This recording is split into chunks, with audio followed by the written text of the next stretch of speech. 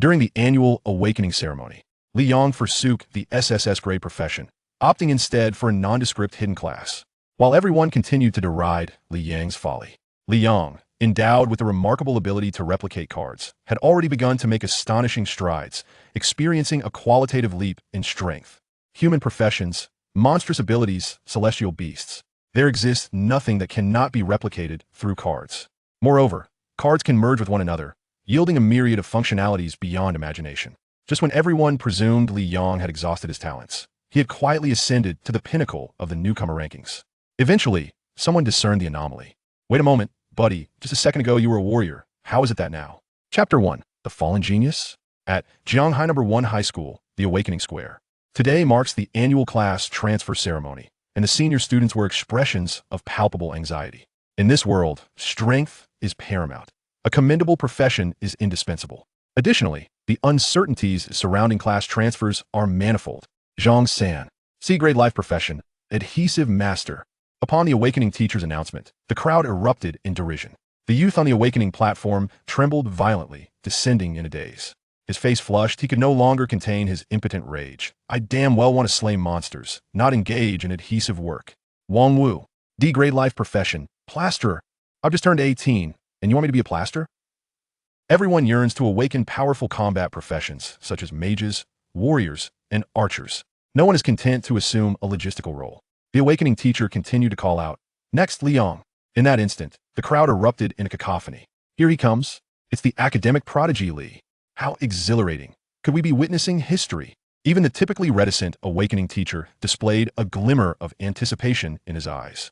Li Yang's name resounded throughout the school, renowned for his exceptional talent, and he was famously dubbed the king of academics.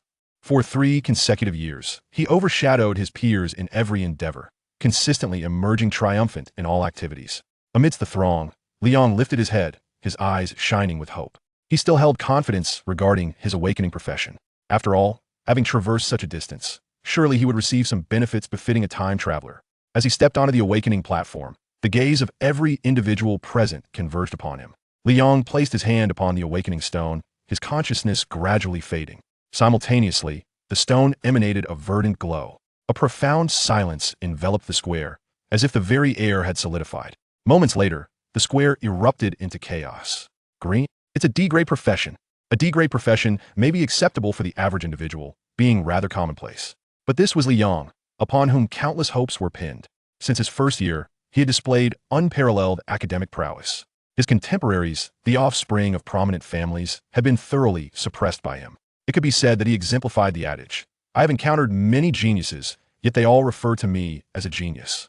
By second year, he had completed all third-year courses in advance, leaving the senior students feeling inadequate. However, who could have anticipated that during today's awakening ceremony? Green, denoting the most ordinary D-grade. Typically, students awakening to a D-grade would immediately contemplate whether to pursue the path of a professional. After all, they would hardly be distinguishable from commoners. The square was abuzz with uproar. In this world, what use is hard work? Awakening a worthless profession merely relegates one to a stepping stone. A waste is a waste. What does it matter if you completed all high school courses early? A single rank difference in profession is an insurmountable chasm that hard work cannot bridge. D-grade profession. Zhang San, who had just awakened as an adhesive master, pondered thoughtfully. Does that mean the illustrious Li Shueshan is inferior to me? I never imagined I would have this day.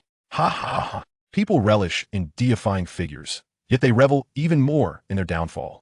Even if at this moment Li Yang had awakened to a rare S-grade profession, the scene would likely not possess the same fervor as it did now. Ha ha. Well said, a waste is indeed a waste.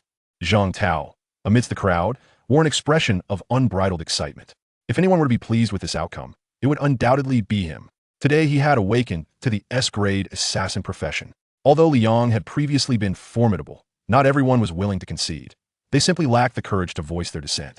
After all, at this age, who isn't brimming with youthful pride and a sense of superiority? Especially someone like Zhang Tao, who hails from a well-off family. His father is the president of Jianghai City's renowned guild, the Legendary Guild.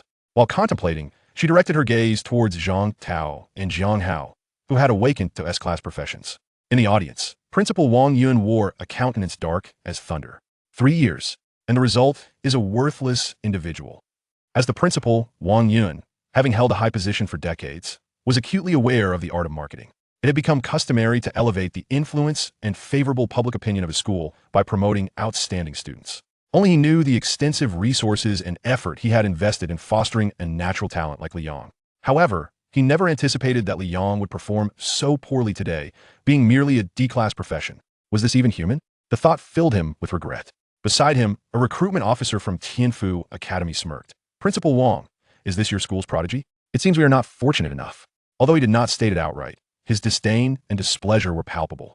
The recruitment officer from Rongjing Academy was far less courteous.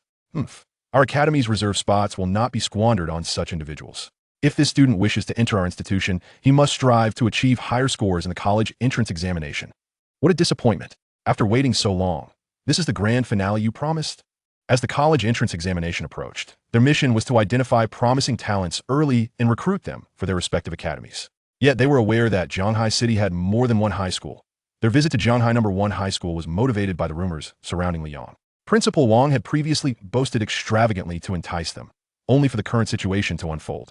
Listening to this, Wang Yun's face shifted through shades of blue and purple, but he dared not express his usual fury. He could only force a smile and say, "Indeed, I misjudged Liang.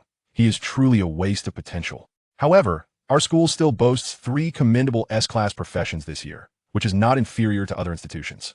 At that moment, no one noticed that the director of education, Han Tianming, secretly exhaled in relief, a smile of triumph gracing his face. So, he is merely a D-class waste. Well, that spares me the risk of exposure by taking action.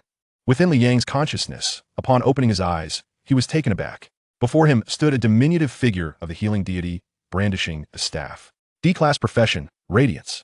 Support-type profession with healing capabilities. Would you like to change professions? Indeed, it was as he had just witnessed. A D-class profession, a healer no less. Yet, to his astonishment, there were several dark, indistinct shadows behind it, only one outline discernible. Moments later, Liang realized he had 3 complete career options to choose from. Chapter 2. The Catastrophe of the Insectoid Race. A national shock. Upon coming to a realization, Liang did not hesitate for even a moment, resolutely rejecting the D-grade vocation offered by the goddess of healing. Even if it were not a D-grade, he would never consider becoming a mere supportive healer. Almost simultaneously, a second ethereal shadow began to gradually materialize. Before it could fully take shape, it emanated a radiant purple halo. Liang felt a surge of joy. A light purple hue. Could it be an S-grade vocation? No, wait. He quickly shook his head, continuing to observe. Within the purple light, there were hints of crimson weaving through. This was not light purple, it was reddish purple. Liang widened his eyes, struggling to believe his own sight. Light purple signified an S-grade vocation, while reddish purple, though somewhat similar, was recorded in texts as denoting an SSS grade. Could it truly be? As the ethereal figure gradually revealed itself, Liang's breath quickened involuntarily. Anyone faced with such a scene would find it impossible to remain completely composed. Yet, as the figure fully manifested, Liang was left dumbfounded. With the emergence of this silhouette, the entire landscape of his consciousness shifted. Liang found himself ensconced within a nest-like cavern, surrounded by impenetrable darkness. From the ceiling of the pitch-black passage, viscous liquid dripped onto the ground with a hissing sound, and countless insect eggs were strewn about. Ahead loomed a tall humanoid figure, encased in purple-black scales, with serrated bone spikes protruding at the joints, reflecting a phosphorescent green glow. 6 pairs of compound eyes were embedded in its forehead, each pupil fracturing and reconfiguring, the iris patterns resembling living poisonous vines. 6 crimson wings unfurled from its back, exuding an otherworldly allure. Merely gazing upon it sent shivers down one's spine. SSS grade vocation, Catastrophe of the Insectoid Race. Acquire the powers of the Insectoid Queen. Command the forces of the insect realm, exhibit unparalleled evolution speed, and hatch swarms of insects. Shall you change your vocation? In the external world. At the Academy Plaza, as discussions erupted among the crowd, both those acquainted with Liang and those who were not, hastily distancing themselves, suddenly. The awakening stone began to change once more. The previously blue halo gradually faded and transformed into purple. Everyone was taken aback. What in the world? Why is it changing color again? What does this signify? It was green just a moment ago, and now it has turned purple? Huh. Is this a D-grade vocation or an S-grade? I have never seen anything like this before. Is the awakening stone malfunctioning? No, this is a second vocation. Purple. Indicating that the second vocation is indeed S-grade. As expected, Liang is truly the chosen one. In this world, the majority of individuals can only awaken and choose a single vocation. However, there are exceptions. There was once a powerful individual who, at the time of awakening, was presented with 2 vocational choices. This was a national first, instantly capturing everyone's attention, even prompting the state to intervene. After many years, Such a phenomenon had re-emerged in Liang. The once mocking onlookers, upon grasping the situation, swiftly altered their demeanor. Oh, this kid Liang is truly a joker. Ha ha. Such youthful exuberance. He is still young, so it's understandable. How impressive, an S-grade vocation. Although not as astonishing as imagined, it is indeed remarkable, a rare gem. What? This is unfair. Zhang Tao, who had been preparing to organize a celebratory banquet, suddenly wore a grim expression. Liang had also awakened as an S-grade. He understood full well that in terms of foundation and talent, Liang surpassed him. Under conditions of vocational equality, he would forever be overshadowed by Liang. This was the very outcome he most dreaded. Equally astonished was the campus belle, Du Qingran, amidst the crowd. Just moments ago, she had declared her intention to sever ties with Liang, only to find that he had awakened an S-grade vocation the very next second. An S-grade vocation could barely match my stature. Perhaps granting him another chance wouldn't be out of the question. Principal Wang Yun, observing this scene, gasped in astonishment. Followed by overwhelming joy. The prodigy has returned. As he gleefully glanced at the enrollment officer from Tianfu Academy beside him, he found the officer utterly astonished. Frozen in place. This reaction puzzled him. What is the matter? Is it really that exaggerated?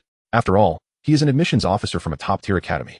S-grade vocations aren't unheard of, are they? Meanwhile, on the opposite end, a teacher from the Dragon Rider Academy exclaimed incredulously, "This is not merely S-grade. This is SSS grade." The moment those words escaped, Wang Yun was left speechless. An SSS grade vocation? Even after decades in his position, he had never encountered such a phenomenon. Although he had never witnessed it himself, he understood the implications. Like most, upon seeing the purple halo, he had instantly assumed it was S-grade. However, observing the reactions of the two esteemed figures beside him, he redirected his gaze to the awakening platform. Suddenly, the light emanating from the awakening stone intensified, becoming ever more blinding. It nearly engulfed the entire plaza. Dark red currents surged forth, rapidly expanding throughout the realm. A fierce wind swept through the area. The entire world darkened ominously. In the distant sky, a multitude of black dots began to appear, gradually growing larger and wider. Within the swarm, the voice of the insectoid queen resonated like an otherworldly demon, accompanied by the chilling aura of blood and slaughter. The scene evoked visions of an apocalyptic event. The oppressive atmosphere was suffocating. Students and teachers in the plaza rubbed their eyes, their faces filled with disbelief. Look at the sky. How terrifying. This is an omen. At this juncture, the crowd began to comprehend. This was not an S-grade vocation. With such an omen, it must at least be SSS grade. Good grief, this is impossible. Zhang Tao's mouth fell agape, struggling to articulate his thoughts. Everyone, stand up. All eyes turned toward Liang on the awakening platform, each individual aghast. Liang's vocation had summoned an omen. How long had it been since such an occurrence had graced human history? Countless years. Yet everyone recalled that the last vocation to manifest an omen was the SSS grade necromancer, forever etched in history. Furthermore, this astonishing omen was not witnessed solely by those present. Its magnitude spread throughout the heavens, sweeping across the Dragon Kingdom. The entire nation was in an uproar. People daily, urgent notice. A terrifying omen has appeared in the skies of the Dragon Kingdom. Citizens are urged to remain calm. It has been speculated that this is triggered by a student's vocational transition. Dragon Kingdom Observer. Following investigations, the source of the omen has been pinpointed to a certain school in Zhanghai City. The phenomenon bears a remarkable resemblance to the SSS grade vocation, catastrophe of the insectoid race. An investigative team has been dispatched to ascertain further details. With the appearance of the omen, news broadcasts nationwide began to feature such reports. At Zhanghai No. 1 High School's plaza, as the influence spread, reporters flocked in, disregarding the previously prominent figures like Zhang Tao, hastily recording the events at the awakening platform with their cameras. Principal Wang Yun's phone had been inundated with calls. Even now, he was still struggling to process the events. The insectoids have engulfed the world, an infernal scene, a calamity. This is the catastrophe of the insectoid race. SSS class profession, Zerg Cataclysm. Not only Wang Yun, but also the recruitment officers from various prestigious universities were breathless, nearly gasping for air. To witness the emergence of such a legendary profession firsthand is a life fulfilled. At that moment, the communication device of the admissions officer from Tianfu Academy rang incessantly. Upon checking the caller, it was none other than the dean. He hurriedly answered the call. Soon, the dean's urgent voice echoed. "You have the Zerg Cataclysm on your side, right? I'm on my way. We must secure him. Not only him, but representatives from other universities received similar urgent calls from their superiors. Everyone understood that this was an opportunity, a chance that must not be missed. Throughout this frenzy, only Director Han remained silent in place, his expression dark and foreboding. The Zerg Cataclysm, if it could be extinguished, would make even the revelation of one's identity worthwhile. Chapter 3. Unable to distinguish between good and bad professions? Universities unite in resistance. Unbeknownst to Liang, who was ensconced in the realm of consciousness, The outside world was in complete uproar. He was presently grappling with a formidable dilemma. The SSS class profession, Zerg Cataclysm. It lay blatantly before him. Merely a reach away. Would he transition to this profession? Surely, no one could decline such an opportunity. Li Yong had even envisioned a future of resounding success. Ascending to the pinnacle of awakening, perhaps to be immortalized in tales like countless formidable predecessors, their legacies enduring for millennia. However, after a series of arduous decisions, he gently shook his head once more. He wished to see what the final shadow would reveal. As the last shadow manifested, surprisingly, no extraordinary phenomena occurred. It was nothing like the grand transformation witnessed at the emergence of the Zerg Queen. Upon clarity, Li Yang's eyes widened in astonishment. The third shadow was merely a card? And depicted upon this card was none other than himself. Apart from his appearance, everything else was utterly transformed. The Li Yong within the card wielded a stack of cards, his steps emanating a terrifying aura, exuding the essence of a supreme being, with a mere gesture causing the heavens and earth to change color. Blank. Having nothing also signifies the potential to possess everything. Talent. Card. Gains a card every 5 levels. Utilizing cards as power allows for the replication of abilities into the cards, such as human professions, monstrous abilities, etc. Cards can fuse with one another, forming new cards imbued with new powers. A jolt surged through Li Yang's heart. Cards that could replicate all abilities? Could it be that he could acquire as many professions as he wished to replicate? Crucially, it could even replicate the abilities of monsters. Unprecedented. At that moment, he understood what he truly desired. Meanwhile, the crowd in the Academy Square swelled dramatically. Journalists from various media outlets filled the space. In the audience, the presidents and representatives from Tianfu Academy, Dragon Rider Academy, and Rongjing Academy were all present. The spectacle was grand. Old President Wang Yun beamed with joy. It was the first time so many distinguished figures visited their institution. His heart was brimming with excitement, and he adopted a more humble demeanor. Although the higher-ups from these universities held Wang Yun in contempt, they were courteous, recognizing that Li Yong was a student from his school. Indeed, President Wang, your institution cultivates remarkable students. Indeed, perhaps our Dragon Rider Academy could explore some collaboration with your esteemed school. Old President Wang Yun was already grinning from ear to ear. Oh, I merely fulfilled my duties. And of course, Li Yang's achievements are also a testament to our nurturing. At this juncture, the extraordinary manifestations began to dissipate. Another beam of light erupted from the awakening stone. The third profession? Everyone held their breath. Li Yong had 3 career options, truly deserving of being called a scholarly genius. I am utterly convinced today. Yes, I would not even dare dream of awakening an SSS class profession, let alone having 3 career choices. Fellow students expressed their astonishment, eagerly anticipating what the third profession would be. However, someone soon noticed an anomaly. Wait, this time, it seems there are no extraordinary phenomena. Everyone turned their gaze toward the awakening platform. There, the awakening stone emitted a faint gray glow. Gray? Everyone was all too familiar with this. This was the very thing they feared most. Gray signified a failed awakening, representing the absence of a profession. In an instant, many shook their heads in disappointment. What a pity. The third profession awakening failed, resulting in no profession. Yet, thankfully, there was still the preceding SSS class, Zerg Cataclysm, which remained the best option. While disappointed by the failure of the third profession awakening, the thought of the SSS class, Zerg Cataclysm, rendered the crowd indifferent. On the awakening platform, 3 streams of light stood before them, shimmering in harmony. The moment to make a choice had arrived. Everyone steeled themselves, ready to witness a historic moment, the birth of Zerg Cataclysm. The scene fell into a momentary silence. On the awakening platform, the blue beam representing the D-class profession gradually faded away. The crowd exhaled in relief, seemingly confirming that Li Yong had made the correct choice. But before they could ponder further, they watched in horror as the red-purple light representing the SSS class profession, Zerg Cataclysm, also began to dissipate. In the blink of an eye, only the last vestige of gray light remained around Li Yong. With a twist, it penetrated into Li Yang's body. At that moment, the arena fell into a deathly silence. Everyone's eyes widened in disbelief, resembling startled flies. Zerg Cataclysm has vanished? President Wang Yun's face turned ashen, his previously fading smile contorting into a mask of horror. Li Yong did not choose Zerg Cataclysm. The scene erupted as if a taut string had snapped. An SSS class profession, just like that, disappeared? My heavens. Li Yong did not select Zerg Cataclysm. Has he lost his mind? In this critical moment, he made such a taboo error. Did he realize what he had missed? An SSS class, calamity-like profession, willingly cast aside. Even the onlookers could not fathom this. The atmosphere erupted into chaos. President Wang, is this the student you have nurtured?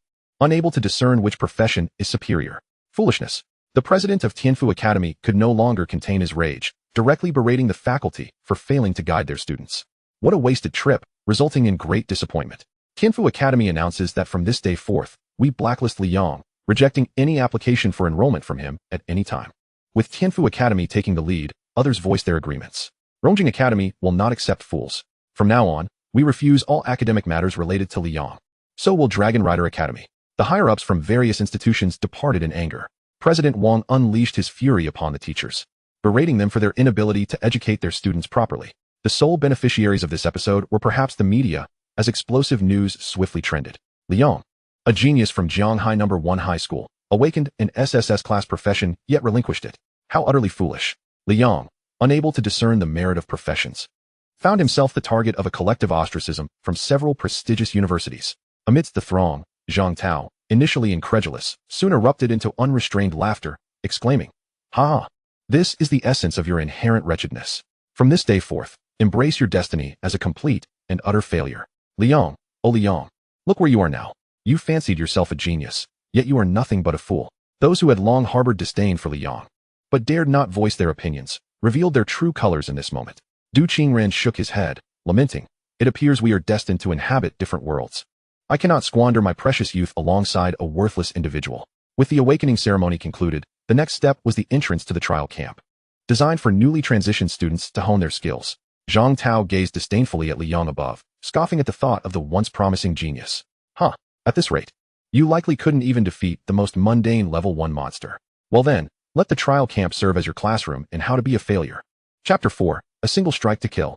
I owe you half a bar of health. Upon completing his profession selection at the awakening platform, Liyang felt his consciousness begin to blur. When he opened his eyes once more, he found himself amidst an expansive grassland, vast and unobstructed. He had arrived in the trial camp, where the environment was devoid of convolutions and hindrances, offering ample space for practice and maneuverability. Glancing at his status panel, he saw, name, Liyang, profession, blank, level, 1, strength, 20, vitality, 15, agility, 15, mentality, 15, talent, card. Receive a card every 5 levels, which can replicate the abilities of all things, becoming one's own power. Number of cards, 3. Liyang's eyes sparkled with excitement. He possessed 3 initial cards, signifying he could replicate 3 abilities. Eager to find a subject for experimentation, he opened the map. The trial camp was distinctly divided into 3 zones, green, yellow, and red.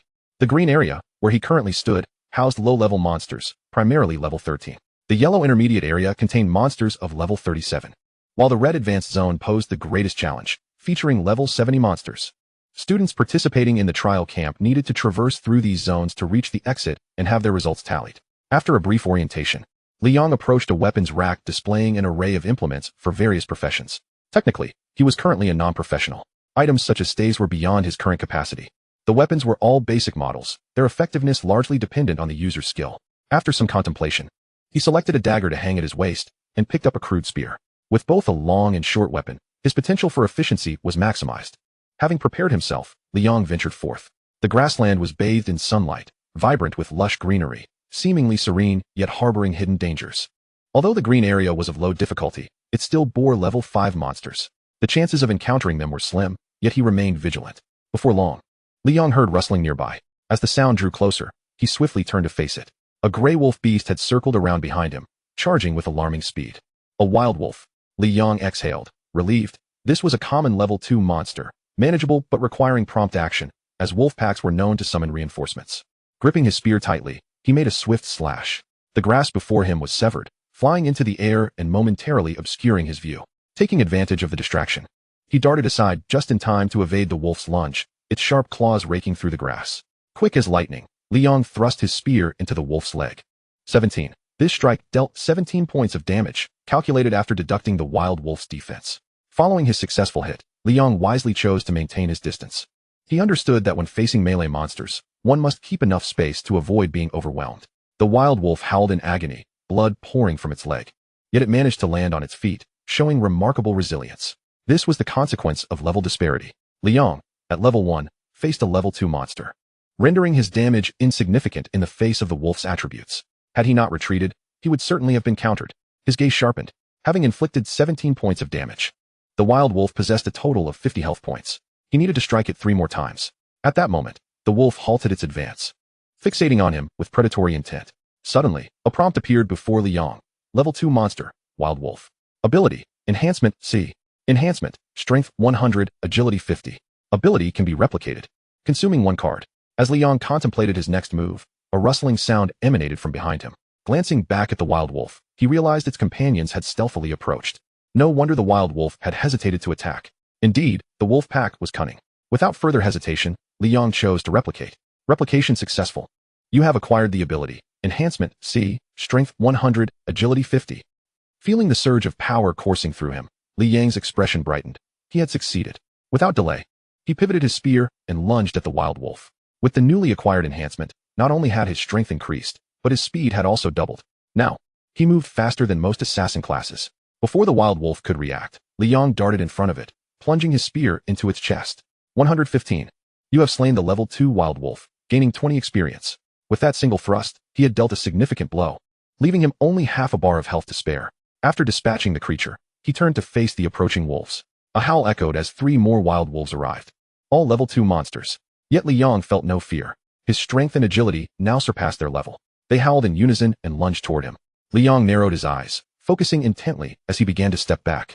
Suddenly, he seized the moment. Now was the time. He reversed his grip on the spear and hurled it forward with all his might. Whoosh! The sharp sound of the spear slicing through the air resonated as it shot forth. Thud! Thud! 115. 115. You have slain the level 2 wild wolf, gaining 20 experience. Kill level 2 wild wolf, experience 20. With a single shot, he pierced through 2 wild wolves simultaneously, both meeting their demise in an instant. Only one wild wolf remained. Li Yong swiftly drew the dagger from his waist and charged forward, slashing its throat before it could react. Kill level 2 wild wolf. Experience 20. Level up, 12.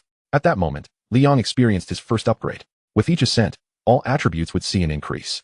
Name, Li Yong. Class, blank. Level, 2. Strength, 130. Constitution, 25. Agility, 75. Spirit, 25. Talent, card. Talent ability, enhancement, C. Number of cards, 3. Moreover, he had just copied the enhancement ability of the wild wolf, endowing him with strength and agility that far surpassed this level. His strength had reached an impressive 130 points. It would take an ordinary class at least level 10 to achieve such prowess. It is worth noting that this was merely the ability copied from a level 2 monster. If he were to replicate several boss-level abilities in the future, the explosive potential would be unimaginable. Clearly, his decision to abandon an SSS class profession was not a mistake. Regaining his composure, he withdrew his spear. Li Yong did not linger and continued onward. Chapter 5. The elite monster blocks the way, Director Han's conspiracy. Kill level 2 giant-toothed rabbit, experience 20. Kill level 3 ghost spider, experience 30. Kill level 3 binding serpent, experience 30.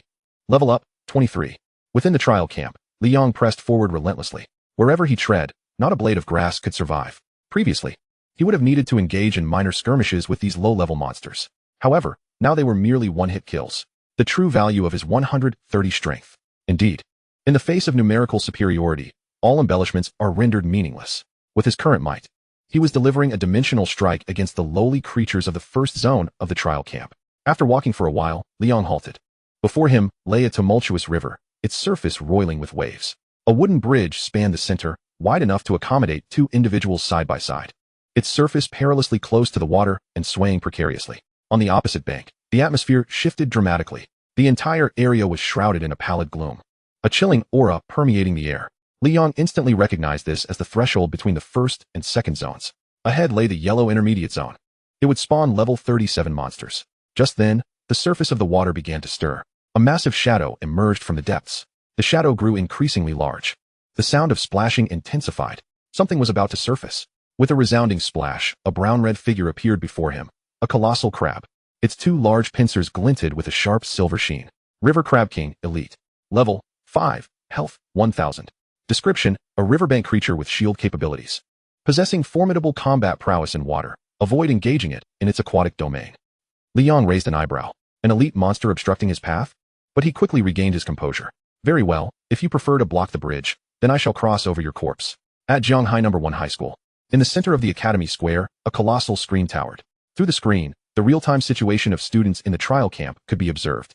The image displayed a slender woman wielding a staff, her movements fluid and graceful, skillfully maneuvering with finesse. Du Qingran, an S-class talent. Explosive mage. She was also renowned as the school beauty of Jianghai No. 1. At that moment, she was engaged in a fierce battle against 3 level 2 magical beasts in the trial camp. With a flourish of her staff, she effortlessly depleted half of a health bar. Following this, she continued to evade while dealing damage. The teachers in the audience erupted with praise. Du Qingran, without a doubt, was an S-class mage. Her damage output was astounding, and the ordinary monsters of the first zone posed no challenge to her. Moreover, her gameplay was commendable, predicting movements in advance, leaving the monsters unable to strike her. This year, at Jianghai No. 1, despite the disappointment of Liang, whose ignorance had squandered not only his own prospects, but also those of the entire nation, 3 students had awakened S-class professions. These 3 were the school beauty Du Qingran, Zhang Tao, and Zhang Hao. Principal Wang sat in the audience, observing the screen with a nod of approval, his expression one of satisfaction. Du Qingran's initial explosive damage was indeed remarkable, excelling in ranged attrition. With high potential for growth, she was destined for greatness. With such S-class elite students, it seemed that this year's overall performance in the trial camp would surpass all previous records. At that moment, he was immersed in the anticipated benefits from his students, oblivious to the fact that Director Han had quietly vanished. Meanwhile, in the control room of the school's trial camp, Director Han, masked and disguised with a wig, unlocked the door with a key and stealthily entered. After confirming that no one was present, he carefully locked the door behind him and hurried to the terminal control console. From this vantage point, he could directly observe the situation of all the students. Without unnecessary actions, he immediately pulled up the datasheets for Du Qingran, Zhang Tao, and Zhang Hao, the 3 students with S-class professions. Here, Director Han paused momentarily. In his view, Du Qingran, possessing the S-class mage with extraordinary output, was an excellent candidate. However, her image was currently being broadcasted to the outside world, making any intervention too easy to detect. His gaze shifted to Zhang Tao and Zhang Hao. Ultimately, he chose Zhang Hao, the warrior class. He then retrieved a USB drive from his pocket and plugged it into the terminal. The next moment, a series of cryptic symbols appeared on the terminal screen, confirming the breach. In the footage, Zhang Hao, who had awakened the S-class warrior profession, was both resilient and formidable, confidently wielding a great sword, slaying monster after monster with an expression of exhilaration. He was aware that the trial camp's footage might be broadcasted, and as an S-class professional, he would undoubtedly attract considerable attention. Perhaps the entire faculty and student body were currently watching his performance, showering him with accolades. What nonsense Liang was. Zhang Hao ruled Jianghai No. 1 now. In the future, the school beauty and teachers would regard him with newfound respect. As these thoughts raced through his mind, excitement surged within him, and he swung his sword with even greater vigor. Unbeknownst to him, this only intensified his impending doom. The harder he struck, the more exhilarated Director Han became. You are the one. We, the Abyss Society, shall ultimately unify the world. This is the fate of those who oppose us. Without further hesitation, he pressed the confirmation button. Almost instantaneously, Zhang Hao sensed something amiss. Before him, a rift suddenly appeared, from which emerged a pitch-black, humanoid creature of mystery. He looked up and was instantly rendered speechless. Abyss Demon. Level 10. This demon. His pupils contracted as he sensed something amiss, and he hastily turned to flee. A level 10 monster was far beyond his capacity to confront, let alone the terrifying abyssal demon, which was even more formidable than elite monsters. Such a creature should not have appeared in the trial camp. Unfortunately, under the overwhelming pressure of its superior level, he found himself unqualified to escape. With a mere wave of its hand, the abyssal demon unleashed a torrent of purple-black energy that sent him hurtling through the air, followed by a swift teleportation that dragged him into a rift in space. The air was soon filled with heart-wrenching screams emanating from the rift. Witnessing this scene, Director Han wore an expression of exhilaration, a twisted smile spreading across his face. The trial camp had restrictions, only capable of accommodating level 10 monsters. Yet, even an SSS-Rank Profession, prior to its growth, would face inevitable demise against such an abyssal demon. As he busied himself erasing traces and prepared to depart, a sudden glance caught his eye, revealing a glimpse of Liang. He let out a derisive snicker, dismissing the foolish Dragon Kingdom citizen. Originally, Liang was his target, but the boy's ignorance in forsaking an SSS-Rank Profession was unfortunate. Thus, he abandoned his plan to eliminate Liang, deeming him a worthless waste unworthy of his effort. However, that casual glance revealed an unexpected anomaly. Director Han raised an eyebrow. Leaning in closer, gazing at Li Yang's actual situation, he was left in utter astonishment. What was the source of this damage? Chapter 6. Easily slaying the River Crab King. Du Qingran's frantic escape. Within the trial camp, Liang tightened his grip on the spear as the elite monster, the River Crab King, emerged before him. A level 5 elite monster. With his current strength, a battle was not out of the question. However, he had to be cautious. His physique was merely at the standard level of 3. High attack, but low defense. Should he be suppressed, it could spell danger. Level 5 Elite River Crab King. Ability, Crab Shield B. Crab Shield generates a shield capable of absorbing 500 points of damage every hour for self-protection. Can be copied. A spark of inspiration ignited within Liang. This was timely indeed. Copy. His defensive capabilities were currently lacking, and the monsters in the preceding area would undoubtedly be of a higher level, which could enhance his margin for error. Card copy successful. You have acquired the ability, Crab Shield, B. Shortly thereafter, Liang discovered a transparent shield had formed around his body, providing comprehensive protection. This shield was visible only to him. Upon encountering an attack, it would automatically trigger to absorb damage. Next, Liang fixed his gaze on the eyes and abdomen of the River Crab King. As a crustacean, its body was fortified by a hard shell, rendering its defense exceptionally high. He needed to identify a flaw and target its weaknesses. Engaging it directly in the water would be a futile endeavor. Strategically, Liang began to retreat. Observing his intent to flee, the River Crab King promptly raised its massive claws and scuttled toward him, causing the ground to tremble slightly. Liang focused intently. The claws of the River Crab King measured approximately 1 meter, while his spear extended to 1.5 meters. As long as he managed the distance well, he could effectively maneuver, but he had to be cautious not to let the River Crab King seize his weapon. Just as the River Crab King was about to enter his attack range, he lunged forward with a thrust. The speed of his thrust reached its zenith, the spearhead slicing through the air with a sharp whistle. The spear pierced the River Crab King's eye. 130. The River Crab King, sensing its injury, staggered back a step and snapped its claws forward aggressively. Just as its massive claws were about to clamp down on his spear, Liang swiftly retracted, barely managing to extricate his weapon. After missing its grasp, Liang took advantage of the moment and thrust again, striking its abdomen. 130. The River Crab King recoiled, losing its balance. Seizing the opportunity, Liang unleashed a flurry of strikes. 130. 130. Each of his shots struck true at the River Crab King's vulnerabilities, with damage nearly unmitigated. This was the fruit of years of arduous practice. In school, few could achieve what he had. After firing several shots, he refrained from greedily pursuing further damage and chose to create distance once more. At this juncture, the River Crab King's health was reduced to approximately half, and its fury was palpable. Its massive claws glowed a furious red as it charged toward Liang again. However, it was evident that the River Crab's movements were now unsteady, swaying left and right. The earlier strike to its eye had significantly impaired its sensory abilities. Liang capitalized on this weakness, picking up 2 stones and hurling them towards the creature. The River Crab King, its vision blurred, instinctively clamped its claws to defend against the incoming projectiles. Liang seized the opportunity to charge forward, driving his spear into its other eye. The River Crab King stumbled, its massive body collapsing to the ground, exposing its abdomen as it gasped bubbles. Liang delivered another decisive thrust. Just then, a sudden burst of green venom erupted from the River Crab King's abdomen. Without warning, as it was about to strike Liang, his shield activated, absorbing the damage. Shield value, 200. Simultaneously, the River Crab King's body was enveloped by a shield of its own. Realizing this was its ability, Liang swiftly adjusted his tactics. The River Crab King struggled desperately to right itself. Liang, with a deft flick of his spear, maneuvered skillfully, delivering rapid strikes as he seized the initiative to break through the shield. 140. 140. With a crisp sound, the shield shattered, leaving the River Crab King momentarily paralyzed. Benefiting from the surge in his basic attack, he nearly shattered the shield at lightning speed. Liang took advantage of this moment, continuing to strike relentlessly. 130. 130. As the damage piled up from each targeted strike, the River Crab King's massive form ultimately crumbled. You have slain the level 5 elite monster, River Crab King. Experience gained, 500. Level up, 35. You have obtained a card, current quantity, 2. Victory. Liang exhaled deeply, wiping the sweat from his brow. A level 3 defeating a level 5 elite monster. Who else could claim such a feat? His level surged directly to 5. Moreover, he had acquired a new card. After a brief moment of organization, Liang pressed onward. In the control room at the school, Director Han, having witnessed all of this unfold, was left in a state of shock, his glasses askew as he fixated intently on the screen before him. Initially, he had relished the unfolding drama. However, upon observing Li Yang's fluid operations and crystal-clear strategy, even he could not help but be astonished. What a shame this was. Such talent, wasted on a moment of folly during the profession selection. Otherwise, his future would undoubtedly have been boundless. Reflecting on the past 3 years of high school, he had constantly restrained himself from acting prematurely to avoid exposure. As he continued to watch, he suddenly discerned something unusual. Each time Liang struck, the health bar above the River Crab King visibly plummeted. Director Han gasped in surprise, hastily enlarging the screen to scrutinize the battle.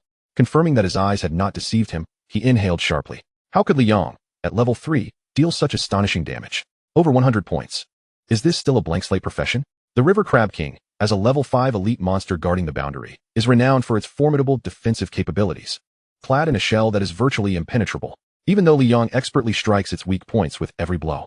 His level 3 status cannot possibly overcome the immense level suppression of a 2-level disparity, preventing him from inflicting significant damage. Moreover, the weapon issue can be ruled out, as all the weapons available to students are of the same rudimentary standard. including the one in Li Yang's possession. Just as he pondered this, the River Crab King's shield activated. Li Yang's rapid shield-breaking technique and extraordinary agility left him astounded. This agility must be at least 50, right? Wasn't Li Yang supposed to be unclassed? How, then, was he able to achieve all this? The strength he displayed far surpassed that of Jiang Hao just moments ago. Even as the River Crab King was vanquished, he remained in disbelief. His gaze wandered restlessly, realizing he had indeed underestimated Li Yang. Despite the circumstances, Li Yang had managed to stand out. Curiosity gnawed at him. How had Li Yang accomplished this? He could not help but continue watching. Meanwhile, on the Academy Square, the atmosphere had shifted from its previous buoyancy. On the screen, the once spirited Du Qingran was embroiled in a desperate struggle against none other than the level 5 elite monster, the River Crab King. It is worth noting that the highest level monsters in the ordinary zones are merely level 3. Thus, most students only reached level 3 before transitioning into the intermediate area. The emergence of a level 5 elite monster, the River Crab King, at the Boundary River was astonishing. In a direct confrontation at the same level, only an A-class combat profession would stand a chance of victory. Challenging beyond 1S level was simply out of the question. This revelation struck a blow to many previously confident students, including Du Qingran. The more prudent among them had already retreated to the ordinary area to level up. However, Du Qingran, having awakened as an S-class mage and brimming with confidence, was unwilling to shy away from this challenge. Undeterred by the 2-level disadvantage, she cast a fireball with her staff. Boom. The fireball collided with the River Crab King's hardened shell, yielding a pitiful result. Her eyes widened in disbelief. How could this be? I am an S-class profession. The River Crab King, having been agitated, turned its wrath upon her, leaving Du Qingran scrambling to evade and engage in a grueling battle. Witnessing this, Principal Wang furrowed his brow deeply. Just moments ago, he had been boasting exuberantly, and now he found himself at a loss for words. Within mere minutes, Du Qingran found herself at a disadvantage, ultimately fleeing back to the ordinary area in disarray. Unable to contain himself any longer, Principal Wang spoke up. Has there been a mistake in this year's trial camp? Why is there an elite monster obstructing the boundary? A level 5 elite monster in this location is enough to decimate more than half of the school's populace. Historically, elite monsters only appeared near the end of the 3rd area. Chapter 7, Sweeping the Intermediate Zone, Level 8 Elite Monster. Concurrently, within the trial camp, Li Yang had crossed the boundary bridge into the intermediate zone. With the shield still intact, he had emerged from the battle with the River Crab King virtually unscathed. At that moment, a notification suddenly appeared. You have entered the poison fog zone. Health will continuously decrease. Shield value 3. Shield value 3. Shield value 3. Li Yang raised an eyebrow. Goodness, poison fog. And its continuous damage. Fortunately, he still had a shield to absorb the damage. He simply needed to traverse this area swiftly. As he ventured deeper into the forest, the surroundings grew exceedingly dim, obscuring even the path ahead. The grass rustled ominously, as if a monster could leap out at any moment. The environment had become significantly harsher compared to earlier. Most crucially, the monsters here were of a higher level. After walking for a while, Li Yang suddenly halted. Something was amiss. From the very beginning, he had sensed it. Despite the rustling sounds accompanying his every step, he had awaited an attack from a monster. Yet, to his astonishment, after such a long duration, no monster had emerged to confront him. Nor had he encountered a single one. This was clearly abnormal. Just then, after spotting the same tree once more, he suddenly realized. He recognized this tree. It was at least the 3rd time he had seen it. This indicated he might have been walking in circles all along. This could not continue. The poison fog was persistently affecting him, and his shield value had dwindled to 200 points. Li Yang began to recollect. He seemed to have read about this situation in experience books. There are monsters that guide from the shadows. Such monsters generally possess weak offensive capabilities but excel in stealth, making them all the more challenging to deal with. Fortunately, Li Yang had spent the last 3 years in high school continually expanding his knowledge, allowing him to recall this information. Otherwise, he would have remained oblivious. With this realization, Li Yang gripped his spear and lunged at the repeatedly seen withered tree. The spearhead punctured the bark, causing green liquid to ooze forth. 140. You have slain a level 7 withered tree, gaining 70 experience. A spark ignited within Li Yang. He was correct. There was nothing in the jungle, but if something was guiding him from the shadows, it could only be these trees. Withered tree. Level 7. Description: highly capable of blending into the environment. They delight in toying with passing life forms and groups. Upon reading the description, Li Yang's brow arched. Indeed, immediately afterward, the surrounding withered trees began to writhe. There were at least 10 of them. Those who obstruct me shall perish. Li Yang felt no fear. Nothing is perfect. While these low-level monsters possess unique traits, they sacrifice offensive power. Given his current strength, combined with the shield, could they truly evade his might? With a swift motion, Li Yang surged forward with his spear. Even before he had become a professional, he had awaited this day. Slay monsters. Slay monsters. Perusing monster manuals, mastering combat techniques, training his body, and practicing movement. Images of relentless training flashed through his mind since freshman year. He had awaited this moment. Li Yong accelerated to his utmost, his spear dancing through the air, striking with precision and ferocity, creating a symphony of piercing sounds. His movements flowed seamlessly, with clarity of thought, executing various extreme maneuvers, kite tactics, and the culmination of 3 years' worth of effort was laid bare. Like a sheep amidst a wolf pack, the sap from the withered trees splattered everywhere. 139, 137, 141. You have slain a level 7 withered tree, gaining 70 experience. You have slain a level 7 withered tree, gaining 70 experience. You have slain a level 7 withered tree, gaining 70 experience. The green liquid cascaded down from the spear tip, pooling on the ground and splattering outward. With a sigh, Li Yong stood tall, slightly panting. The shield had shattered, and he bore the marks of battle, stained with remnants of the encounter. The 10 withered trees that once played host to the puppets had now been reduced to mere fragments of wood scattered across the ground. Without the protection of their shields, Li Yong began to feel the effects of the toxic miasma, his health slowly dwindling. Gently brushing off the wood chips from his attire, he pressed onward. After dispatching the withered trees, he noticed a marked change in his surroundings. Despite the persistent darkness, other monsters began to make their presence known. As Li Yong traversed the jungle, a seemingly unremarkable stone suddenly emerged from the ground after he passed. This was a creature resembling a pangolin with a stone atop its back, charging towards Li Yang's retreating figure. With a sharp crack, a flash of gunfire pierced through its sturdy form. You have slain a level 6 stone monster, earning 60 experience points. Level up, 56.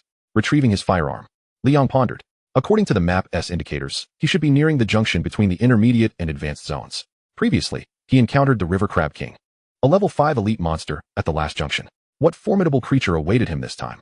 Naturally, Li Yang's anticipation stemmed from the potential abilities he might acquire.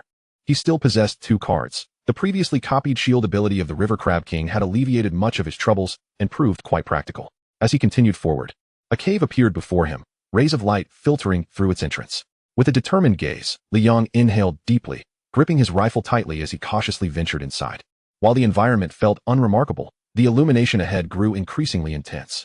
Moments later, he emerged at the other end of the cave, and the sight before him left him momentarily stunned. A colossal ancient tree towered majestically, its dense foliage exuding an eerie green mist that mirrored the pervasive gloom of the area. Li Yong instantly comprehended that this was the source of the toxic miasma. Beneath the tree, a massive hollow provided a passageway. Evidently, this led to the entrance of the advanced zone. Just then, a shrill cry pierced the air.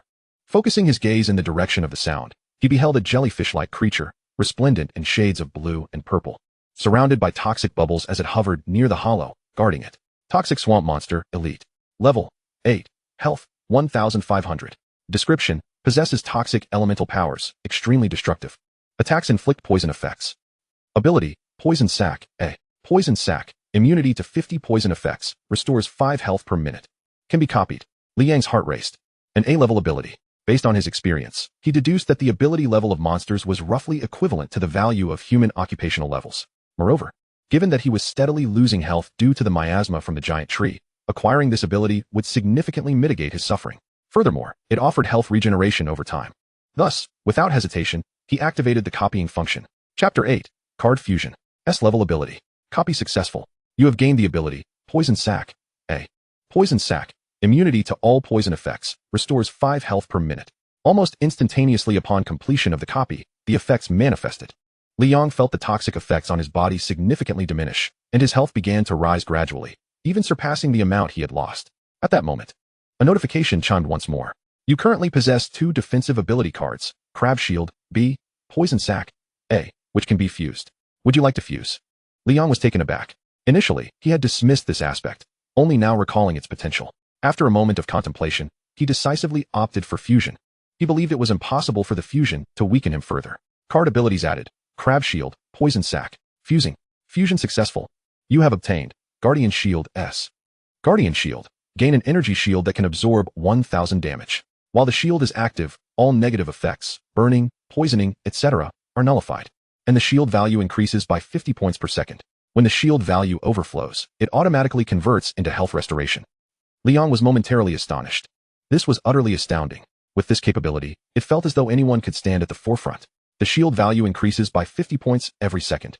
As long as he wasn't overwhelmed or instantly eliminated, he could essentially maintain an infinite shield, and any excess shield value would directly translate into health restoration. The healer might as well declare their unemployment. As the energy shield activated, Liang lifted his gaze toward the distant toxic swamp monster. Feeling that it no longer seemed so formidable, lost in thought, he advanced forward. The moment his foot crossed the threshold of the cave, the toxic swamp monster sensed his presence, abruptly turning to confront him. Several glistening, slime-covered tentacles waved in unison, unleashing a barrage of bubbles that surged toward Liang like a machine gun. The bubbles were laced with toxins. Liang's eyes narrowed as he swiftly grasped his firearm and darted to the side to evade the incoming bubbles. Simultaneously, he circled the area, seeking an opportunity to close the distance. Just as he drew near, the central toxic swamp monster's tentacles curled, and with a sudden spring-like motion, it lunged toward Liang at incredible speed. Observing this, Liang quickly recoiled, nearly lying flat on the ground while raising the barrel of his gun. He narrowly dodged the collision, simultaneously landing a shot on the toxic swamp monster. 130. The sensation of that shot felt akin to striking jelly. The toxic swamp monster's defense was formidable.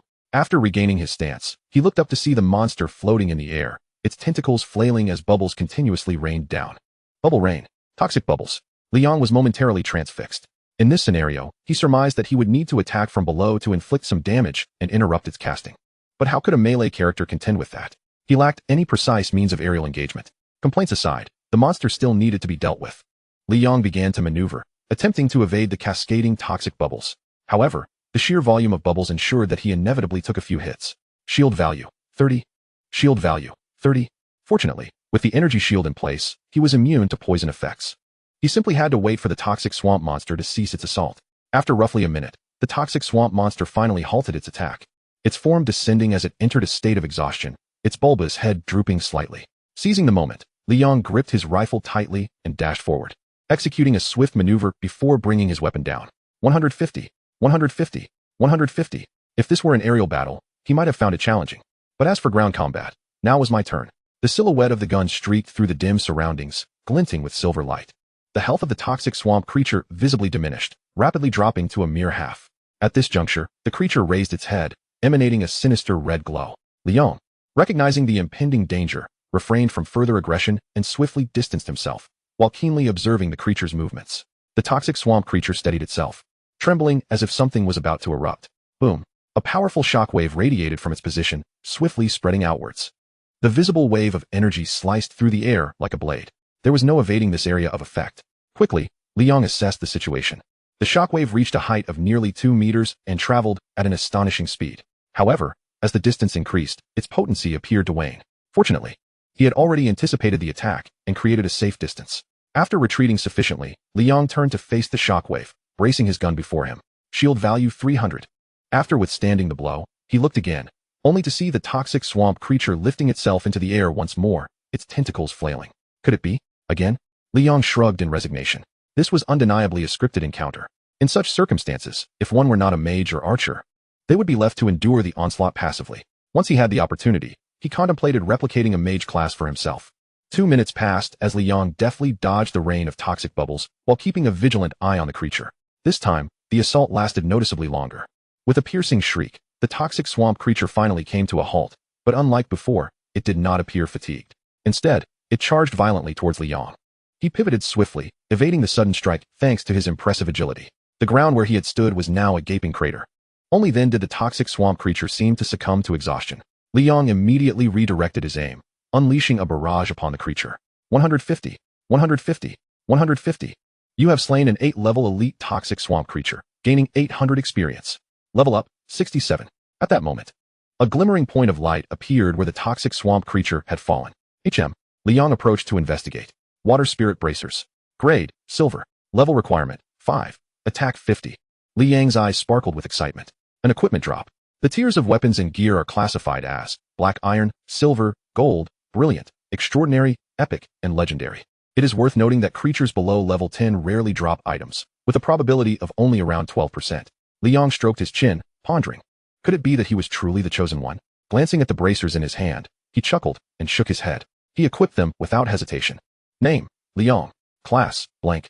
Level, 7, Strength, 230. Constitution, 75. Agility, 125. Spirit, 75. Talent, card. Talent ability, Guardian Shield, S. Enhancement, C. Card count, 3. The equipment took effect. Although the tier of the gear was not high, providing merely a base strength boost, it proved useful in these early stages. With a formidable strength of 230 points, he should be able to navigate through most challenges, provided he avoided any absurdly powerful foes. After a brief respite, Li Yong stepped over the carcass of the toxic swamp creature and entered the entrance beneath the colossal tree. Chapter 9. Increased Rewards? Principal Wang's Great Loss. Outside the trial camp, Principal Wang Yun observed the dire situation within this year's trial camp with a grim expression. It is known that the student pass rate for the trial camp is closely tied to the resources allocated to the school each year. As of now, more than half of the participants remain stuck in the ordinary zone. Only a select few A and S grade classes, those with accelerated leveling speeds, had progressed past the River Crab King into the intermediate zone. On the screen, Du Qingran, who had just reached level 5, struggled to defeat the River Crab King and returned to the intermediate area looking disheveled, her health already halved.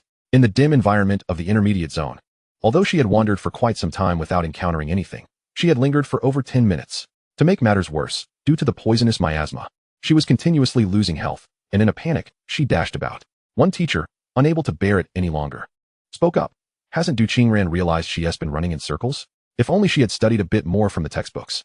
Principal Wang Yun's expression darkened further, veins bulging as he suppressed his fury. Is this year's trial camp truly meant to test novice practitioners? He could only speculate how long it would take for Du Qingran to escape, and so he switched perspectives. The screen then shifted to Zhang Tao, an S-grade practitioner. Principal Wang's expression brightened instantly. Zhang Tao appeared to be in a much better state, nearly ready to exit the intermediate zone. After watching for a moment, he realized Zhang Tao's talent was that of an assassin. He had chosen to skip the confrontation, evading the River Crab King and directly reaching the intermediate area. Hence, his condition was far superior, and utilizing the assassin's innate stealth, he managed to avoid the desiccated tree's interference. He was on the verge of exiting the intermediate zone. Principal Wang's face was alight with a smile. Although this evasive strategy bore a hint of impropriety, at that moment, he cared little for such details. The thought of Zhang Tao's influential family background only made him more pleased. The principal's reputation was built upon connections, and in a moment of enthusiasm, he declared, due to the increased difficulty of this year's trial camp, I personally will award the first student to exit the trial camp, in addition to the original prize, a golden grade equipment exchange voucher. At this announcement, the crowd erupted in astonishment. Many gazed at Zhang Tao with envy. Golden equipment was worth tens of thousands of dragon coins. Only those familiar with Principal Wang understood the ulterior motives behind his generous offer. Among the 3 S-grade practitioners, the school belle Du Qingran lagged behind, while the whereabouts of another, Jiang Hao, remained a mystery. Only Zhang Tao was making swift progress. Principal Wang, usually so frugal, was willing to bestow golden equipment. It was clear he was seeking to curry favor with Zhang Tao, given his influential family. After his jubilant announcement, Principal Wang resumed his seat. At that moment, Zhang Tao had reached the far end of the intermediate zone, where a cave appeared before him. Zhang Tao's face lit up with joy. Without a second thought, he stepped inside, eager to escape the area where he would continuously lose health. However, upon reaching the other end of the cave, he was utterly stunned. The toxic swamp creature loomed at the entrance beneath the tree. There was, indeed, an elite monster here. Principal Wang could no longer contain his frustration, exclaiming, "Damn it! Who on earth designed this year's trial camp? Every area is guarded by elite monsters. What chance do the students have to escape?" Upon hearing this, a nearby teacher trembled and hastily approached to caution Principal Wang. It said that this is a confidential matter, likely set up by the military. Perhaps it would be prudent not to inquire further. After hearing these words, Principal Wang calmed down slightly and shot a glare at the teacher. "I was merely venting my frustrations. Is it necessary for you to intervene?" A quick glance around revealed that Director Han was absent. An inexplicable surge of anger welled up within him, and he scoffed. "Where is Director Han? It's been so long since anyone has seen him," abandoning his post. "His bonus for this month is gone." Inside the school's control room, Director Han was utterly astonished after witnessing Li Yong slay the toxic swamp monster. Something was amiss. There was definitely something wrong. Without even mentioning the peculiarities in his movements and reactions, the damage Li Yong dealt was inconceivable for someone of his level. At that moment, Li Yong bore no equipment, and he had seen with his own eyes that Li Yong was enveloped in a remarkably thick shield, comparable to that of some high-tier tank classes. Director Han shook his head vigorously. This was abnormal. Absolutely abnormal. The combination of high attack and defense was beyond what the other 3 S-class students could muster. Contemplating this, he glanced at the USB drive in his hand, steeling himself. No matter. I must act swiftly. If I miss this opportunity, it may never arise again. Defeated level 8 Stone Scorpion, experience 80. Defeated level 8 Firewolf, experience 80. Defeated level 9 Overlord Peak, experience 90. Within the trial camp, Li Yong traversed the wooded path and entered the advanced area, unleashing a brutal onslaught. After donning the gear dropped by the previous toxic swamp monster, his progress in the advanced area became significantly easier. The 50-point strength boost was sufficient to effect a qualitative transformation in the early stages. He encountered little resistance along the way. As he followed the route on the map towards the exit, a sinister rift suddenly tore through the fabric of reality ahead. Li Yong frowned, instantly becoming alert. Throughout his journey, he had encountered numerous monsters, yet the aura emanating from this rift was far more terrifying than that of the toxic swamp monster. Unusual occurrences often herald danger. Soon, a humanoid creature cloaked in darkness, sporting 2 ram-like horns, emerged, exuding a terrifying aura of shadow. Li Yang's pupils constricted. He had encountered this entity in his readings, the Abyssal Demon. Such a being could not possibly appear in the trial camp, nor within the city. Something was amiss. Abyssal Demon, level 10 health, 3000. In that moment, Li Yang's alertness peaked. Within the trial camp, having 1's health reduced to 0 would result in elimination and immediate transportation out. However, he sensed that facing this creature meant risking true death. The trial camp had transformed into a battle for survival. At that moment, the Abyssal Demon raised its head, its eyes glowing with crimson light, menacingly fixating on Li Yong. Then, its entire form dissipated into a cloud of dark mist. The next instant, Li Yong glanced to his right in alarm. The Abyssal Demon had already teleported beside him. With a sweep of its spear, a resounding crash echoed. Bang! Snap! Li Yang's eyes widened in disbelief. The spear had shattered. Chapter 10. Confronting the Abyssal Demon. Lucian's shock. Shield value 400. After the shield absorbed the blow, Li Yong swiftly created distance. Each strike from the Abyssal Demon surpassed the previous toxic swamp monster's ultimate attack in ferocity. The Abyssal Demon paused, a flicker of surprise crossing its eyes.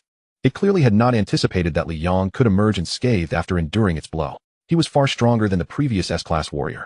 Li Yong discarded the remnants of his broken spear, the spearhead having been sent flying, leaving him no time to retrieve it. He immediately drew a dagger from his waist. This Abyssal Demon was far more formidable than he had imagined, its power exceeding that of typical elite monsters of the same level. In this situation, fleeing would equate to suicide. He had no choice but to confront it head-on. The Abyssal Demon's gaze shifted, and it charged forward once more. This time, Li Yong was prepared, evading the attack with deft agility. The Abyssal Demon trembled, razor-sharp blades sprouting from its arms, emitting a deep growl as it cleaved towards Li Yong. He leapt backward, utilizing his agility to evade successive strikes from the Abyssal Demon. Subsequently, he adopted a defensive stance, refraining from launching any further assaults. For the attacks he could not dodge, he relied on the protective shield's capabilities to absorb the blows. Simultaneously, he committed the demon's every move to memory. Meanwhile, in a secluded room within the control center of the trial camp on the outskirts of Zhanghai City, a middle-aged man yawned lazily, reclining in a plush chair before a massive screen. How dull. This year's trial camp has only slightly increased in difficulty, and yet they all wear such long faces. These so-called S-class professionals are pitifully weak. Next time, I would rather engage in physical training than take on this administrator's role. As Lucian spoke, he sipped from a cup of coffee. Just then, an urgent alarm blared. He coughed violently, nearly choking on the liquid. But there was no time to dwell on that. He hurried to the management terminal to investigate. Upon glancing at the screen, his jaw nearly dropped in disbelief. An Abyssal Demon had infiltrated the trial camp? Even more absurd was that one student was actually holding his ground against it. Was this truly the trial camp? He nearly thought he was hallucinating. Watching the scene unfold on the screen, Lucian's hand froze midair. Should he take action? He could directly initiate the defense protocol to expel the intruder. But seeing Li Yong fight with such fervor, he hesitated to interrupt. He was also taken aback by Li Yong's combat prowess. Setting aside other factors, his fundamental skills and physical condition were truly unparalleled. Having observed numerous students, none had evoked this level of admiration in him. His seasoned gaze discerned that although Li Yong appeared to be on the defensive and unable to counterattack, he was gradually gaining mastery over the situation, adapting step by step. Initially, some attacks had been unavoidable, but as the battle progressed, he became increasingly familiar with the Abyssal Demon's patterns, leading to fewer openings. In contrast, the Abyssal Demon grew visibly agitated, its movements becoming increasingly erratic. Lucian couldn't help but marvel at the young man's composure amid adversity, a rarity among his peers. Rather than panicking in the face of a formidable foe, he remained calm, steadily acclimating to the threat. As he admired the battle, Lucian placed his hand over the red button. Should Li Yong falter, he would immediately activate the defense protocol. Meanwhile, in the control room of Zhanghai No. 1 High School, Director Han watched with a look of urgent concern. Li Yong's rate of growth was astonishing. Damn it, how could he, a so-called classless waste, be so formidable? Had he known, he would have dealt with him at the outset. The longer time drags on, the more perilous it becomes for him. Within the trial camp, the prolonged and intense exertion proves taxing even for the Abyssal Fiend. After a missed strike, it is compelled to retreat, panting heavily for respite. Li Yong smiles faintly. What's the matter? Can't keep up? The Abyssal Fiend's countenance twists in a grotesque grimace. Longing to rend Li Yong to shreds and swallow him whole. Yet, Li Yong, like a greased eel, grows increasingly elusive, slipping away from its grasp. With that, it is my turn. Li Yang's gaze sharpens as he brandishes his dagger, his figure flickering like lightning. He has nearly deciphered the fiend's tactics. Having conserved his stamina until now, nearly bursting with pent-up energy, this moment is precisely what he has awaited. The abyssal fiend, having exhausted considerable energy, is caught off guard by Li Yang's sudden aggression. In an instant, it fails to react as he lands blow after blow with his compact dagger. Li Yang's movements are remarkably agile, his speed astonishing. His strength is formidable. Each thrust of the dagger finds its mark. The abyssal fiend, wide-eyed, swings its cleaver in desperation. However, Li Yong seems to possess an uncanny foresight, anticipating every one of its maneuvers. He continues to carve gashes into its flesh. The fiend attempts to retreat. Yet Li Yong clings to it like a relentless leech, refusing to let go. Madness consumes the abyssal fiend. It feels as though it has entangled itself with a lunatic. Its vitality plummets rapidly, and it can only watch helplessly, devoid of any recourse. Finally, it casts its gaze towards the rift from whence it came, desperately attempting to flee. Li Yong perceives its intent. Can it simply escape? He has endured this long. A blood sacrifice is imperative. Scanning the battlefield, he spots the severed spear. Its tip intact, but the shaft broken into 2 segments. Without hesitation, he darts forward, seizing the front half with the spearhead, and hurls it towards the retreating abyssal fiend. Whoosh! The spearhead slices through the air, propelled by a fierce gust. Thud! In an instant, it pierces the fiend's chest, black blood gushing forth. Did no one teach you never to turn your back on your enemy? Li Yong strides forward, his expression eerily calm. The abyssal fiend, now a visage of terror, gazes at him as though he were a monster. Crack! Li Yong drives the dagger into the back of its skull. You have slain a level 10 abyssal fiend. Gaining 1,000 experience points. Level up, 710. You have received a card. Current count, 2. Director Han stares wide-eyed in disbelief at this scene. The abyssal fiend lies dead. He had anticipated numerous outcomes, but never did he imagine this. In his mind, no matter how formidable Li Yong may be, he would merely prolong the struggle. After all, it was a level 10 abyssal fiend, and now it has been defeated. For the first time in years, he has failed. An increasing sense of dread envelopes him. This boy cannot be allowed to live. With that thought, he retrieves a box secured with a numerical lock from his person, extracting its contents to connect to the terminal. Within the trial camp, having slain the abyssal fiend, Li Yong exhales deeply. The recent encounter was indeed thrilling, but thankfully he emerged unscathed. After making some minor adjustments, just as he begins to reattach the 2 severed sections of the spear with nearby vines, a colossal red rift suddenly appears in the sky. A massive black arm bursts forth, aiming a strike at him. Shield value 1,000. A crisp sound resonates as his newly restored energy shield shatters instantaneously. Li Yong is sent sprawling backwards. What on earth? Chapter 11. All eliminated, except for one. What is happening? Simultaneously, within the control room of the trial camp, Lucian gasps in astonishment. Initially, he was exhilarated by Li Yang's successful slaying of the abyssal fiend, preparing to report the news. However, in a moment of inattention, a more severe alarm blares throughout the trial camp. Realizing the gravity of the situation, he hastily activates the defense protocols while anxiously glancing at Li Yong. Upon confirming that Li Yong has only sustained minor injuries, he breathes a sigh of relief. These aberrations are growing increasingly brazen. Today, if they dare cross my path, they shall rue the day. Lucian, livid, retrieves his phone to contact the technical department. Investigate. Furthermore, I shall personally visit Jianghai No. 1 High School. In the trial camp, the ominous spatial rift gradually diminishes as the defense systems are activated. The gigantic hand that had sought to strike Li Yong is reluctantly retracted.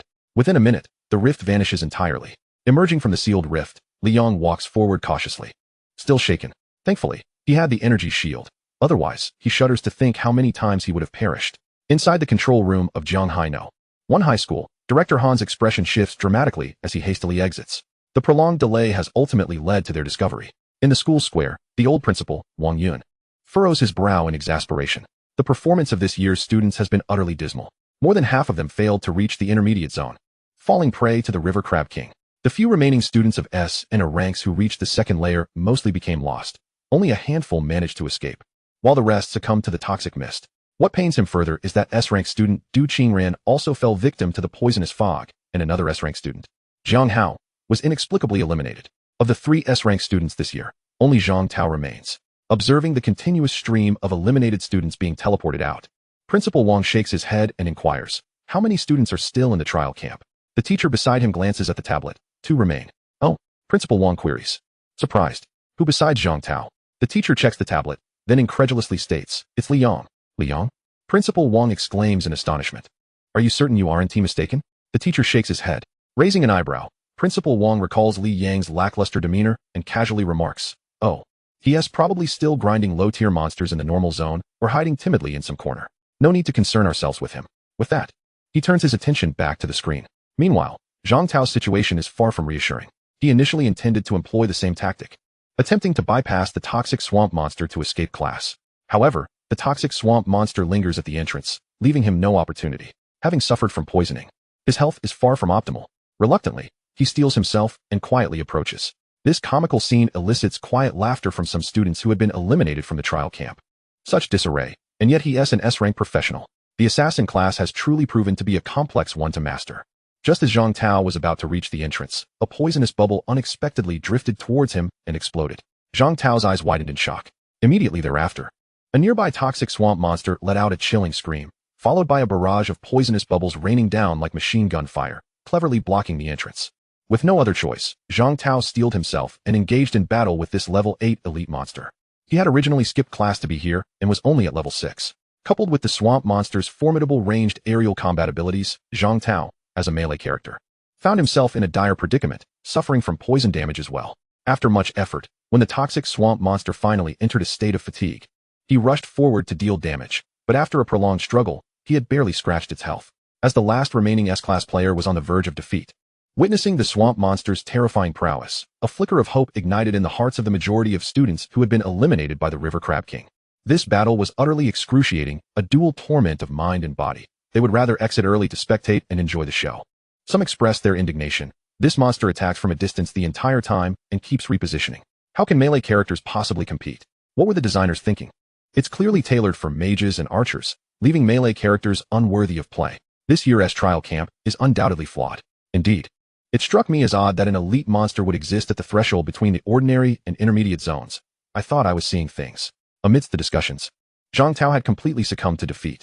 Under the relentless onslaught of poisonous bubbles, he found himself trapped, unable to advance or retreat, utterly defenseless. In the face of imminent elimination, he shouted in a fit of rage, "Foolish trial camp, aminos."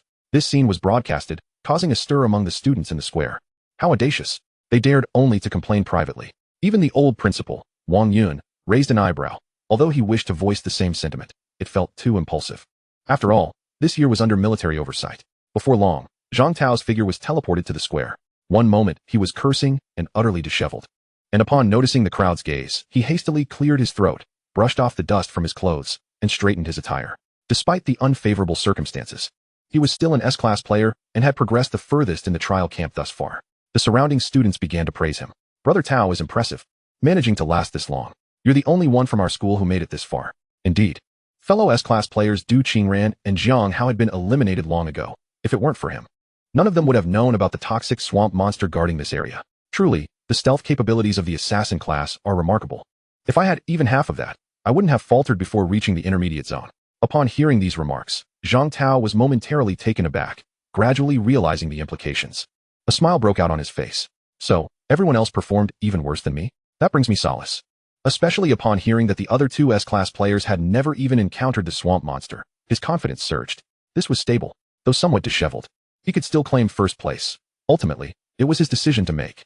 He beamed with pride, boasting about his fierce battle against the swamp monster, recounting how valiant he had been and how he had ultimately succumbed. He was utterly loquacious. The other students saw through his bravado but chose not to speak up. Principal Wang chuckled. Although the process was not ideal, the fact remained that Zhang Tao was still in first place. Just as he stood to announce the results, the large central screen suddenly switched its display. With Zhang Tao's elimination, only one person remained in the trial camp, Li Yang. Consequently, the scene shifted. The entire faculty and student body were left dumbfounded. Chapter 12, The True First. Li Yang's violation? What? There was still someone in the trial camp? Goodness. I thought Zhang Tao had lasted the longest. Look, is that Li Yang? Indeed, it is him. Oh, it's Li Yang again. It's become a habit. But this time is different. He is supposed to be a classless waste. How could he surpass 3 S-class players? Du Qingran gazed in astonishment at the screen. That familiar silhouette was undoubtedly Li Yang. Just moments ago, she had believed Zhang Tao would be the first. Now, Zhang Tao's once bright smile faded, overshadowed by a cloud of despair. He was supposed to be in first place. Again, it's Li Yang. How can this useless individual be so persistent? Principal Wang also paused, staring at the screen, his expression one of shock. The scene displayed was certainly not from the ordinary zone, yet it didn't resemble the intermediate zone either. Where could this be? A nearby teacher examined the data on their tablet, exclaiming in astonishment. The data shows that Li Yong has reached the latter half of the advanced zone and is nearing the exit. Upon hearing this, everyone's expression soured. Not a single one of them had made it to the intermediate zone, yet Li Yong was nearly out? Did that mean they were all inferior to a mere waste? The thought left them looking as though they had bitten into something unpleasant, especially those who had previously mocked Li Yong. Wishing they could disappear into a crack in the ground, Principal Wong exclaimed, "How is this possible? How did he defeat the toxic swamp monster? He couldn't even get past the River Crab King." He had initially believed Li Yong was still hiding in some corner of the ordinary zone, only to discover he had already advanced to the latter part of the advanced zone. The others began to react as well. Zhang Tao, indignant, declared with certainty, "Li Yong must have cheated to escape class. There's no way he could have defeated the toxic swamp monster. I suggest severe punishment." He could not accept relinquishing first place to Li Yong again. Moreover, he had faced the toxic swamp monster directly and understood just how formidable it was. As an S-class player, he had been unable to overcome it. Even if 10 Li Yangs faced it, they would surely fall short. Exactly. He must have employed underhanded tactics. Others chimed in, nodding in agreement. Brother Tao is right. I never even encountered that toxic swamp monster, and Li Yong, a classless character, surely could not have defeated it. Once these words were spoken, the other students eagerly echoed their agreement. Regardless of the validity of the claim, they simply could not accept that Li Yong, a classless individual, was superior to them. That would be too humiliating. Principal Wong furrowed his brow. In truth, it was a good thing that someone from the school could pass the trial camp. However, it was Li Yong, and that simply wouldn't he do. After all, he had publicly announced additional rewards, offering a golden equipment exchange card to the first place winner. He had intended it for Zhang Tao, specifically for the benefit of the president's father. But if Li Yong were to claim first place, it would be a tremendous waste. He wouldn't even mind giving it to a genius S-class player like Du Qingran. The future would always yield returns. But to give it to a classless character? He might as well sell it for money. The dilemma now was that words once spoken could not be taken back. Unless Principal Wong directed his gaze towards the central screen. Unless, if only evidence could be found of Li Yang's cheating. On the screen, at this moment, Li Yong was traversing the high-end area with a rough, repaired long gun in hand. This was a valley, with steep paths that significantly impeded movement. He proceeded with measured steps, as steady as ever. Passing by an opening, a foul stench and muffled sounds of breath emanated from within. Li Yong tightened his grip on the gun and leaned forward inquisitively. Suddenly, a flurry of wings flapped violently. 3 dark, imposing bat-like creatures soared out, sending a gust of wind that stirred up clouds of dust and emitted eerie cries. Bloodthirsty black bat. Level 9. Health 1500. Description: possesses formidable endurance. Attacks inflict continuous bleeding on the target. Ability: Bloodthirst B. Bloodthirst, endurance inflicts damage on the target, inducing a bleeding state that causes 20 attack power damage per second for 5 seconds, while restoring its own health by 10 of the bleeding damage dealt. Can be replicated. Li Yong hesitated for a moment. With the S-rank ability, Guardian Shield, he lacked for endurance. However, this ability's continuous bleeding effect would be highly effective against agile creatures that are difficult to hit. He had 2 replication opportunities, so it would suffice to reserve one. Replicate. Replication successful. You have acquired the ability, Bloodthirst B. You triggered a hidden critical hit. The grade of Bloodthirst has been elevated from B to S. Bloodthirst S inflicts damage on the target, inducing a bleeding state that causes 500 strength damage per second for 10 seconds, while restoring its own health on a 1-to-1 basis for the damage inflicted. Li Yong was taken aback. B grade had directly transformed into S grade? Absurd. Moreover, this bleeding offers no respite for the opponent, inflicting 500 strength damage per second. For example, if Li Yong possessed 1,000 points of strength under normal circumstances, his attacks would deal 1,000 points of damage, but with this bleeding effect triggered, it would deal a staggering 5,000 points per second. This equates to 5 attacks in total. When the time comes, he could replicate a mage or archer, dealing a few distant strikes to refresh the bleeding effect, allowing the enemy to succumb to their own blood loss. This ability would undoubtedly prove extraordinarily effective against bosses. Squeak, squeak, squeak. The few bloodthirsty black bats circled high above, emitting loud cries. They did not immediately attack Li Yong but remained vigilant, observing for any weaknesses in his stance. After all, Li Yong was the intruder in this scenario. The unpleasant cries jolted Li Yong from his reverie.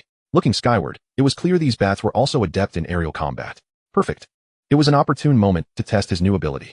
After a while, one of the bloodthirsty black bats could no longer contain itself, gliding down with its sharp wings extended, baring its fangs in a menacing snarl as it lunged at Li Yong. With an indifferent gaze, Li Yong made a swift motion. The silver tip of his gun pierced straight into its maw. Blood gushed forth. 261. The bloodthirsty black bat screeched in agony, flapping its wings frantically as it ascended. 300. 300. 300. The bloodthirst ability took effect. Even as the bloodthirsty black bat distanced itself, it continued to bleed. It could hardly have imagined that it would be drained by its own power. Witnessing its companion's injury, the other two bloodthirsty black bats lunged at Li Yong simultaneously. Li Yong deftly dodged one attack and thrust his gun toward the other. 260. Squeak, squeak, squeak. Li Yang's damage output was not insignificant. With each strike, the bat's health visibly diminished, causing it to cry out in pain. Yet, the continuous bleeding effect prolonged its agony. Seizing the moment, he turned and struck the other bat. 260. The two remaining bloodthirsty black bats shrieked in dismay as they retreated. 300. 300. 300. The three bloodthirsty black bats, merely from bleeding, had their health reduced to below half. Coupled with the initial shot Li Yong had delivered, they were now all severely weakened, struggling to maintain altitude, barely managing to stay aloft. Unable to fly any longer, Li Yong tightened his grip on the gun, leaping lightly to strike one down. You have slain a level 9 bloodthirsty black bat, gaining 90 experience. The other two, grievously injured, stood no chance of escape before Li Yong. You have slain a level 9 bloodthirsty black bat, gaining 90 experience. You have slain a level 9 bloodthirsty black bat, gaining 90 experience. After dispatching the three bloodthirsty black bats, Li Yong intended to press onward. Suddenly, a burst of light emanated from the cave where the three bats had resided. Li Yong paused, gradually moving closer. You have discovered a hidden exit. You may directly conclude your results. Chapter 13. Conclusion of results, Zhang Tao's defense breach. Witnessing Li Yong effortlessly slay 3 level 9 monsters, the atmosphere in the school square was eerily silent. Everyone gaped in astonishment, resembling fledglings awaiting nourishment, mouths agape. Should a bird happen to fly by, it would likely be unable to resist releasing a droplet of white droppings. Am I seeing this correctly? 3 level 9 monsters were just slain, just like that? What on earth? This damage seems incongruous. I only saw him fire 2 shots, and the monsters perished. Are the creatures in the high-end area so fragile? Aside from Li Yong, no one had ever ventured into the high-end area, let alone laid eyes on a level 9 monster. Witnessing this scene, they were filled with astonishment. Li Yong, has he become this formidable?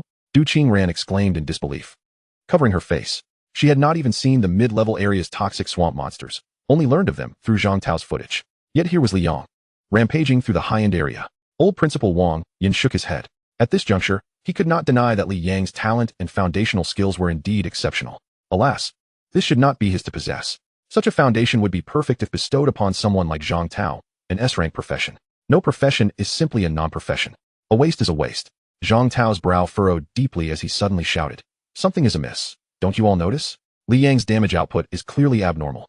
Killing a level 9 monster with just 2 strikes is evidently irregular.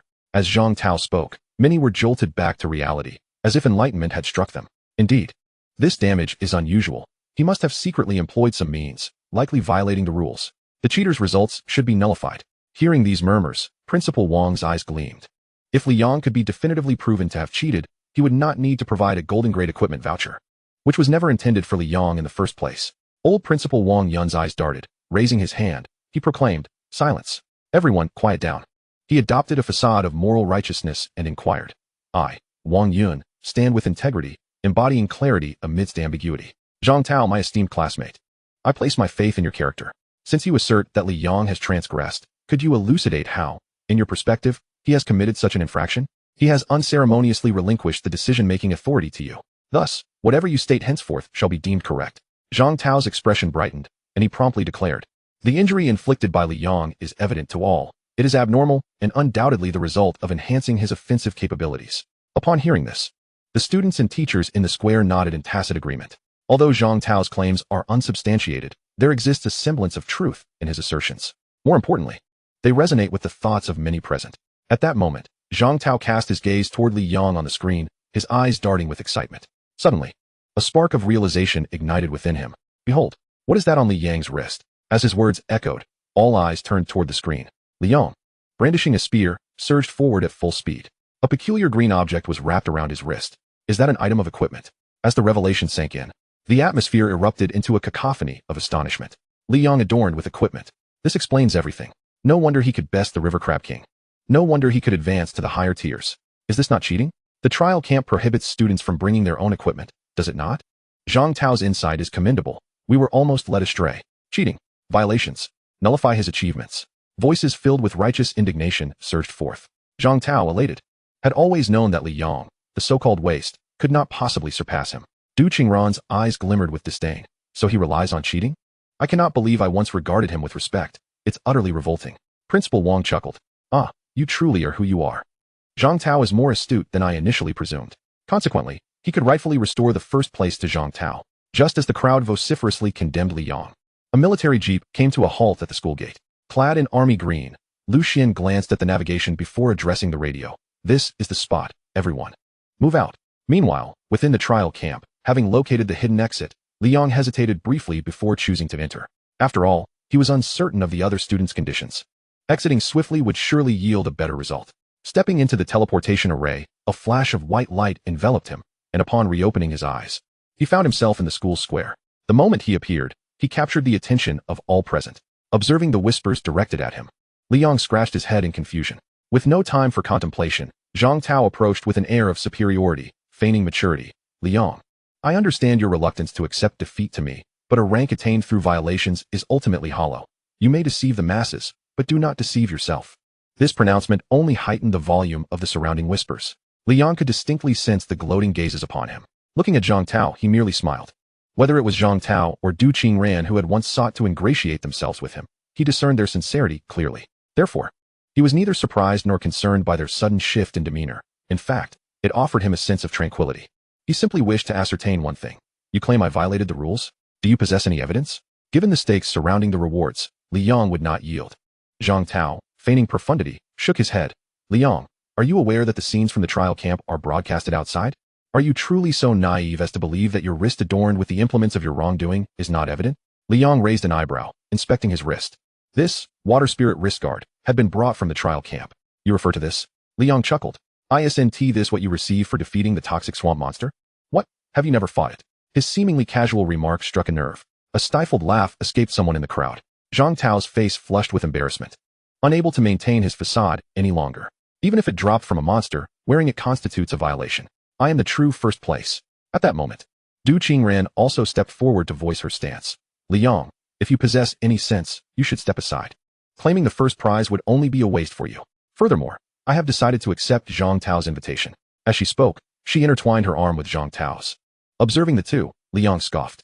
Did these two truly believe they held any significance in his heart? If first place were to be mine, I would claim the rewards that rightfully belong to me. Hearing this, Zhang Tao grew anxious, casting a hurried glance at Principal Wang. The old principal, Wang Yun, cleared his throat. Very well, I hereby announce that the first place in this trial camp is, suddenly, a series of heavy footsteps interrupted him. Seal the area. Conduct an immediate search. Principal Wang's eyelids twitched as he glanced at the heavily armed personnel flooding in. What is the meaning of this? Who are you? Lu Xian stepped forward, stating coolly, military personnel in a raid, apprehending a spy. Upon uttering these words, the crowd erupted in chaos, everyone exchanging wary glances, as if bracing for betrayal from those beside them. Only Li Yang's expression shifted slightly. So that is the case. There is indeed a spy. No wonder he encountered a series of bizarre occurrences involving the abyssal evil in the trial camp. Principal Wang widened his eyes. What business do you have apprehending a spy here? Lu Xian offered a curt reply. Confidential. Principal Wang's body trembled, and he dared not inquire further. The teachers and students in the square, having rarely witnessed such a scene, remained still. Approximately half an hour later, two robust men in tactical gear escorted the disheveled Director Han before Lu Xian. Director, we have apprehended the individual. Lu Xian nodded. Observing this, Principal Wang was taken aback. Wait, this appears to be our school's director. Have you apprehended the wrong person? Director Han had been one of his trusted aides, privy to many secrets. Lu Xian frowned, his expression betraying his displeasure as he regarded Principal Wang. In his view, individuals who reach the position of principal ought to possess a modicum of competence. Allowing the Abyssal Church's agents to infiltrate for so long and ascend to such a pivotal role was beyond comprehension. He had no patience for pleasantries. Had I not been overseeing this year's trial camp, I shudder to think how many talented individuals would have been stifled. Principal Wang sensed something amiss. Indeed, this Director Han had manipulated the trial camp using abyssal powers.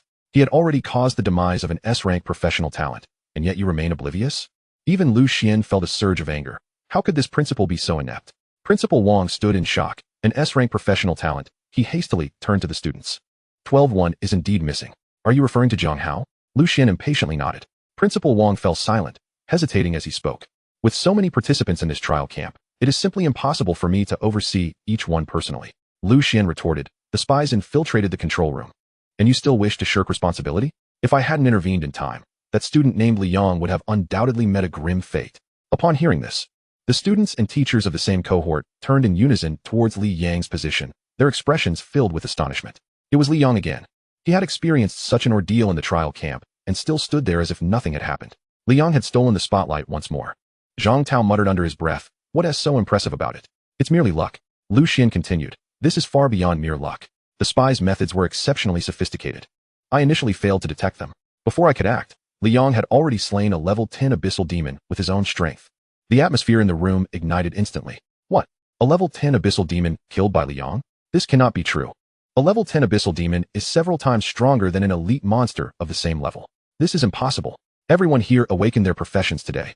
How could there be such significant progress in less than a day?" At that moment, the large screen in the center of the plaza began to replay the footage.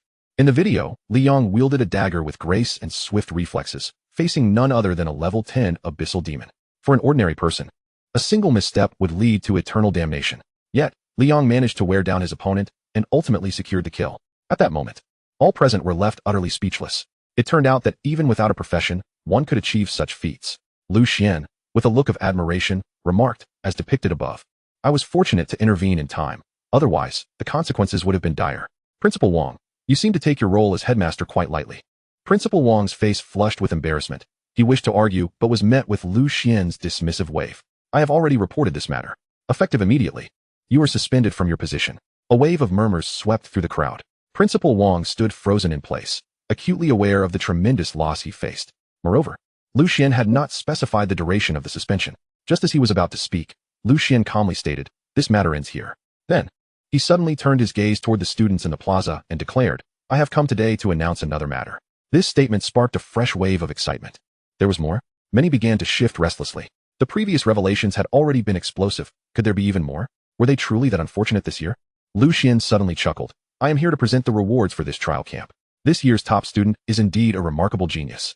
One of the most promising individuals I have encountered in years." Principal Wang's eyes brightened at the prospect of a turnaround and quickly interjected, "Your Excellency, you flatter me. I, Principal Wang, have always nurtured students selflessly, fully aware that cultivating talents like Zhang Tao is a contribution to our nation. For this reason, I had even decided to offer an additional gold grade exchange voucher." Zhang Tao's face lit up with excitement. The most promising genius? It must surely refer to him. Suddenly named. He was taken aback, casting a provocative glance at Li Yong. Times have changed. From this moment forth, he would stand over Li Yong. He grinned broadly, ready to accept his accolades. At that moment, Lu Xian announced loudly, "The individual in question is none other than Li Yong. As the only student to emerge from the trial camp, his achievement is indisputable." Lu Xian's words plunged the entire plaza into silence. The crowd, previously bustling with chatter, was now dumbfounded. What? It was not the infinitely potential S-class professional Zhang Tao, but Li Yong who was chosen? Principal Wang and Zhang Tao's expressions froze. Principal Wang, flustered, exclaimed, "Your Excellency, is there some sort of mistake? I do not wish to award a gold-grade equipment voucher to a worthless individual." Zhang Tao, in a frenzy, stepped forward to protest. "Impossible. Li Yong must have cheated. I am the first. I possess an S-class profession, while he is merely a blank slate." "Enough." Lu Xian interrupted coldly. "Are you questioning our decision?" The moment those words were uttered, both men shivered. Principal Wang felt a jolt of fear and hastily waved his hands. "No objections here." Zhang Tao took a deep breath, clenched his fists, and fell silent. In front of the gathered crowd, Lu Xian approached Li Yong, handing him a check. "This includes the original prize of 100,000 for the first place, along with an additional 100,000 as compensation for the trial campus incidents. I sincerely apologize." Li Yong accepted the check, replying, "There is no need to dwell on it. This is merely the vile handiwork of the abyssal cultists.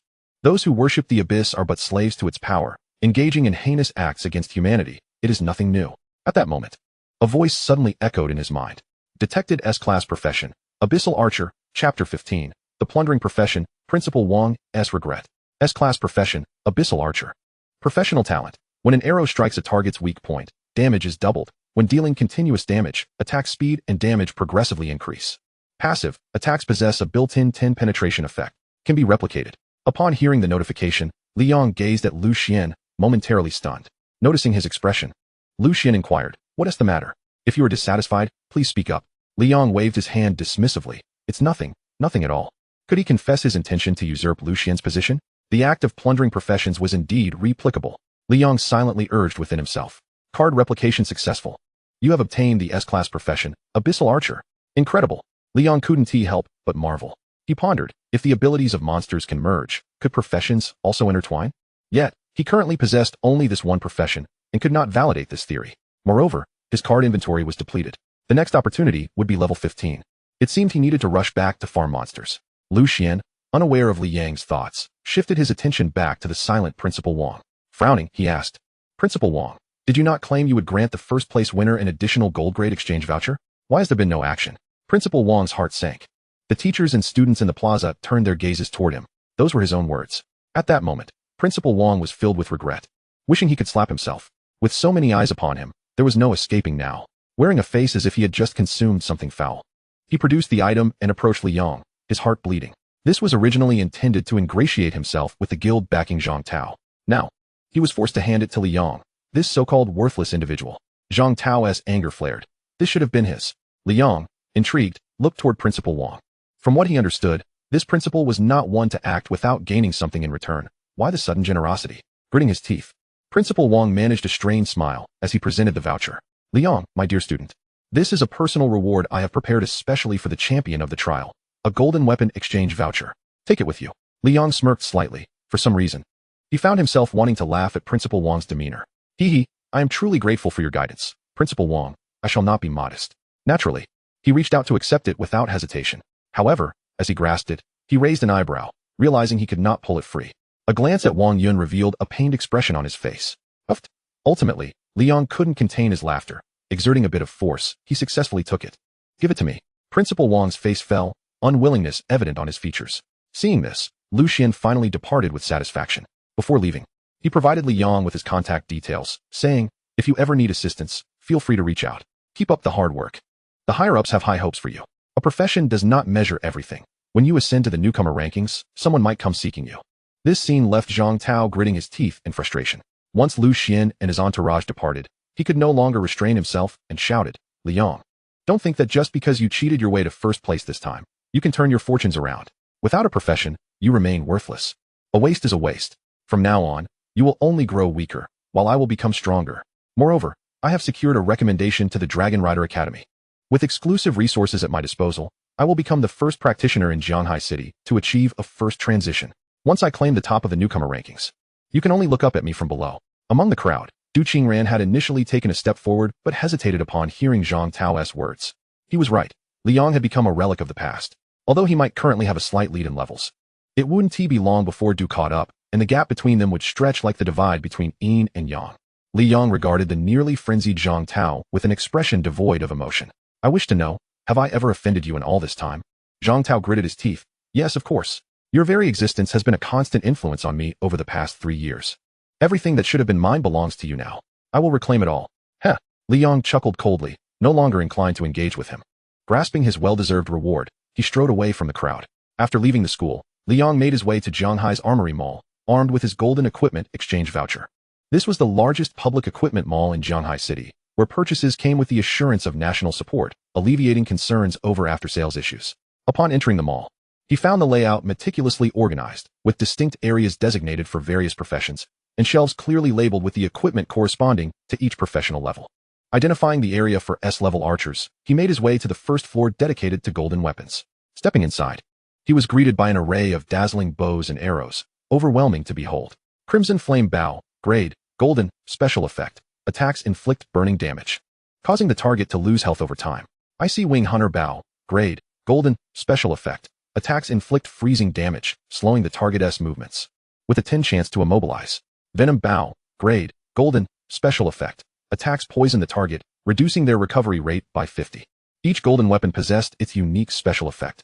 As an archer, much like a mage, he was a critical damage dealer. Hence, he could not afford to be frugal in his weapon selection, needing to discern which would best suit him. After surveying the array of shelves, his gaze ultimately settled on a specific item. Explosive Bow, grade, golden, level requirement, 10, strength 300, special effect. Attacks inflict explosive damage, causing the arrow to detonate upon impact, dealing 80 damage to all nearby targets. A noble weapon for area damage. This one is perfect. Li Yang seized the explosive bow, testing its grip and drawing the string. It felt quite satisfactory. After making his choice, he proceeded to the front desk to register his acquisition. Behind the counter stood a somewhat portly middle-aged man. Upon seeing Li Yang, he beamed, handling the paperwork while cheerfully saying, "Ha, young brother. You're here to buy equipment for that outdoor boss, aren't you?" "Oh." Li Yang raised an eyebrow. The middle-aged man, noticing his curiosity, leaned in slightly and lowered his voice. Just this morning, news broke that a golden-level boss will soon respawn outside the city. This boss is said to be quite special, dropping unique items. However, he shook his head, but at this point, you might not even get a taste of it if you go now. Oh, what do you mean? Li Yong inquired, placing 100 dragon coins on the counter. The man's eyes lit up, and he eagerly continued. Many major factions are already involved. Even members of legendary guilds are leading teams. For the average person, it's likely a fruitless endeavor. A legendary guild? Li Yong paused, the name sounding familiar. Oh, wasn't he that Zhang Tao's family guild? Regardless, he was determined not to miss out on this boss. With his ranged damage-dealing profession and weapons ready, alongside his S-level, bloodthirsty ability, taking down a boss would be a breeze. At a time like this, how could he be told to avoid the competition and yield? Impossible. Give me the location. Chapter 16. Enemies Cross Paths, Solo Dungeon.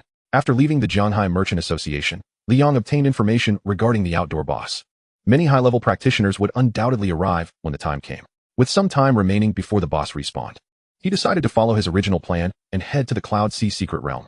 The Cloud Sea Secret Realm, being a multi-area dungeon, was well suited for novice practitioners to level up.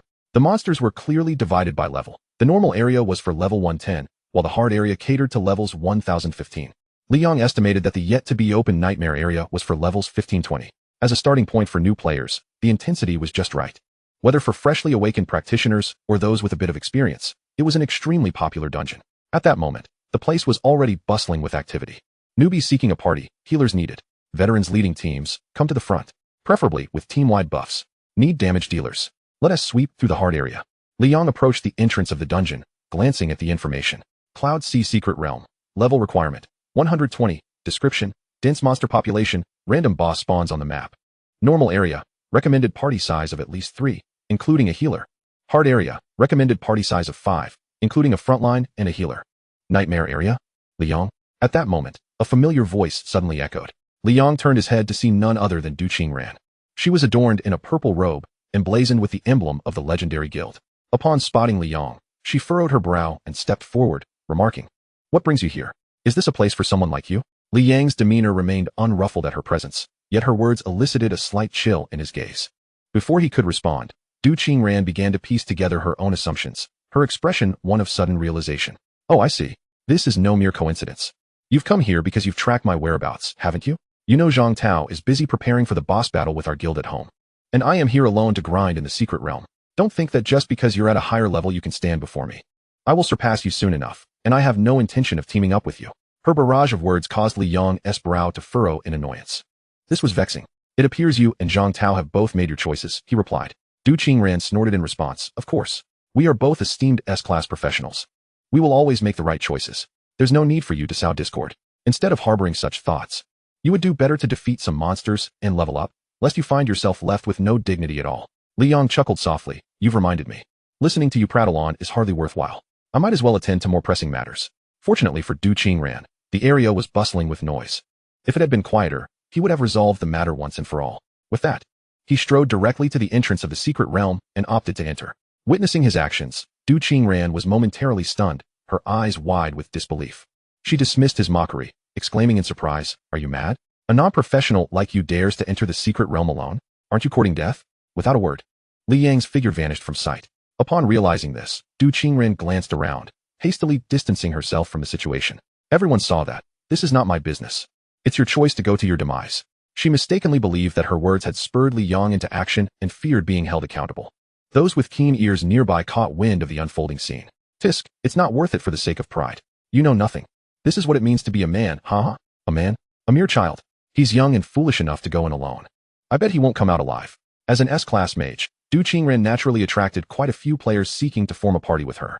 A flicker of pride crossed her gaze as she thought, "See, Li Yong? I will soon surpass you. You used to ignore me, but now, I'm beyond your reach." Within the Cloud Sea secret realm, upon his arrival, Li Yong found himself at the edge of an island. The sound of waves crashing against the rocks mingled with the howling sea breeze. He promptly drew forth the newly acquired weapon, the explosive bow, and glanced at his stats.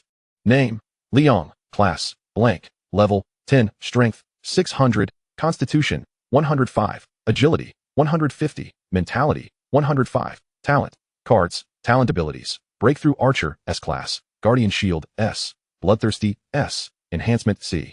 With the foundational boost from the explosive bow, his strength had now reached an impressive 600 points. Suddenly, a piercing eagle cry echoed from above. Li Yong looked up to behold a colossal white eagle soaring gracefully through the sky. After observing for a moment, he realized the giant eagle was circling around him, clearly fixating on his presence. Coincidentally, Li Yong had intentions of his own. Without hesitation, he raised the explosive bow, aimed at the majestic eagle, and drew the string. Whoosh, whoosh, whoosh. 557, 559, 601. Weak point. You have slain an 8-level chalk eagle, gaining 80 experience. Did it think it was invincible? A few arrows dispatched the giant eagle with ease. Li Yong checked his map and discovered that he had been teleported to a position beneath the common area. This location was intriguing. He noticed just above him, not far off, there was a boss nest. Without delay, he followed the map's route toward it. You have slain a 7-level gorilla monster, gaining 70 experience.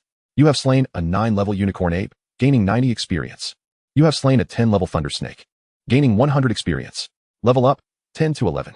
As he progressed toward the boss location, he cleared out the monsters along the way. It must be said, the density of monsters in the Cloud Sea secret realm was indeed high. Almost immediately after defeating one wave, another would appear within a minute. If one didn't take breaks, the transitions were nearly seamless. It was no wonder the dungeon recommended at least 3 players plus support. For novice professionals, it was undoubtedly an excellent place to practice cooperation. Before long, Li Yong arrived at a valley. From his vantage point, he could survey the scene below in its entirety. Consulting his map, Li Yong deduced that this was indeed the boss location. Below, a depression revealed a brown circular shape. Boss, Stalwart Bear, level 10, skills, Rock Shield, Claw Strike, Rock Smash. At that moment, he noticed 5 black dots approaching the area beside the Stalwart Bear. This appeared to be a full team of professionals who had arrived first. Such bosses were considered public resources, and having come all this way, Li Yong certainly did not wish to forfeit his chance. He promptly made his way down the mountain path. Upon reaching approximately halfway down, Li Yong paused. The professional team was now prepared to engage the boss. They understood that this relatively weaker boss was a valuable resource. If they didn't act soon, others would surely arrive. A frontline player wielding a shield stepped forward to draw aggro, while the healer remained behind to provide support. Li Yong gauged the distance and found a suitable position to draw his bow. From here, he could shoot directly at the boss. Chapter 17, a low-level professional? Surely, I no longer fit that description. Li Yong raised his bow and aimed an arrow at the boss below. Whoosh! The arrow pierced through the mist with a crisp sound, traveling swiftly and accurately striking the Stalwart Bear. Boom! A burst of flames illuminated the mist, followed by a resounding explosion. Simultaneously, the frontline member of the professional team was caught in the blast and sent flying. Li Yong was momentarily taken aback, his eyes wide with astonishment.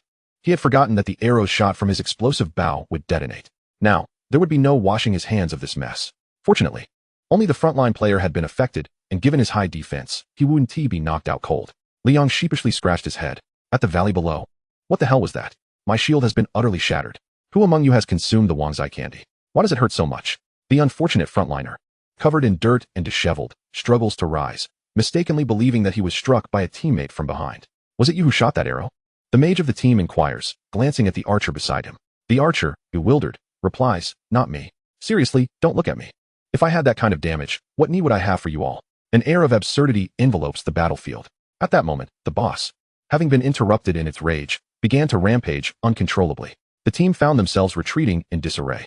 This is bad. The rhythm is disrupted. Everyone, fall back. The mage shouted.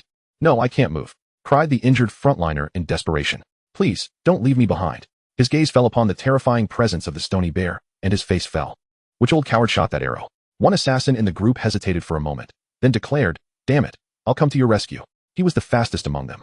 And if anyone was to save the frontliner, it would undoubtedly be him. The chubby frontliner looked touched. Oh savior, perhaps you should just go. I wouldn't want to drag you down with me. Quit pretending. If you say that again, I might just leave for real. The assassin retorted through gritted teeth. The chubby frontliner immediately fell silent. What on earth do you eat every day? You're so heavy. The assassin lamented as he looked back at the rapidly advancing stony bear, filled with regret. This is it. My A-class profession is going to be buried with you. The massive silhouette of the stony bear eclipsed the sun, its low growl sending chills down their spines. Just then, a radiant arrow flew through the air with the precision of a lightning bolt, carrying an overwhelming surge of energy as it struck the stony bear's back. Erupting in a shower of sparks, the stony bear staggered, nearly losing its footing. This time, Li Yong had intentionally adjusted his position to avoid hitting the unfortunate professionals. The stony bear's health plummeted rapidly. 2,400, 2,400, inflicting a bleeding damage of 500 power per second. After deducting defenses, the damage remained considerable. Even for a boss with substantial health, it was a significant blow.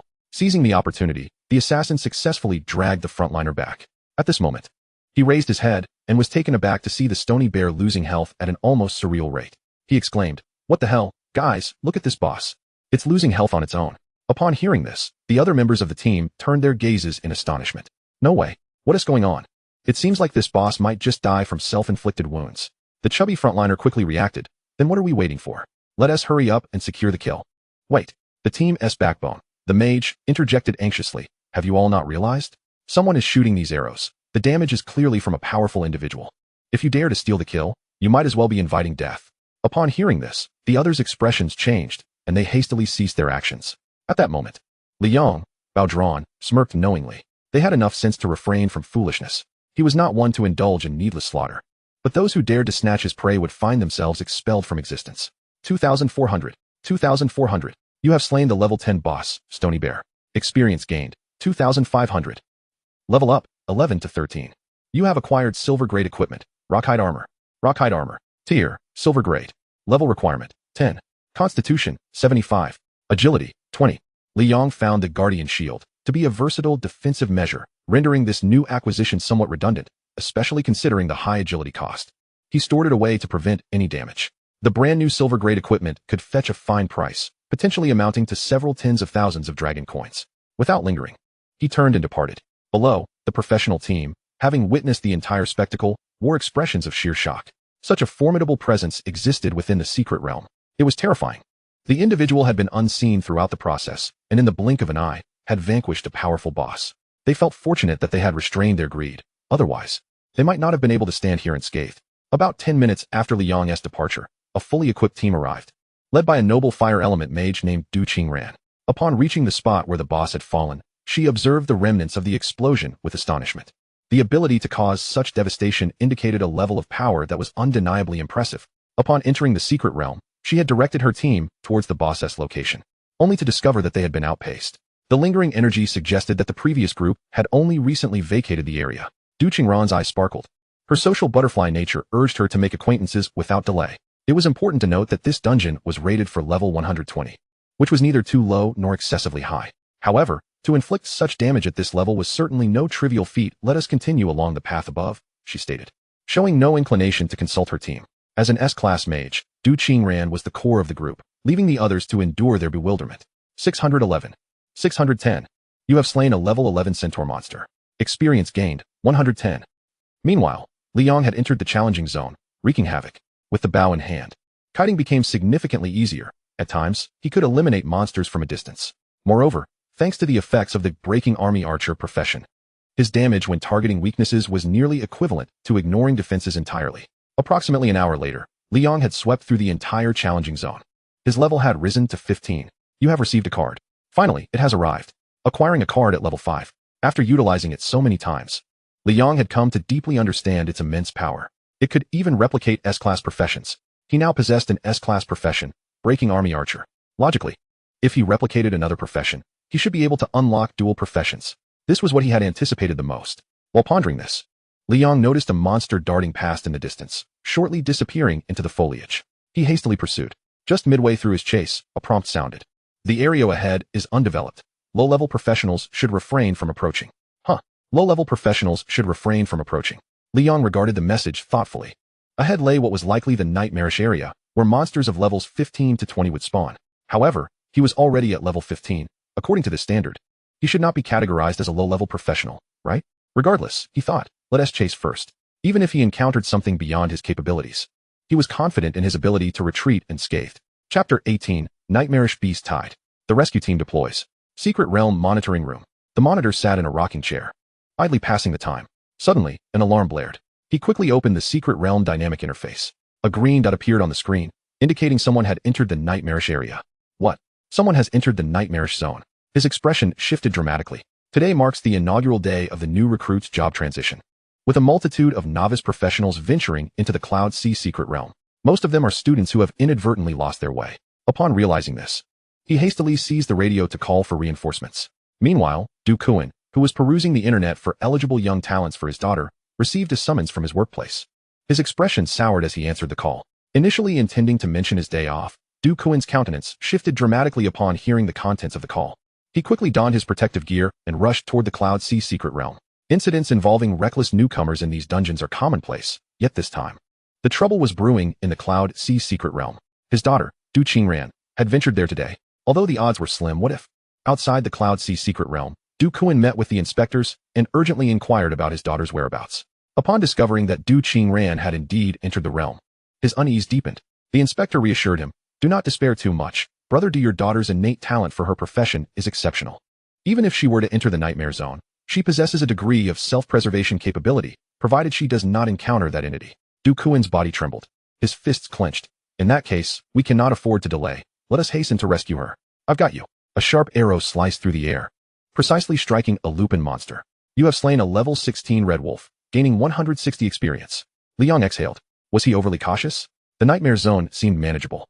Some minor foes were indeed quite easy to deal with, and the creatures here were relatively sparse, requiring a lengthy traverse to encounter one. In terms of monster density, it was even less than the preceding difficulty zone. Liang felt a twinge of disappointment. Suddenly, a cacophony of footsteps echoed in the distance, accompanied by a rising cloud of dust. After a moment, Liang focused his gaze, his eyes widening in disbelief. What was this? A beast tide? A small beast tide. He had only encountered this phenomenon in literature. No wonder the monsters he had encountered along the way were so sparse. It appeared they were gathering for a beast tide. Yet, could a level 20 dungeon spawn a beast tide? Typically, a beast tide is an aggregation of wild monsters that invade human settlements. Although considerably weaker than a true beast tide, this was still the nightmare zone, and the countless monsters within it were all no lower than level 15. If not handled properly, even those in their 20s could find themselves overwhelmed. Liang swiftly retreated a step. Should these creatures close in, it would take mere seconds before he was devoured, leaving not even a trace behind. He recalled the wisdom penned by a seasoned warrior. The sole method to combat a beast tide is to disperse it. What had caused this beast tide to coalesce? Liang concealed himself in the shadows, observing the swarm of creatures that resembled a locust invasion. After a considerable time, he finally spotted two unique elite monsters at the heart of the beast tide, wielding staves and directing the tide's movements. These creatures were quite diminutive, and Liang had initially overlooked them. If he could eliminate these two elite monsters, the beast tide would undoubtedly disintegrate. Liang drew his bow with precision. Once the tide was resolved, he released his arrow. The arrow, glowing red, sped forth toward the two elite monsters at the center of the tide. Clang! A sound of deflection resonated. The arrow was deflected, embedding itself in the ground with a resounding boom. Liang raised an eyebrow. A shield? The shield nullified his shot. No damage was inflicted, and thus his bloodthirst ability would not activate. Without hesitation, Liang opted to reposition. He maximized his speed. In such a life-and-death scenario, he could not afford to gamble. Upon realizing Liang's presence, the two elite monsters seethed with rage, brandishing their staves and sending waves of monsters to scour the vicinity. Yet they failed to detect that Liang had shifted positions, keeping them in his sights. Let us see how many arrows you can withstand. Whoosh! An arrow shot forth. Then came the sound of clashing metal. Another one. Whoosh! Another. Whoosh whoosh. As the arrows flew forth, the enhancement from his professional talent began to stack. Liang tirelessly changed positions to shoot. Finally, he heard the crisp sound of a shield breaking. Crack! His eyes gleamed with determination, and he seized the moment to unleash a barrage of arrows. Whoosh, whoosh, boom, boom, boom. 666. 667. The symphony of arrow winds and explosions crescendoed. Liang was exhilarated. Bloodthirst had activated. 3,000. 3,000. You have slain the level 15 elite beast controller, Black, gaining 3,500 experience. You have slain the level 15 elite beast controller, Dark, gaining 3,500 experience. Level up, 1517. With the demise of these two elite monsters, the remaining creatures became like headless flies, scattering in all directions.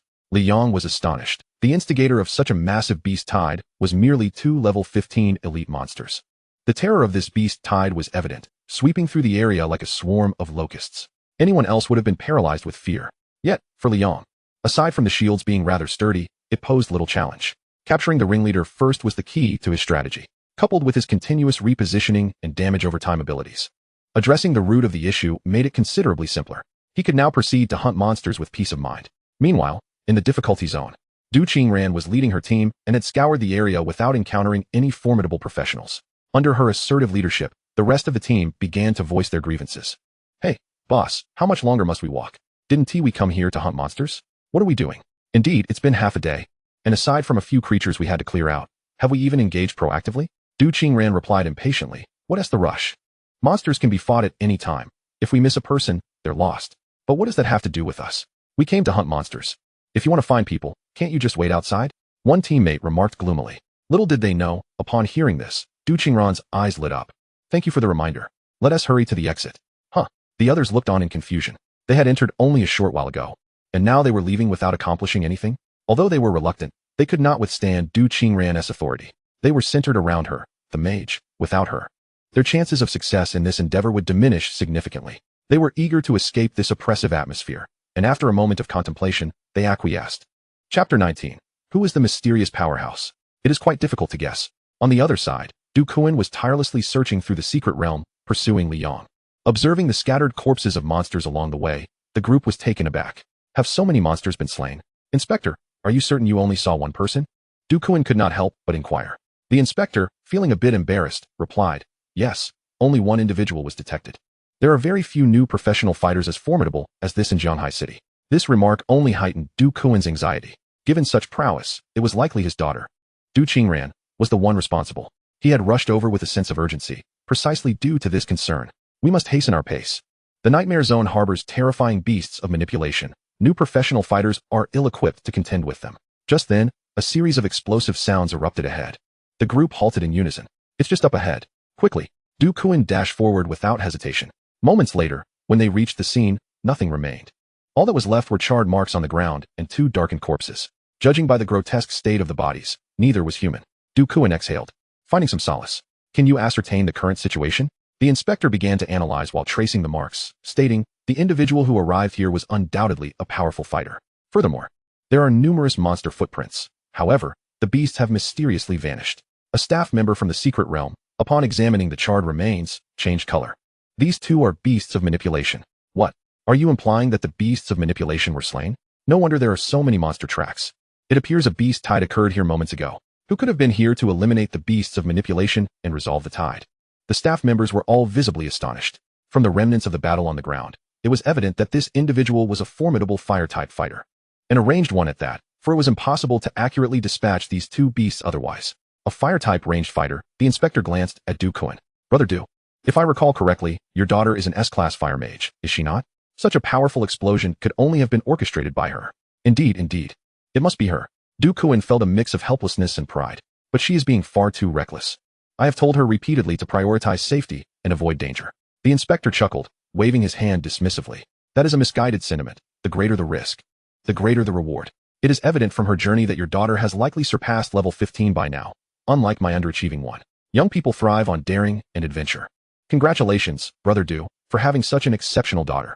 This achievement is not solely due to strength, but requires astute judgment and courage as well. Is your daughter available for matchmaking? I have a nephew with A-class talent. The atmosphere lightened considerably. Initially, they were anxious about the beasts of manipulation, which posed a challenge for novice fighters, yet they were astonished to discover they had been vanquished. Du Kuan felt a wave of relief wash over him. His daughter truly was a phoenix among mortals. Fortunately, she had distanced herself from that imbecile, Li Yong. That fool who could not even secure an SSS-class profession was likely still battling slimes. At that moment, Li Yong was in the midst of a slaughter. With the beast tide dissipated, the remaining monsters were like scattered leaves. As his level increased, the Nightmare Zone posed little challenge. Half an hour later, Li Yang's level had reached 20. It was only the first day. At this pace, he would likely reach level 40 in no time. The first promotion represented a significant enhancement for all fighters, potentially revitalizing even ordinary professions. Given his unique circumstances, what sights awaited him upon standing at the awakening platform once more? Only practical experience could provide that answer. As time passed, it grew late, and Li Yong headed toward the exit. Simultaneously, after an indeterminate duration, Du Kuan and the others were still attempting to locate Du Qingran's figure, yet they found no trace. How strange. We have searched thoroughly, and apart from the corpses of monsters, we have discovered nothing. Inspector, could you check again? Are there still people in the Nightmare Zone? Upon hearing this, the inspector produced a signal detector. Approximately a minute later, he declared, none. As of now, apart from us. There is no one else in the Nightmare Zone. What? Du Kuan's expression tightened. Could Qingran have encountered an accident? The inspector shook his head. That is unlikely. Given her current strength, which we have all witnessed, and the absence of signs of her having met with misfortune, it is highly probable that she has already exited. You are right. Let us return and see if we can establish contact from outside. Outside the secret realm, as Li Yong emerged from the teleportation, he immediately spotted Du Qingran waiting there. Initially, upon seeing someone emerge, Du Qingran approached with an expression of eager anticipation. However, upon realizing it was Li Yong, her face quickly darkened. Oh, it seems luck is on your side. You managed to return alive. It appears that 3 years of marathon training were not in vain. She remarked sarcastically. Li Yong, who had been in good spirits, frowned upon encountering her. Could it be that Du Qingran was waiting here solely to ridicule him? How distasteful. At that moment, Du Qingran impatiently exclaimed, "Move aside. Do not block the way. I am waiting for the one who slayed the stone bear in the secret realm." Upon hearing this, Li Yong raised an eyebrow. The one who slayed the stone bear? That sounds rather familiar. Detected S-class profession, explosive mage, can be copied. Li Yong felt a stir within. Copy. If she dared to insult him, he would retaliate. Copy successful. You have acquired S-class profession, explosive mage. Just then, the exit of the secret realm began to emit a blue light once more.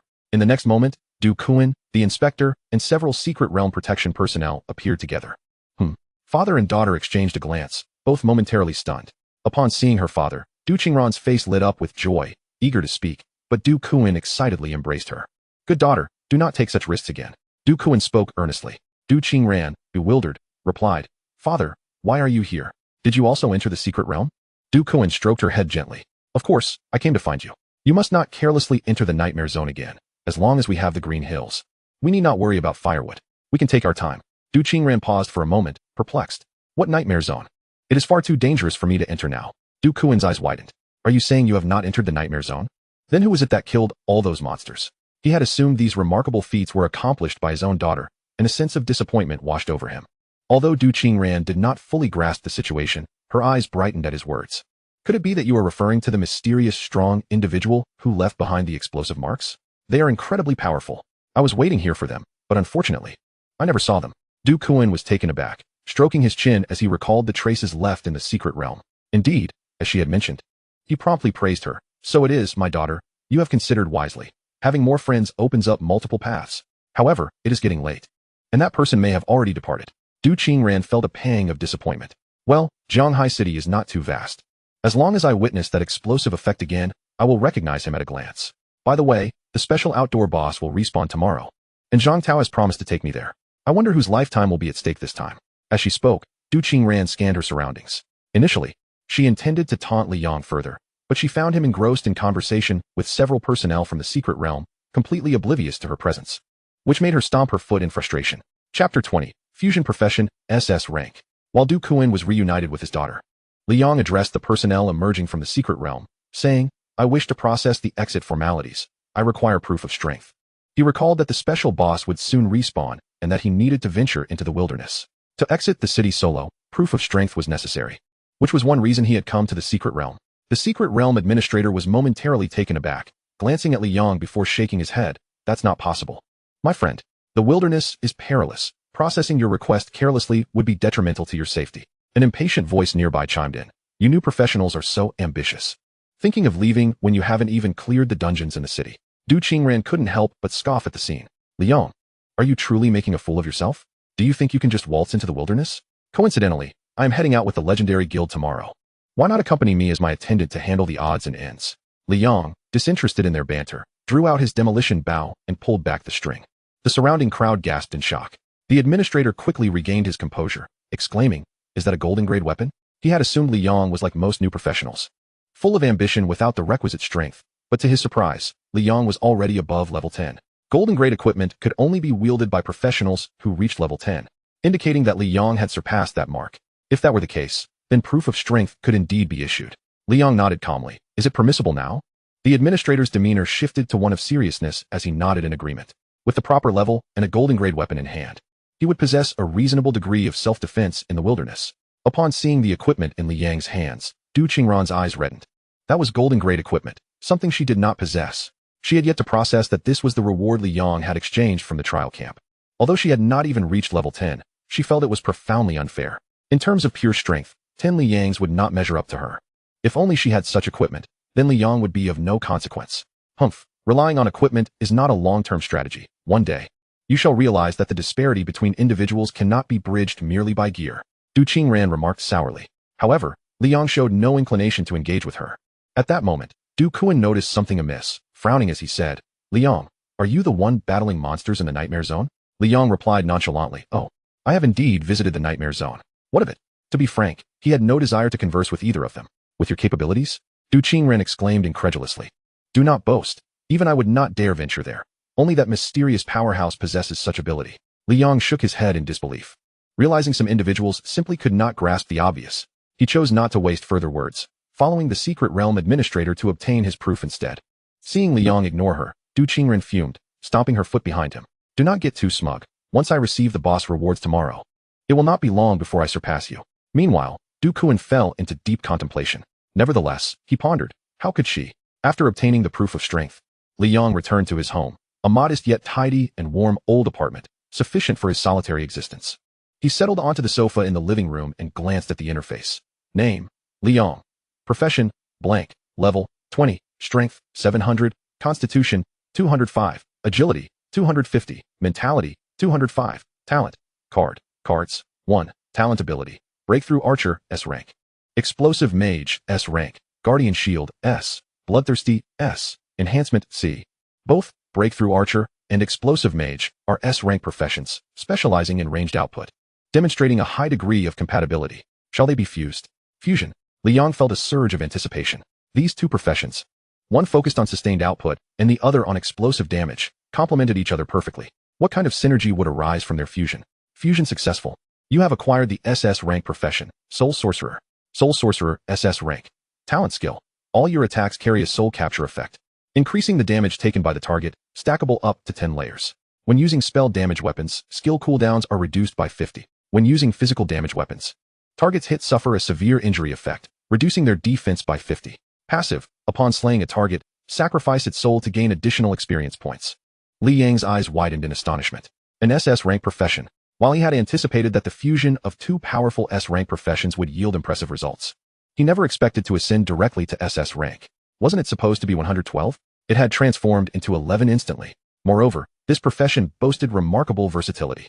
The talent skill was not only beneficial for mages, but also immensely practical for archers. Essentially, it rectified the critical shortcomings of both professions. More importantly, it offered an experience gain effect, allowing him to sacrifice the souls of slain monsters for additional experience. This implied that his leveling speed would accelerate. As levels increased, the required experience would also rise, making it progressively slower to level up in the later stages. However, in the early stages, the advantages provided by this ability would be utterly devastating. Being able to level up faster than others meant he could transition earlier and gain a substantial advantage in strength. Of course, the specific effects would only be revealed through practice. The following day, Liang rose early and made his way to the city gate without pause. Regrettably, despite his efforts to arrive ahead of time, he was met with the predictable sight of a throng of professionals queued to exit the city. Among them were even some who had been waiting since the previous night. There was no escaping the allure of the special boss in the wilderness, especially in such an openly advertised manner. Many sought to venture out for a gamble. Make way, make way. The legendary guild has arrived. Clear the path.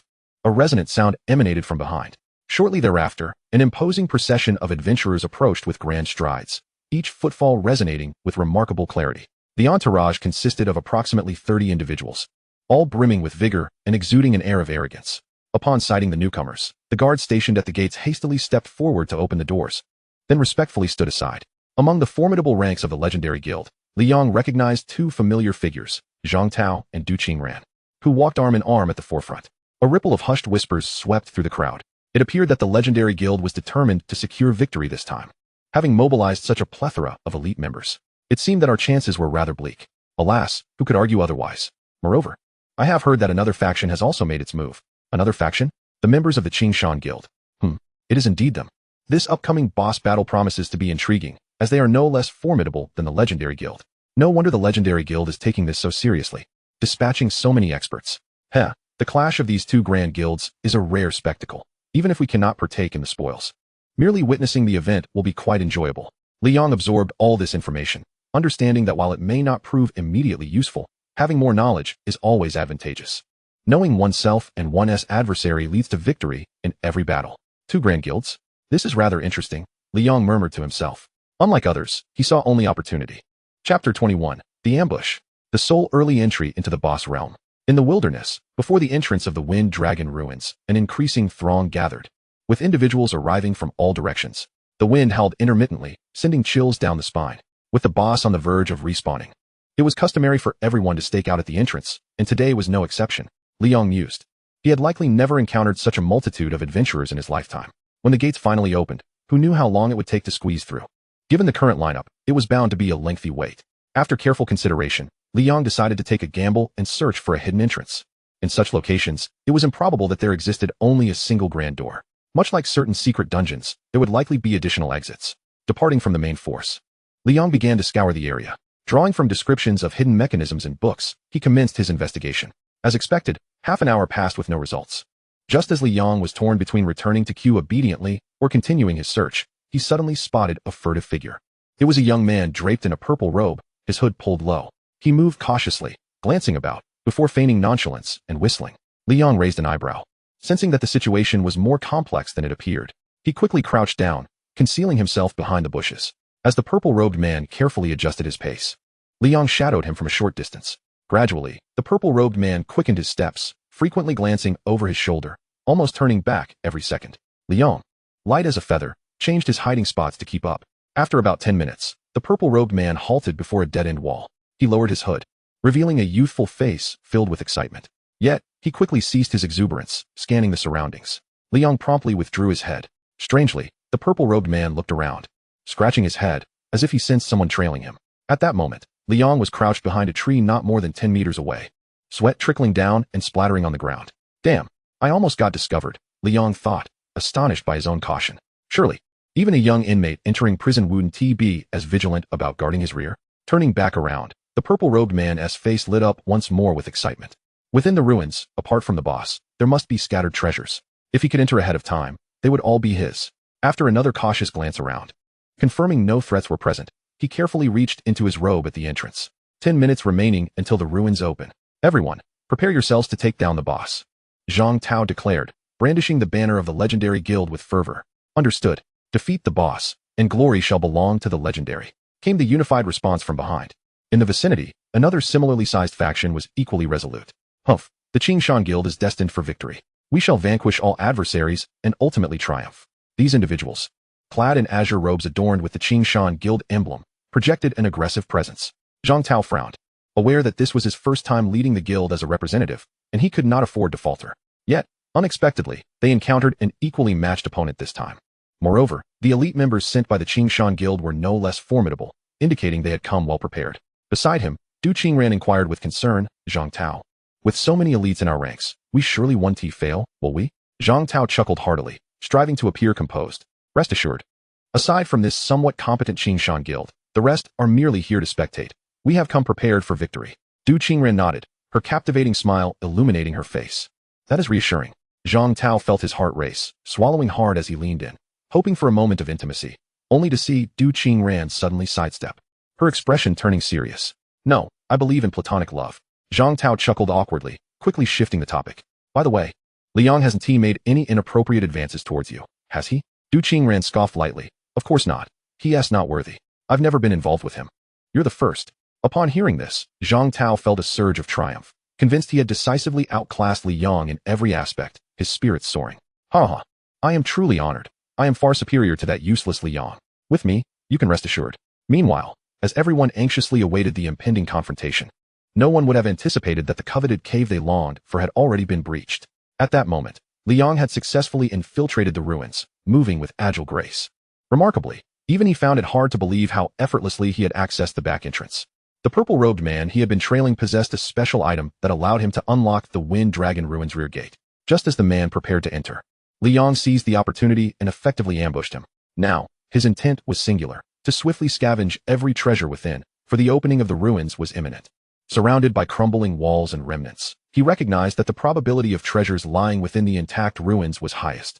However, he had no time to inspect each one meticulously and headed straight for the largest abandoned hall at the center. First, to claim the finest. Upon reaching the entrance, the ground trembled as if something were about to burst forth, compelling Liang to halt and take a step back. In the next moment, 3 protrusions suddenly erupted from the ground.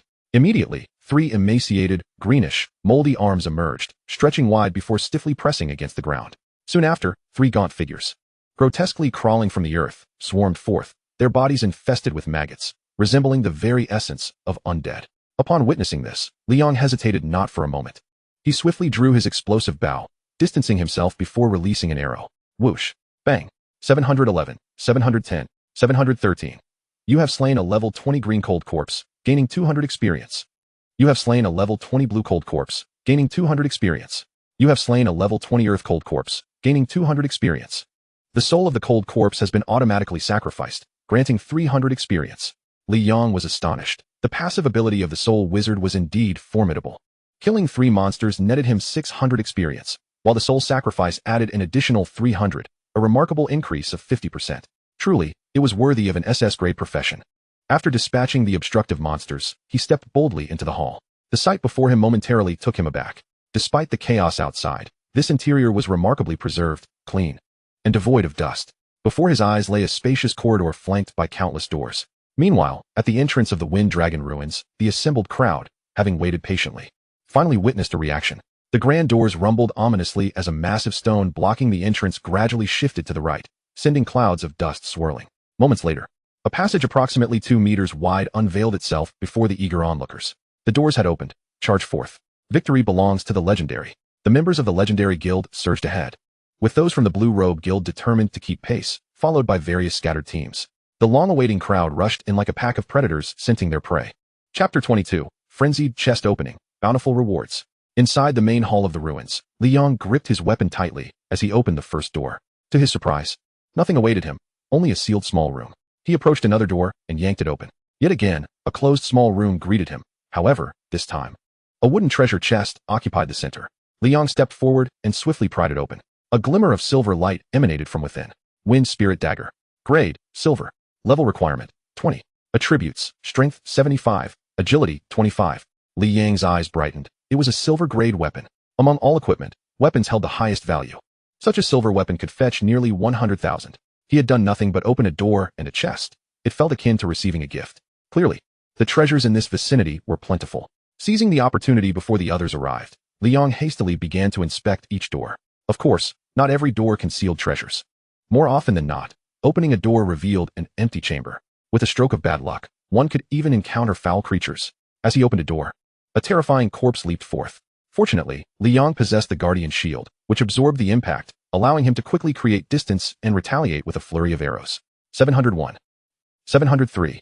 Enormous numbers flashed before him as the health bar plummeted until it nearly vanished. You have slain a level 20 green cold corpse, gaining 200 experience. Li Yong exhaled in relief. Was he being toyed with? Was this room, perhaps, a prison? With newfound caution, Li Yong tightened his grip on the Wind Spirit Dagger, readying himself for defense as he opened the next door. After a series of trial and error, he finally unveiled another treasure chest behind yet another door. Knight's Armor. Grade, Silver. Level requirement, 20. Attributes, Constitution 100, Agility 10. Time slipped away, and soon Li Yong had opened dozens of doors. He had encountered numerous empty rooms and slain many monsters, yet each treasure chest was a resounding profit. The loot consistently yielded silver-grade equipment. Frontline Leggings. Grade, Silver. Level requirement, 20. Attributes, Agility 75. Shadow Spirit Arm Guards. Grade, Silver. Level requirement, 20. Attributes, Strength 50. Arcane Gloves. Grade, Gold. Level requirement, 20. Attributes, Spirit 80. Equipment effect, increases magical damage by 25. Li Yong surveyed the items and adorned himself with them. Although their effects might not be immediately beneficial, the foundational attribute boosts were undeniably impressive. To his delight, he had even acquired a piece of gold equipment this time. Regardless of what lay ahead, he had already struck it rich. Equipping these items significantly enhanced his personal attributes. Concurrently, after slaying so many corpses and sacrificing their souls, his level had risen to 23. Name, Li Yong. Profession, blank. Level, 23. Strength, 780. Constitution, 335. Agility, 325. Spirit, 295. Talent, Cards. Talent Ability, Soul Wizard, SS Grade Profession. Guardian Shield, S. Bloodthirsty, S. Enhancement, C. After ensuring he had not overlooked any rooms, Li Yong approached the end of the corridor, where a staircase ascended. In that moment, he noticed a hole at his feet. It appeared to lead underground, with indistinct, chittering sounds emanating from within. Li Yong dared not gamble that it was merely mice. In this place, only monsters thrived. To descend would be akin to walking into a trap. After pondering for a moment, Li Yong approached an open treasure chest, using the dagger to slice off a thin wooden plank, which he then carried back. The hole was too conspicuous, it would be easily noticed, and such an obvious trap would not ensnare anyone. Swiftly, Li Yong placed the plank over the hole. Every competitor he deterred was a victory. He hoped the unfortunate soul who stumbled upon it would be light-footed. Amen. Calculating the time, the entrance to the ruins should have opened by now. Once everything was set, Li Yong circumvented the hole and ascended the staircase. Upon reaching the second floor, he found himself in a spacious, enclosed area where a pedestal stood before him. Upon this pedestal lay a cowhide scroll, rolled up and bound with a crimson ribbon. Just as Li Yong prepared to reach for it, a sudden sound of gears turning echoed through the chamber. Before him, the floor unexpectedly rose, and a platform emerged from below, revealing 5 figures of fishmen. With their zombie-like elongated teeth, azure skin, and fish-like lower halves, they wielded steel tridents. Cursed Fishman. Level, 25. Talent, Cursed Soundwave. Introduction. The fishman species possesses the ability to emit ultrasonic waves that curse their enemies, plunging them into a state of confusion. Li Yang's eyes sparkled with intrigue. This talent was indeed remarkable. The state of confusion, akin to burning, poisoning, or bleeding, is categorized as an abnormal status, yet it is far more lethal.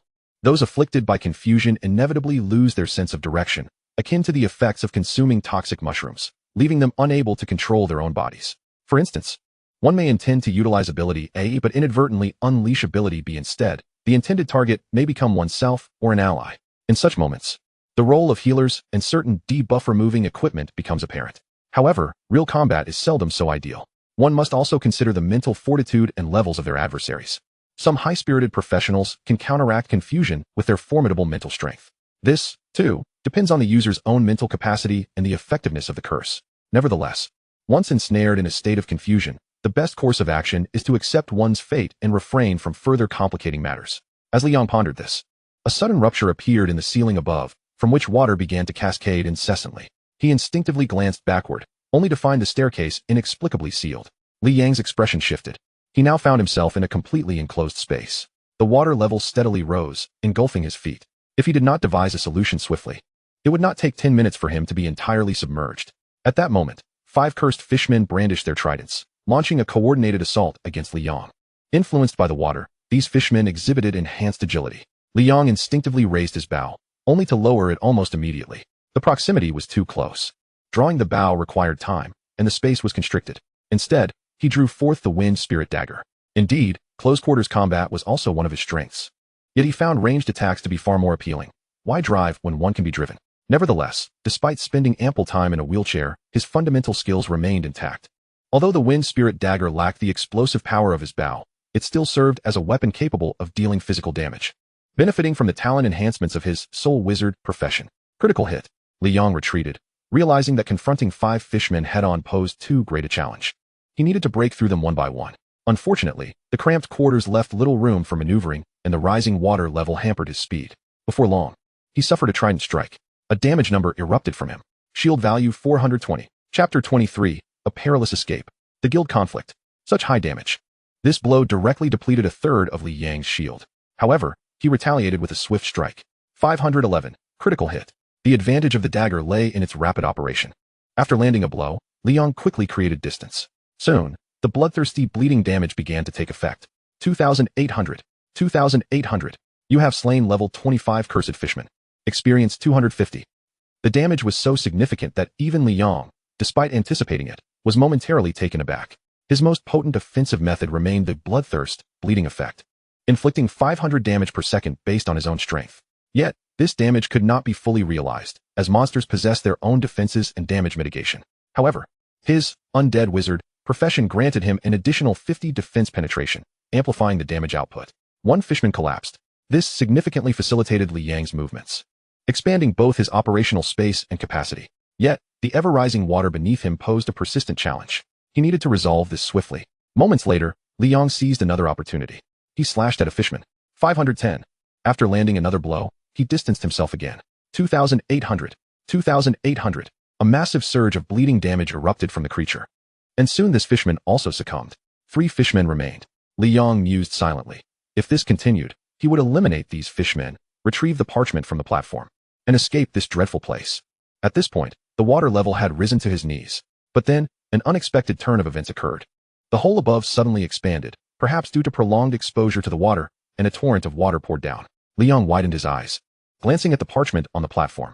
Was it waterproof? There was no time for contemplation. The water level surged rapidly, instantly submerging him to his waist. In stark contrast, the fishmen grew increasingly agile.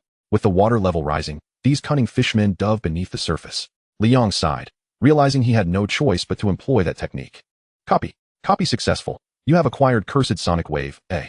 Upon copying the ability, Li Yong promptly chose to activate it. An interference wave emanated from him, rendering the surrounding air indistinct. The 3 fishmen, who had been thrashing their tails in the water and pointing their tridents at Li Yong, suddenly froze, their eyes losing their luster. Seeing this, Li Yong exhaled in relief. It worked. Taking a deep breath, he submerged himself, targeting the 3 disoriented fishmen, 1 dagger per fishman. 513. 510. 515. 2,800. 2,800. You have slain level 25 Cursed Fishman 3, experience 750. Sacrificed Cursed Fishman Soul 5, experience 600. Level up, 2,324. Excellent. With the additional experience gained from the sacrificed souls, his leveling speed noticeably accelerated. The formerly sluggish pace of advancement with rising levels had returned to its peak. After dispatching these fishmen, the staircase behind him opened. The floodwater flowed out through the opening. Li Yong breathed a sigh of relief as he approached the platform ahead, reaching for the parchment. After inspecting it, he was relieved to find its waterproof quality intact. It remained undamaged. Just then, distant voices and footsteps echoed from outside. With no time to linger, Li Yong stowed the parchment and sprinted back in the direction he had come. As the entrance to the Wind Dragon ruins opened, a throng of professionals surged into the ruins, dispersing in various directions. Some were elated, others envious, some collaborated, while others clashed. The competition for unclaimed treasures has always been thus. One must possess the skill to seize the treasure and the strength to protect it, otherwise, it is tantamount to suicide. The 2 major guilds, Legend and the Blue Garb, had their objectives clearly defined. Upon entering, they made a beeline for the grandest main hall at the center of the ruins. The combined strength and personnel of these 2 guilds constituted the most formidable force in this expedition. The remaining scattered teams dared not provoke them. Upon witnessing the 2 groups heading toward the main hall, they wisely chose to take alternate routes, scavenging the surrounding scraps instead. Within the ranks of the Legend Guild, Zhang Tao, walking ahead, wore a gloomy expression. It was evident that the members of the Qingshan Guild had firmly resolved to compete with them. Upon arriving before the main hall, both parties came to an unspoken halt, turning to face one another. The representative of the Qingshan Guild, a man in his 20s with flowing hair, donned a blue guild uniform. Zhang Tao boldly declared, attempting to assert dominance. Hey, if you know what is good for you, let us go in first. However, the representative of the Qingshan Guild merely scoffed. Oh, you're not so young anymore, yet your bravado is rather audacious. Why don't you make a move if you're so capable? Who's afraid of whom?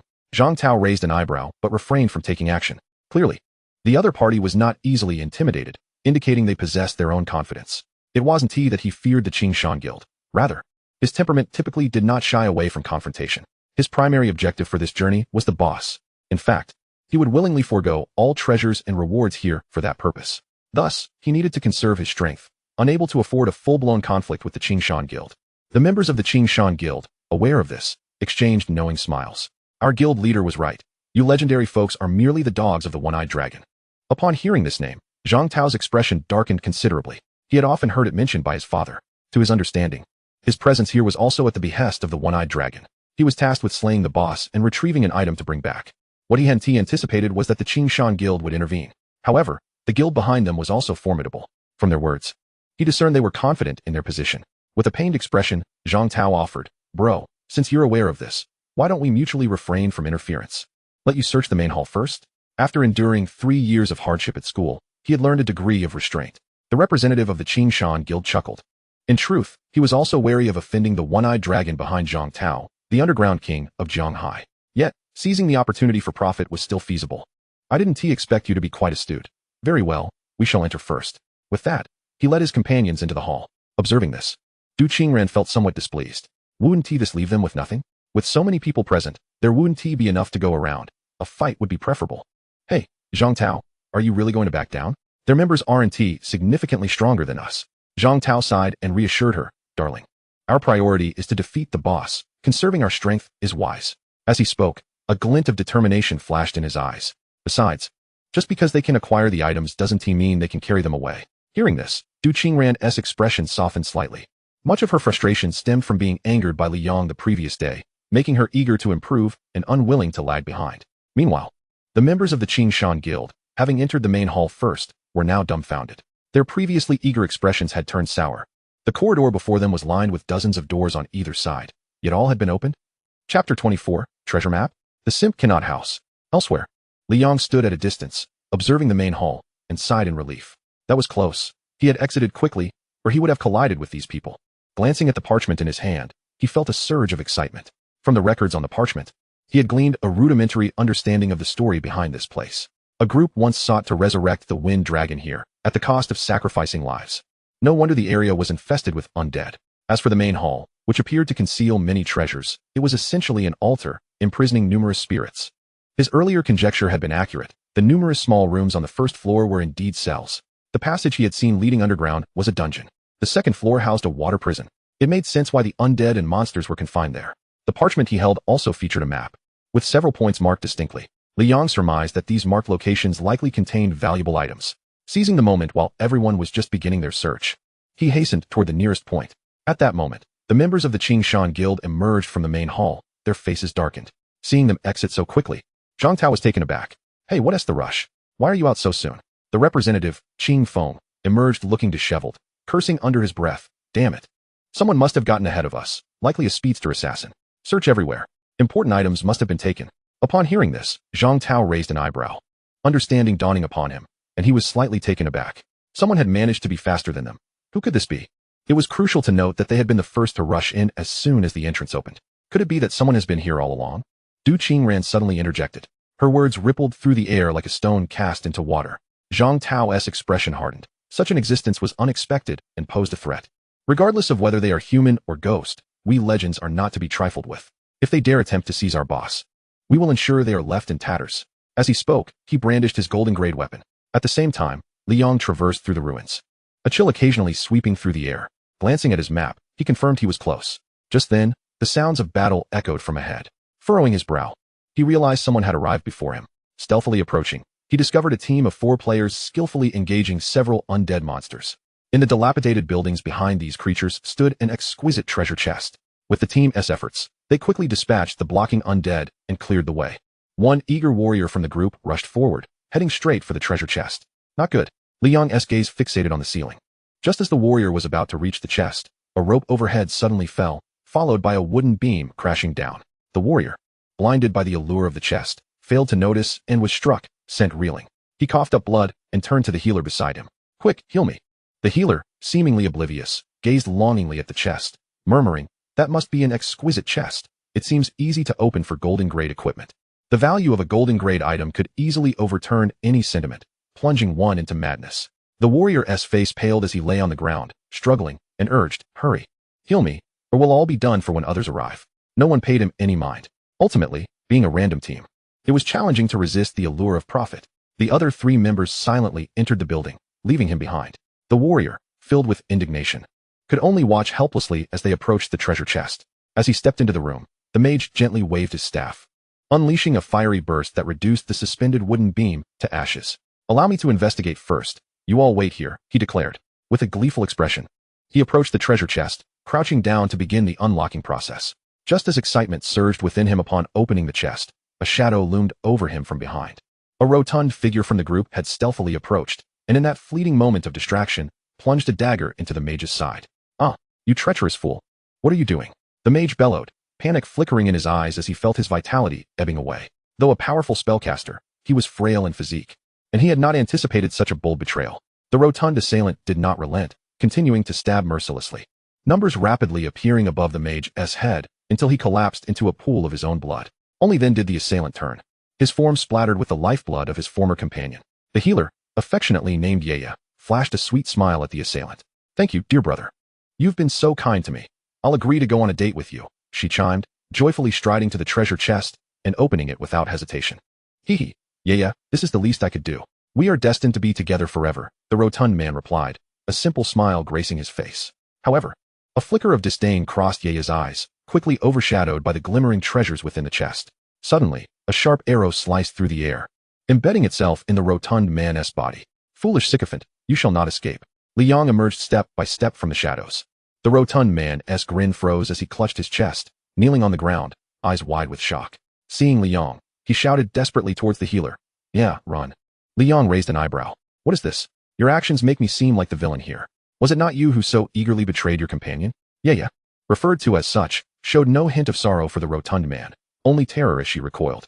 Who are you? She stammered. Li Yang remained silent, gliding past the rotund man, twirling his dagger with deliberate ease as he approached her.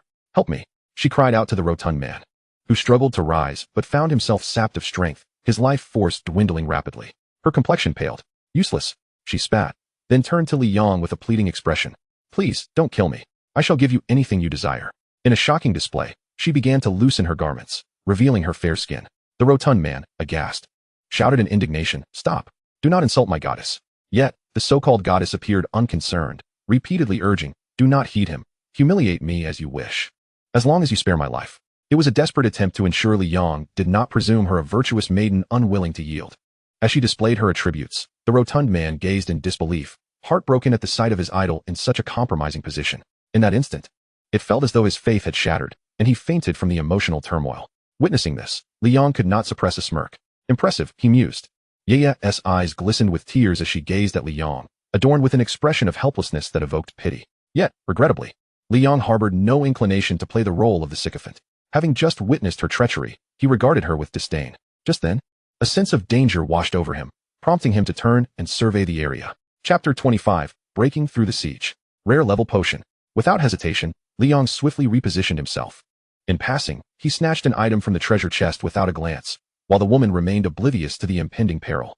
Believing Li Yong had succumbed to her charms, she felt a surge of happiness until a barrage of fireballs and arrows rained in from outside. Her face paled as she was engulfed by the assault. Ignoring the woman now riddled with arrows, Li Yong's gaze was fixed on the doorway.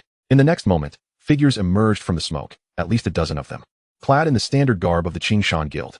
Li Yong narrowed his eyes. Though not all members had arrived, this contingent was formidable, akin to 2.5 fully equipped squads. "Ah, quick on the uptake, I see," remarked a burly man at the forefront, shield raised defensively toward Li Yong.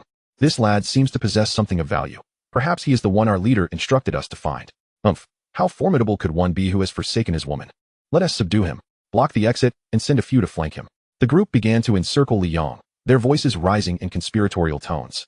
Li Yong shrugged nonchalantly. "What is the meaning of this? We harbor no enmity. Why resort to violence?" The burly man barked. "Hand over what you just took." Li Yong kept his head down, remaining silent.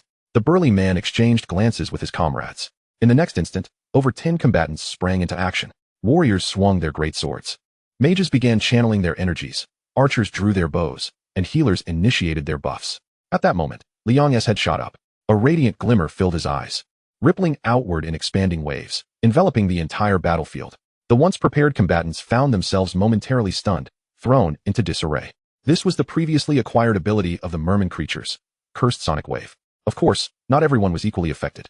Some higher-level individuals, or those equipped with items enhancing mental fortitude, merely experienced a brief lapse in focus. However, those ensnared in confusion began to perceive their allies as foes. "Ah, watch where you swing. Why are you attacking me? Stop. What in the world is happening?" Those still retaining their sanity were forced to contend with their irrational teammates. Unable to spare a moment to confront Li Yong exhaled, intrigued by the effectiveness of his ability. As he watched the chaos unfold, he casually stepped out of the door. Seeing Li Yang's intent to escape, the lucid members panicked. "He's getting away. Attack him, stay alert." A man, furious, struck a confused teammate across the face. Yet, the response was 2 retaliatory slaps. Have they all lost their minds? "Stop. What have you done to them?" Someone shouted at Li Yong, realizing the source of the turmoil. "What is this power? So rare. Who are you?" Li Yong did not respond, simply departing under their gazes, leaving them to engage in their own chaotic fray. Soon, reinforcements from the Qingshan Guild would arrive, and that would spell trouble. He currently has no intention of directly engaging in combat with a particular guild. After all, aside from himself, the primary competition here is between the Azure Rogue Guild and the Legendary Guild. The boss is yet to respawn. At present, the 3 factions are maintaining a delicate balance. Should this equilibrium be disrupted, it would merely allow another faction to reap the benefits. After distancing himself, Li Yong took out the items he had acquired from the chest and examined them closely. Earlier, he had been too hasty to take a proper look. Upon seeing the items, he raised an eyebrow. It appeared that this was not an equipment piece, but rather a type of item. It was a transparent vial, containing half a bottle of red liquid. Fury Potion, rare, consuming it instantly restores full health, increases damage reduction by 80, and can be used 3 times. Li Yong was taken aback. To his surprise, it was a rare grade potion. Thus far, the potions that humans have developed have only reached the rare grade. Therefore, any potion of rare grade, regardless of its effects, holds significantly higher value. Although it is a consumable, its true worth is by no means inferior to any piece of golden grade equipment. Major powers have consistently sought to acquire them in the market, and as of now, they are priceless. Indeed, the location marked on this parchment is a treasure trove. Li Yong was overjoyed. This was indeed a rare grade potion. What else might be in store? He hastened towards the other marked locations. Time was of the essence. If he dallied too long, someone else might snatch it away. Shortly thereafter, guided by the parchment's markings, Li Yong arrived at an abandoned clearing. He stopped beneath a colossal tree, gazing at the pile of disturbed earth and the gaping hole at his feet. He realized that someone had already excavated it. Had he arrived too late? Liang sighed. Just as he was about to pull out the parchment to check the next location, he suddenly heard the hurried sound of footsteps nearby. He remained composed, swiftly stowing the parchment and retreating behind the tree. Before long, he saw a man, bloodied and frantic, running back towards him, frequently glancing over his shoulder. Hot on his heels were several menacing professionals. Catch him. Don't let him escape. One shouted. That guy looks weak, but he is surprisingly fast. Liang raised an eyebrow. Surely, this was an odd time for someone to be chasing another unless there was something to gain. Liang surveyed his surroundings. This place was relatively secluded, unlikely to attract too much attention. The treasure beneath the tree had likely been taken by these individuals. Intrigued, he decided to follow them. Perhaps there was an opportunity to uncover something worthwhile. He promptly dashed after them. As he pursued, he observed the determined professionals closely. They appeared formidable, clearly in pursuit of something valuable, which explained their relentless chase. Just as he was deep in thought, the man in front of him suddenly vanished without a trace. Not a single breath remained. The professionals halted, bewildered. What the hell? Where did he go? Even Liang, concealed in the shadows, was taken aback. Was this some form of sorcery? In his last glimpse, he thought he saw the man donning some sort of item. Chapter 26. Almost mistaken for a monster spawn. A request from the team.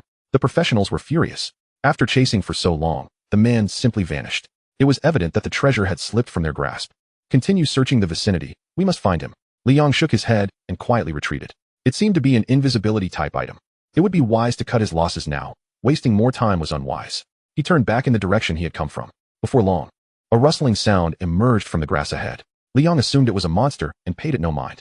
He raised his bow, preparing to shoot, when suddenly, a head emerged from the grass. Liang was taken aback and lowered his bow. Good heavens, nearly mistaking someone for a monster in a place like this. He approached and discovered two more figures lying within the underbrush. Two men and a woman, all appeared gravely injured. Upon seeing Liang, they wore expressions of fear and caution. A limping warrior struggled to rise, adopting a crooked stance as he brandished a silver spear. Liang stated calmly, I advise you to reconsider. I detest having weapons pointed at me. The warrior's hand trembled as he gritted his teeth and asked, Who are you? Where's Eru? Eru. If you are referring to the individual who was just pursued, I can assure you he is fine for the moment. The three released a sigh of relief, realizing Liang was not allied with their pursuers. However, their faces soon paled again. Eru was still being hunted. Damn it. He sacrificed himself to divert those ruffians for our sake. From their reactions, Liang deduced that they indeed belonged to the same faction and shared a bond that transcended mere temporary alliances. They were long-term comrades. He noticed them exchanging glances and whispering amongst themselves, though it was none of his concern. Liang turned to leave, but just as he was about to depart, a voice called out from behind him. Brother, please wait. It was the warrior's voice. Liang continued walking, feigning indifference. Please, can you save Eru? Liang paused, turning back with curiosity. Do you even comprehend what you are asking? The warrior's voice quivered. We are good friends, and if you are willing to assist us, we will do anything. If you can rescue Eru, all that we possess is yours. Liang glanced at the equipment worn by the trio. Frankly, it was rather mediocre, mostly black iron and silver, with not a single piece of golden equipment among them. His expression turned peculiar.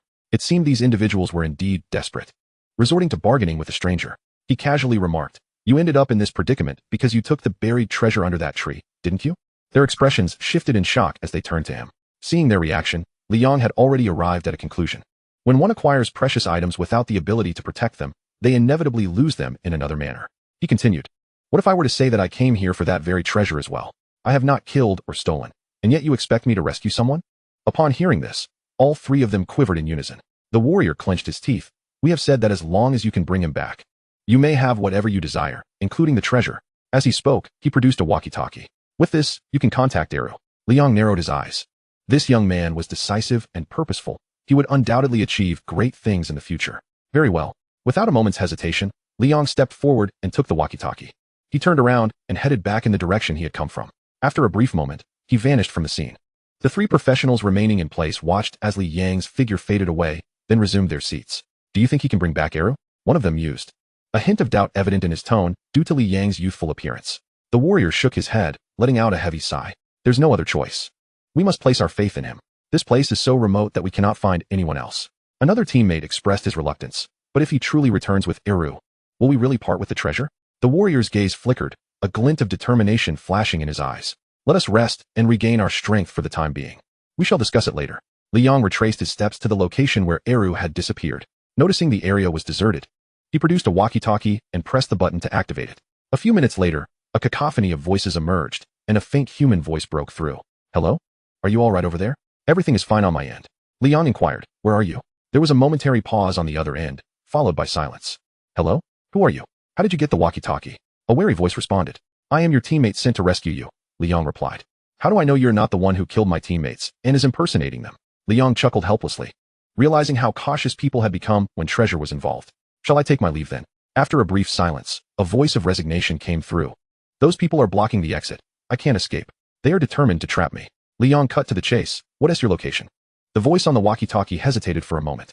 I'm at the intersection of coordinates, 1211, 2001. They are quite powerful, so be careful. Liang hung up the radio and made his way towards the coordinates. After a short distance, he indeed spotted several professionals blocking the path, squatting by the roadside and complaining. This brat can really run. We've been guarding here, and I can't believe he hasn't come out yet. We'll teach him a lesson for wasting our time. Humph, if we can get the treasure, it'll be worth it. That's a rare grade item. And it won't be easy to find again. Hearing this, Liang felt a stir of excitement. Rare grade items, indeed. The map was marked with valuable treasures. He boldly stepped out, his footsteps soon drawing the attention of the individuals ahead. Where did this kid come from? You gave me quite a scare. One of them exclaimed, initially startled by the noise, thinking a rival had arrived. However, upon realizing it was merely a boy, they sighed in relief. Get lost. This isn't a place for you. Go play somewhere else. Wait a minute, that kid's gear isn't half bad, remarked a man in the group, his eyes glinting with greed as he spotted the explosive bow at Liang's waist. Quick, let me see that. With an air of resignation, Liang covered his face. In the next instant, he suddenly lifted his head, his bright eyes peeking through his fingers, revealing swirling green ripples in their depths. A shockwave erupted, sweeping across the area. Chapter 27, The Squad Split. The Qingshan Guild comes knocking. Compared to the formidable Qingshan Guild, these wild teams were significantly weaker. The group fell into chaos instantly. Though it wouldn't cause any substantial harm, the psychological impact was profound. In genuine combat, even a moment's distraction could lead to total collapse. Liang calmly advanced, his dagger gliding effortlessly, blood splattering as he struck. 513, 515, 517. Realizing they were under attack, the disoriented individuals panicked. Without concern for who was who, they began to grapple with one another, inadvertently saving Liang the effort of subduing them. Stepping aside, Liang took out his radio and made contact. About a minute later, the call was connected, and Eru's voice came through. What's the situation? Have you seen those people? Are they still guarding the area? You can come out now, Liang replied coolly. The voice on the other end fell silent, perplexed. What do you mean? I've taken care of them. You can come out now, Liang reiterated.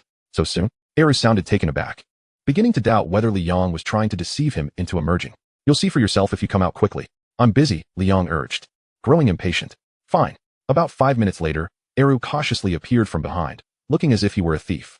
Liang waved him over. Upon seeing that the intersection was indeed deserted except for Liang, Eru quickened his pace, astonished at the sight of the professionals lying on the ground. This was a full team of powerful players. They wouldn't have been so easily defeated otherwise. Did you do this all by yourself? Eru asked, filled with respect. Liang remained non-committal, moving forward. Hurry, your teammates are still waiting for you. Eru nodded hastily and followed. On the way, he expressed his gratitude. Thank you for your assistance. It's quite surprising that someone with your strength came to rescue me. Liang merely nodded, eager to complete the mission. As they walked, Eru seemed conflicted. Just before reaching their destination, he took a deep breath as if making a significant decision. He halted and said, if it weren't for you, I wouldn't know how to escape. Thank you again for saving me. I don't have much, but please take this. With that, he retrieved an exquisite cloak from his backpack. Invisibility cloak, rare, functional item, effect, grants invisibility for 1 minute upon wearing, cannot be observed, cooldown of 10 minutes. Oh, Liang raised an eyebrow upon seeing the item. This effect sparked a bold idea in his mind, though he hesitated to voice it. Ahem, 1 minute is too short. He glanced at Eru, who appeared to be grappling with his emotions, as if he had lost his soul. Not bad. This Eru may be a bit rough around the edges, but he is quite sensible and can resist temptation. He hasn't even brought it up himself. Eru, with a pained expression, spoke up. We originally planned to hand this item over to the Qingshan Guild. If we did, we might have qualified to join the guild. Please take it quickly. I'm afraid I'll regret it. Liang chuckled softly and accepted the cloak. Eru's reasoning was quite rational. In this world, solo players often found it challenging to survive. When valuable items surfaced, they rarely got a chance, only able to scavenge the scraps. Aligning oneself with a powerful faction was a comfortable shortcut. Just then, a commotion erupted ahead, sounding like at least a dozen people. The noise grew ever closer. Eru's expression changed. That direction, my teammates are still ahead. I hope nothing has gone wrong. However, it was not long before several of his teammates appeared. They seemed to have mostly recovered their condition. Eru let out a sigh of relief, his face brightening with joy, just as he was about to approach them. But then he noticed that a group of unfamiliar faces was following closely behind his teammates. As he watched the slowly emerging figures, Liang furrowed his brow. He seemed to have seen them somewhere before. Ah yes, they were members of the Qingshan Guild. Had they actually come looking for him? Eru stepped forward to reunite with his teammates, casting a puzzled glance at the newcomers. Upon closer inspection, his eyes lit up. He recognized the attire of these individuals as belonging to the Qingshan Guild. This was the guild he had longed to join, one he thought of constantly. His teammates were also elated and exclaimed to him, Eru, it's wonderful that you're safe. Are we truly fortunate enough to join the Qingshan Guild? What? Eru exclaimed with delight. Just as he was about to inquire further, the squad leader of the Qingshan Guild approached, impatiently shoving him aside and striding toward Liang while sneering. You little brat, I finally caught you. You were quite swift on your feet. Eru froze, sensing something was amiss, and urgently asked his nearby teammate, what is going on? The warrior, brimming with excitement, recounted the events. Shortly after Li Yang's departure, a group from the Qingshan Guild had arrived, inquiring about a certain individual. Based on the descriptions provided by the guild members, they quickly deduced that it was Liang. They then divulged everything in detail. With each revelation, Eru's expression darkened. He noticed that the other teammates were reveling in their good fortune, their faces alight with excitement. Unable to contain himself, he finally spoke up. How can you all do this? He has helped us after all. How can we repay kindness with betrayal? The warrior, however, was displeased and retorted. He hasn't helped me at all. Stop this nonsense. If we miss this chance, we may never have another opportunity to join the Qingshan Guild. You know how difficult it is to remain a lone wolf. Are you truly willing to live in obscurity for the rest of your life? The other two teammates chimed in. Eru, have you lost your mind? Or are you just scared? You were the one who told us how powerful the Qingshan Guild is and how great the benefits are. Eru's complexion turned pale. It dawned on him that the teammates he had thought shared his ideals had such vastly different perspectives. Shaking his head, he stepped back. No. I wish to join the Qingshan Guild, but not in this manner. I cannot betray the one who saved me. With that, he turned and ran back towards Liang. Hey, are you crazy? The warrior exclaimed. You little brat, come back. Is it worth it for a stranger? Eru did not look back as he returned to Liang's side. Observing the scene, his teammates could only feel frustrated with his choice. This is your decision. Are you truly going against the Qingshan Guild? Huh, you're asking for death. Damn it, just don't drag us down with you. As Eru approached again, Liang was momentarily taken aback. Wait, why have you returned? Aren't you going with your teammates? Eru shook his head resolutely. I cannot betray you. Liang was at a loss for words, chuckling in disbelief. Dude, I was planning to slip away using my cloak of invisibility. And then you suddenly come back to stand with me. What am I supposed to do? Just leave you behind? That would be utterly dishonorable. As he gazed at the menacing figures of the Qingshan Guild, Liang's expression hardened. It seemed that a confrontation was unavoidable. He was not one to be easily subdued. Chapter 28, Cloak of Invisibility, Decimating the Qingshan Guild. The leader of the Qingshan Guild, Wang Mang, stepped forward, arrogantly declaring, You little brat, I know you possess some sort of chaos-inducing item. I advise you to hand it over willingly, along with the treasures you acquired. None of those belong to you. Liang scoffed. If your guild is filled with individuals like you, then you truly are fortunate. Wang Mang's eyes narrowed dangerously. You're seeking death. Without further ado, Liang activated Curse Soundwave once more. A surge of sound waves expanded instantly. Wang Mang scoffed, Fool. Do you really think we would fall for that again? He waved his hand. Purification. A teammate behind him thrust a staff into the ground, causing a blue array to manifest on the ground, enveloping everyone within it. Liang's soundwave attack was instantly nullified. Oh, Liang squinted, realizing they had come prepared. Ha. Wang Mang laughed triumphantly. Is that all you've got? Without that trick, any one of us could squash you like an ant. Prepare. Let us crush this fool. This is the fate that befalls those who oppose the Qingshan Guild. Liang's gaze turned icy as he drew his explosive bow. Eru, frowning, sought an opportunity to mediate. Observing the situation spiraling out of control, he hurriedly approached Wang Mang and said, Great leader of the Qingshan Guild, is there a misunderstanding? With so many powerful individuals on your side, why resort to violence? Peace is of utmost importance. Peace is of utmost importance. Ha. Wang Mang laughed derisively, commanding, Take this idiot down as well. You had your chance but didn't take it. Now that you can't win, you preach about peace? Step aside, Eru. Seeing that he could not persuade them and fearing for his own safety, Eru anxiously retreated. Liang then donned his cloak of invisibility. In an instant, his figure vanished from sight. The archers who had been ready to fire were momentarily stunned. What the hell? He disappeared? Where did he go? Did he run away? Once they regained their composure, Wang Mang gritted his teeth. Damn it. This kid has quite a few tricks up his sleeve. We must eliminate him. Those items belong to the Qingshan Guild. First, let us capture his companion. I want to see if he dares to show himself. With that, the Qingshan members locked onto the bewildered Eru. No. When the onslaught was truly aimed at him, panic set in. Unlike Liang, who had an abundance of skills and was unperturbed in the face of adversity, Eru simply curled up and fled in a panic. At that moment, a sharp silver arrow shot forth from the void, accompanied by a piercing whistling sound. Wang Mang was taken aback. The arrow was aimed directly at him. But he had no idea from where it had been shot. It was too sudden. He hastily stumbled backward, losing his balance and falling to the ground. Fortunately, the arrow struck the ground between his legs, embedding itself in the dirt mere centimeters from his groin. Wang Mang, drenched in sweat, stammered, "Ha ha ha, it missed, nothing more." But shortly thereafter, observing the trembling arrow, a sense of foreboding washed over him. No, it can't be. Bong! A resounding explosion erupted. Smoke billowed into the air, enveloping the scene in a haze. The members of the Qingshan Guild were thrown into disarray. Boss, are you alright? Where are you, Captain? Wang Mang's anguished voice echoed from within the smoke. Ah, this explosive effect must be from a golden tier weapon. We must capture that little brat. By heavens. The boss has become a mere chicken. At that moment, a flurry of arrows came soaring through the air. Whoosh, whoosh, whoosh, bang, bang, bang. Each arrow unleashed a devastating area of effect explosion. Wang Mang and his companions hastily dispersed, no longer daring to remain clustered together. The healer's staff was already emitting smoke, and the entire team was thrown into disarray. Meanwhile, Eru and his fellow teammates stood dumbfounded at the sight.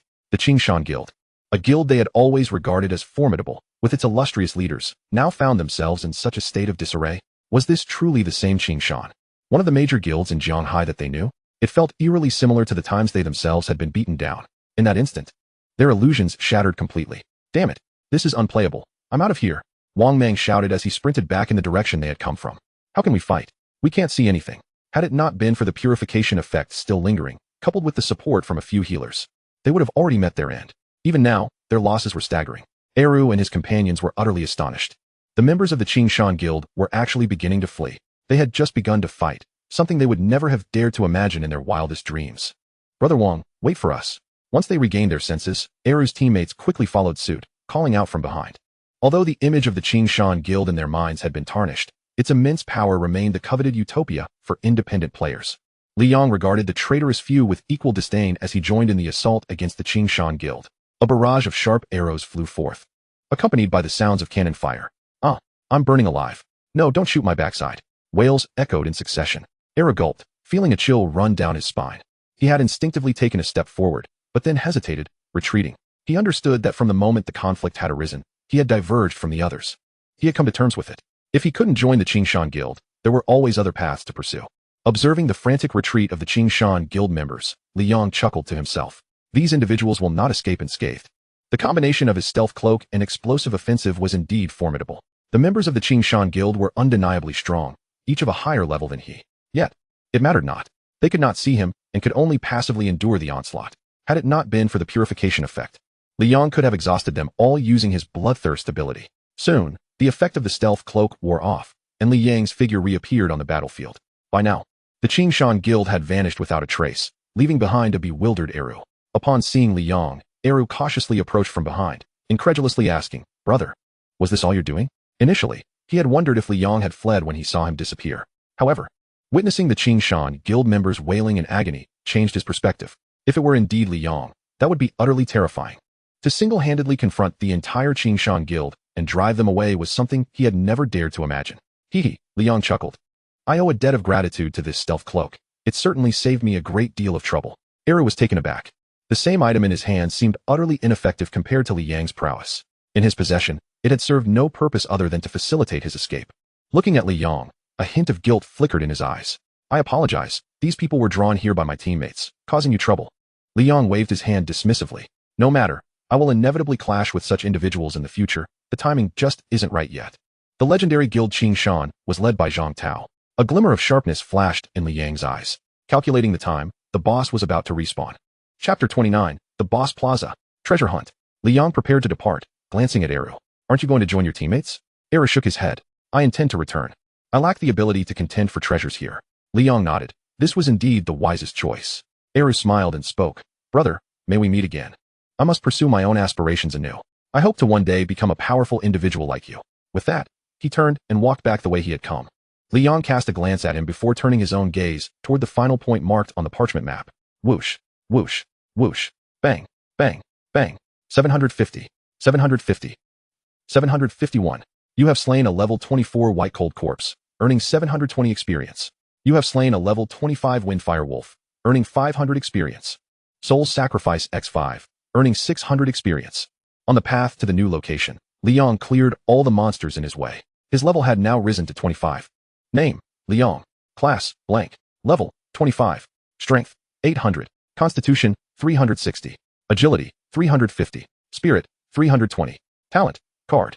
Talent abilities, Soul Sorcerer, SS class. Guardian Shield, S. Bloodthirst, S. Cursed Soundwave, A. Enhancement, C. Cards, 1. Exhaling deeply, Liang mused that as long as he continued to grind and level up, he would eventually achieve card freedom. Of course, having come this far, he was determined to seize the treasures as well. One might wonder, could it be possible that my performance might capture the attention of some powerful being, perhaps a genius of the SS class, and allow me to replicate their abilities? Cough. Cough. Liang chuckled, shaking his head. At just level 25, having not even reached the first promotion, who would take notice of a mere nobody like him? It was better to focus on leveling up to the first promotion and making a name for himself on the newcomer rankings. There were reportedly generous mysterious rewards for those who did. Liang continued towards his target location, having already delayed for quite a while. He hoped he hadn't attracted any unwanted attention. As he approached the final point, Liang was astonished to find the number of people increasing along the route. It seemed that he could scarcely take a few steps without encountering other parties of adventurers. However, in this place, everyone shared a common goal, to hunt monsters and seek treasures. Conflicts between players were rare, occurring only during treasure disputes. The majority were quite cordial, seeing Liang alone. They did not utter any unkind words. Some even greeted him with enthusiasm. Brother, are you alone? Care to join our party? We can split the loot evenly afterward. In such instances, Liang politely declined. Hey, young man, how's your haul? Found any treasures? Liang found it absurd. Dude, that's a rather blunt question, isn't it? A normal person wouldn't just say they have treasures. Your inquiry feels more like a fishing expedition than anything else. Liang continued on his path. As he neared his destination, he was taken aback to discover. Isn't this the boss square? Liang pondered, astonished to find that the last location marked on the parchment map was indeed where the boss respawned. This could either imply that defeating the boss would yield valuable treasures, or perhaps not. After a moment's contemplation, he shook his head. No, that seems a bit superfluous. Surely, something precious must be concealed nearby. He ascended to a vantage point overlooking the boss area. Below, the main members of the Qingshan Guild and the Legendary Guild had already gathered, anxiously awaiting. Liang furrowed his brow. This posed a considerable challenge. If there were indeed treasures to be claimed, it would be prudent to seize them immediately. Otherwise, when the boss respawned and the battle commenced, there would be no time left to retrieve anything. However, with so many people present, stealthily acquiring the treasure would prove to be quite difficult. Moreover, he couldn't ascertain whether it had already been taken. The presence of the Qingshan Guild members only intensified his apprehension. If they recognized him, there would be no mercy. A glance at his concealed cloak revealed that the cooldown period had expired. Very well, I shall take a quick look, swift in, swift out. Even if discovered, escaping should not pose too much difficulty. At that moment, within the boss square, Zhang Tao's expression fluctuated between anger and frustration as he addressed the representative of the Qingshan Guild. Brother Qingfeng, did we not agree that the boss would be left to us, the Legendary Guild? What is the meaning of your gathering here? Qingfeng scoffed, visibly displeased. We just finished a fruitless expedition in the main hall, searched high and low, and even had a teammate fall into a dungeon due to some wretched soul blocking the entrance with a plank. We cannot leave empty-handed, can we? Zhang Tao's temper flared. So, you intend to go back on your word and snatch our boss? Do you truly believe the Legendary Guild will cower before you? Huh, what nonsense. What do you mean your BOSS? This is a public resource, shared by all. Do you truly wish to make enemies of the entire world? Zhang Tao was momentarily rendered speechless and grew anxious. This was not merely a mission assigned by his family, it was his debut performance. And there could be no room for error. Moreover, Du Qingran was watching closely. Noticing her visibly displeased expression made Zhang Tao's heart sink. I am not some incompetent fool like Liang. With this thought, he steeled himself. This was indeed his domain. What do you propose? The Legendary Guild neither instigates trouble nor fears it. This boss is ours. Upon hearing this, the members of both guilds swiftly adjusted their stances, weapons drawn, tensions rising palpably. Observers in the vicinity took several steps back, preparing for the spectacle. Qingfeng shook his head and sighed. Young people should not be so impetuous. Constant fighting is not the answer. The dynamics between two major factions are not a child's play. Not every issue can be resolved through combat. Though our relationship has not been particularly pleasant, we can still cooperate. Zhang Tao raised an eyebrow. How do you propose we cooperate? The boss is about to spawn. Reluctantly. He did not wish for conflict at this moment. Qingfeng suggested, let us join forces to defeat the boss together. It will be more efficient. And we need not worry about unforeseen complications. We can share the rewards afterward. What do you say? Zhang Tao frowned, clearly reluctant. Eventually, several core members from his guild approached and counseled him, allowing his expression to gradually soften. Fine, We can cooperate, but that treasure must belong to us. Qing Feng waved his hand dismissively, responding, no problem. He was well aware of what Zhang Tao referred to. To be candid, that treasure was indeed quite precious. But the risks it entailed were not something an ordinary person could manage. An innocent man, yet burdened by the weight of his possessions. The Qing Shan Guild lacked the capacity to safeguard it. The legendary guild was merely a pawn in a much larger game, orchestrated by the madmen of the underground kingdom led by Jiang Hai. With Qing Feng's agreement, Zhang Tao breathed a sigh of relief. However, Du Qingren huffed in discontent, turning her head away. Well, this is splendid. Now we shall have to part with half of it. Her impression of Zhang Tao diminished considerably. After all, she was accustomed to being the one who divided the spoils. At that moment, she recalled the mysterious powerhouse she had encountered in the Yunhai secret realm the previous day. Her eyes sparkled. That individual was far superior to Zhang Tao, undoubtedly a youthful prodigy, and likely a male. Chapter 30. The arrogant Du Qingren, boss respawn. At this moment, Liang found himself at the edge of the boss square, blending in with the crowd. Observing the two guilds opting for cooperation, he frowned slightly. This complicates matters. Initially, he had hoped for a confrontation, anticipating that he could take advantage of the chaos. It appeared that the difficulty had escalated. Regardless, the immediate priority was to locate the remaining treasure. Cloaked, Liang navigated through the throng, finally pausing before a massive outdoor stone. This was a large slab of white marble, its surface smooth and adorned with intricate patterns, suggesting it had been deliberately polished. Atop the stone sat several adventurers. Evidently a small team. Li Yang's heart skipped a beat, thinking, surely, these individuals have not already discovered the treasure? But then he reconsidered. If they had indeed found it, they would not be lingering about in such a manner. This indicated that there was still hope. Given the crowd, approaching directly would undoubtedly incite unnecessary trouble. He would have to devise another plan. Li Yang strode forward, soon attracting the attention of the group. Initially, they regarded him with suspicion, but as he drew nearer, one of them spoke up. Hey, little brother, are you here alone? A burly man inquired, his gaze scrutinizing Li Yang warily. Judging by his physique, Li Yang appeared to be quite young. However, the cloak obscured his features, creating an instinctive aura of danger. In the world of adventurers, who does not harbor a sense of caution? Li Yang lowered part of his cloak, revealing an innocuous smile. I'm a bit thirsty. May I trouble you for a cup of water? The burly man hesitated, signaling to a mature woman beside him. The woman smiled warmly, pursing her crimson lips, and enthusiastically retrieved a bottle of mineral water from her bag, tossing it to him. Here you go, little brother. Li Yang caught it without hesitation, unscrewing the cap and drinking deeply, feigning desperation. He aimed to achieve his objective quietly, avoiding drawing attention. Observing this, the small team relaxed. Seeing Li Yang so readily trust a stranger and drink from their offering disarmed their suspicions. Ah, just a naive child. Yet, unbeknownst to them, Li Yang was unconcerned about any potential poison. With the presence of his guardian shield, he was immune to all toxins. The mature woman chuckled softly, beckoning, drink slowly. Come sit over here. As she spoke, she shifted to make space for him. Li Yang nodded and moved forward to take a seat. My name is Yanzi, and this hefty fellow beside me is Shirley. The two individuals flanking us are De Tian and Xiao Tian, a pair of brothers. The mature woman introduced us with familiarity. Our group comprises 4 members, 3 men and 1 woman, all seemingly approaching their 30s. Li Yang nodded in acknowledgement, deeming this quite normal. We were in the wilderness, after all, where most individuals were seasoned members of society. In contrast, a young man like him was indeed a rarity. I am Yang Li, Li Yang stated, drawing his cloak over himself once more. Observing his actions, Yanzi appeared puzzled. Why are you draped in that cloak? Won't it be stifling? Li Yang smiled and replied, actually, I am being pursued, hence I must remain incognito to avoid recognition. Ha ha. Shirley boomed with hearty laughter. You certainly have a way with words, lad. Who would say such a thing while on the run? That's akin to a wealthy person openly declaring their riches. The others joined in the merriment, their spirits lifted. Li Yang offered a slight smile, but refrained from commenting further.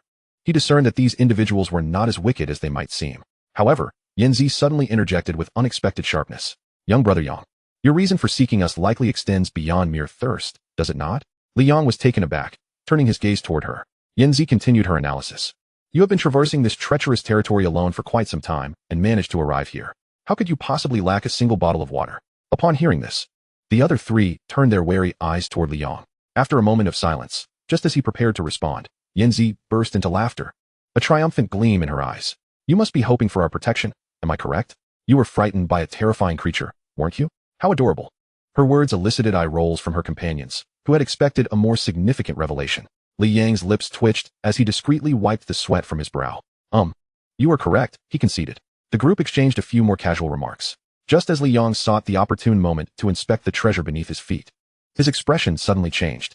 He spotted a familiar figure approaching, The overly theatrical demeanor unmistakably belonged to Du Qingran. Accompanied by several others, she strode confidently toward them. Li Yong furrowed his brow. Had he been discovered? He pulled his hood lower. Soon, Du Qingran stood before them, and Yan Zi and the others exchanged bewildered glances. What was the reason behind so many unexpected visitors today? Upon noticing the emblem of the legendary guild emblazoned on Du Qingran's chest, Shirley's demeanor shifted to one of respect, and he quickly rose to greet her. Ah, esteemed member of the legendary guild, may I inquire about your purpose here? Yan Zi and the others mirrored his astonishment. How could such a prominent figure seek them out? Li Yong, however, regarded her with a cold indifference. Du Qingran rolled her eyes disdainfully and muttered under her breath, honestly, all the prime spots have been claimed by these dogs. Though her words were uttered softly, everyone present could hear them. Shirley's expression stiffened, yet mindful of the legendary guild's influence, he forced a smile. If you are weary, esteemed ones, please feel free to take a seat and rest. We shall find another location. Yan Zi and the others bowed their heads, resigned to their status as independent players without any backing. Du Qingran, displaying her distaste, reluctantly nodded. Fine, let us make it quick. Li Yong smirked inwardly. So, they sought to seize this location for a respite, taking advantage of its suitability. It was hardly surprising. Given her character, one could hardly expect her to show any discernment. At that moment, Du Qingran noticed Li Yong and frowned, pointing at him. Hey, why are you so covered up during the day? Are you hiding something? Li Yong dismissed her with a nonchalant tone. What is it to you? Does the legendary guild concern itself with such trivialities? Du Qingran was taken aback, clearly unprepared for his audacity, and her irritation flared. Yet soon, a flicker of recognition crossed her face. Wait a moment. Your voice and figure seem oddly familiar. Li Yong remained silent, already formulating a plan in his mind. First, he would use cursed soundwave to disorient the members of the legendary guild, then swiftly locate the treasure beneath him and vanish with the concealment of his cloak. However, just then, the boss plaza began to tremble. What, an earthquake? No, it was the boss. The boss was about to emerge. A commotion erupted. Chaos ensued as shouts filled the air. Gather! Gather! Members of the Qingshan Guild and the legendary guild scrambled to assemble their comrades. Realizing the urgency, Du Qingran abandoned her previous interest and hurried toward the source of the disturbance. Soon, she and her companions vanished into the fray. Li Yong exhaled, casting his gaze towards the center of the plaza, where the boss had finally materialized. A towering figure loomed amidst the swirling dust, a low, menacing growl resonating from within, causing hearts to race. As the dust settled, the formidable creature would reveal itself. Members of the Qingshan Guild and the legendary guild had already arranged their positions, encircling the plaza. Li Yong inhaled deeply. It was time to attend to business. He retrieved his explosive bow and aimed it at the nearby marble, releasing an arrow that struck with a resounding bang, sending sparks flying and smoke billowing. From a distance, Du Qingran halted abruptly, her eyes widening in delight as she turned toward him. It's him. He's here too. The commotion drew her back to the battle traces she had discovered the previous day in the Yunhai secret realm. There was no mistaking it. The mysterious powerhouse was indeed present. Overwhelmed with excitement, she dashed toward him without a second thought, leaving her team in disarray. The members of both the Qingshan Guild and the legendary guild exchanged alarmed glances as their carefully arranged formations fell into disarray. Zhang Tao, astonished, called out to Du Qingran, "Treasure, come back." Du Qingran turned her head, hesitating briefly before raising her hand. "You all continue fighting. I'll be back shortly." With that, she strode away without looking back. Such a multitude of individuals tackling a boss. Surely, even in her absence, it should not pose a significant issue, right? Yet the faces of both guilds were etched with distress. It was not that the absence of Du Qingran rendered their efforts futile. Rather, the primary concern lay in their positioning. Earlier, Du Qingran had volunteered to take the core position. Given her S-class talent, it was a reasonable decision, and none dared to object. However, now, with her sudden departure from the team and the boss having already manifested, reverting to a suitable formation proved exceedingly challenging. This drastically diminished their efficiency, and in extreme cases, could even lead to catastrophic consequences. Zhang Tao, if you can't even keep track of a woman, how do you expect to inherit the legendary guild?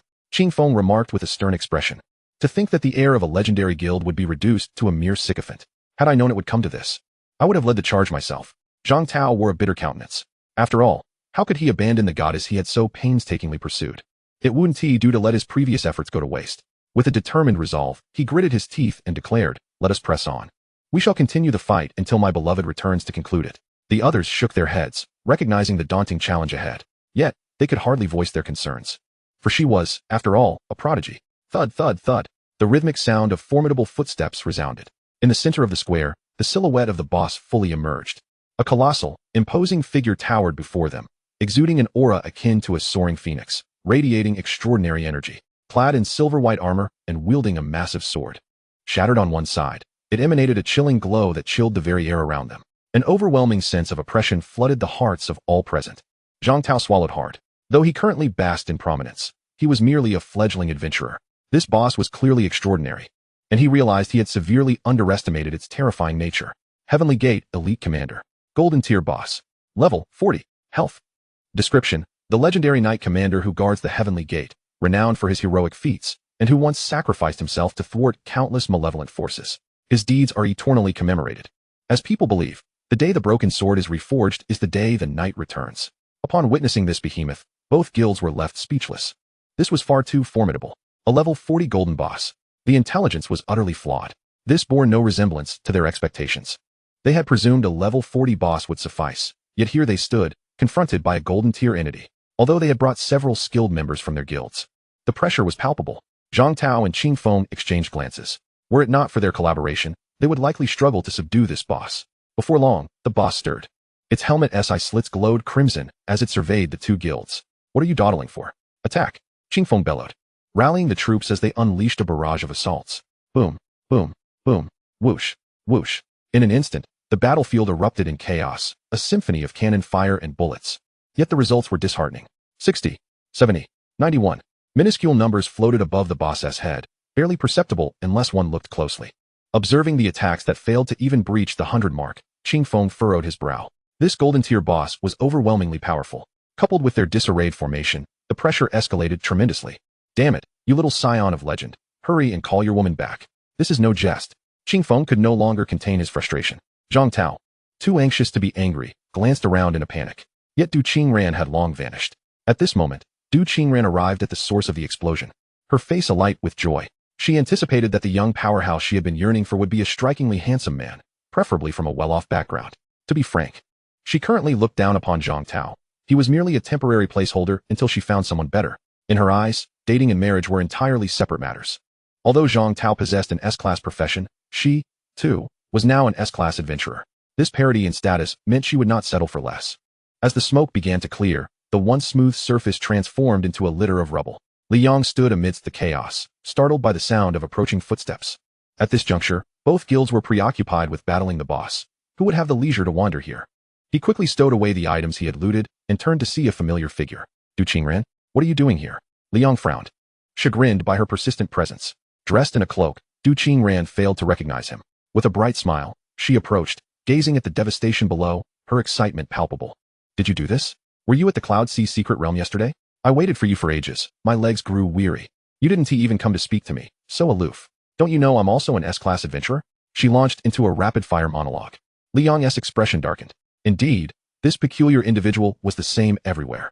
Not to mention, are we really that familiar? He thought, annoyed at the waste of time when the boss was already engaged. As his patience wore thin, he observed Du Qingran.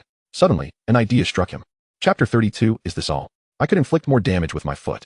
Du Qingran, after a lengthy monologue, noticed his lack of reaction and felt a twinge of strangeness. Could it be that this enigmatic prodigy held no interest in women?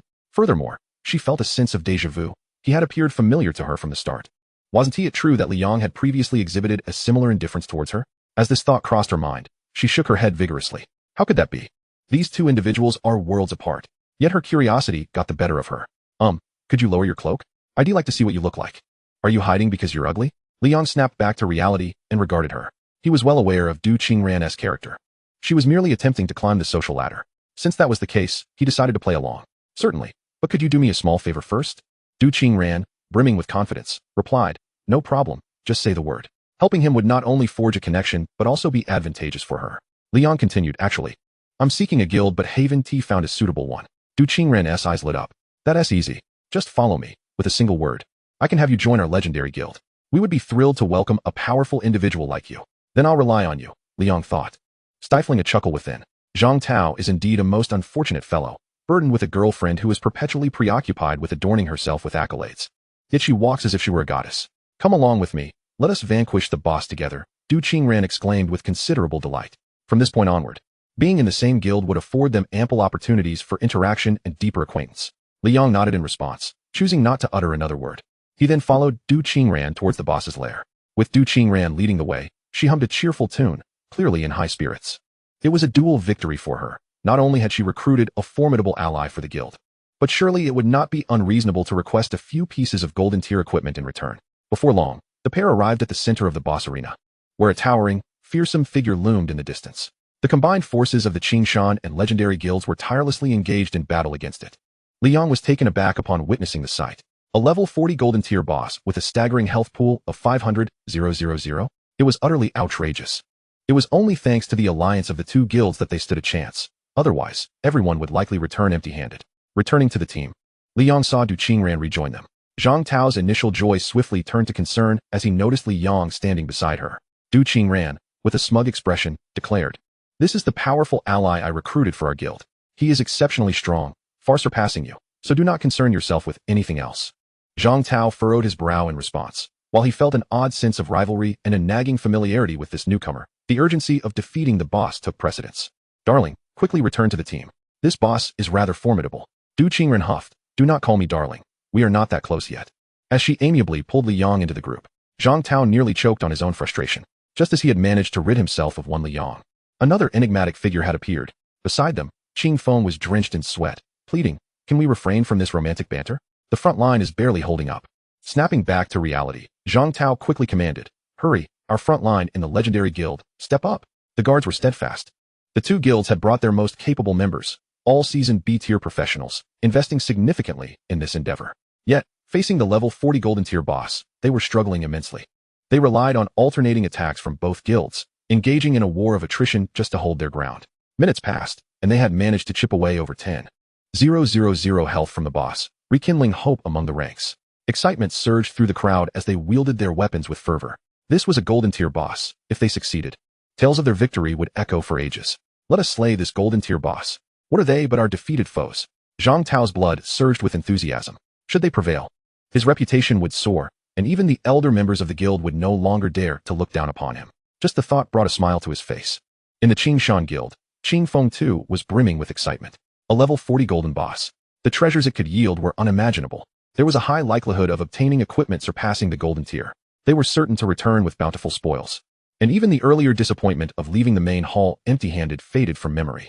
Everyone seemed to envision a bright future ahead. Yet was it truly so? On Liang's side, after catching a glimpse of Qing Feng, a voice echoed in his mind. S-class profession berserker detected. Would you like to copy? Copy. Liang thought resolutely. Regardless of the circumstances, an S-class profession was too valuable to pass up. Copy successful. You have acquired the S-class profession berserker. Berserker S. Talent. Damage and lifesteal increase with successive strikes. Passive. Melee damage increased. Damage reduction of 20. Glancing at his new abilities, Liang turned his gaze back to the battlefield. At that moment, the two guilds were indeed holding their ground against the boss. He mused, how could he allow them to fight with such ease?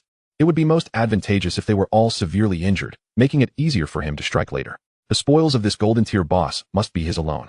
Under Du Qingran's guidance, he seamlessly integrated into the ranks of the legendary guild, finding himself at the heart of their formation. Du Qingran, standing beside him, seemed eager to showcase her prowess. She promptly drew her staff, channeling energy for a few seconds before conjuring a fireball that surged forth with searing intensity towards the boss.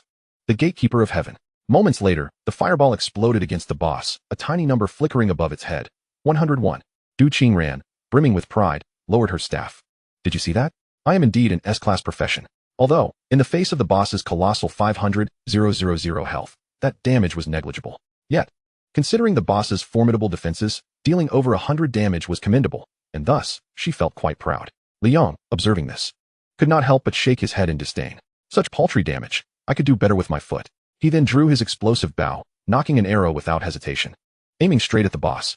Whoosh. The piercing sound of the arrow slicing through the air startled Du Qingran, who turned to watch in awe as it flew. The arrow, imbued with tremendous power, struck the boss with precision, eliciting a number to materialize above its form. 777. Critical hit. This was merely a standard shot from him. Although the golden tier boss was exceptionally resilient, his arrow, enhanced by the soul sorcerer profession, carried a 50-point penetration effect against defenses. After witnessing this, Du Qingran's expression turned to one of astonishment. It was worth noting that she herself was an S-class profession, renowned for her explosive output as a mage. In such circumstances, even her most powerful strike barely exceeded 100 in damage. Yet, Liang's casual arrow surpassed that by several magnitudes. Just how formidable was his true strength? The thought was unfathomable. She resolved firmly in her heart to cling to this powerful ally, even if beneath that cloak lay the visage of a fool. The impact of that arrow rippled beyond her expectations. Many had noticed the extraordinary shot. However, before anyone could fully process it, an explosive bang resonated. Li Yang's explosive bow possessed a built-in detonation effect. Consequently, the front line of the two guilds, bracing against the boss, was undoubtedly caught in the blast. This sudden surge of damage disrupted their rhythm. The two frontliners were sent hurtling away, throwing the formation into chaos. Li Yang smirked slightly. This was precisely how it should be. He had no intention of altruistically aiding them in their battle. He had merely executed a standard attack, refraining from using lifesteal. He was content to let the two guilds gradually wear themselves down. Chapter 33. Was it intentional or accidental? After being struck by this inexplicable blow, everyone was left in a state of bewilderment, particularly those in the front row. What on earth just happened? Who shot that arrow? How could it explode upon mere contact? Such treachery. The arrow was expertly shot, but for the love of all that is sacred, please do not shoot again. They were utterly dumbfounded, unable to discern whether it was a deliberate act or a mere accident. If a couple more arrows were to fly, who could withstand it? The boss was still alive. Yet they might find themselves in dire straits first. Li Yang had initially intended to shoot a few more arrows, but as soon as he drew his bow, he was halted by Du Qingran beside him. "Brother, don't shoot anymore," she exclaimed, her face drenched in sweat. She had not anticipated Li Yang's ferocity, nor did she realize that his attack had a self-destruct mechanism. At this rate, they would surely suffer the consequences themselves. Li Yang chuckled, lowering his weapon. It would not do to appear too conspicuous. However, after his recent antics, the tide of battle, which had once seemed promising, had swiftly been reversed. Li Yang remained nonchalant. After all, it was not he who would bear the brunt of the misfortune. In stark contrast, Qing Feng of the Blue Robe Guild wore a grim expression. "Your legendary guild is truly a disaster. What kind of people have you recruited?" He had thought that with Du Qingran's return, everything would be fine. Instead, they had ended up with a colossal blunder, inflicting 800 damage upon the enemy while suffering 1,000 in return. Zhang Tao also found himself at a loss for words, forced to swallow his frustrations. After all, she was a goddess who had summoned this assistance. What could he possibly say? His agitation was palpable. It seemed that since arriving here, nothing had gone smoothly. Qing Feng also found himself begrudgingly impressed by the eccentric air of the legendary guild, bitterly remarking, "You better keep an eye on your newcomer. Don't let him shoot again, or we'll truly be in trouble." He swore that he would never again engage in any joint ventures with the legendary guild. The battle resumed, plunging the team back into a grueling struggle. The enemy was a level 40 golden boss, allowing no room for complacency. All designated roles sprang into action once more, occasionally casting accusatory glances at Li Yang. Yet, Li Yang reveled in the aftermath of his handiwork, satisfied with the chaos he had sown. A single strike had effectively drained the strength of both guilds, paving the way for him to reap the rewards in the end. At that very moment, having witnessed Li Yang's formidable strength, Du Qingran could no longer be described as merely infatuated. She was utterly captivated. She showered him with concern, leaving Li Yang amused. He was well aware that she had once treated him similarly, showering him with attention whenever there was something to gain, only to distance herself at the first hint of trouble. He could only imagine her expression upon discovering his true identity as the so-called useless person she once spoke of. It would surely be a sight to behold. As time passed, nearly an hour had elapsed, and the boss's health had dwindled to below half. Although Li Yang did not strike again, the attacks from the others seemed feeble against the boss's formidable defenses. However, numbers had their advantages. Even feeble strikes could accumulate swiftly. Li Yang marveled at his own endurance, realizing he had dozed off. At this point, not just Li Yang, but even those who had been gasping for breath began to stir with new thoughts. Qing Feng from the Blue Robe Guild and Zhang Tao from the Legendary Guild, both representatives, found their minds wandering toward ulterior motives. Though they were still united against a common foe and had previously agreed on the distribution of rewards, matters of profit seldom allow for true camaraderie. The question lingered, who would ultimately claim the boss? Everyone understood that, strictly speaking, only the individual who delivered the final blow could rightfully claim the kill. Others would merely receive an assist. For Zhang Tao, a newly awakened professional, the allure was undeniable. He yearned for rapid growth, to surpass his peers and ascend the newcomer rankings, all of which hinged on his personally delivering the final blow to the boss for a substantial experience gain. As an S-rank assassin, Zhang Tao was remarkably nimble and quick to deal damage, capable of inflicting overwhelming harm in a brief span, while the boss was preoccupied with the front lines. Meanwhile, Qing Feng, a seasoned veteran, was not oblivious to Zhang Tao's intent. Thus, he deliberately slowed the rate of output. "Hey, Zhang, why are you only relying on basic attacks? Save your skills." Zhang Tao's expression darkened. Being called out didn't faze him, but Qing Feng was proving to be a formidable opponent. As the representative of the Blue Robe Guild, he was no slouch himself, an S-rank warrior, slow in movement but formidable in damage, wielding a golden-grade greatsword. Zhang Tao understood that despite Qing Feng's lower burst potential, his level advantage made a contest for the kill quite precarious. He chuckled, "What are you talking about? I'm just a bit fatigued." Qingfeng smiled. Oh, I see. I thought you were just saving your skills for a chance to claim the boss. The tension in the air was palpable, the scent of rivalry thick. Zhang Tao realized that the contest for the boss's head would be fierce. He steeled himself. Then let us see who can outdo the other. Qingfeng's expression hardened. A slow depletion would eventually reach a tipping point. Soon, the boss's health dropped into the red zone, with only a sliver remaining. The question of who would seize the kill hung in the balance. Experienced, Qingfeng recognized the opportunity and promptly ordered his guild's rear guard to cease fire. He then instructed the front lines, who had been tanking damage, to retreat. This maneuver immediately redirected the boss's ire towards Zhang Tao and the legendary guild. With half the front line and healers gone, the remaining members of the legendary guild would struggle to withstand the onslaught. Zhang Tao's face paled. He had not anticipated Qingfeng's ruthless tactics. He showed no concern for the casualties that would ensue. Damn it, Zhang Tao shouted, instinctively pulling back. As the primary damage dealer, he had unwittingly drawn the boss's ire. He was but a fragile target. A single hit could leave him near death. Qingfeng chuckled softly. Zhang, this is your first lesson. In this game, one must be unyielding. As he spoke, his gaze flickered with greed towards the severely weakened boss. This was a level 40 golden boss. The experience gained from its defeat could elevate him several levels. Meanwhile, Zhang Tao, fleeing, felt a dark shadow cross his expression. Oh, so you're playing dirty, are you? That is what you said. He shouted. All rear guards of the legendary guild, hold nothing back. Bring down this fool from the Blue Robe Guild. I'll take the blame if anything goes awry. If he could not have it, then neither should anyone else. Chapter 34. A headshot? Both guilds become the clowns. In an instant, dozens of fireballs mixed with arrows hurtled towards them. Qingfeng, who had intended to capitalize on Zhang Tao's diversion to land the finishing blow, widened his eyes in alarm. He hurriedly pulled back. You lunatic, what are you thinking? This is tantamount to declaring war on their guild. The boss must be mine. Zhang Tao insisted, his eyes bloodshot. Qingfeng glared at him. Today, our guild has forged a bitter enmity. Meanwhile, the front line of the legendary guild had adjusted their positions and engaged, temporarily holding the boss at bay. With the agility characteristic of an assassin, Zhang Tao dashed forward once more. Healer in the blue robe. Focus all healing on me. Seeing this, Qingfeng disregarded everything else and charged toward the boss, braving the damage. The outcome hinged on this moment. Just as the situation reached a critical juncture, an arrow suddenly shot down from the sky, embedding itself in the boss. The arrow turned crimson and began to quiver. A dense, acrid scent of gunpowder wafted through the air. It was about to explode. Both Qingfeng and Zhang Tao froze momentarily, their expressions shifting dramatically. They had nearly reached the boss's feet, but quickly turned and fled. Yet, it was too late. Bong! Flames and smoke engulfed the area. Everyone in the front line was blasted away. Ah, what the hell? Who shot that arrow? Qingfeng, originally an S-class warrior with decent resistance and a high level, was relatively unscathed. However, Zhang Tao, with his low level and poor resistance, was not so fortunate. He was thrown against a wall, his bones shattered, and he lost consciousness. At that moment, a shadow flitted past. Before anyone could regain their composure, it reached the boss's side. A flurry of cold light swept across the boss. The golden tier boss staggered, collapsing to its knees, plunging its dagger into the ground to prop itself up. A milky white halo emanated from its body, gradually dissipating like mist. Immediately afterward, vibrant points of light erupted from the spot where it had vanished. Liang did not hesitate for a moment, swiftly collecting all the loot into his embrace. Then, donning his cloak of invisibility, he vanished from sight. The entire process was seamless. By the time everyone reacted, the scene was devoid of any remnants. Members of the Qing Robe and Legendary Guild stared, wide-eyed, at one another. What had just transpired? Some were still trying to comprehend the events. As the smoke cleared, the boss had simply disappeared, leaving no rewards behind. What the hell happened to that colossal boss? Everyone was dumbfounded. Qingfeng, the representative of the Qing Robe Guild, was the first to regain his senses. That shadow had stolen the boss they had labored so hard to defeat. It had taken all the rewards, not leaving even the most insignificant bronze equipment.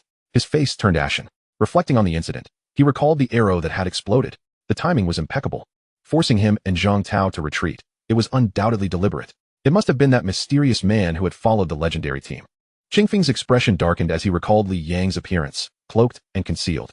This seemed premeditated. He lamented internally. Realizing he had made such a rookie mistake, he should have recognized the signs earlier.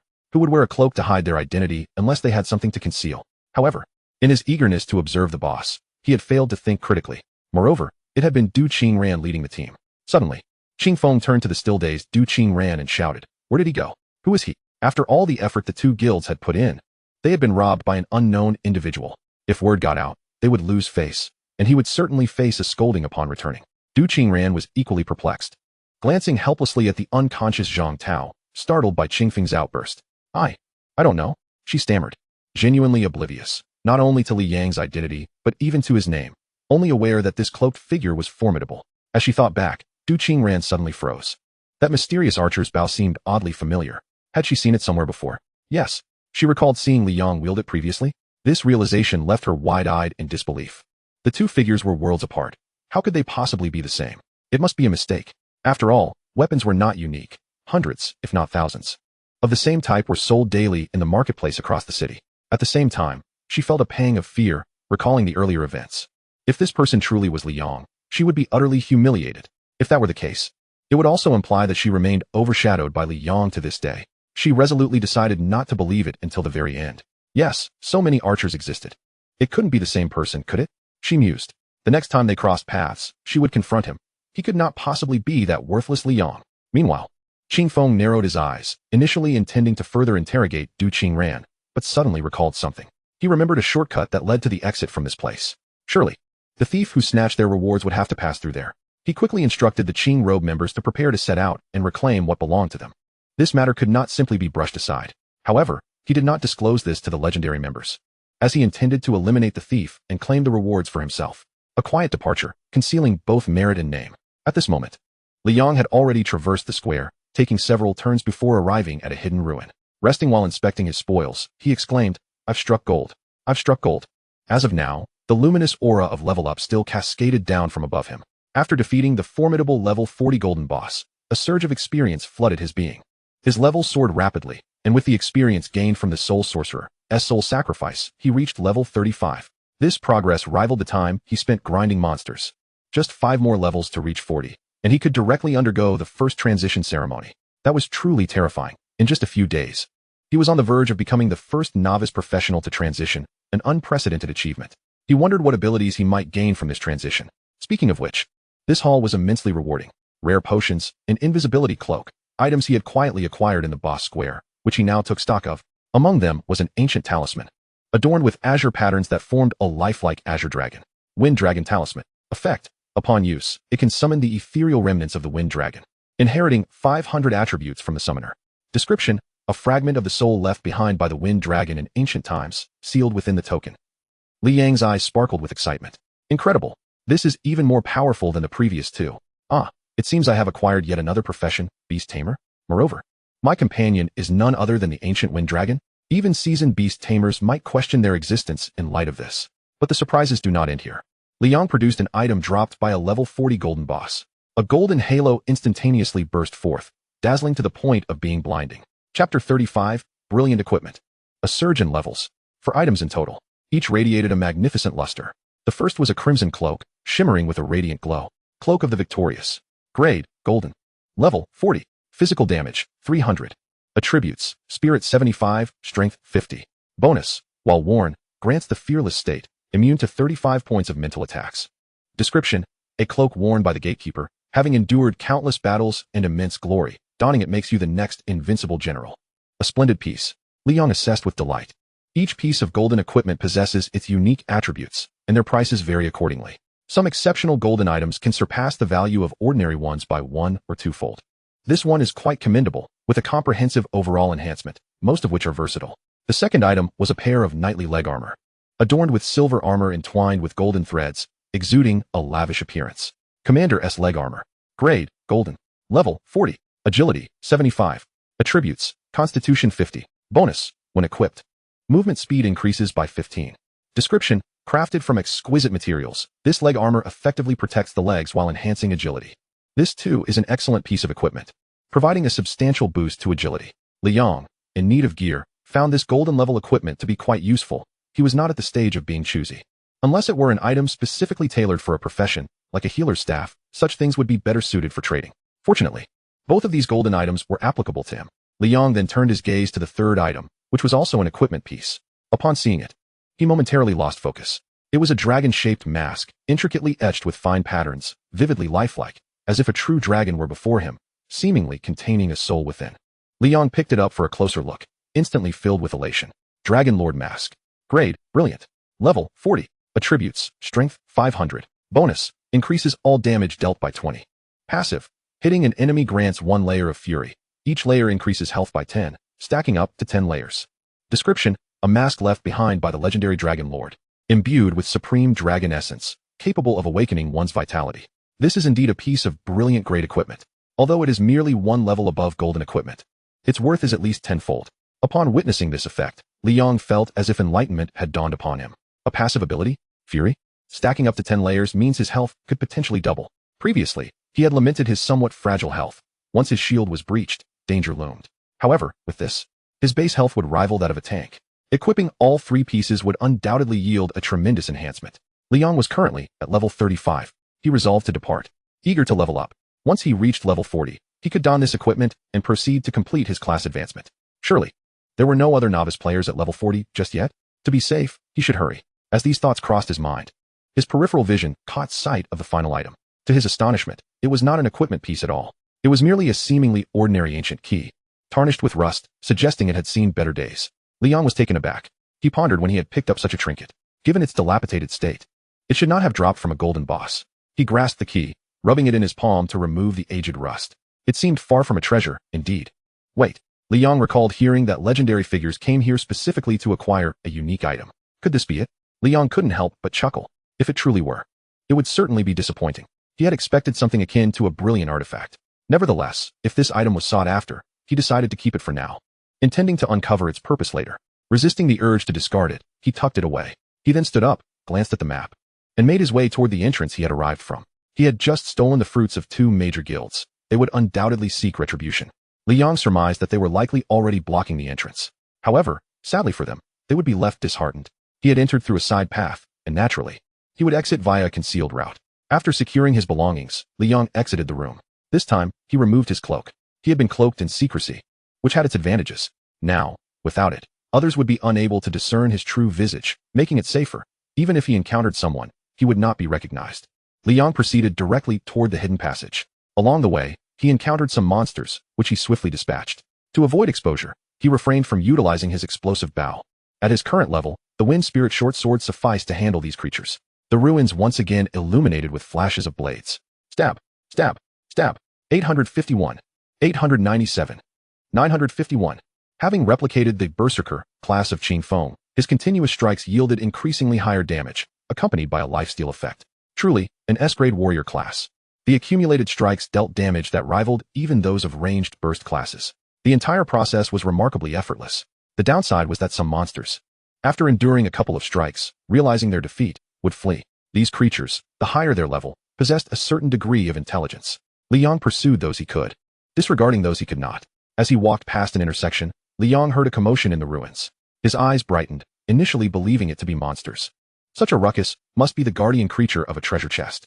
However, upon reaching the entrance, the scene before him rendered him utterly speechless. At his sudden appearance, the others were equally startled. For a moment, both sides stared at each other, wide-eyed. What an uncanny coincidence. Chapter 36. Confrontation with the Qing Shan Guild. The formidable backbone. Li Yong found himself at a loss for words. The individuals before him were none other than the companions of Eru he had encountered previously. In the entire boss territory, only these few knew him, and fate had conspired to bring them together once more. The very stealth cloak he possessed had been acquired through their hands, and they naturally recognized him as the one who had seized the boss. Upon seeing Li Yong, the group was momentarily taken aback, only to erupt in joy. Lu Chong, a warrior in their ranks, eagerly called out to those behind him, exclaiming, "We found him. This is the one." During their prior engagement with the boss, they had trailed behind Li Yong's team and had recognized him by the cloak he wore. Not long ago, they had volunteered to inform the Qing Shan Guild that they had seen the one who had stolen the boss. The members of the Qing Shan Guild had promised that should they locate Li Yong, he would be granted entry into their ranks.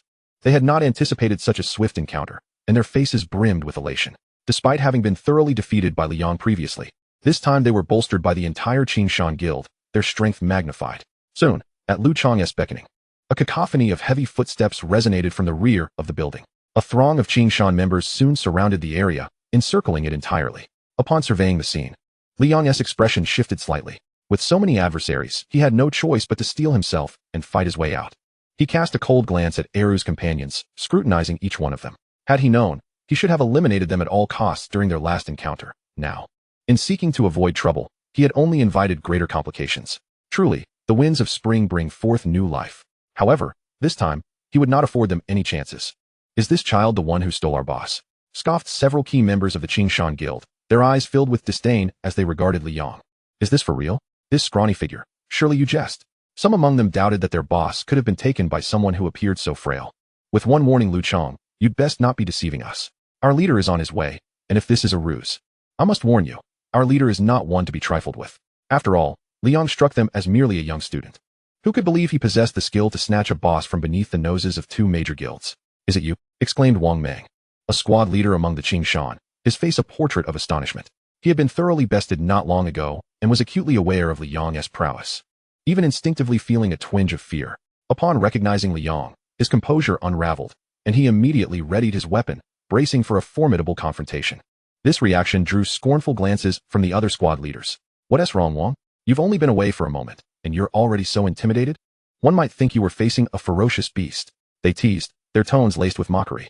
Hey, this Wang Mang usually boasts quite a bit, acting as if he were impervious to the heavens. Seeing him cower before a mere child is quite the embarrassment for us all, they continued, oblivious to the genuine peril they faced. Wang Mang's face flushed with anger and embarrassment. These individuals were utterly foolish. Instead of contemplating their own reactions, they were mocking him. Fine, you all think you're so great. Go ahead and apprehend him, he retorted coolly, gesturing for them to proceed. Oh, then I shall not hold back, one among them replied, a glint of greed sparking in his eyes. If it were indeed Liang, capturing him would surely earn them great accolades, perhaps even rewards. Zhang Cheng, the captain of their group, stepped forward, declaring, in that case, let me take the lead. It's better to avoid unnecessary chaos. Upon hearing this, the other squad leaders who had intended to volunteer inwardly cursed for having been preempted. What a cunning fox. Brother Cheng, is there really any need for you to take action personally? This is akin to using artillery to swat a fly. They jested. If we need you to deal with such a pathetic creature, wouldn't he that reflect poorly on our guild? Zhang Cheng waved his hand dismissively. Enough talk. I'll handle this myself. After all, I haven't had to exert myself since defeating a level 30 golden elite monster.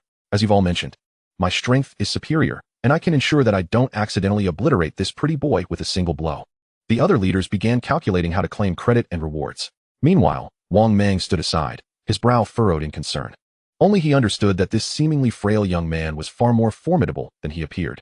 He had once shared their disbelief, only to be thoroughly vanquished. It would be best to wait for Qing Feng to arrive with reinforcements. Qing Feng was the representative of their guild and its strongest member, accompanied by some of the finest elites. Once Qing Feng returned, the situation would stabilize. Although he had been ridiculed by his colleagues and had spoken out of frustration, for the sake of the guild, he still urged, let us not act rashly. For safety's sake, we should wait for Captain Qing Feng to arrive. If necessary, we can all confront him together. Let us not let our emotions dictate our actions. However, his words only earned him derisive scoffs from his peers. Step aside. If you don't want to claim glory, we certainly do. The captain Zhang Cheng stepped forward, beckoning Liang with a sneer. Hey, kid, I'm coming for you. Liang, nearly lulled to sleep by their incessant chatter, raised an eyebrow as he saw that they had ultimately sent only one person to confront him. A wheel battle?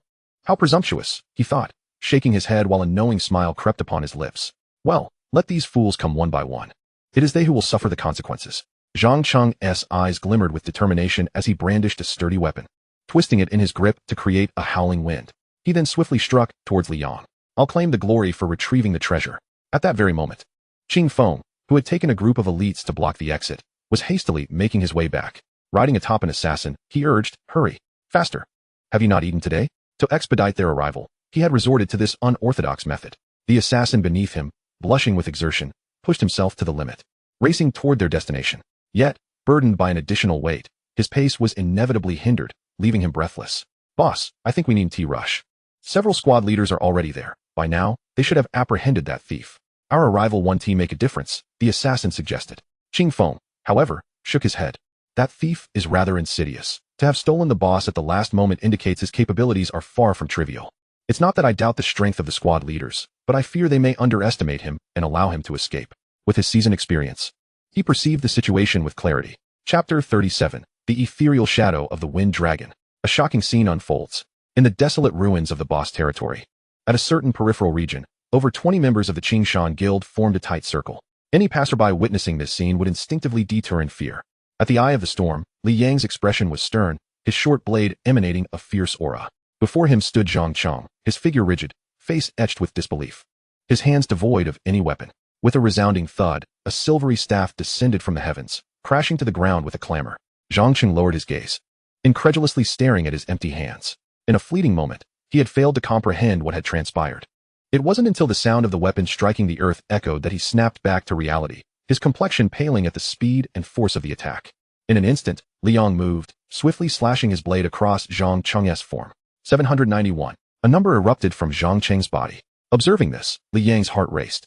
It appeared Zhang Cheng's level was not significantly higher than his own, and his damage had not been substantially mitigated. Fortunately, his recent experience in dispatching a boss had skyrocketed his level, allowing him to handle the situation with agility. However, he remained cautious, after all. His opponent was a warrior class, inherently more resilient to direct assaults. Zhang Cheng reacted with remarkable speed, almost instantaneously creating distance and propelling himself backward, denying Liang the opportunity for a second strike. His face was grim. Just as he established some space, he felt his vitality wane, as if blood was seeping from his being. "Healer, quickly, restore my health," he shouted. On the battlefield, after Zhang Cheng had been disarmed by Liang, the others were engulfed in confusion. What was happening? Had the captain slipped? The guild's healer snapped back to attention, brandishing her staff to unleash waves of green light above Zhang Cheng's head. Once the effects faded, Zhang Cheng exhaled a sigh of relief, his heart still racing. This kid is truly something else. Before he could voice his thoughts, Liang stifled a yawn and remarked, "You may all come at me together. Do not waste my time. Such arrogance. Allow me to teach you a lesson." A hot-headed member, unable to restrain himself, rolled up his sleeves, ready to charge. "Do not act impulsively. Be wary of tricks." Wang Meng hastily restrained him. Indeed, regardless of the circumstances, Liang had managed to repel Zhang Cheng, indicating he possessed considerable skill, possibly augmented by having slain the boss. Others grew increasingly cautious. If that was the case, let us confront him as one. They swiftly reorganized their formation, each member assuming their designated role, exhibiting a professional demeanor honed through training. Two frontliners raised their shields and advanced cautiously, while the rear-line damage dealers began to channel their energies. Without hesitation, Liang donned his invisibility cloak. In the blink of an eye, his figure vanished from sight. The members of the Qing Shan Guild froze, expressions of bewilderment plastered across their faces. Not again. Wang Meng's expression tightened. He had previously experienced this. Feeling utterly perplexed and toyed with. "Continue attacking. Do not cease. He remains in place," Lu Chang urgently urged. They had previously acquired the cloak alongside Erhu and were aware of its function. Though invisible and undetectable, it still possessed a corporeal form. A broad area attack would surely find its mark. His words snapped the others back to reality. Just then, whoosh, whoosh, whoosh. The sound of arrows slicing through the air pierced the tension. Arrows began to rain upon their formation. Liang had commenced his assault. The two frontliners, shields raised, were blasted back several meters, nearly colliding with the rear guard. Liang was familiar with the formation the Qing Shan Guild had adopted. It was a stable setup that maximized the efficacy of all classes. Most mainstream teams utilized this formation, but it relied heavily on the front line's ability to endure. Should they falter, the entire team would collapse. As the healer's restorative spells flowed, the frontliners of the Qing Shan Guild pressed forward once more. "Fire!" Wang Meng shouted from the rear. The guild's backline was prepared, launching a relentless barrage of fireballs and arrows toward the open ground. If Liang's figure was unseen, they would overwhelm him with sheer volume. One arrow may miss, but 100 would surely hit. At that moment, Liang, cloaked in transparency, stood at the center of the battlefield, observing them. This time, the elite members of the Qing Shan Guild had arrived. Several squad leaders were at least A rank or higher. He had initially intended to use cursed sound waves to create chaos, but the guild's healers were consistently behind, casting purification spells. To neutralize these healers, one had to breach the front line, a challenge even for him. While dodging, Liang searched for an opportunity. Soon, the first wave passed. The mana of the Qing Shan Guild members dwindled, prompting a brief respite. They gazed at the charred ground, which had been mercilessly bombarded. Surely, even a fly would have been reduced to mere dust. Zhang Cheng wiped the sweat from his brow. It should be safe now. Yet Wang Meng frowned. Although the battlefield appeared still, the absence of Liang's presence left him with lingering unease. His apprehension was not unfounded, even though Liang had taken some hits. The protective shield he possessed was replenishing his energy, leaving him in good stead. Seizing the opportunity while the guild members rested, Liang raised his bow once more, unleashing a flurry of arrows. Whoosh, whoosh, whoosh. The second phase commenced. Now it was my turn to unleash devastation upon you. Boom, boom, boom. Each arrow, glowing a fierce red, detonated upon release. A frontliner from the guild, caught off guard, was sent flying along with his shield, rendered incapable of further combat. This kid is still alive. Press forward. Keep the pressure on. The members of the Qing Shan Guild began to flounder once more, facing just one individual. They felt more exhausted than when battling a boss. In a boss fight, they merely needed to adhere to a formulaic standing output. But Liang darted around like a specter, eluding their every gaze. Just then, a hurried voice echoed from afar. Qing Feng, mounted atop one of the assassin members, arrived swiftly. Behind him, another contingent of elite Qing Shan members was not far behind. This somewhat comical scene went unnoticed amidst the chaos. Upon seeing Qingfeng, the members felt as if they had spotted a savior. Boss, you've finally arrived.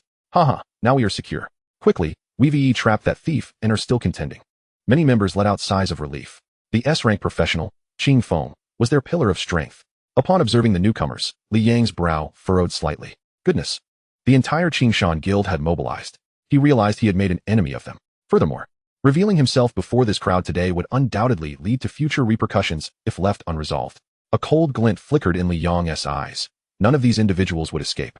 Suddenly, his figure began to shimmer in and out of visibility. Li Yang paused, swiftly realizing that the duration of the invisibility cloak had reached its end. As his form fully materialized, he prepared for the ensuing confrontation. The members of the Azure Robe Guild also took notice of him, directing their attention towards Qingfeng. Look, he has reappeared. Qingfeng turned his gaze, raising an eyebrow in surprise. It was indeed unexpected that the individual who had dared to steal from them was so youthful. However, he quickly regained his composure. Regardless of who it was, anyone bold enough to oppose them would meet their demise. So you've pilfered our boss? Prepare to face the wrath of the Azure Robe. TCH, I seized it with my own skill. What of it? Li Yang sighed, realizing he had no choice but to resort to that strategy. Immediately, a token appeared in his hand, engraved with the ferocious eyes of an azure dragon. The Wind Dragon Token. This was the final treasure he had obtained from the boss square, capable of summoning the ethereal form of a wind dragon. Come forth.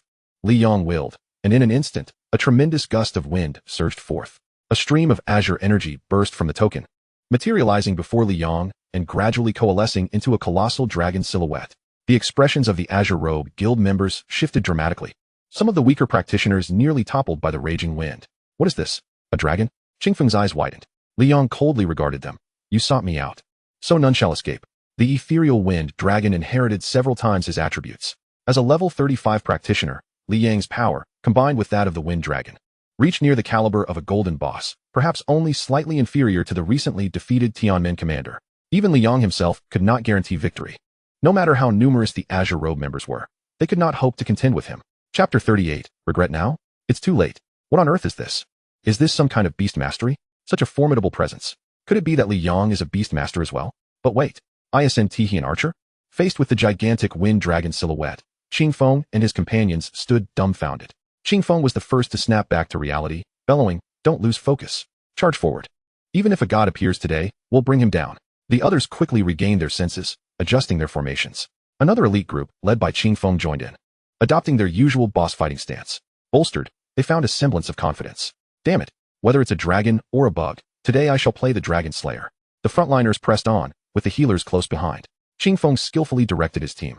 With him as their anchor, their tactics became increasingly adaptable. Several frontliners, shields in hand, pushed forward. Whoosh. The wind dragon's wings unfurled, unleashing a tremendous gale that sent debris flying. In the next moment, the wind surged towards the Azure Robe formation. The pressure on the frontliners intensified. They leaned forward against their shields, yet were still pushed backward. I can't hold on any longer. Damn it. My shield's durability is almost depleted. Hold steady. Qingfeng urged urgently. If they faltered now, how could they continue the fight? The wind dragon continued to flap its wings, the immense force sweeping away some of the rear guards who had sought refuge. Qingfeng's expression darkened. Soon, several frontliners could no longer endure, swept away along with their shields, which shattered under the strain. Seizing the moment, Li Yang unleashed Cursed Soundwave. His level had surged, and the Soundwave's penetrating power had significantly increased. Instantly, over half of the Azure Robe Guild fell into disarray. Where are you all? What the hell? Why are there so many monsters? You filthy creatures, perish. Qingfeng, where are your men? I just killed one. I'm right in front of you. Why are you attacking your teammates? What are you aiming that gun at me for? Qingfeng was incensed.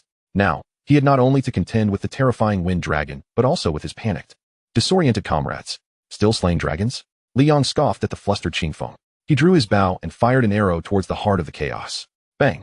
An explosion echoed, bursting forth brilliant sparks. Enjoy the chase, do you? Li Yang remarked casually, steadily pulling back his bowstring once more. Another arrow flew. May you remain here forever. The wind dragon was not idle either. As Li Yang's arrows scattered the crowd, it plunged into the fray, wreaking havoc. In mere moments, the Azure Robe members suffered catastrophic losses. They were left in utter despair. Li Yang was not only dealing the final blows, but his damage output was escalating with each shot. Qingfeng was increasingly bewildered. Why did it seem that Li Yang's sustained damage output mirrored that of his own class talent? But that shouldn't be the case. Confusion clouded his mind. Fear crept onto Qingfeng's face. This battle felt utterly hopeless. devoid of any means of resistance, as they were overwhelmed from the outset. The key was, Li Yong had an uncanny ability to exploit opportunities, creating immense pressure in tandem with the Wind Dragon. He would rather return to face a level 40 golden boss. What a farce, running around seeking targets, only to mobilize all his forces without success. No, this was utterly unmanageable.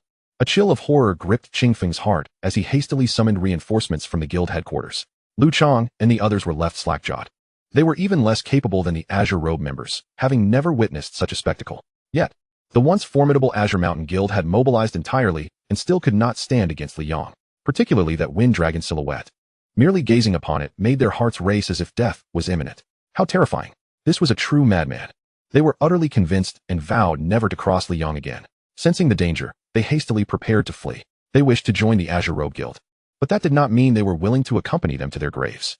However, Li Yong would not grant them the chance to escape. After all, it was these individuals who had led the Azure Robe Guild to him, surrounding him. Without the Wind Dragon token, he might have truly perished here. His gaze remained fixed on their every movement. Upon detecting the intent of a few to flee, without hesitation, Li Yong unleashed several arrows in their direction. All must pay for their actions. Whoosh, whoosh, whoosh. The arrows, swift as the wind, pierced the air with a sharp whistling sound. Lu Chang and the others had no time to react and were struck by the arrows. Bang, bang, bang. The explosive sounds were deafening. Massive damage numbers erupted from their bodies. 1,050, 1,150, 1,125. Li Yang's damage now stacked significantly, his level far exceeding theirs. And the damage inflicted was nearly undiminished. In an instant, they shrieked in agony, their hearts filled with regret for ever daring to target the monster that was Li Yong. If only they had departed from this place at the onset, much like the two tigers. Alas, it is now too late. They feel their vitality ebbing away. Enveloped in despair, the guild members are now preoccupied with their own predicaments, utterly incapable of attending to their plight. They can only watch helplessly as their lifeblood spills away. After dealing with them, Li Yong redirected his gaze towards the members of the Qingshan Guild. Those who are aware of his identity shall not escape today. It is imperative to eliminate any future threats. At this moment, the members of the Qingshan Guild are in utter disarray, not only fending off the dragoness onslaught, but also being wary of their chaotic companions. To make matters worse, they cannot afford to unleash lethal force against their disordered allies, leaving them in a state of profound frustration. Meanwhile, Li Yong takes advantage of the chaos. Adding insult to injury, he raises his bow, preparing to unleash another volley. Qing Feng, the representative of the Qingshan Guild, can no longer endure the situation and begins to relent. No, please stop. We shall leave at once. He cries. Though reluctant, he understands that if they continue to fight, they will surely suffer the consequences. The number of people they brought is insufficient to contend with Li Yong, who has the Wind Dragon's assistance. It would be wiser to withdraw and later mobilize the guild's forces to slowly find trouble with Li Yong. After all, he has already seen what Li Yong looks like. Oh, Li Yong responds, mildly surprised. How adaptable you are. You truly are a leader of a grand guild. But I must return a remark to you. You initiated the hunt against me, and now that you find yourselves outmatched, you wish to simply depart? Huh. Such good fortune does not exist in this world. All of you shall perish. Chapter 39, Annihilation of Qingshan. I am Zhang Tao, and welcome to your demise. Upon hearing this, Qing Feng's expression shifted dramatically. What do you mean by that? Are you truly intending to wage war against the Qingshan Guild? Li Yong chuckled softly. Do you think I am as foolish as that Zhang Tao, capable of being deceived into submission? If I let you go today, your guild will undoubtedly resort to even more unscrupulous measures to trouble me in the future. Qing Feng's gaze flickered uncertainly, despite Li Yang's youthful appearance. He was not as easily manipulated as he'd hoped. He quickly changed his approach. In that case, why not return to us the items dropped by the boss? And we can consider our grievances settled? We have already suffered significant losses in combat strength, and we shall not hold you accountable for the experience you claimed from the boss. You must understand how formidable the Qingshan Guild is. You cannot afford to provoke us. Even if you manage to escape safely today, your fate will ultimately be sealed. There is no good end to opposing us. He spoke earnestly, yet Li Yong merely laughed. Now I comprehend. You Qingshan are nothing but a band of fools. It appears you have yet to grasp the gravity of your current predicament. Qing Feng's smile faltered, and he grew anxious. Are you truly intent on becoming our enemy? You are still young.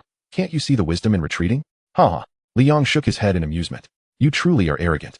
Conversing with you only serves to diminish my intelligence. When you speak of retreating, do you mean to relinquish all that you have labored for and allow me to depart unscathed? These powerful factions often carry an inexplicable sense of superiority and arrogance over ordinary practitioners. Previously, the legendary practitioners like Du Qingran treated individuals like Yin Zi in much the same manner. But to him, it is only the weak who cling to the strong. These individuals rely on the power behind them to act tyrannically, ultimately becoming mere hounds for others. As for him, Liang, he shall ultimately rise to become the pinnacle of strength. Now, the members of Qing Shan are in disarray, battered by the phantasm of the wind dragon. With just a thought, he can dictate the outcome. Liang knocked his arrow and aimed directly at Qing Feng, releasing it with precision. Qing Feng's eyes widened in shock.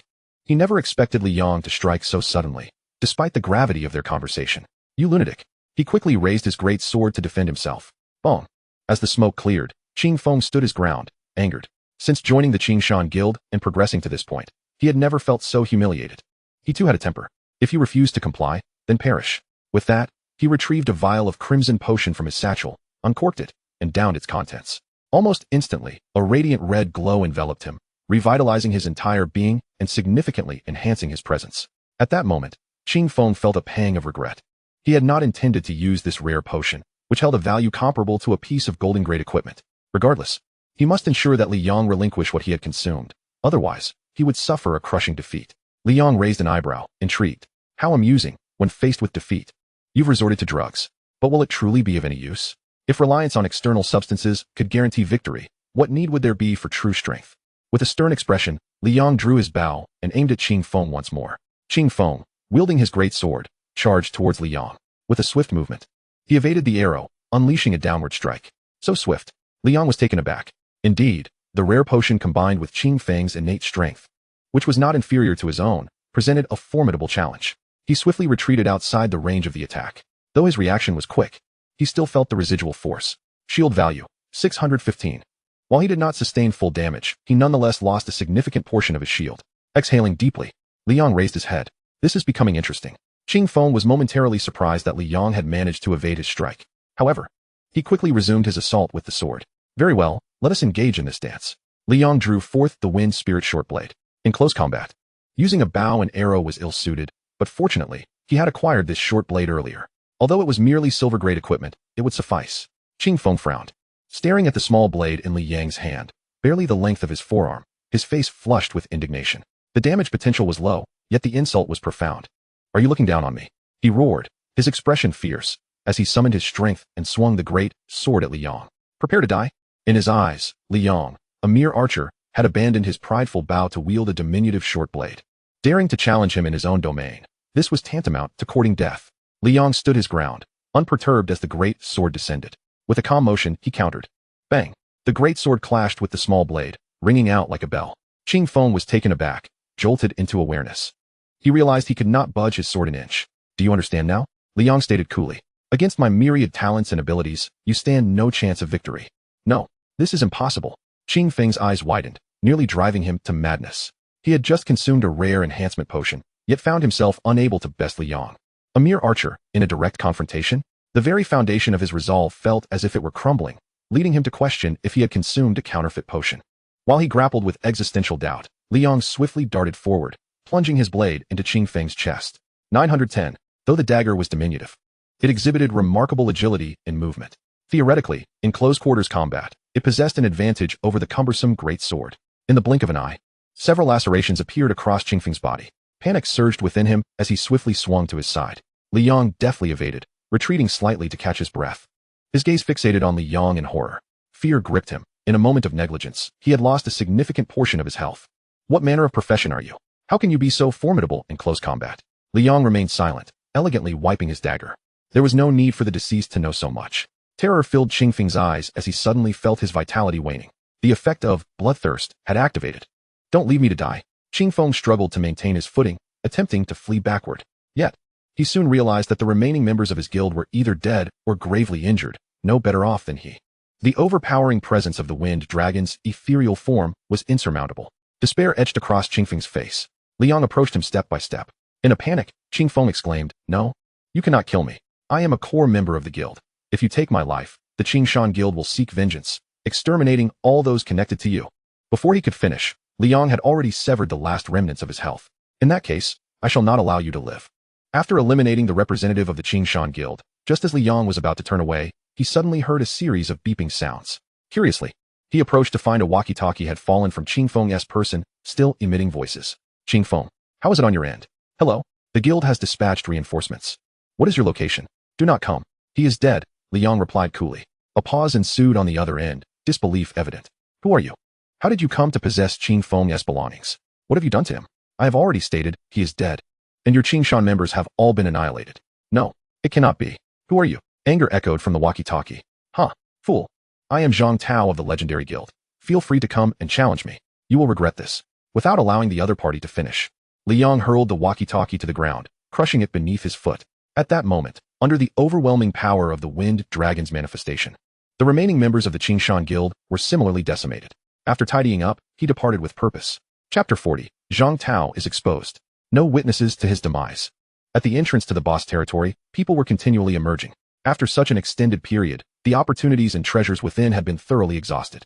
Some more smiles, their steps resonating with newfound vigor, while others trudged with heads bowed, lamenting. Most notably, the members of the Legendary Guild appeared disheveled and empty-handed. Zhang Tao had regained consciousness.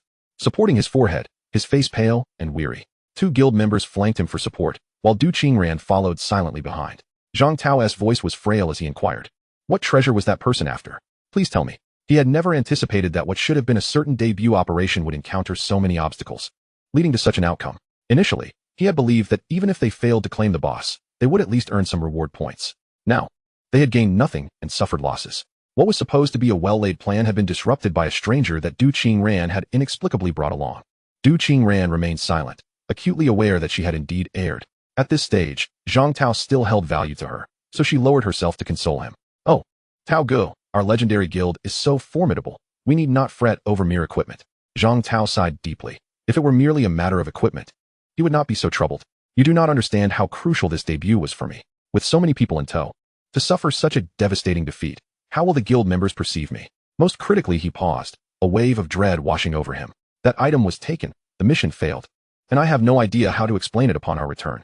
Curiosity stirred within Du Qingran as she asked, what exactly was that item that warranted such significance? Zhang Tao shook his head. All I know is that it appeared to be a key capable of unlocking an ancient treasury. Beyond that, I cannot say. An ancient treasury? Du Qingran's eyes sparkled at the thought. Surely it contained valuable treasures? It should be, but it is not something we minor factions can contend for. Minor factions? Du Qingran was taken aback. The Legendary Guild was among the foremost powers in Jianghai, yet they referred to themselves as a minor faction unworthy of contention in this matter. Observing the once mighty Legendary Guild now in such a pitiable state, the crowd outside the entrance began to murmur among themselves. Why do I feel that the members of the Legendary Guild look utterly despondent? Same here. I cannot fathom what transpired. A group gathered, and those who had witnessed the entire affair began to boast. Hey, do you want to know? Pay me 100 dragon coins, and I'll spill the tea. Come on, you must be dreaming. You think you can profit off the Legendary Guild's misfortune without repercussions? Quickly, speak up, or I'll report you right now. Oh, come on, I was just joking. We're all brothers here. I wouldn't dare profit off you. Here's the thing, whoa. Are you saying that 2 major guilds turned into jesters, suffering heavy losses, and the boss was snatched away? Is the information reliable? That sounds explosive. Absolutely reliable. I witnessed it from a distance. Wow, this is insane. Both guilds are likely to go berserk. Jianghai will surely be tumultuous now. By the way, what of the Qingshan Guild? Why haven't we seen any of their members emerge? That remains unclear. Perhaps they are still searching inside. But it is likely in vain. They should have fled long ago. I know. Suddenly, a youthful voice interjected. The others perked up, intrigued yet skeptical. Oh, you claim to know? Pray, enlighten us. Really now, what could a mere child possibly know? We have no time for your tales. The youth smiled faintly. What I know, you will uncover by listening. I can share it, but you must promise me one thing. Upon hearing this, the crowd exchanged glances, suspecting another ploy for money. I warn you, dragon coins are off the table. If you refuse to speak, we'll report you. Exactly, think carefully. The youth shrugged, shaking his head. I'm not in need of your coins. You simply need to promise me you won't spread this information indiscriminately. At this, the crowd grew even more curious. What could be so significant that it required confidentiality? All right, no problem. Speak freely, and we promise to keep it under wraps. Indeed, young brother, do tell. I'm dying to know. The crowd began to urge him on, while they claimed to keep it secret. They never stipulated that it would remain a private matter among themselves. Li Yong smiled faintly, fully aware that he could not expect these individuals to maintain confidentiality. Otherwise, all his efforts would be rendered meaningless. His intention in stating this was to cultivate an air of authenticity. Judging by the expressions of those present, they seemed to have believed him to a considerable extent. Very well, let me reveal this to you. But remember to keep it under wraps. The individual who had seized the boss was subsequently captured. The 2 major guilds clashed fiercely over the equipment he possessed, leading to a dramatic confrontation. What happened next? The listeners were utterly captivated, their eyes wide with anticipation, scarcely daring to blink. It is not uncommon for disputes to arise over loot, but this instance involved a fierce struggle between two powerful guilds, Jianghai and Qingshan. As you have observed, Legend emerged victorious, while the members of the Qingshan guild were left behind, forever trapped within. Li Yong continued, and the atmosphere erupted in astonishment. They had heard of many such altercations between rival factions over loot, but this one was exceptionally intense. One side had been utterly annihilated. It was indeed rather grave, and it appeared that a direct conflict was imminent. No wonder, if what you say is true, that all traces of the Qingshan members have vanished, while those from Legend have emerged unscathed. My goodness, how terrifying. I must take my leave now. A grim conclusion, where neither side would relent. What extraordinary prize had they encountered? It was likely that, as they entered, both guilds were already on edge, poised for battle. With Li Yang's instigation, the rumors spread rapidly. The ensuing events required no further elaboration from him. This should be sufficient. Li Yong nodded to himself in satisfaction. He had effectively dealt with all members of the Qingshan guild, leaving no witnesses to testify against him. Thus, he could temporarily evade any further scrutiny from the Qingshan faction. Having completed all necessary preparations, Li Yong departed with a sense of relief. Shortly after his exit, a fleet of black SUVs sped into view and came to a halt by the roadside. Chapter 41, Equipment Upgrade. The first promotion. Where the hell are those scoundrels from Legend? The occupants of the vehicles poured out, brimming with menace. Which one of you is Zhang Tao? Step forward. The members of the Qingshan guild brandished their heavy blades, their faces alight with fury. Leading them was Qing Long, the vice president of the Qingshan guild. He had encircled everyone present and began his inquiries. Such a domineering display left the onlookers discontented, yet too intimidated to resist. Moreover, these individuals appeared extremely enraged, making them a formidable force. After a thorough investigation, Qing Long's last glimmer of hope was shattered. Qing Feng and the others had indeed perished within. The members of Legend had been the first to depart. According to the accounts of those present, it seemed that their guild had engaged in battle with Legend and ultimately met with total defeat. It should be noted that this time, their guild had dispatched several promising individuals, including the S-class professional Qing Feng. The loss of even one was a significant setback. What a formidable guild Legend is. And what a cunning Zhang Tao. You may evade momentarily, but you shall not escape forever. Prepare to face the wrath of Qingshan.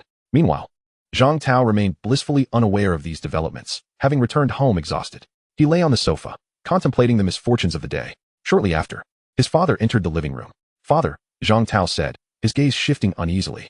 It's all right. I am already aware of everything, Zhang's father replied. You need not concern yourself. I will find a way to locate them. Zhang Tao sighed heavily, slapping his thigh. Alas, if it weren't for those Qingshan ruffians causing trouble, we would have secured the boss by now. Zhang's father frowned. So, you engaged in combat with them? Zhang Tao paused, contemplating. Well, sort of.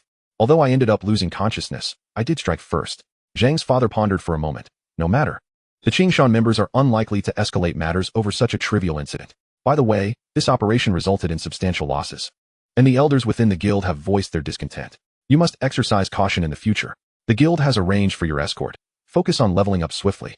Complete your first promotion, ascend the newcomer rankings, and secure a commendable position. Understood, Zhang Tao nodded, determination flashing in his eyes. Once a newcomer reaches the first promotion, they can immediately ascend the newcomer rankings, as long as one levels up quickly and surpasses others. Being the first to complete the promotion will naturally lead to a favorable ranking. However, maintaining that rank will depend on one's own strength. If he were to secure the top rank, it would silence any whispers against him within the guild. At that moment, Li Yong returned home, already formulating his plan for the upcoming promotion. This stage is crucial for all practitioners, as it grants them new professional talents, marking a significant transition.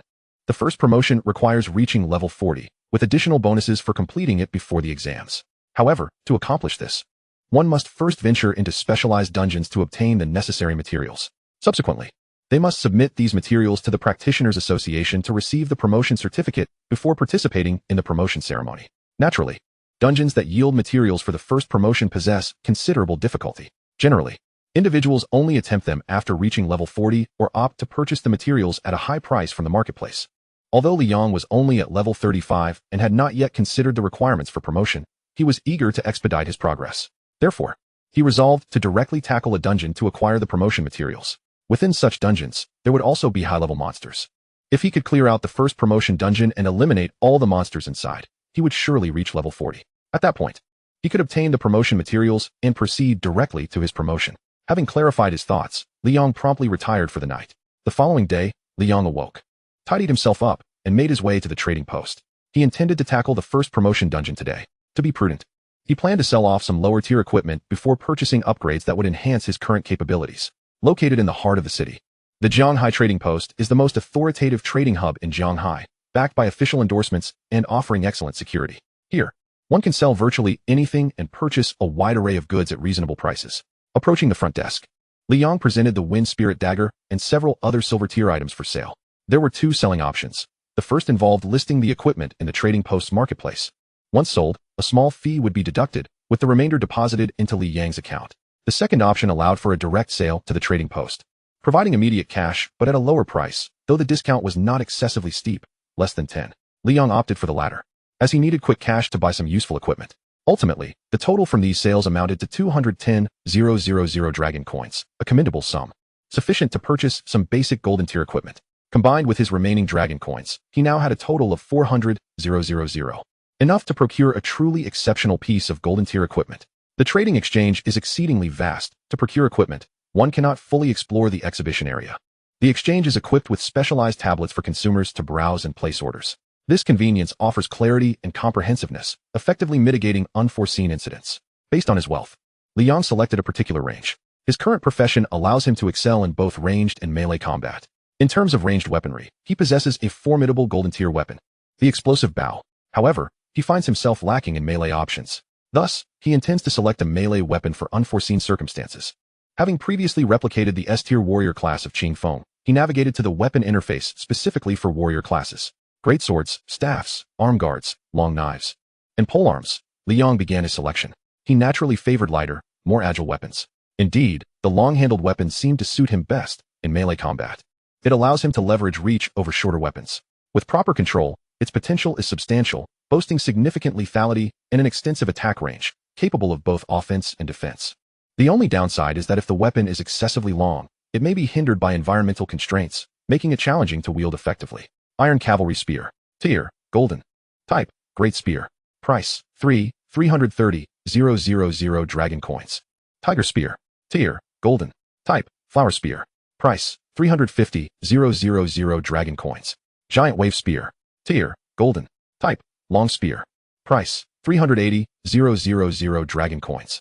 After surveying the options, Li Yong ultimately fixed his gaze upon a long halberd. He tapped the interface, revealing the weapon's detailed attributes. Lightning Halberd. Tier, Golden. Wielding requirement, Strength 500. Attributes, Strength 350, Spirit 100, Critical hit rate 20. Exclusive effect 1. Attacks inflict lightning damage on targets and create a chain that transmits 50 of the damage to surrounding targets. Weapon passive. Lightning attacks increase the target's paralysis value. Once fully stacked, it can paralyze the opponent. Price, 3,990,000 dragon coins. Nodding in approval, Li Yong resolved to acquire this weapon, despite its steep price. Among the array of golden weapons, it stood out as a remarkable choice, with higher base stats than others. After making his selection, he placed the order. The exchange operates with remarkable efficiency. He waited in the lounge for approximately 10 minutes before a staff member arrived carrying the weapon case. Inspecting the lightning halberd, Li Yong noted its elongated shaft shimmering with a golden hue, reminiscent of flickering lightning, before equipping it. Name, Li Yong. Profession, blank. Level, 35. Strength, 1000. Constitution, 460. Agility, 450. Spirit, 420. Talent, card. Talent abilities, Soul Sorcerer, SS tier, Berserker, S tier, Guardian Shield, S, Bloodthirsty, S, Curse Sonic, A, Empower, C. Cards, 3. With his base strength exceeding 1,000, Li Yong felt significantly more confident about the forthcoming first-turn dungeon, which recommended a strength of over 800. With his current strength of 1,000, coupled with his talent abilities, success seemed assured. After completing the payment, he departed, heading directly for the dungeon. Chapter 42. Encountering Eru again. Is the face of ordinary people not important? The first-turn dungeon was not far from the trading exchange, situated on the outskirts of the city center. Before long, Li Yong arrived at the venue, which was more bustling than he had anticipated, teeming with people early in the morning. However, upon closer inspection, he discerned that only about half were there to farm first-turn materials. The majority comprised escort and promotional personnel from various studios. New adventurers are undoubtedly the prime target. They lack resources and experience, often unable to distinguish between the quality and value of items. Upon his arrival, Li Yong noticed numerous individuals in suits, briefcases in hand. Approaching him for conversation, he politely declined all offers. Setting aside other considerations, he currently had no money in his possession. Yet, despite this, some still attempted to entice him into loans or selling goods. Li Yong couldn't help but reflect on how, in these times, people can be more fearsome than monsters. Upon entering the dungeon hall, the atmosphere was considerably more tranquil. Though still lively, it was primarily filled with adventurers preparing strategies for the first turn dungeon. Observing his surroundings, he noted that most adventurers were seasoned veterans from previous years, many being C-tier and D-tier low-level adventurers who were unwilling to abandon their paths and continued to strive. There were also newcomers from this year, typically hailing from affluent families. Considering the timeline, the awakening ceremony had only taken place a few days prior. Even the top-tier adventurers would likely be around level 30 by now. It is noteworthy that he had managed to reach level 35 by defeating a level 40 golden boss, thus feeling more prepared to farm for first-turn materials ahead of schedule. These individuals farming early were likely to be financially supported, employing escorts to assist them. Reality remains unyielding. Wealth serves as a shortcut. At that moment, Liang suddenly spotted a familiar figure, a young man in his 20s, slightly plump, with an earnest face. It was indeed Eru. Recalling the events from the previous day at the boss's lair, Eru proved to be a person of great loyalty, having even gifted him a concealment cloak. Unlike his teammates, who had aligned with the Qingshan Guild, Eru had chosen to depart, thereby avoiding entanglement in the previous day's conflict. Beside him stood a shorter girl of around 17 or 18, with short hair, dressed in a long-sleeved white shirt and a black pleated skirt. Her pallid complexion suggested ill health. At that moment, Eru appeared quite distressed, attempting to console her. Sister, the opinions of ordinary people are of little consequence. We will become stronger in due time. The girl shook her head, her eyes reddened, revealing her sorrow. I understand all that, but in my classmates group chat, Wang Meili has hired a knight escort who is powerful and offers top-notch service, while Chunhua has arranged for her family's elite bodyguard to handle everything for her, very professionally.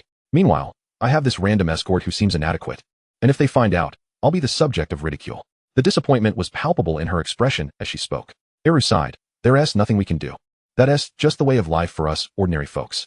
Once you grow a bit older, you'll understand. We can only strive to chase their tail winds, often at great personal cost. He mustered the courage to add, if they trouble you further, just let me know. I'll back you up. The girl looked at him, sighing and shaking her head. Thank you, brother. I shall endeavor to avoid them in the future. Liang observed, a flicker of embarrassment crossing his eyes. Their next encounter had unfolded in such an awkward manner. It would be best not to intrude upon them. Just then, Eru fortuitously shifted his gaze and made eye contact with him. Liang noticed him, and Eru recognized Liang in return. The previously subdued expression on Eru's face transformed. After a moment of surprise, it was replaced by the joy of reuniting with an old friend, and he waved excitedly. Hey, my benefactor. Over here. Come on. Don't be ridiculous, Liang sighed, finding the display a bit excessive in such a public setting. Nevertheless, he approached. Since fate had brought them together, it would be courteous to exchange pleasantries. Eru stepped forward, his face alight with enthusiasm. What a pleasant surprise to meet you here. I didn't get a chance to properly thank you yesterday. How did your endeavors go? Liang smiled lightly. Not too shabby, quite a coincidence. What brings you here? Oh, Eru suddenly slapped his forehead. How could I forget to introduce myself? My surname is Lin, and this is my sister, Linyu. He proceeded to introduce Linyu. This elder brother saved me in the boss territory yesterday. He looks young, but his strength is extraordinary. Linyu nodded, turning away with a disinterested sigh. Eru scratched his head awkwardly and turned to Liang. I apologize, my sister isn't in the best of spirits. By the way, how should I address you? Just call me Liang, he replied. Eru nodded, then chuckled ruefully. I'm truly sorry, but I may not be able to express my gratitude properly today. I've hired an escort and plan to take my sister into a first-turn dungeon shortly. How about we exchange contact information? I promise to extend a warm invitation next time. Oh, Liang raised an eyebrow, somewhat surprised. What a coincidence. At that moment, Eru suddenly realized, wait, you're here too? Are you also here for first-turn materials? It dawned on him that there could be no other reason for their presence. Liang smiled and nodded, not denying it. Eru's eyes brightened. Perfect. My escort will arrive shortly. We can enter together. Liang pondered for a moment before replying. I'd rather not impose. Hiring an escort does come at a cost. From what he understood, even the most economical escort would entail significant expenses. He was confident enough to enter the dungeon alone. Eru waved dismissively. No worries. You're my benefactor. There's no need for formality between us. He understood that without Liang, he might have perished in the boss territory. He truly wished to assist Liang. Just then, footsteps approached from behind. 3 armored professionals strode forward, their armor clanking with each step, exuding an air of confidence. All 3 were level 50 A-class professionals, each adorned with at least one piece of golden equipment.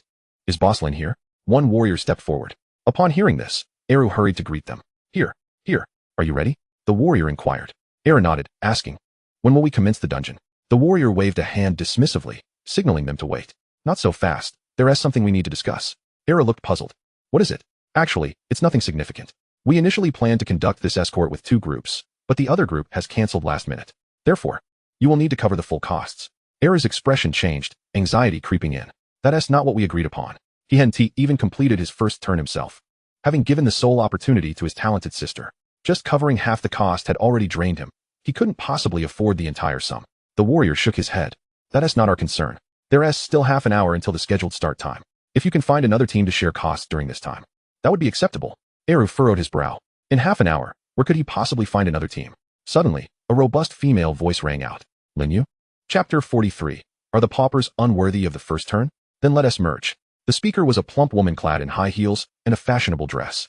In stark contrast, she was flanked by 5 muscular, handsome men, adorned in extravagant armor. The juxtaposition appeared somewhat comical, yet she seemed blissfully unaware, exuding an air of superiority, as if she were a rooster among hens. Leon glanced over. The equipment on these escorts was indeed impressive, nearly all golden grade, radiating brilliance. Wang Meili. Upon seeing the newcomer, Lin Yu's face turned a shade paler. What a coincidence. You're also here for a first-turn dungeon? Wang Meili observed with a mocking tone. Are these men your escorts? Huh. I must admit, they do suit you quite well. Upon hearing this, the 3 escorts that Eru had hired did not take offense. Within the hierarchy of escorts, the superiority complex was all too familiar. High-ranking escorts were regarded as more prestigious and held greater authority. They had grown accustomed to such mockery. Eru's face flushed with embarrassment as he compared his group to Wang Meili's, realizing they were indeed lacking. He understood the harsh reality. They might not even be able to afford the fees for these lower-tier escorts. Liang remained silent. This was not his concern. He had merely intended to exchange a greeting and depart, yet he found himself ensnared in this situation for several minutes. At this moment, Wang Meili, after delivering her barbs, showed no inclination to leave. Instead, she approached the 3 escorts, inquiring, how much did Lin Yu pay for your services? The warrior among them frowned slightly, but shook his head. We haven't finalized anything. Originally, we had 2 groups, but the other group cancelled unexpectedly. Wang Meili burst into laughter. Huh? So you're carpooling after all. She covered her mouth, her laughter causing her cheeks to jiggle. Lin Yu's face flushed crimson. Is it amusing? Eru could not contain his anger. Of course it is. You paupers shouldn't even dream of turning your fortunes around. You ought to stick to the life department. Wang Meili laughed heartily, turning to the escorts Eru had engaged. Don't even think about it. They can't afford your fees. Come with me, I'll pay double. In truth, the escorts Wang Meili brought along were more than sufficient. However, her intention was solely to provoke Lin Yu and the others. As she spoke, the 3 escorts exchanged glances, their expressions revealing intrigue. They realized that Eru likely could not afford the costs. Aligning with another party for double the price was an enticing prospect. Finally, the leading warrior broke the tension, addressing Eru with impatience. There are only 20 minutes left until we begin. Have you made a decision? Our time is valuable. Eru sighed. Can you lower the price? Absolutely not. Eru lowered his head in defeat. Seeing him in such a state, several escort guards quickly discerned the answer, muttering curses under their breath. TCH, what bad luck. No money, yet still hoping to find someone to guide them? Huh. A pauper thinks they deserve a turn? Without hesitation, they stood beside Wang Meili. Boss, we are with you. Ha. Did you see that, Lin Yu? Compared to me, you are nothing. Wang Meili laughed heartily, leading her entourage away, leaving the atmosphere suddenly serene. However, after her antics, an eerie silence enveloped the scene. Lin Yu could no longer contain herself. She crouched down, cradling her head as she sobbed. Observing her, Erhu sighed and turned his gaze to Liang, offering a sheepish smile. Haha, my apologies. I boasted about taking you along. As you can see, my life is a complete mess. Friends have abandoned me, and my family bears the brunt of my misfortunes. Every calamity seems to cling to me as if the universe conspires against me. Who said that? Liang lifted his eyes to meet his. Encountering me suggests you haven't truly hit rock bottom yet. Erhu was momentarily taken aback, not quite grasping the meaning, but he still managed a compliant smile. Of course. To meet a formidable individual like you is a stroke of luck, a reward for my past virtues. Liang shrugged. I am no deity, but we could indeed collaborate. Erhu, puzzled, inquired, how do we collaborate? Wait a moment, you 3 will join me in the dungeon. In the first turn dungeon, each practitioner is granted only 1 challenge opportunity per month. During the cooldown period, re-entry can only be achieved through the assistance of others. Thus, Liang would be able to clear the dungeon 3 times. What has to fear about not reaching level 40? It is important to note that the difficulty and monsters within the first turn dungeon are tailored for practitioners at level 40, making it a secure endeavor. It would serve as a means to level up and simultaneously assist Erhu and the others, thus repaying the favor of the hidden cloak. Upon hearing this, Erhu's face displayed sheer confusion. Huh, just us? Precisely, Liang nodded, the 3 of us. Erhu hesitated, awkwardly stating, brother, you know my strength is quite weak. I won't be able to contribute much once we enter. He was not a main combat class, but leaned more towards teamwork. Liang shook his head. I will handle the dungeon myself. You all need not interfere. And let me clarify, I will take all the heads. This request was somewhat selfish. By claiming all the damage dealt, he would also claim all the loot and experience, leaving the others with nothing. Even after 3 runs, they would receive no rewards. However, Li Yang could assure them that they would ultimately receive a first-turn item. After a moment of contemplation, Erhu responded, if they could indeed acquire an item, then the cooldown of once a month would certainly not be a loss. Yet, it was crucial to acknowledge that the dungeon's difficulty was no trivial matter. Entering with just 3 individuals seemed utterly reckless. At that moment, he recalled how Li Yang had single-handedly driven away the Qing Shan guild team earlier. Appearing almost as a celestial being, Erhu's eyes flickered with newfound determination. All right, I believe in you. Li Yang nodded in approval. This was excellent. He could clear the dungeon multiple times and gain more experience. Many dungeons outside were already unsuitable for his level, while the high-level monsters in the first-turn dungeon were perfectly aligned. After finalizing their plan, Erhu crouched down and patted Lin Yu on the shoulder. Sister, let us depart. Lin Yu lifted her head, her eyes red-rimmed. Where to? We are going to clear the first-turn dungeon. Remembering the previous events, a glimmer of resistance flashed in Lin Yu's eyes. Maybe it's best to wait until my level is higher before attempting it myself. No way. You possess an A-level talent. How can you allow yourself to be held back for this reason? That Wang Meili is simply envious of your talent. She herself is only a B-level, which is why she targets you. Do not take her to heart. Well, without Xiao Dai, can we really succeed? Lin Hu shook his head. No need. With Brother Yang helping us, I previously mentioned that he is an incredibly powerful individual. When you grow stronger, always remember this kindness, understand? MHM. Lin Yu glanced at Li Yang and nodded earnestly. All right, let us proceed. Chapter 44. The Underground King's Daughter? Still competing for first place. Li Yang accompanied the two to the entrance of the dungeon. Due to the large number of participants and limited resources, entry had to be staggered. Besides Li Yang and his companions, many others awaited their turn in the resting area. Within the resting area, they once again encountered Wang Meili and her entourage. Several escorts hovered around her, serving tea and water, exuding a queenly demeanor that was exceedingly conspicuous, especially her corpulent figure and self-satisfied grin, which made her seem utterly out of place wherever she went. This scene was dramatically theatrical, akin to a gathering of school beauties and goddesses surrounding a scruffy, impoverished individual. Showering him with attention, Li Yang had already spotted several people snickering at the spectacle. Upon seeing Wang Meili again, Lin Yu instinctively shrank back, hiding behind. Let us not approach. We can wait in the hall, Lin Yu murmured timidly. Hearing this, Li Yang frowned. He could not comprehend why, despite awakening an A-level profession, which was certainly commendable, she still felt so intimidated. Most people were merely C or D level. With her status, why was she still so timid? Earlier, he had heard Erhu mention that Wang Meili, despite her ostentatious demeanor, was merely a B-level practitioner, relying solely on her wealth to act so brazenly. What was that saying? Riding on the coattails of another's power. What is there to fear? In terms of strength, she cannot compare to you, and her talent is inferior to yours. At that moment, Erhu, too, hesitated and spoke up. Brother Yang, you may not know, but Wang Meili comes from a significant background. It seems her family is connected to the underground king of Jianghai, and she is said to be the only daughter. Highly favored. So what? Li Yang responded nonchalantly. This is a public space, and everyone is free to rest here. Why not go over? We might not know how long we'll have to wait. I do not wish to stand outside any longer. You are free to do as you please. With that, he strode forward without hesitation. He never sought confrontation, but he was not one to shy away from it either. Moreover, in his view, some things must be faced. Avoidance would only lead to further encroachment. After a moment's hesitation, Erhu gritted his teeth and addressed Lin Yu. Let us go, we should follow. Having said that, he led Lin Yu into the resting area with steely resolve. Lin Yu appeared fearful, trailing behind him. Nevertheless, once they entered the resting area, they could not escape the notice of those present. Most individuals were preoccupied with their own affairs and paid little mind to others. However, Wang Meili, with nothing better to do, immediately spotted Li Yang and his companions. She spoke in a mocking tone. Oh dear, everyone, look who has graced us with their presence. The sound of her voice, tinged with condescension, was nearly grating. I always thought this resting area should have private booths. Otherwise, it's quite awkward for people of varying statuses to coexist. The accompanying escorts chimed in. My princess, there is no need to concern yourself with these insignificant individuals.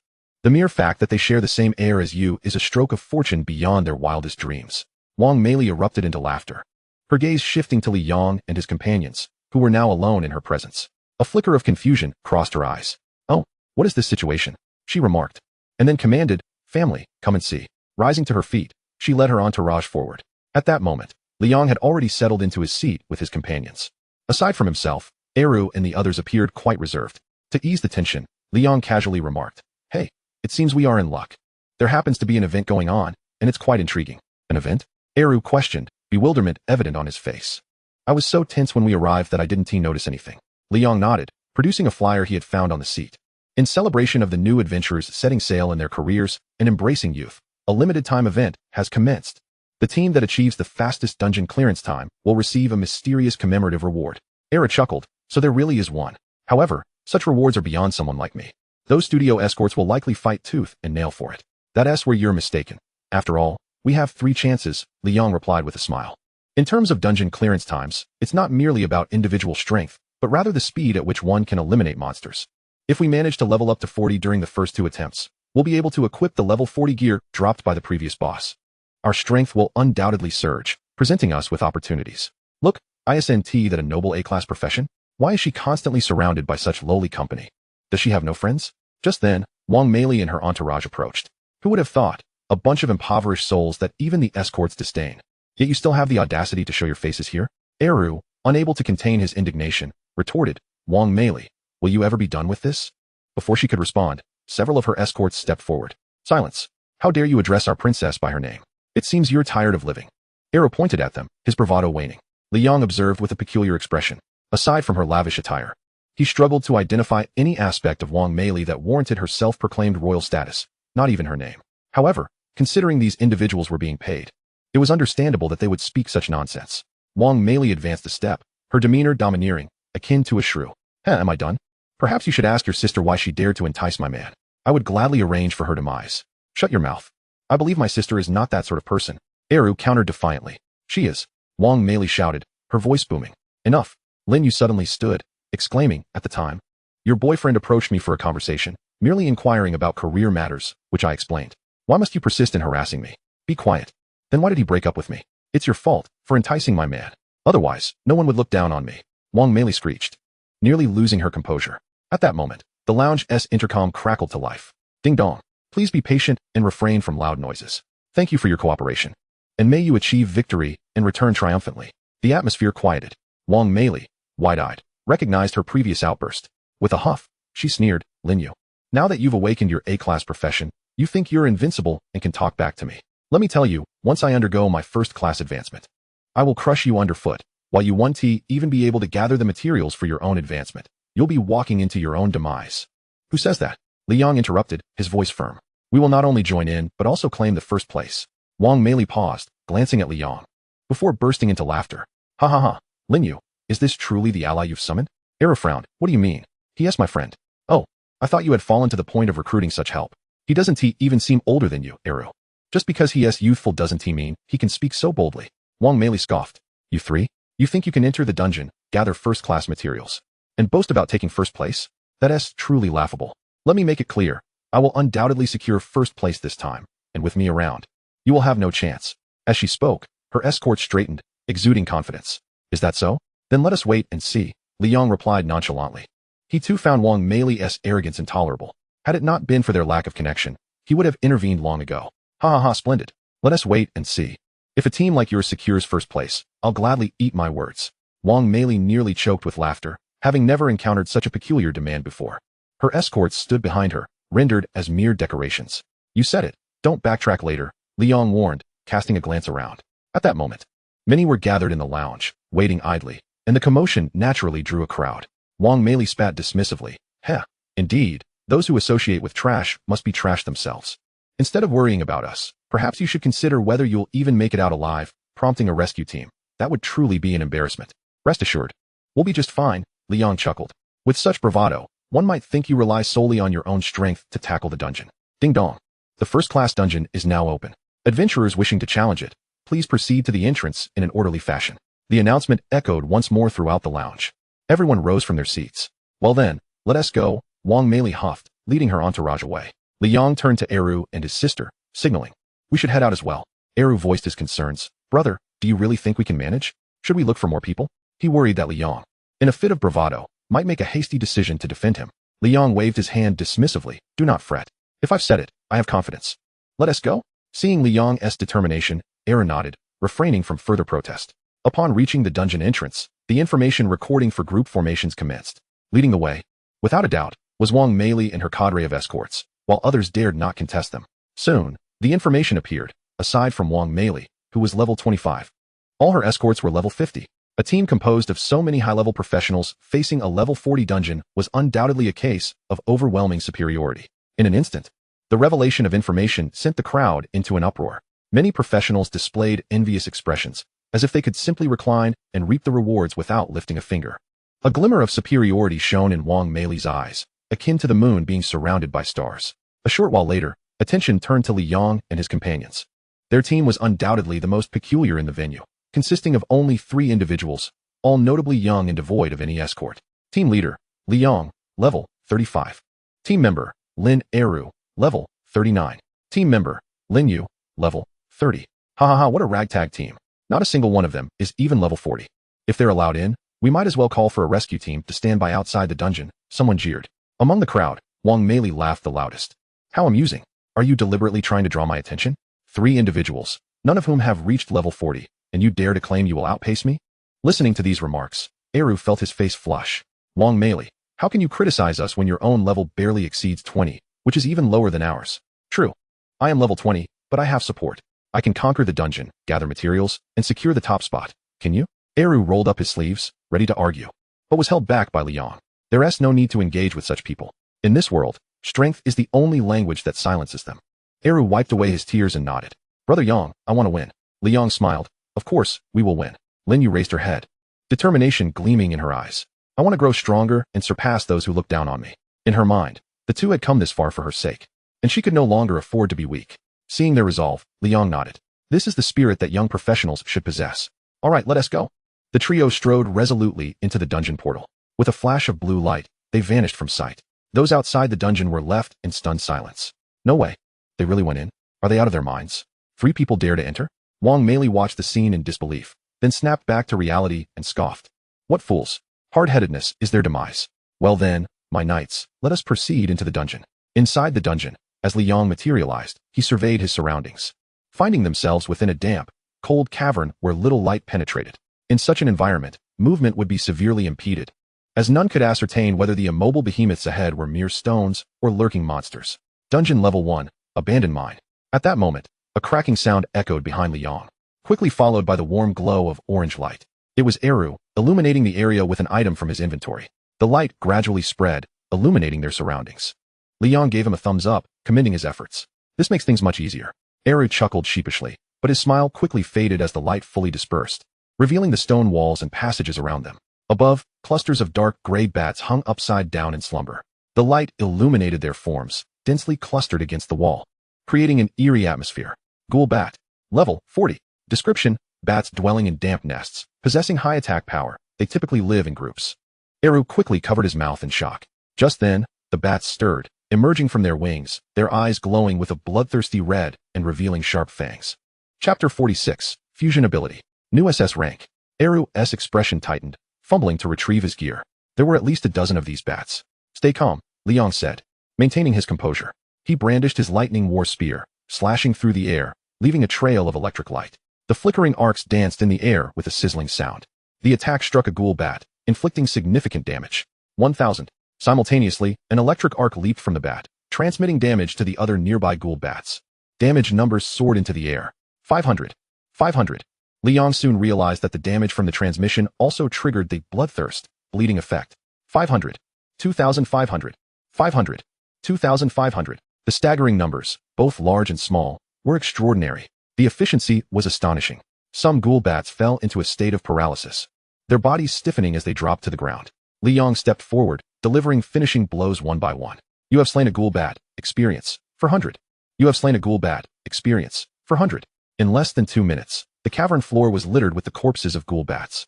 Li Yong exhaled, scanning the area to ensure no survivors remained before turning back. Behind him, Lin Eru and Lin Yu stood in stunned silence, their weapons seemingly useless as they felt a bit lost. The confined space, coupled with the multitude of bats, had initially made them apprehensive about Li Yang's ability to handle the situation. Yet, Li Yong had proven to be quite formidable. It was worth noting that all these ghoul bats were over level 40. They had prepared themselves for a fierce battle. Subsequently, Li Yong waved them over, and they snapped back to reality. Let us move. Li Yong remained unfazed. Eru and Lin Yu quickly followed. Once they processed the unbelievable scene they had just witnessed, Eru excitedly inquired, Brother, how did you manage to take down so many level 40 monsters so effortlessly? You're incredible. Li Yong couldn't help but twitch a smile. With such a lively character around, the dungeon run would certainly not be dull. Lin Yu stood nearby, her sparkling eyes observing Li Yong, beginning to form a rudimentary understanding of the superhuman prowess her brother had spoken of. Noticing his sister's unusual gaze, Eru quickly cleared his throat. Ahem, Xiaoyu. You shouldn't entertain such thoughts. Someone as strong as Brother Yang is beyond your reach, so you'd best let go of those aspirations. He felt a twinge of concern. His sister was at a youthful age, and a man like Li Yong, handsome, powerful, young, and gifted, was undoubtedly alluring. If he were not male, even he might. Ahem, but the disparity between them was too great. If she truly fell for him, it could lead to disastrous consequences. Lin Yu merely pouted and made a face at him. Eru's expression darkened further, sensing the playful banter between the siblings behind him. Li Yong smiled wryly as they continued to advance deeper into the mine. Soon, the shadow of a colossal creature loomed before him, blocking the path with an imposing presence. Under the illumination of the lights, the form of the beast became fully visible. This monster bore a striking resemblance to a large rodent, its elongated tail swaying incessantly, and two prominent incisors protruding from its mouth, presenting a rather unsettling sight. Rockland giant rat, elite level. Level 40. Health points. Description: a creature that feeds on rock. Possessing the power of the earth element, capable of immense destruction, it conjures a rock shield when attacked. Innate ability: Rock Shield S. Rock Shield. Upon receiving damage, it automatically summons a rock shield to absorb harm, with a maximum capacity of 5,000 points, which will convert into health restoration after a period. Ability can be replicated. Li Yong cast a glance and promptly chose to replicate it. Just in time, his Guardian Shield was proving somewhat inadequate in defense, despite its effectiveness against negative effects. Moreover, both abilities were defense-oriented, suggesting they could be fused. Replication successful. You have acquired the ability, Rock Shield S. Rock Shield. Upon receiving damage, it automatically summons a rock shield to absorb harm, with a maximum capacity of 3,000 points, which will convert into health restoration after a period. You currently possess 2 defensive ability cards, Guardian Shield S. Rock Shield S. Fusion is possible. Would you like to fuse? Fusion. Card abilities added, Guardian Shield. Rock Shield. Fusing in progress. Fusion successful. You have obtained Ethereal Shield SS. Ethereal Shield. Gain a shield capable of withstanding 10 times your own attack during its existence. Damage received will be directly absorbed and converted into shield capacity, with a maximum absorption of 10 times the initial shield value. While the shield is active, purification effects are granted, immunizing against all negative states. Li Yang's face lit up with astonishment. Truly, it was an SS-level ability. This power was immensely superior. As his attacks increased, the initial shield value would also rise. Furthermore, theoretically, if the shield remained intact, it could accumulate shield value, rendering him increasingly resilient. In other words, if anyone were to confront Li Yong in the future, failing to shatter the shield in a single strike would mean, quite frankly, they would be unable to breach it at all. Wow. With this ability, he could confidently take the front line, even opting to charge in with his physical form rather than raising a shield. It was absolutely outrageous. Upon acquiring this ability, Li Yong, gazing at the formidable giant rat before him, was eager to put it to the test. Hey, I'm coming for you, little rodent. Let us see who can endure more. After settling Eru and Lin Yu from a distance, Li Yong dashed forward, making no attempt to conceal his intentions as he boldly approached. Eru, witnessing this, broke out in a cold sweat, gasping in disbelief. Is he really that brazen? This is still their territory. He's charging in so recklessly. This was an elite-level monster at level 40, showing no regard for safety. Lin Yu's eyes flickered with anxiety as she pondered, can my brother truly handle this?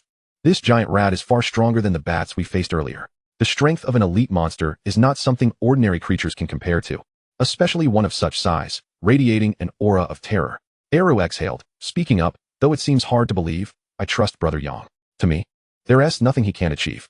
You may not know what transpired yesterday at the boss area, but he single-handedly drove away an entire squad from the Qingshan Guild. Is that really true? Lin Yu was taken aback, her eyes wide with astonishment. That was the Qingshan Guild, renowned throughout Jianghai, one of the largest factions of practitioners. Eru replied proudly, of course, why would I lie to you? I was there. Since that day, the Qingshan Guild has paled in comparison to Brother Yang in my eyes. Lin Yu remained silent, her gaze on Li Yong shimmering with admiration. I aspire to become such a formidable warrior. Chapter 47, Shield Divine Power. Rampage in the Dungeon. Come, strike me. Li Yong approached the Rockland giant rat, arms outstretched.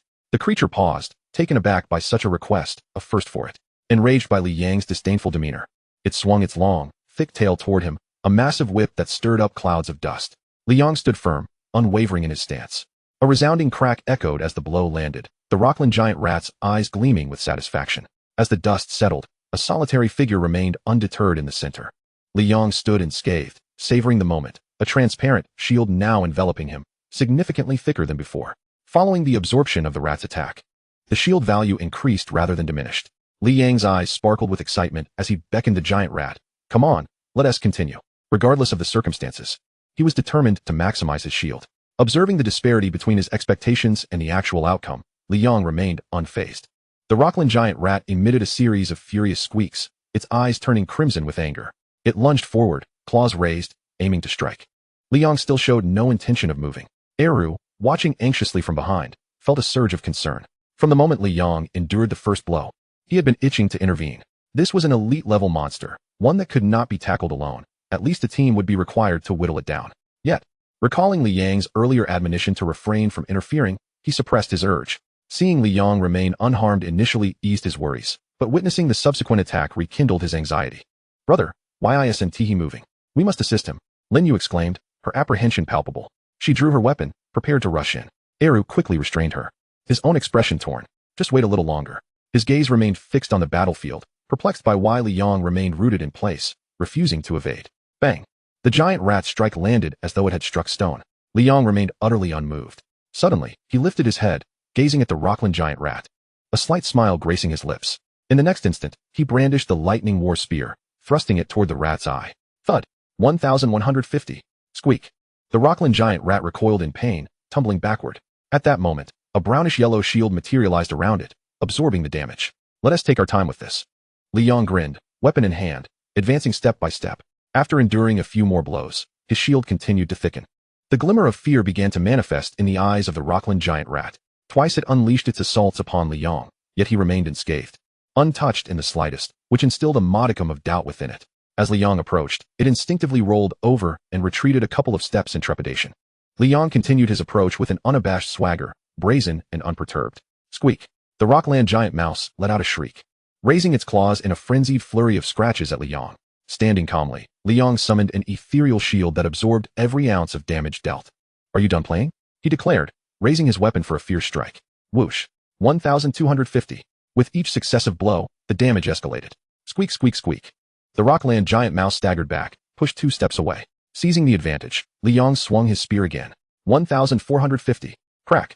A crisp sound resonated as the mouse's shield shattered. In an instant, the bloodthirst effect activated. The mouse was met with a terrifying figure. 5,000. 5,000. In mere moments, its health plummeted to half. The Rockland giant mouse emitted a wretched howl, pivoting and darting towards the cave behind it. Attempting to flee? Li Yong would not grant it such an opportunity. He swiftly drew his explosive bow. In this relatively confined cave, the immense size of the Rockland giant mouse was akin to a living target. Arrows flew forth, igniting brilliant sparks in the passageway. Whoosh, whoosh, whoosh. Boom, boom, boom. The figure of the Rockland giant mouse collapsed dramatically. You have slain the elite Rockland giant mouse, earning 6,000 experience. Level up, 3,536. You have acquired the silver-grade equipment, Rock Shield. You have obtained the tusk of the Rockland giant mouse, forging material. A silver-grade item had dropped. Although intended for frontline use, it was not particularly beneficial for him. However, it would fetch a handsome sum of a few tens of thousands of dragon coins if sold. Li Yong sheathed his weapon and glanced back at Lin, Eru, and the others, gesturing that the matter was resolved, then proceeded to forge ahead. Eru stood there, utterly dumbfounded. His mouth agape.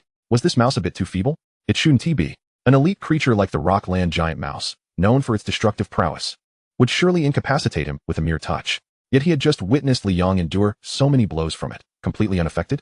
Was this reasonable? It was utterly absurd. How immensely powerful was Li Yong? Even now, he remained perplexed. Li Yong was indeed formidable. Lin Yu's eyes brimmed with astonishment. It was her first encounter with a level 40 elite monster. Just a glance had filled her with dread, yet it had been dispatched so effortlessly. A flicker of disbelief crossed her mind. Seeing that Li Yong had already moved on, they had no time for further contemplation and hurriedly followed in pursuit. Along the way, Li Yong led the charge, and any creature that dared to show itself met an untimely demise. By the time Eru and Lin Yu caught up, the ground was strewn with the corpses of monsters. Once formidable beings, exuding a terrifying aura, had all succumbed to lifelessness. It was almost unfathomable to conceive of the extraordinary prowess capable of such annihilation. As they traversed the mine tunnels, a ray of sunlight gradually broke through, illuminating the path ahead. You have slain a stone scorpion, earning 450 experience. You have slain a rock lizard, earning 430 experience. After dispatching 2 gatekeeping monsters, Li Yong emerged from the cave entrance, taking in the surrounding scene. Towering stone walls flanked both sides, with only a waterway cutting through ahead, approximately 100 meters wide. The surface of the water was far from tranquil. Instead, it was tumultuous and treacherous, with aquatic monsters occasionally surfacing, posing a significant peril.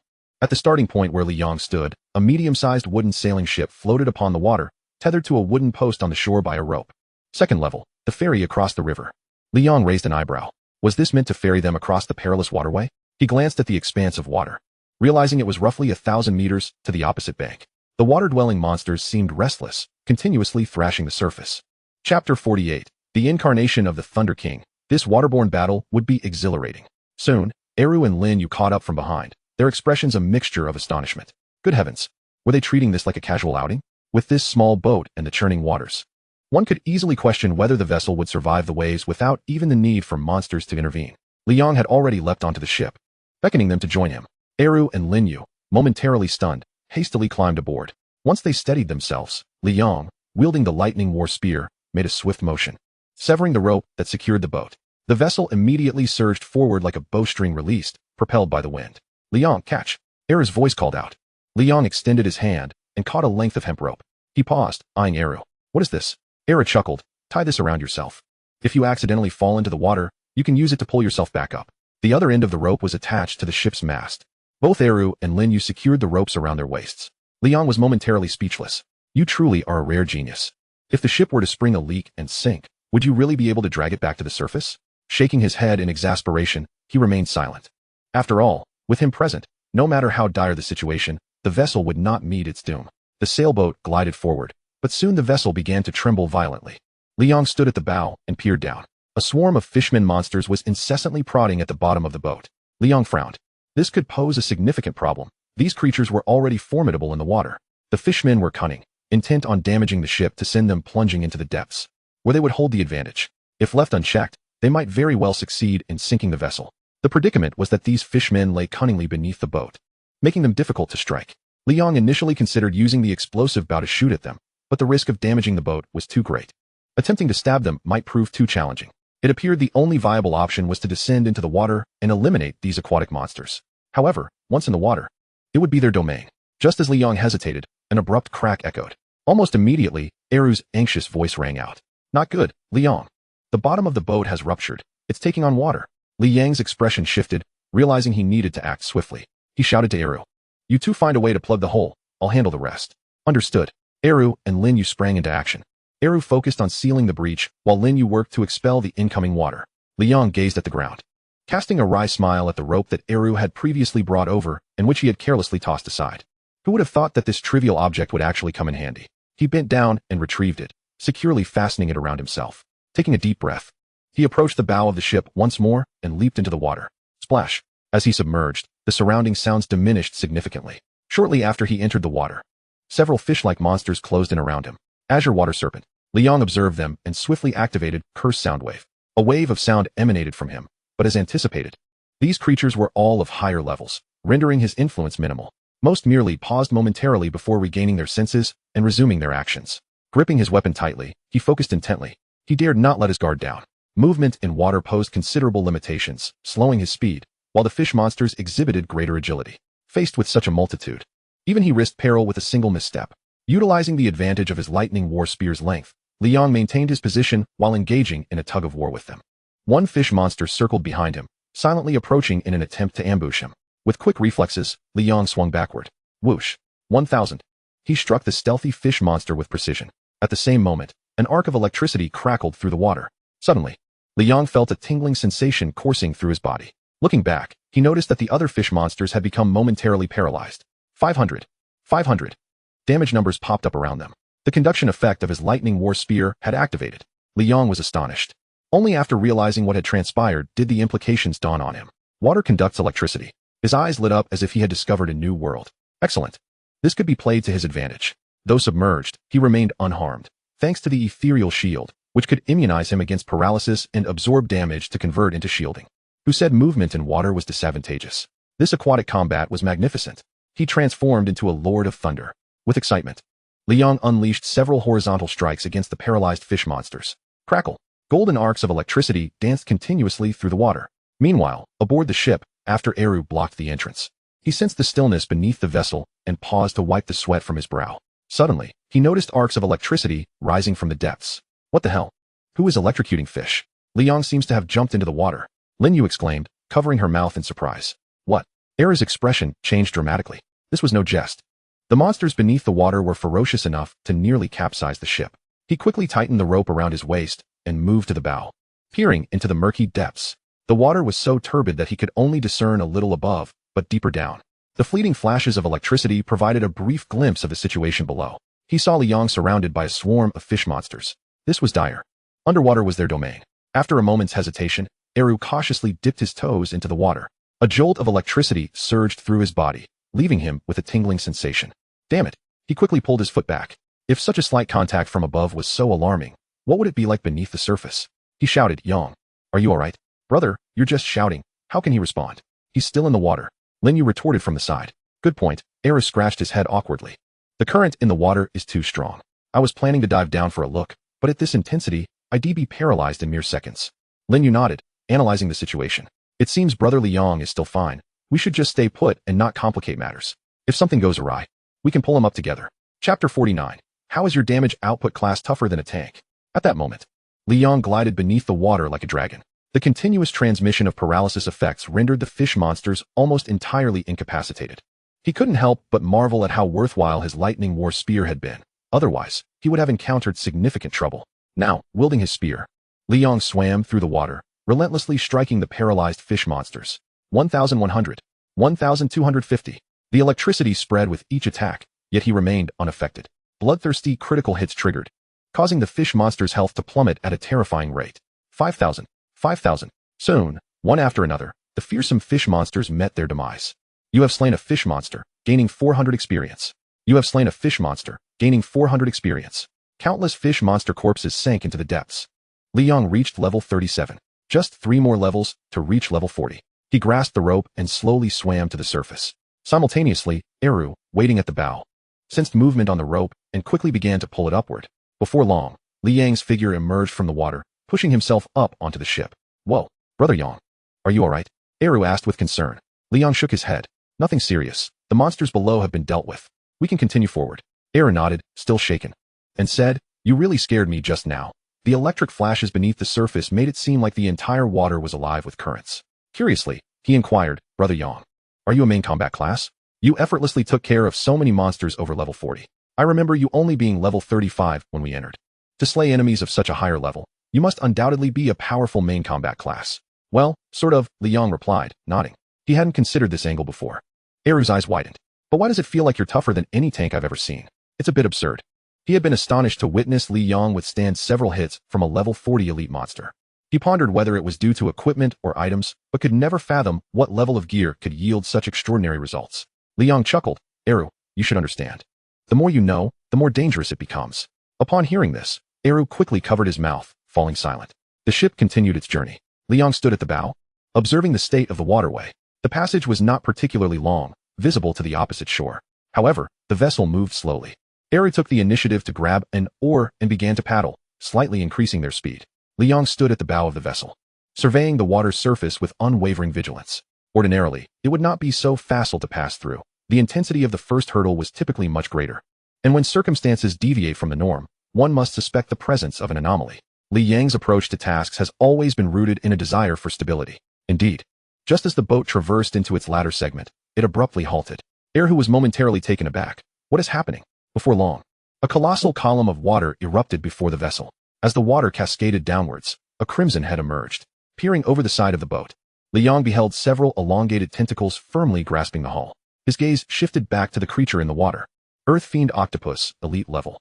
Level, 40, Health Points. Description, a monstrous entity dwelling in aquatic realms, highly aggressive. It actively assaults anything within its line of sight, and boasts formidable regenerative capabilities. Talent ability, Self-Heal, SS, Self-Heal, when health drops below 70. Automatically restores 5 health points per second. When health falls below 10, instantly restores health to 100. Good heavens. Li Yong was astonished. An SS-level healing ability. The effect was nothing short of miraculous. To have health restored to full when it dips below 10, what does that signify? As long as one is not instantly eliminated when health is at or below 10, it theoretically becomes akin to a perpetual motion machine. Such an extraordinary ability could only manifest in a beast. Moreover, often, what may seem unremarkable for a monster may yield a profound transformation when applied to a practitioner. Li Yong glanced at the Earth Fiend Octopus's health, 30,000 points. This indicated that he needed to deliver a lethal blow while its health remained above 3,000. Otherwise, once its health dipped into the 10 range, it would revert to full vitality. This could only be achieved through overwhelming force for an instant kill or by coordinating several damage-dealing rolls to prevent the Earth Fiend Octopus from recovering. Even Li Yong, with his current power of merely 1,000, would struggle to inflict such high damage in a single strike, even with all his talent-enhanced damage multiplicators stacked. The sole means of achieving such explosive damage lay in utilizing the high multiplier of bloodthirst for bleed damage. Li Yong readied his bow, preparing for a fierce battle. Yet, before launching his assault, he invoked the ability of replication. Replication successful. You have acquired the ability, Self-Heal, SS. Self-Heal, when health drops below 70. Automatically restores 5 health points per second. When health falls below 10, instantly restores health to 100. Having successfully acquired this ability, Li Yong felt a surge of reassurance.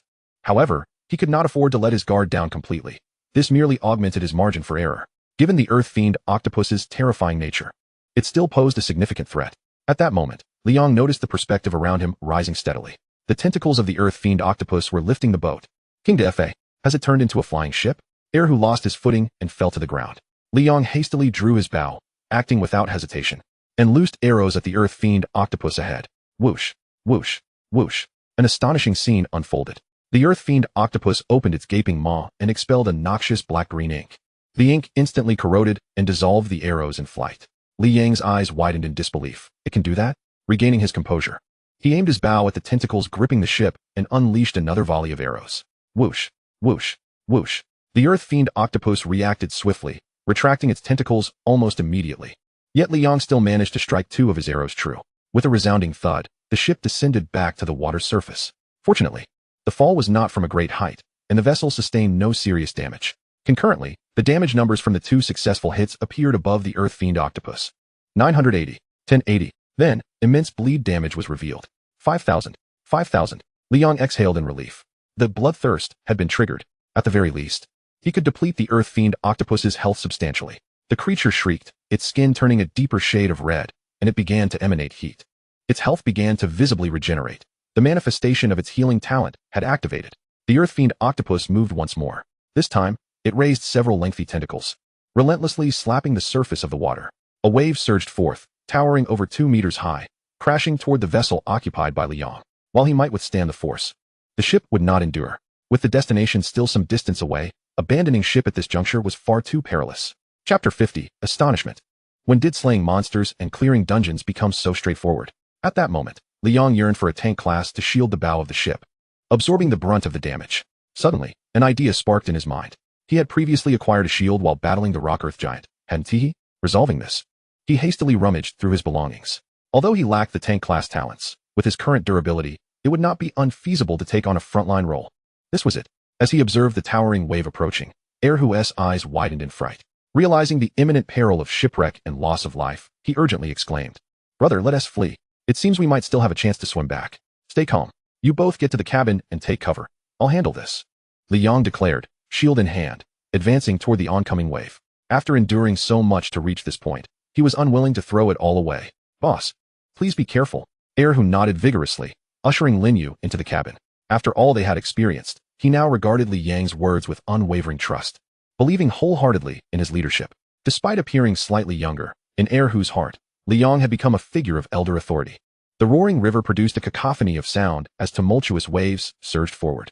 Li Yong positioned the shield before him, bracing against the onslaught, while others operated in coordinated teams, each fulfilling their designated roles. Tanks at the forefront, damage dealers and healers in the rear. Li Yong found himself both on the front lines and dealing damage, all while having to heal himself as well. Yet, there was no alternative. As a lone wolf practitioner, he must have grown accustomed to such circumstances. Though the risks were substantial, the rewards were equally bountiful. He would reap the entirety of the rewards and experience for himself, without needing to share. Bang!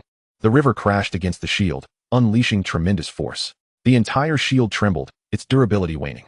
The vessel rocked violently. Feeling the immense pressure, Li Yong gritted his teeth, refusing to yield, pushing forward. Bearing the responsibility of becoming the top newcomer, he could not afford to falter. The colossal wave's impact was largely absorbed by Li Yong and the shield. The force of the water surged rapidly, then receded just as swiftly. The entire boat was drenched. Yet it had not been completely destroyed. Only a few breaches had appeared. Li Yong released a breath, standing tall once more. The shield in his hands bore several small cracks. What a pity, such a fine piece of silver equipment. As Eru emerged from the cabin, he discovered that all was well. Upon seeing Li Yong, a look of joy crossed his face, and he was about to speak, only to notice that water was incessantly leaking from the ship. He quickly called for Lin Yu to assist in addressing the issue. Although the siblings did not directly aid him in battling monsters, they had contributed significantly in various aspects, and he contemplated rewarding them later. Li Yang's gaze shifted back to the earth fiend octopus. During the tumult of the waves, the creature had seized the opportunity to heal itself. Its health now restored to 2/3, and still recovering. Li Yong lifted his bow, hesitating momentarily. The earth fiend octopus was remarkably swift and capable of using ink to corrode his arrows, making it exceedingly difficult to land a hit. He needed to strike unexpectedly. After some contemplation, he conceived a potentially effective strategy. If he could shoot without the octopus realizing it, even its quick reflexes would be of no avail. With this thought, he retrieved his cloak of invisibility, unexpectedly finding it to be of use at this moment. Once donned, his figure vanished from the ship. The earth fiend octopus, bewildered, searched frantically for him. Meanwhile, Li Yong drew his bowstring taut and released an arrow towards it. He had to conclude the battle within the duration of his invisibility. Suddenly, a flurry of arrows erupted into the air. Bong, bong, bong. The arrows struck the earth fiend octopus, igniting sparks of searing heat and splashing water. Under the bloodthirst effect, the creature's health plummeted, registering 5,000. In the blink of an eye, it was in the red, with merely a fraction of its health remaining. The critical moment had arrived. This was a true test of a professional's foundational skills. Timing was paramount. A failure to eliminate it swiftly would render all previous efforts futile. Just then, the earth fiend octopus began to submerge, attempting to retreat into the depths to recover. Li Yong, quick-witted, unleashed several arrows, determined to thwart its plan. He knew that arrows would lose some potency upon traversing water, resulting in diminished damage. Fortunately, he acted in time. The arrowheads struck true, embedding themselves in the octopus's body and erupting in a cacophony of explosions. The bloodthirst, bleeding effect refreshed, and although the octopus had submerged, it continued to lose health. 5,000. You have slain the elite earth fiend octopus, gaining 6,000 experience. Level up, 3,738. You have acquired the earth fiend octopus's tentacles, blue. You have acquired the earth fiend octopus's ink, blue. You have obtained silver-grade equipment, earth fiend chestplate. You have obtained silver-grade equipment, red leather spellbook. Having successfully vanquished the earth fiend octopus, Li Yong exhaled deeply. It was rare to encounter such a resilient creature. Typically, monsters perished after merely 2 rounds of bleeding.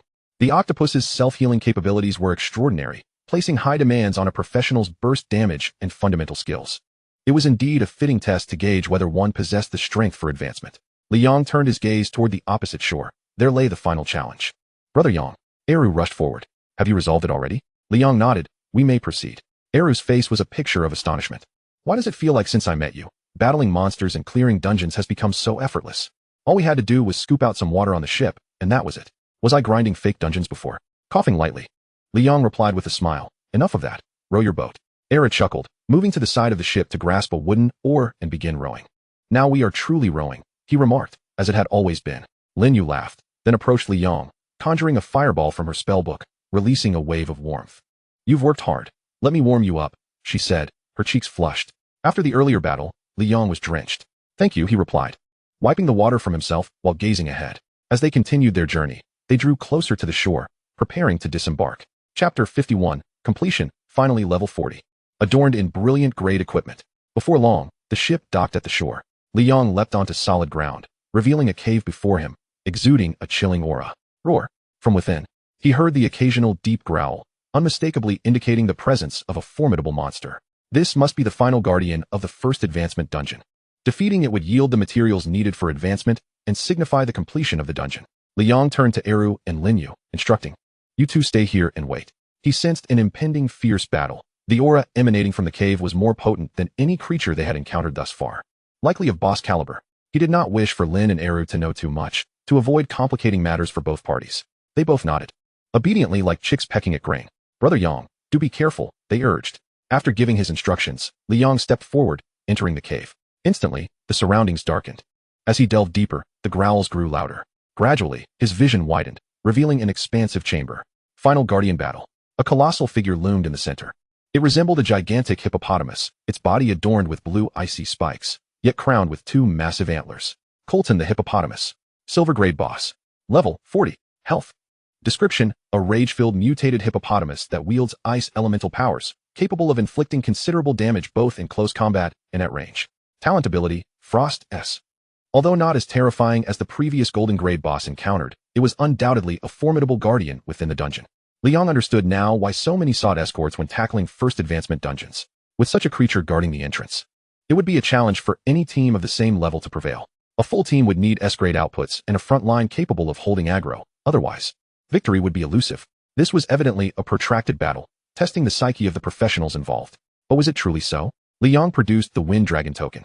The best way to defeat magic was with magic. Come forth, Wind Dragon. In the next moment, the Wind Dragon amulet radiated a vivid azure luminescence, quivering slightly. This azure light coalesced into a gaseous form, materializing into a colossal silhouette of a dragon. As Li Yang's level and attributes ascended, the Wind Dragon's ethereal manifestation inherited even more formidable statistics, its aura significantly amplified. Attack! Li Yang commanded, directing the dragon towards the transformed hippo ahead. With a low growl, the Wind Dragon flapped its wings and soared forth. The aberrant hippo, sensing the commotion, turned around. Raising its front leg, it unleashed a volley of icy spikes from its two massive horns, aimed at the Wind Dragon. In response, the dragon opened its maw and expelled a tremendous whirlwind, effortlessly repelling the icy projectiles back towards the hippo. The sharp ice shards struck the transformed beast with its own weaponry. However, they seemed to have little effect. The silver tier boss, the transformed hippo, boasted an astonishingly formidable defense. Liang, not one to remain idle, seized his explosive bow as the Wind Dragon held the front line. It was no wonder that many favored the mage archer class. With a solid front line to absorb damage, it was indeed exhilarating to rain arrows from behind. Whoosh whoosh whoosh. A flurry of crimson arrows sliced through the air, hurtling toward the hippo, which was too preoccupied with the Wind Dragon to evade. 950. 1150. 1300. Seizing the opportunity to deal damage, Liang unleashed his arrows with reckless abandon. The large size of the monster had its advantages, as it made it nearly impossible to miss. With each successive attack, the enhancements from his class abilities stacked, and coupled with the substantial bleeding effect from bloodthirst, alongside the Wind Dragon's direct damage, the hippo's health plummeted at an unfathomable rate. Unlike the previous boss, the earthly octopus, which required careful management of health and damage, this encounter was straightforward. It merely necessitated overwhelming damage, a task Liang excelled at. Approximately a minute later, the transformed hippo fell into a state of rage. Its entire form, including the ice spikes embedded in its body, glowing a fierce crimson. Its health visibly thickened, and its movements became markedly more agile. A mere extension of its demise. Liang aimed at the boss and drew his bow with determination. A mere stepping stone shall become a wraith beneath my arrows. Whoosh. Whoosh whoosh. He launched into a second wave of assault. The sounds of arrows slicing through the air and exploding resounded in succession. Minutes passed, and the transformed hippo suddenly stiffened, emitting a mournful wail before crashing to the ground. You have slain the silver tier boss, the Colton hippo, earning experience points. Level up. 3,840. You have met the requirements for your first class advancement, and may proceed with the transition. You have obtained the Colton's skeleton, blue. You have obtained the Colton's horn, blue. You have acquired the advancement material, Colton's core, gold. You have received the silver tier equipment, steel helm. You have obtained the silver tier equipment, ice spike armor. Colton's core, gold, a material designated for class advancement by the Adventurers Association. Submit this item to undergo your first class transition. At last, the material for class advancement was in hand. In addition, he had acquired several other blue quality materials and silver tier equipment, all of which could fetch a handsome price. Alas, being a silver tier boss, the likelihood of obtaining golden equipment was slim. However, this was to be expected. If a mere first tier dungeon could yield golden tier equipment, the market would undoubtedly collapse. Most importantly, he had finally reached level 40. This meant he could now don level 40 gear. Eagerly, Liang retrieved a few pieces of level 40 golden equipment he had acquired after defeating a golden tier boss, along with the long-awaited equipment of devastation. Cloak of the Victorious. Tier, golden. Level, 40. Bonus. Grants immunity to 35 of mental attacks while equipped. Commander S. Greaves. Tier, golden. Level, 40. Bonus. Increases movement speed by 15 when equipped. Dragon Lord Mask. Tier, radiant. Level, 40. Bonus. Increases all damage dealt by 20. Passive. Each attack hit grants a layer of wrath, increasing health by 10 per layer, stacking up to 10 layers. Liang glanced over the items without hesitation and adorned himself with them all. Name, Liang. Class, blank. Level, 40. Strength, 1,600. Constitution, 560. Agility, 585. Spirit, 545. Talent, card. Talent abilities, Soul Sorcerer, SS class. Ethereal Shield, SS. Self-Heal, SS. Berserker, S class. Bloodthirst, S. Curse Wave, A. Enhancement, C. Equipment bonuses, immunity to 35 of mental attacks, increased movement speed by 15, all damage dealt increased by 20. Cards, 2. Having surpassed level 40 and armed with a plethora of equipment, Li Yong experienced a remarkable transformation in his attributes. To be so formidable before class advancement, one could only imagine the power he would wield thereafter. Yet, for the moment, he could still tackle 2 more dungeons. It would be foolish not to. Dungeon cleared. Automatic teleportation will occur in 10 seconds. Chapter 52. Announcement to all. Li Yang's team sets a new record. In the grand hall outside the dungeon, the awaiting adventurers buzzed with chatter. Hey, have you heard? Someone seems to have wandered into the dungeon. Huh, how can one even wander in? Well, ultimately, it's just some foolhardy individuals who think they're invincible, merely seeking attention. What you may not know is that last round, 3 level 30 adventurers entered the dungeon. TSK, TSK, TSK, their fate is uncertain. Level 30 daring to enter a first-tier dungeon? ISNT that courting death? 666, they must be a legendary team, it seems. At that moment, the dungeon's hall broadcast suddenly blared. Ding dong. The team led by Li Yong has successfully cleared the dungeon, breaking the current record. With a completion time of 7 minutes, securing first place on the time-limited leaderboard. The crowd erupted into astonished murmurs. First place has been achieved? Who is Li Yong? I've never heard of him. 7 minutes. That must have been a relentless monster-slaying spree. The team must possess exceptional strength to accomplish that. Looking at historical records, that is quite an impressive feat. Just then, another announcement rang out. Ding dong. The team led by Wang Meili has successfully cleared the dungeon. With a completion time of 7 minutes, securing second place on the time-limited leaderboard. Almost identical in timing, yet Wang Meili's team claimed the second spot. Wang Meili? The infamous underground tycoon? She is also attempting a first-tier dungeon? With her brazen personality, she likely won. Take this lying down. This has become quite intriguing. As the broadcast concluded, Li Yong and Hu, along with their companions, were the first to emerge from the portal. Look, someone is coming out. With so many teams having entered in the previous round, it was evident that they were the first to exit. Undoubtedly, everyone surmised that this team must be the one mentioned as the first in the broadcast. However, after observing for a moment, their brows furrowed in confusion. They had anticipated that more individuals would emerge from the portal, yet after Li Yong and his companions appeared, the portal remained dormant for quite some time. What on earth? This team consists of merely 3 members. How peculiar. Could it be that I misjudged? Just 3 individuals? How could this possibly be the first place team? Just as everyone was left in bewilderment, Li Yong and his companions strolled out, chatting and laughing. However, the dungeon recorder was visibly unsettled. He had a vivid recollection of these 3. All were over level 30, yet none reached level 40. Moreover, he had witnessed their entry into the dungeon firsthand. At that moment, Hu was so jubilant that his gait transformed, his arms swinging parallel to his shoulders. Gazing at the crowd outside, he felt an overwhelming sense of pride, his face aglow. Lin Hu had indeed made a name for himself, with so many awaiting their turn to clear the dungeon. He had already accomplished it once. To pass through a first-turn dungeon signifies a formal entry into the ranks of adventurers, granting one the right to establish themselves. Yet, Li Yong did not share in Hu's enthusiasm. To him, clearing dungeons was an ordinary affair. The only source of joy was acquiring the materials for the first turn, which meant he could advance. Another matter of concern was the rankings. Just as he intended to inquire further, the bald dungeon recorder suddenly stepped forward, blocking their path. With an astonished expression, he asked, "You have cleared the dungeon?" Hu recognized him and puffed out his chest, declaring, "What do you think? Our team keeps its promises. We cleared the dungeon at level 30. The recorder's face darkened, momentarily leaving him speechless. Witnessing his reaction, Hu's smile broadened. What a relief. Who else could look down upon them now? 3 individuals had indeed cleared a first-turn dungeon, and all were merely in their 30s. Had he not been so overwhelmed with excitement, he might have thought he was dreaming. This was truly unprecedented. Of course, he understood that this achievement was entirely due to Li Yang's prowess. Without him, they would never have succeeded. The dungeon administrator furrowed his brows, unable to accept the reality before him. After decades in this profession, he had never encountered such an extraordinary situation. Not only did he struggle to believe it, but those above him would also find it hard to accept. The issue lay in the fact that the current time-limited event's first rank genuinely belonged to Li Yong and his companions. Could it be that they truly secured the first place so ambiguously? While he pondered, the portal flickered with a blue light once more. In the next moment, a short, stout woman with a freckled face emerged first, followed by tall, well-equipped escorts. Witnessing this spectacle again was undeniably amusing.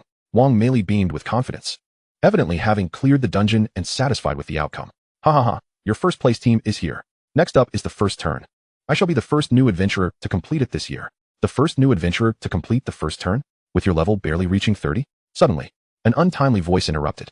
Wang Mei's smile faltered. Who is speaking? She was currently on a high, and could not tolerate any form of disrespect. You claim to be first? I wasn't aware of that, Liang replied casually. Although he had no knowledge of her ranking, he was certain it was not higher than his own, for Wang Mei and her team had emerged after him. Turning her head, Wang Mei was taken aback to find it was Liang and his companions. How did you three useless individuals come out first? She chuckled. Oh, you all moved quickly. Having been rescued by a team? You truly are lucky to have survived. How dare you speak to us like that? Erhu stepped forward. Wang Mei rolled her eyes. How am I speaking?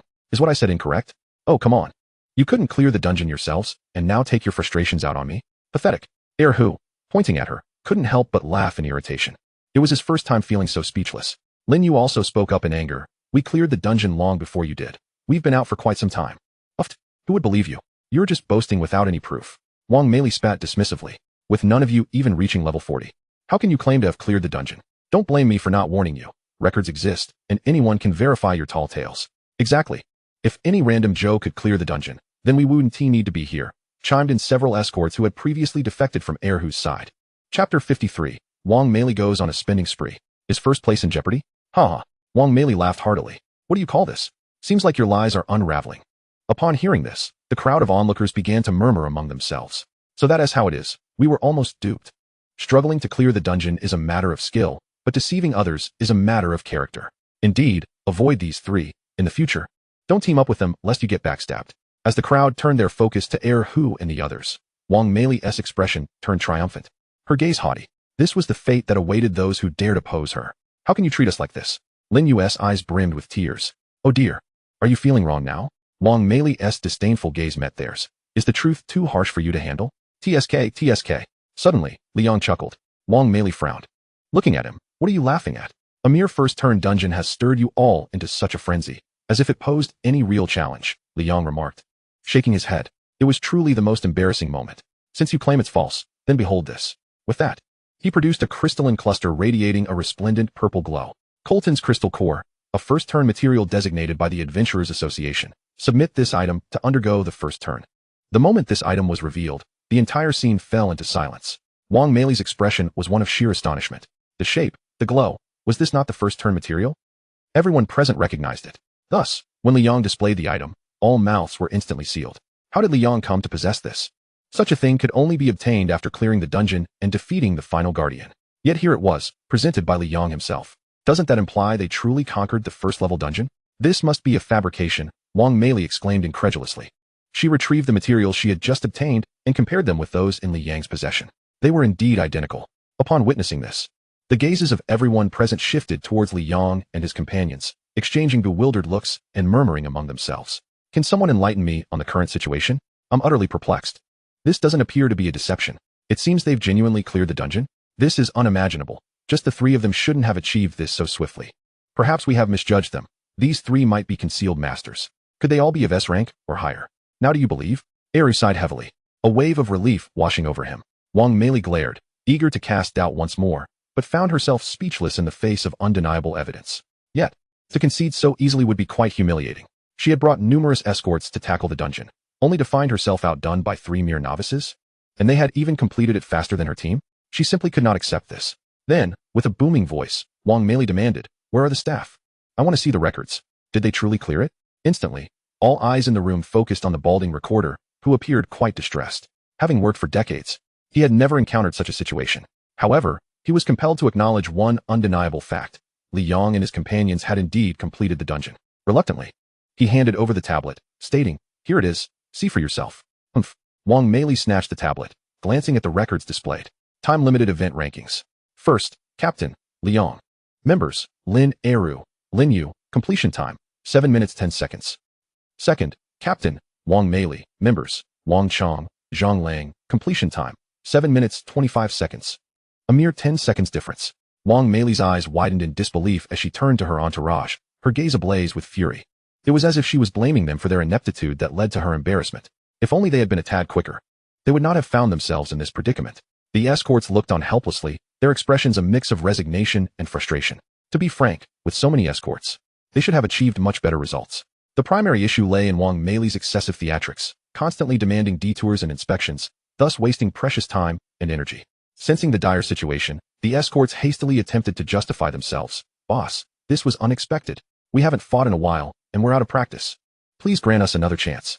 I didn't even use my full strength. I didn't bring my equipment. I didn't anticipate that this kid actually possesses some skill.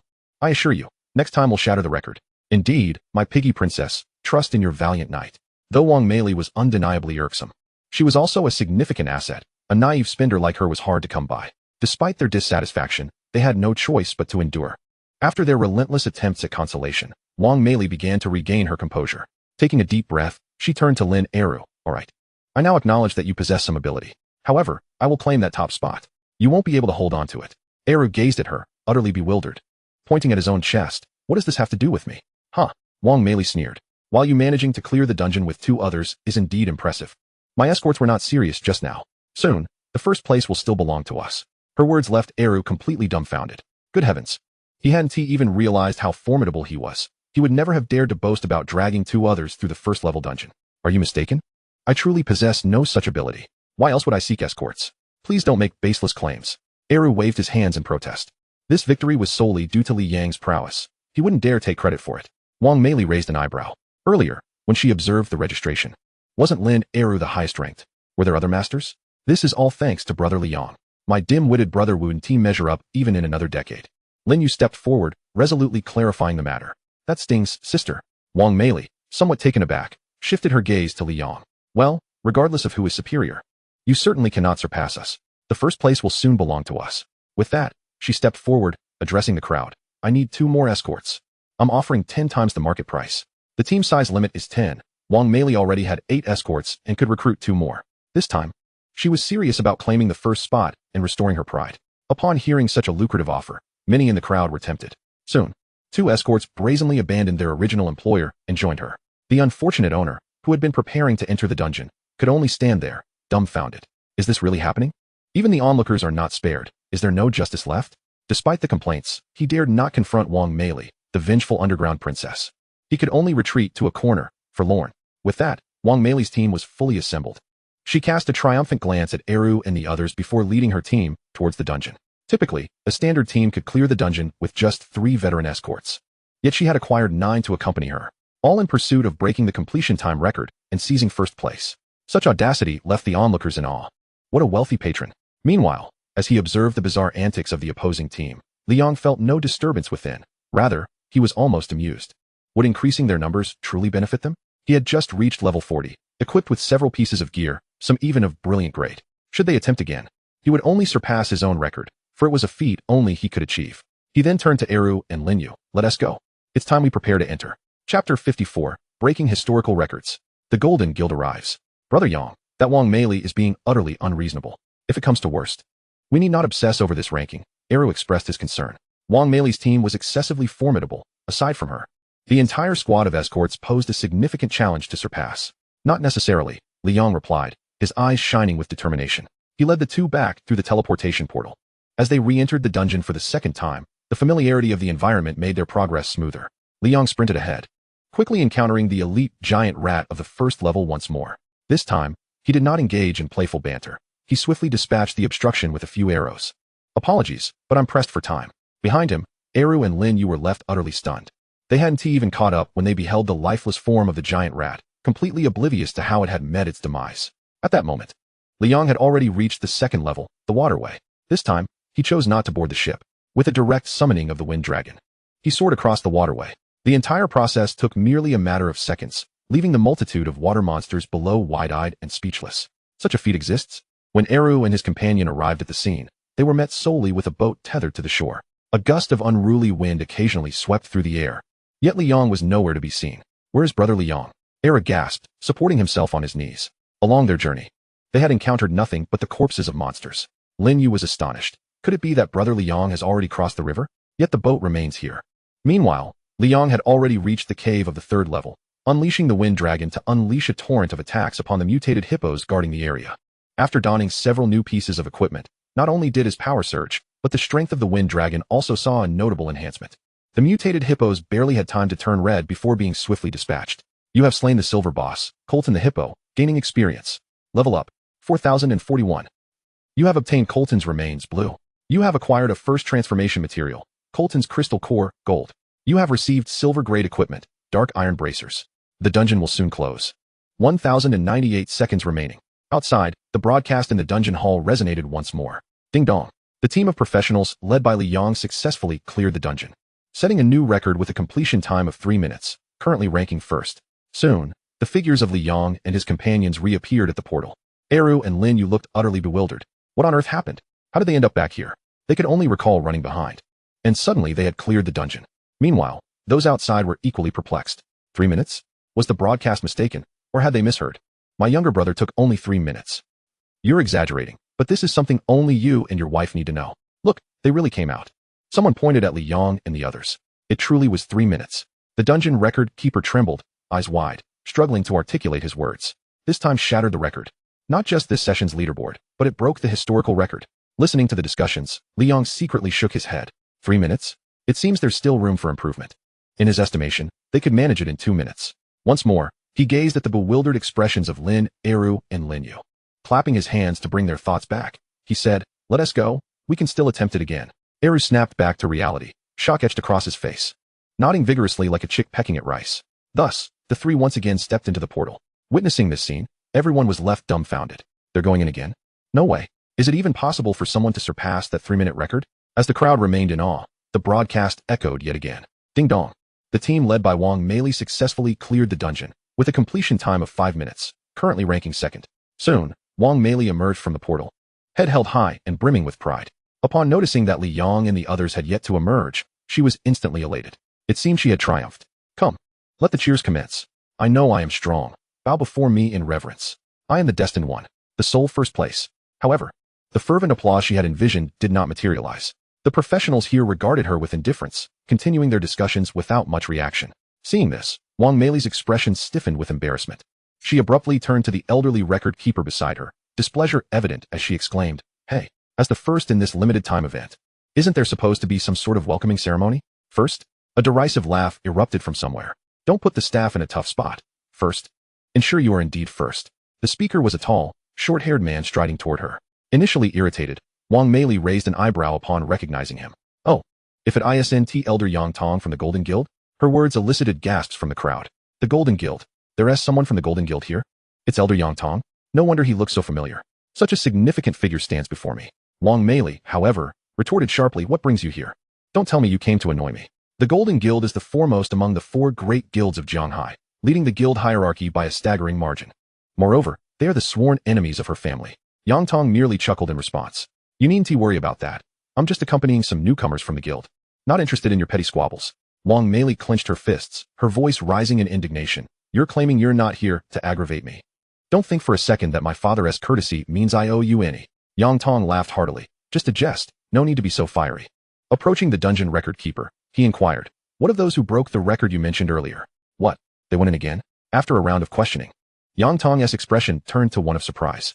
Given their previous speed, only 3 minutes, they should emerge quite swiftly this time. Wang Meili watched them converse in a language she couldn't comprehend, her brow furrowing. She longed to ask what had transpired, yet she hesitated to engage with Yang Tong. At that moment, the portal shimmered with a blue light, and Li Yong and his companions emerged. Wang Meili's face lit up with delight as she rushed forward. "Ha! You took so long to come out. I was becoming impatient. Can't you show a bit of strength?" There's no challenge whatsoever. Chapter 55, Refusing the Golden Guild. Onward to first transformation.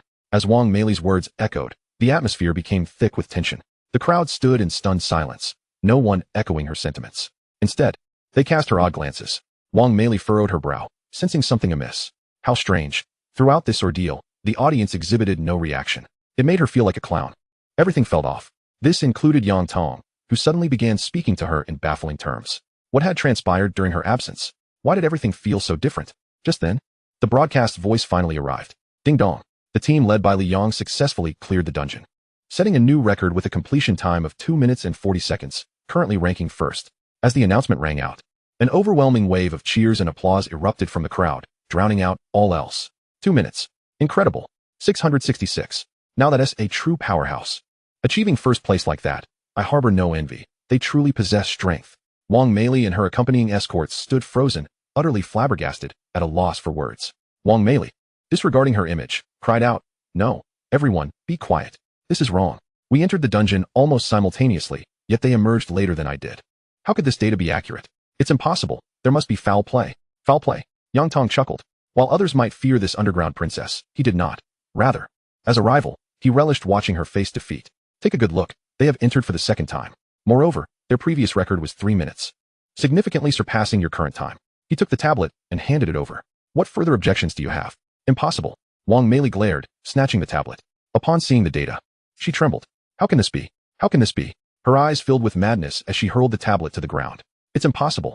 This must be a fabrication, or they must be cheating. Just look at them. The 3 of them have lower levels. And it's questionable whether they could even clear the first stage, let alone do it so swiftly. Is that so? Liang chuckled. He had anticipated that Wang Meili would resort to this line of reasoning. He then produced the drops from the mutated hippopotamus, Colton's crystal core, a first-tier material designated by the Practitioner Association. 3 of them appeared in Li Yang's hand. Wang Meili's eyes widened, leaving her speechless. Well, if you are outclassed, there's no need to cause a ruckus. Just because you cannot succeed does not mean others cannot, Yang Tong remarked with a smile. Wang Meili, already frustrated, glared at him with even greater fury. At that moment, Eru spotted Yang Tong, rubbed his eyes in disbelief, and recognized Wang Tong. You are the esteemed Elder Wang Tong of the Golden Red Society. Yang Tong nodded in acknowledgement. Eru's mouth dropped open. Lin Yu nudged him, saying, Hey, your idol has arrived. Coughing, Eru shot her a sideways glance. What are you talking about? My only idol is Yang Gu. Lin Yu covered her mouth and laughed. Just then, Yang Tong stepped forward and said, You are the current top-ranked team, and Li Yang is your captain? I heard it mentioned in the broadcast. Eru grinned sheepishly, scratching his head. Actually, it's all thanks to Yang Gu. The 2 of us are just here to fill the numbers. Without us, he could have been even faster. Oh, a 3-to-1 situation? Yang Tong's expression became more animated, his eyes filled with curiosity and excitement. Could it be a rare profession? To conquer a series of dungeons in such a short time without level suppression is far superior to an average S-class profession. He turned his gaze to Li Yang, fulfilling his duty as an elder, and enthusiastically said, Li Yang, do you have any plans to join our guild? You could immediately become a squad leader and receive double benefits compared to others at your level. Furthermore, that Wang Meili over there is quite vindictive. Joining our guild would ensure she will not bother you again, making things much easier for you. Upon hearing this, the surrounding practitioners displayed expressions of envy. An invitation to join the guild from Elder Yang himself? Incredible. This was a dream come true, and with special treatment, one could boast about it for a lifetime. As the most prestigious guild in Zhanghai City, its resources far surpassed those of other factions, making it a coveted place for all practitioners. Many would go to great lengths to gain entry. Yang Tong, I'm still here. Are you intentionally trying to provoke me? Wang Meili could no longer contain herself and exclaimed angrily. It frustrated her that Yang Tong could predict her thoughts so accurately. If anyone in Zhanghai dared to confront her openly, it would only be the high-ranking members of the Golden Guild. Yang Tong shrugged. I'm merely recruiting talent for the guild. Is that a problem? If you disapprove, you are free to leave or continue grinding dungeons and see if you can break the 2-minute record. Indeed, who was it that said they'd do something outrageous? With a powerful figure backing him, Eru grew emboldened, adding fuel to the fire. Haha, is that true? You all just wait. Amidst the uproarious laughter, Wang Meili waved her hand, storming off in a fit of rage. She realized that remaining would only make her appear foolish. Yet, she truly had no means to surpass Li Yang's record. Li Yang, is it? We're not done. What was once a straightforward endeavor, where she could easily step on Lin Yu, had been complicated by this unexpected obstacle. Not only had she lost her lead, but she had also suffered a significant loss of face, and her resentment toward Li Yang grew. Li Yang sneered.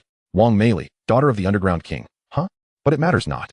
Having previously seized the belongings of the Underground King, they surely would not let this slide and are likely searching for me. A confrontation with them is inevitable. Today's events can only be considered a warm-up. Li brother, have you given it some thought? Yang Tong inquired again.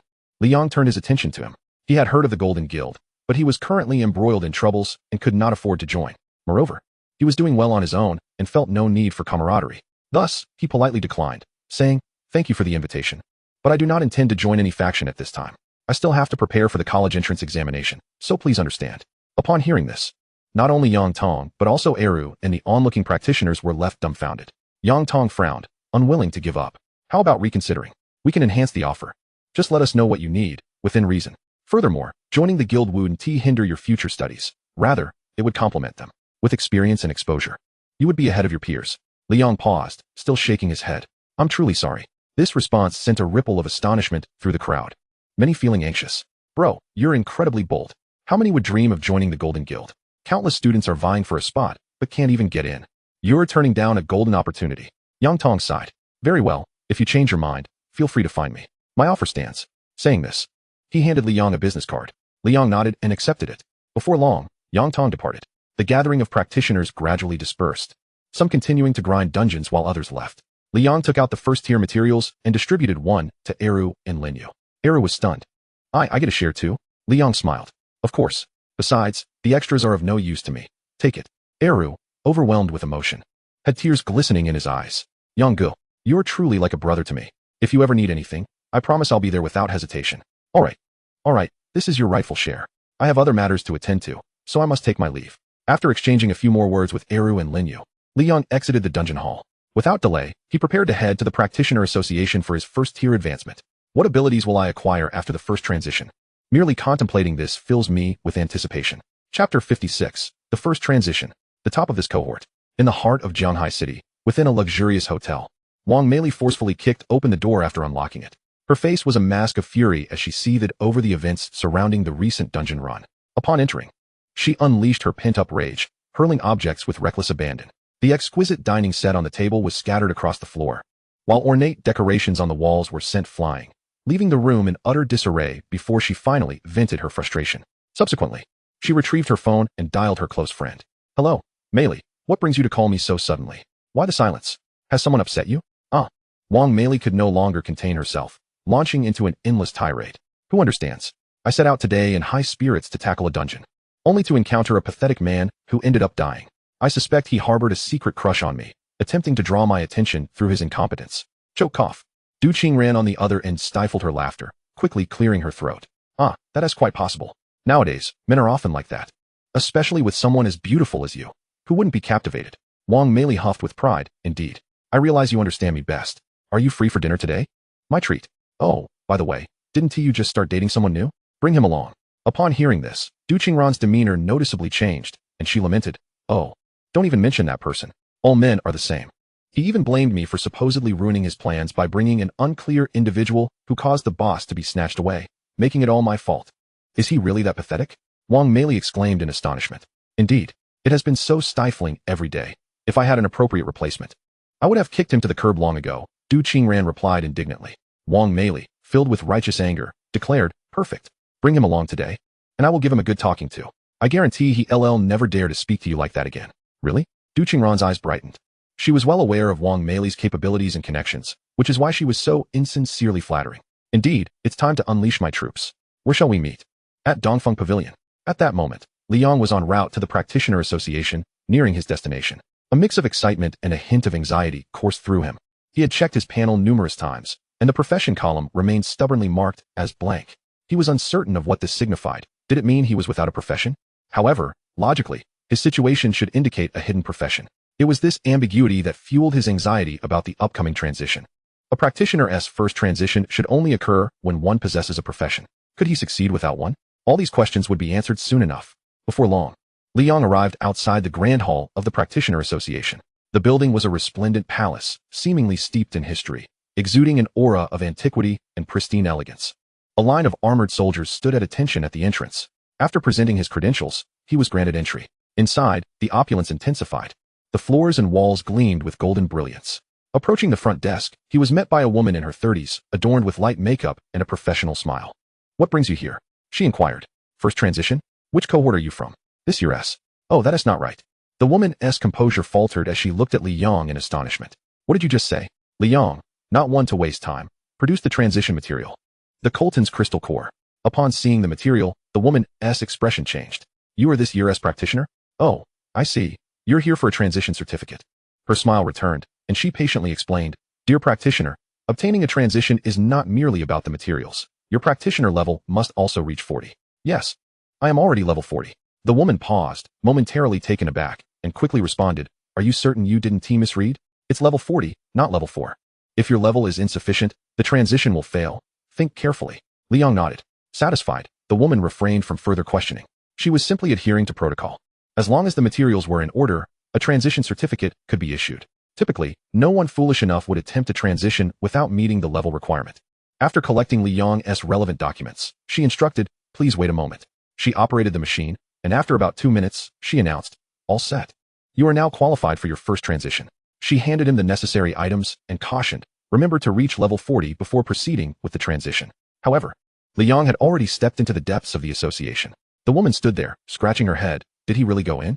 Is this year's cohort truly so formidable? Just a few days in, and someone has already reached level 40. With the certificate in hand, Li Yang followed the association's directions, navigating through a few winding corridors until he finally arrived at his destination. It was a private venue, spacious and devoid of clutter. At its center lay a massive formation. An elderly man sat in a chair near the entrance, glancing at Li Yang. Here for your first transition? Li Yang approached, presenting his certificate.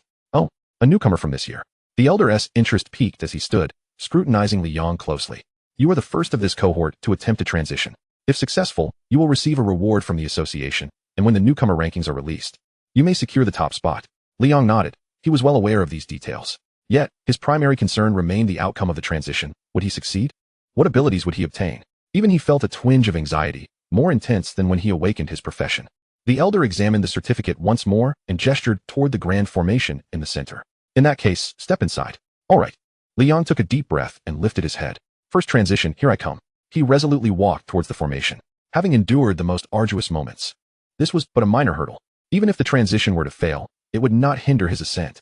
What does not kill me only serves to make me stronger. Chapter 57. Successful First Transition. An invincible new talent. As Li Yang stepped into the formation, it erupted in a blinding flash of white light. Suddenly, he felt the surroundings fall into a profound silence, his vision becoming blurred. His consciousness was drawn into a confined space, reminiscent of the day he awakened. When he opened his eyes once more, he found himself no longer in the empty venue. Instead, countless cards spiraled around him in a lively dance, gradually compressing into a singular, massive card. Upon the card lay a colossal question mark, devoid of any further embellishment. Li Yang momentarily paused, only to be enveloped in a sense of delight. Although he had yet to grasp the current circumstances, this could signify that he was indeed capable of transcending to the next tier. Gazing intently at the immense card within arm's reach, he extended his hand and gently made contact. In an instant, the card quivered and transformed into a vibrant burst of light that surged into his chest. Li Yang was momentarily taken aback, feeling a warm current coursing through his body. Subsequently, he beheld an additional talent skill on his panel, Metamorphosis. Upon slaying a monster, there exists a probability of directly acquiring its innate abilities. Upon reading this, Li Yang was initially stunned, swiftly followed by an overwhelming euphoria. The impact of this succinct line was akin to witnessing the resurgence of a long-dormant titan. With this newfound ability, he would no longer have to fret about a scarcity of cards. For instance, should he desire a particular monster's ability, he could simply vanquish it for a chance to obtain it. If he failed to acquire it upon slaying one, he could always attempt to dispatch several more. While it might require considerable effort, surely fortune would favor him at some point. For those exceptionally unique and unparalleled creatures, he could resort to actively duplicating their abilities using cards. Invincible. At that moment, the environment around him began to shift. Upon opening his eyes once more, Li Yang found himself back in the original assembly hall. Raising his gaze, he was met with the beaming smile of an elder, eyes filled with admiration. Child, the elder began, congratulations on your successful transition. I trust the outcome has not disappointed you. You are now the first individual from Jianhai City to complete this process. And soon, you shall undoubtedly top the newcomer rankings. Strive diligently to prepare for the upcoming Genius Tournament, aiming for a commendable standing. Li Yang nodded slightly. He was indeed the inaugural newcomer to accomplish this transition, and once the rankings were activated, his name would rightfully occupy the top position. However, this was merely a temporary accolade. To solidify his rank, he must participate in the Genius Tournament, battling against other ranked practitioners to genuinely claim the #1 spot. Regarding the Genius Tournament, he felt a degree of confidence. He had gained a significant lead over others and acquired a new ability. If he could maintain this momentum, he anticipated no substantial obstacles ahead. The elder smiled and continued, I have recorded your information. You may now proceed to the front desk to collect your reward as the first newly transitioned practitioner. Li Yang nodded and exited the assembly hall. Behind him, the elder watched his retreating figure, shaking his head in bemusement. This year, Jianhai City was indeed bustling with excitement. Li Yang approached the front desk once more. This time, the woman displayed a complete transformation, eagerly greeting him before he could even speak, indicating she was already aware of the earlier events. Congratulations, esteemed practitioner, on your successful transition. Do you wish to claim your special reward? Indeed, he replied. Please hold on for a moment while I check. She moved to the equipment, her expression gradually clouding, before turning to Li Yang with an apologetic demeanor. I'm afraid there has been a sudden directive from above stating that rewards will be distributed later in a unified manner. You'll need to await notification. Li Yang furrowed his brow slightly. The explanation struck him as peculiar. However, he recognized that this so-called front desk was merely a facade, devoid of any real authority. The specifics were ultimately determined by the leadership within the association. Deciding not to dwell on it further, he turned and departed.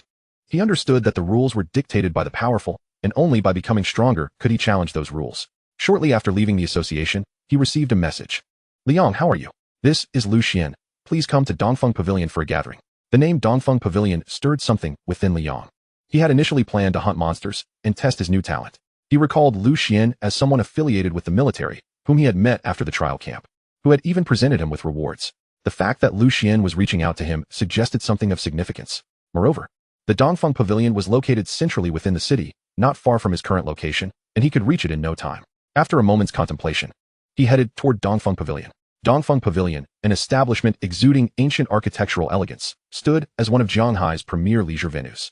At that moment, a sleek black sedan came to a halt by the roadside. Two individuals, a young man and woman, approximately 18 years of age, emerged from the vehicle, Du Qingran and Zhang Tao.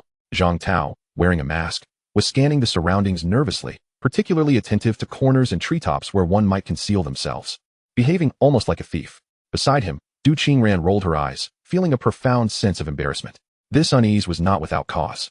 Ever since the incident at the boss's domain a few days prior, the members of the Qingshan Guild had been hounding him relentlessly, warning him to tread carefully, even threatening his life. As a result, he had taken to sleeping with his windows shut, paranoid that a member of the Qingshan might leap out from the shadows to attack him. Were it not for Du Qingran forcibly dragging him along, he would have preferred to avoid the risk altogether. Fortunately, they encountered no members of the Qingshan Guild, and the two successfully reunited with Wang Meili, who awaited them inside Dongfeng Pavilion. Zhang Tao's cautious demeanor elicited laughter from Wang Meili. Ha ha ha. Qingran, your taste leaves much to be desired. I thought you had brought a thief to rob Dongfeng Pavilion. Du Qingran sighed in response. If he were a thief, one could argue he is at least a master criminal, given that, despite his shortcomings, he is still an S-rank practitioner. Clearing his throat, Zhang Tao, having confirmed that there were no lurking threats, awkwardly removed his mask and addressed Wang Meili. Hello, I am Zhang Tao, the future heir of the legendary guild. The heir of the legendary guild? Upon hearing this, Wang Meili's brows slightly raised in intrigue. That is quite impressive. What level are you at? Have you transitioned yet? Oh, well. Zhang Tao's eyes flickered with embarrassment. I've been rather tied up with matters concerning the Qingshan Guild lately, and I haven't had much time to grind levels. It seems becoming the first to transition may be a bit out of reach. He felt a deep sense of frustration. It was all due to that unexpected cloaked figure whose appearance had thrown him off course. Otherwise, he would have already completed the transition dungeon by now. Yet, he quickly regained his confidence, adding, but fret not. Although I may be a bit behind now, in due time, I shall dominate the newcomer rankings. He understood that while their professions may differ, they all began from the same starting line. As long as others engaged in monster hunting, they would not outpace him, an S-rank practitioner, especially with the backing of his guild. He believed himself to be the chosen one. Once he leveled up, everyone would have to yield to him. At this juncture, Wang Meili sighed, beginning to lament the events of the day. How infuriating. I participated in a transition dungeon today, and I was poised to take first place, only to be robbed by someone cheating. The worst part is, that person was thoroughly prepared, and I couldn't find any evidence. Is such a thing even possible? Du Qingran exclaimed in astonishment. Indeed, a complete loser. Just as Wang Meili was speaking, she suddenly caught sight of a figure outside, one that perfectly matched her mental image, and her eyes widened in shock. What is he doing here? Chapter 58 Farewell to Lu Xian. Not recognized by the Association of Professionals? Zhang Tao and Du Qingran were momentarily taken aback. They followed Wang Meili's gaze outside, and were instantly confronted by a figure they both knew all too well. It was Liang, the very shadow that had loomed over them for 3 long years. Upon seeing him, both of them instinctively shuddered. Liang? It's actually him? Zhang Tao raised an eyebrow. How did he end up here? Is this a place he can even afford to visit? Observing Zhang Tao and Du Qingran's reactions, Wang Meili was equally astonished. What, do you two know him as well? Du Qingran turned to her and inquired. You also know Liang? Wang Meili's anger flared. That's him, the one I told you about. The underdog who snatched the first place that rightfully belonged to me. He humiliated me to no end. Zhang Tao, puzzled, responded. What do you mean? Are you saying Liang took the first place in the limited time event? When did that happen? That shouldn't be possible, right? Are you sure you're not mistaken? Yes, just a jobless waste. Du Qingran furrowed her brow. Suddenly, the events from a few days ago at the boss's lair came rushing back to her mind, and a thought resurfaced. Could it be that he truly is? Indeed, I told you, he must have cheated to seize my first place, Wang Meili fumed. As she spoke, she rolled up her sleeves and stood up. So he is just a waste. Let us see if I don't smash him today. Seeing this, Du Qingran hurriedly stepped forward to restrain her. Meili, calm down. Calm down. This is not a place for disorderly conduct. This is the East Wind Pavilion, backed by military support, and everyone here is either affluent or noble. Never mind. It's not worth getting upset over a fake first place. Zhang Tao chimed in, his face displaying disdain. If it weren't for my numerous commitments lately, I would have already tackled the first turn dungeon. A mere first place is trivial for me and my guild brothers. I wouldn't even bother claiming it.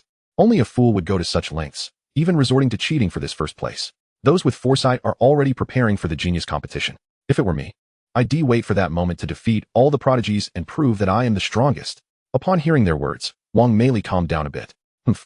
This time he is lucky. If I encounter him again, I shall peel off his skin. Let us not dwell on this ill-fated fellow any longer. Let us continue to enjoy the services of the East Wind Pavilion. Ha ha ha. Zhang Tao laughed heartily, raising his cup. However, Du Qingran walked away in thought. Her gaze fixed on Li Yang's departing figure, and she resolved to seek him out for clarification. Meanwhile, upon entering the East Wind Pavilion, Li Yang followed the location provided by Lu Xian. It felt peculiar. Why did it seem like someone was watching me just now? With the enhancement of his mental acuity, he had become more sensitive to his surroundings. Nevertheless, he did not dwell on it for long and soon arrived outside the designated private room. He knocked on the door, which opened automatically. Lu Xian was already seated at the tea table, awaiting him. Upon seeing Li Yang, he stood up joyfully. You're here. Please, take a seat. Li Yang chuckled and approached. I was nearby and saw your message, so I came right away. He settled onto the sofa and inquired curiously. You called for me suddenly. Is there something you need? Lu Xian nodded. I heard you have completed your first turn? Yes, I just came from the Association of Professionals. Indeed. Lu Xian exclaimed in surprise. I just learned that the first professional to complete their first turn this year was you, so I contacted you immediately. With a sigh, Lu Xian continued. However, you probably did not receive the rewards you rightfully deserve, did you? Right. Li Yang glanced at him, puzzled over why there had been an unexpected delay. Just as I thought. Lu Xian sighed, continuing. Do you remember the incident during your awakening ceremony a few days ago?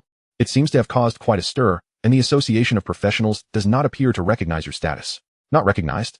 Upon hearing this, Li Yang felt a wave of relief and couldn't help but chuckle. So, it's simply that they don't want to give it to me. Claiming they are waiting for an official notice. Observing his demeanor, Lu Xian assured him, rest assured, I have already sent someone to communicate with them, regardless of the circumstances. You are undeniably the first professional to complete their first turn, and that fact cannot be refuted.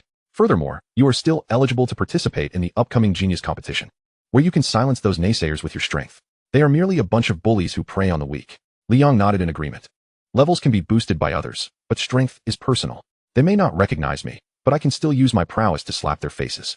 I'll show them just how formidable this unrecognized professional can be in the genius competition. Lu Xian did not pursue the topic further and remarked, by the way, now that your level has reached this point, if you wish to rapidly enhance your strength in a short time, I know of a place that is quite suitable, though it is also extremely challenging. Oh, where is it? Li Yang inquired. With the genius competition looming on the horizon, he knew that greater strength would be advantageous. His current capabilities felt inadequate, a significant shortcoming when facing legendary guilds or even more powerful underground forces. In the presence of true powerhouses, he remained merely a novice professional. Lu Xian uttered two words, Kuan City. Hearing that name, Li Yang was slightly taken aback. Kuan City. This could be considered one of the most unstable city-states in the Dragon Kingdom. It is also where the military presence is most concentrated. Due to its proximity to the border, monsters are rampant both inside and outside the city. Moreover, conflicts with external criminal elements erupt almost periodically. For instance, the Abyss faction has reportedly been engaged in a long-standing struggle against them. Although perilous, it is indeed an excellent place to enhance one's strength. However, he recalled that entry to Kuan City required a pass. Li Yang turned to Lu Xian, voicing his concerns. I indeed wish to go, but obtaining the necessary documents may take some time. Lu Xian had already anticipated this and replied, you needn't worry about that. I can recommend you for direct entry into the local military. There, you will learn a great deal, not only methods to deal with monsters, but also tactics concerning professionals. Upon hearing this, Li Yang's heart stirred, and determination began to fill his gaze. Very well, when do we depart? Lacking the deep connections and favorable circumstances that others possess, he understood that to contend with the privileged offspring of influential families, he must exhibit extraordinary resolve. Lu Xian, moved by Li Yang's spirit, said, the original plan was for tomorrow, but if you prefer, we can go today, although the road conditions may be quite poor at night. Let us go today. I have nothing pressing anyway, Li Yang responded. No problem, later you can meet me at the city gate. And I will arrange for someone to escort you out of the city, Lu Xian readily agreed. You can take this opportunity to prepare any necessary items. Conditions there can be quite harsh, and many supplies are in short supply. Li Yang nodded and then bid farewell to Lu Xian. He stepped out of the private room and into the courtyard of Dongfeng Pavilion, suddenly spotting a familiar figure. Du Qingren had been waiting there for quite some time. Upon seeing Li Yang, she promptly approached him. Chapter 59, Identity Exposed?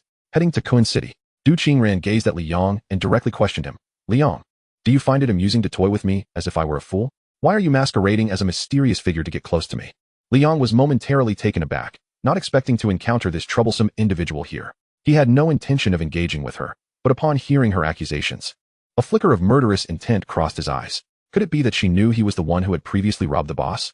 If that were the case, she could not be allowed to live. However, this location was evidently not suitable for a confrontation. He decided to test the waters and discern whether it was just Du Qingran who knew, or if the legendary guild and the underground forces behind it were also aware. Li Yong looked at her with disdain. Do you even comprehend what you're saying? I find your presence repulsive. I wouldn't dream of getting close to you. You truly have a talent for self-aggrandizement. Of course, his words were wholeheartedly sincere. As for her accusations, he would never admit to them, at least not now. To acknowledge his involvement would only invite the relentless pursuit of the legendary guild and the underground forces. Du Qingran furrowed her brow upon hearing this. Hey, can't you speak properly? I never noticed before, but you're just like what Wang Meili said, truly beneath contempt. Wang Meili? Hearing that name again, Li Yang's expression turned peculiar. So the two were acquainted? It seemed that birds of a feather truly flocked together. However, he had no time to ponder such matters now. If you have nothing else to say, kindly step aside. A good dog doesn't block the path, Li Yong remarked coldly. Instead of departing, Du Qingran positioned herself defiantly in front of him. No, you still haven't answered my question. Was that cloaked man in the boss territory actually you? Upon hearing her question, Li Yong felt a slight sense of relief. It appeared he had not yet been exposed. Du Qingran might merely be harboring some suspicions and had come to vent her frustrations. There was no need for concern. Who indulges you with proof? Am I your father? You see everyone as me, Li Yong retorted, shoving her aside and walking away. Du Qingran was caught off guard, stumbling against the railing and nearly losing her balance. Her face instantly contorted with rage. Rude. Pathetic. How could someone as useless as you possibly be so formidable? You might as well remain at the bottom forever. Relying on your cheating. Li Yong chose to ignore her, striding away with purpose. As long as he had not been discovered, there was nothing to worry about. He needed to focus on enhancing his strength. In this world, only by growing stronger could one rest easy. After departing from Dongfeng Pavilion, Li Yong first visited a shop to purchase potions capable of restoring his condition. Subsequently, he returned home to rest and prepare for the night's endeavors. Ensuring he was well equipped for the task ahead, he had little else to bring. As long as he arrived on time, that was sufficient. As day turned to night, everything was enveloped in a shroud of darkness, heralding the arrival of obscurity. The streets, illuminated by hazy lights, revealed only a fragment of their entirety. A shadow flitted by, hastening towards the city gates. Li Yong actually preferred to operate at night. In the still of the night, it was easier to conduct affairs without drawing unnecessary attention and trouble. Traveling at full speed, he soon reached the city gates. Lu Xian had been waiting there for quite some time. Upon seeing Li Yong approach, he waved to the guards. The city gates were immediately opened. Ordinarily, the gates would remain shut at night, but due to Lu Xian's military status, the rules were somewhat flexible. Li Yong stepped forward. Outside the gates, an open truck was parked. Two individuals in their 20s stood in the back, waving at Li Yong. Lu Xian simply stated, "The journey tonight may be perilous. Take care of yourself. There will be someone to meet you on the other side. We'll see each other in a week." Li Yong nodded. A week later would coincide with the day of registration for the genius competition, at which point he would return to compete. After bidding farewell, Li Yong made his way to the truck, climbing into the back. A small bench had been prepared, and the space was quite spacious for just 3 people. "Sit tight, young man," the driver said as he started the truck. The hum of the engine began to resonate. Li Yong sat in the truck, watching the city recede into the distance. At that moment, the man in the truck spoke up. "Hey, little brother, let me introduce myself. My name is Wang Feng, and this lady here is Chun Mei. We are the logistics staff from our class. What about you?" "Li Yong," he replied. Chun Mei regarded him with curiosity. "You are quite young. What compels you to head to Kun City? Are you truly at your wit's end?" In her view, only those who had lost all hope would dare to take such risks, commonly referred to as desperate individuals. At Li Yang's age, he should be in a phase of ambition and growth. So why would he choose to venture to such a place? Li Yong shook his head. "I won't be staying long. It's more of an opportunity for training." Since there was little to do on the truck, chatting idly was a welcome distraction. Training? Wang Feng and Chun Mei exchanged glances, both astonished. Who in their right mind would seek training in Kun City? That was akin to using a calculator for simple arithmetic. "Training in Kun City? You are quite bold," Wang Feng remarked, giving him a thumbs up. "I hope the commander Lu Xian isn't forcing you into this," Chun Mei joked. "Not at all. I chose to come myself." Throughout the journey, the three engaged in casual conversation. Wang Feng and Chun Mei had spent considerable time in Kun City, and through their dialogue, Li Yong gleaned much about the place. This chaotic city was even more convoluted than he had anticipated. In such disorder, it was inevitable that many would seek to take advantage of the situation, with various underground forces proliferating, lurking in the shadows. Despite the military's ongoing efforts to maintain order, They were overwhelmed dealing with monsters and heretics, leaving them stretched thin. Liang felt a stirring in his heart. It seemed this journey might be more challenging than he had envisioned. Ordinary individuals could scarcely survive, and those who thrived there were likely to be ruthless and vicious. As the trio shared laughter, the twilight deepened. The winding, narrow road was illuminated only by faint lights as the truck continued onward. By now, they had traveled several dozen kilometers beyond the city, entering the latter half of their journey. The surrounding area was teeming with monsters, and the likelihood of encountering higher-level creatures had significantly increased. The expressions of those in the truck grew serious. Traveling at night in the wilderness posed the constant threat of monster ambushes and attacks. Wang Feng and Chun Mei stood up to inspect the surroundings of the vehicle. Liang, why don't you sit in the passenger seat? Chun Mei suggested.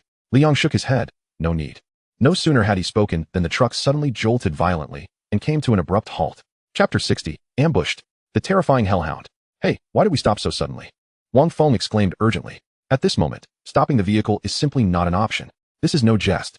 The instant we halt, we risk being surrounded by the menacing creatures lurking nearby. Escaping their clutches would require more than mere effort. Just as the trio turned their gaze towards the front seat, their expressions shifted to one of shock. The front seat was completely vacant, the door ajar and swaying gently. Where had everyone gone? When did this become a driverless scenario? Wang Feng's eyes widened in disbelief. Kid, this is no laughing matter. Suddenly, the truck was jolted by an unseen force, producing a thunderous crash as it lurched sideways, nearly toppling over. An attack. Chun Mei swiftly drew her automatic rifle and, with a graceful flip, leapt from the vehicle. Wang Feng followed suit, brandishing his dual-edged blade. Before departing, he kindly reminded Liang to keep himself hidden. Soon, only Liang remained in the vehicle. Liang furrowed his brow.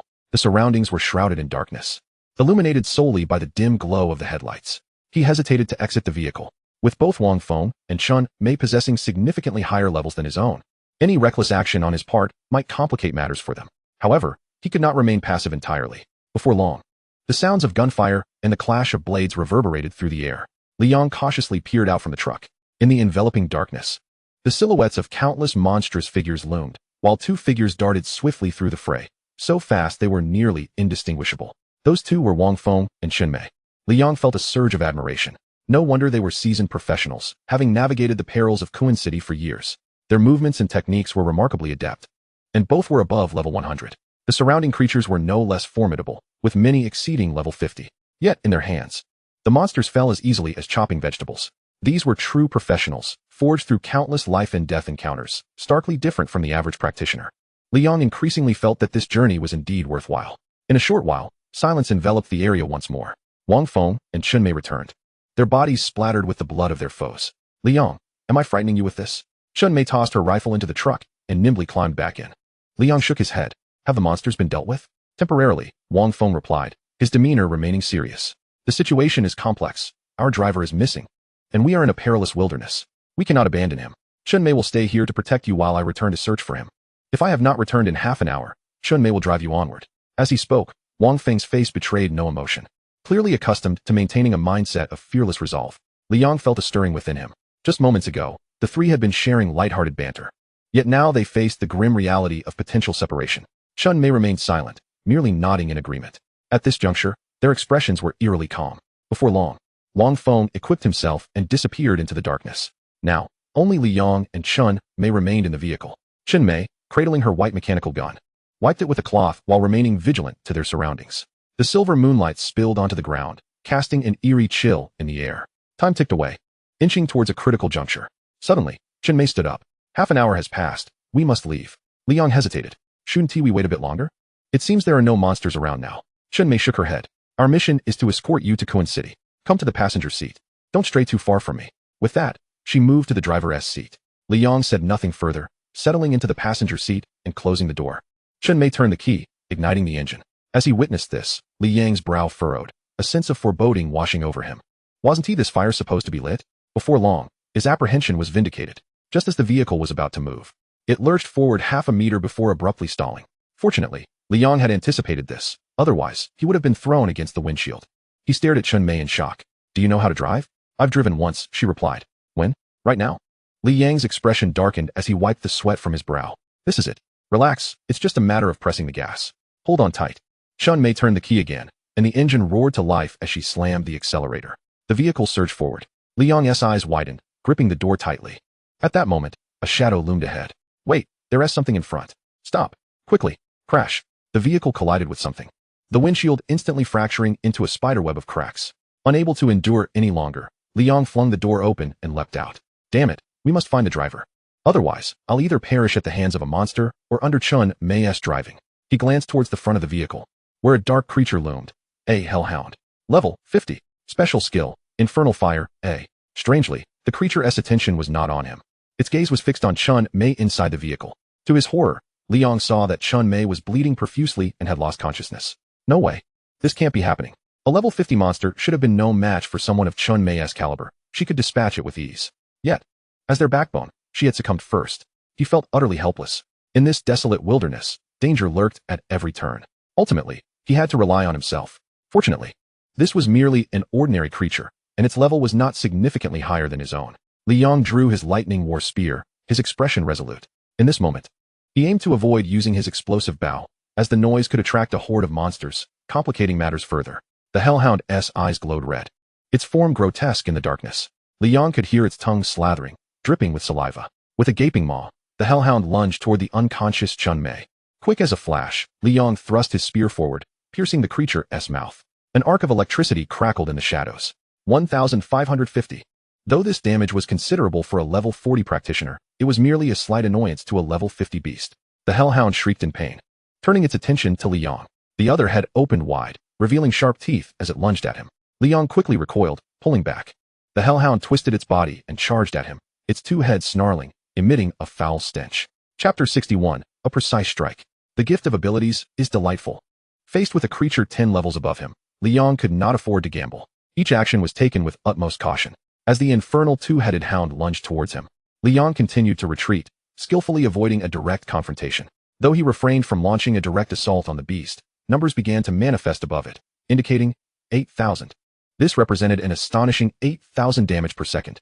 The earlier strike had activated his bloodthirst ability, and Liang's strategy hinged upon the bleeding effect it created, steadily eroding the creature's health. Once the effect expired, he would resume his offensive, thereby minimizing his own injuries and conserving energy. With the speed enhancement from his golden gear, Liang moved with considerable agility, anticipating the hound's movements and deftly evading its attacks. Frustrated by its inability to land a hit, the hound paused momentarily, its irritation palpable. It then opened its maw wide, unleashing a jet of black-purple flames that shot towards Liang with alarming speed. Reacting swiftly, he sidestepped the fiery trajectory. But to his dismay, the hound tilted its head and pursued him, spewing flames in his direction. Liang's expression turned grave as he quickly drew forth his rock shield, positioning it defensively in front of him. This shield, acquired during a previous dungeon run, was already somewhat damaged. The terrifying flames struck the shield, causing it to heat up perilously. The flames split around the edges of the shield, sending forth a scorching gust of wind. The shield emitted a series of cracking sounds as Liang held it aloft, retreating steadily. When the rock shield could no longer withstand the onslaught, he relinquished it and darted to the side, watching as it shattered completely. A silver-tier piece of equipment had reached its limit.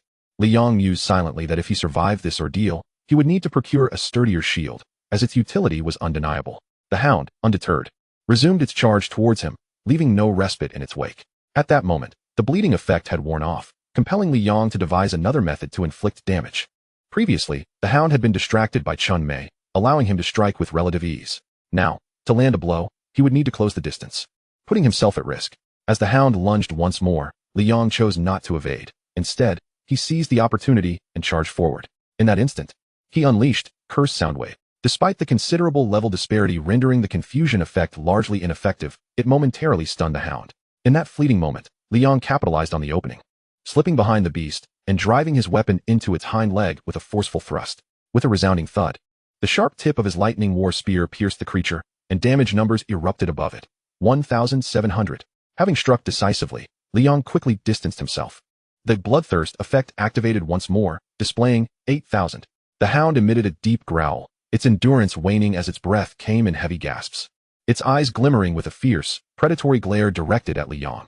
As it hesitated, Liang stood his ground, watching intently. Suddenly, the hound's gaze shifted, and it bolted in another direction.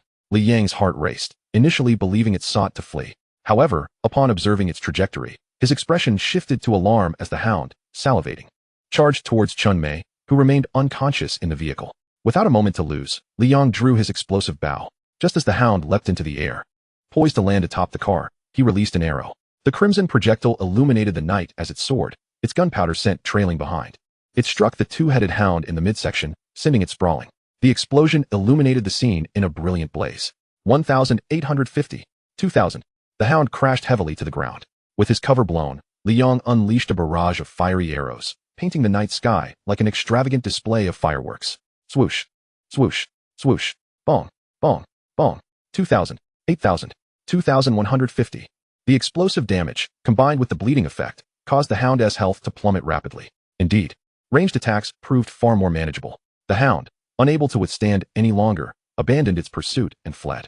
However, it was too late to escape. Li Yong, infuriated, raised his explosive bow and unleashed a relentless volley at the fleeing creature. The arrows pierced the night, striking the hound and igniting sparks in their wake. In that moment of its retreat, the outcome was already sealed.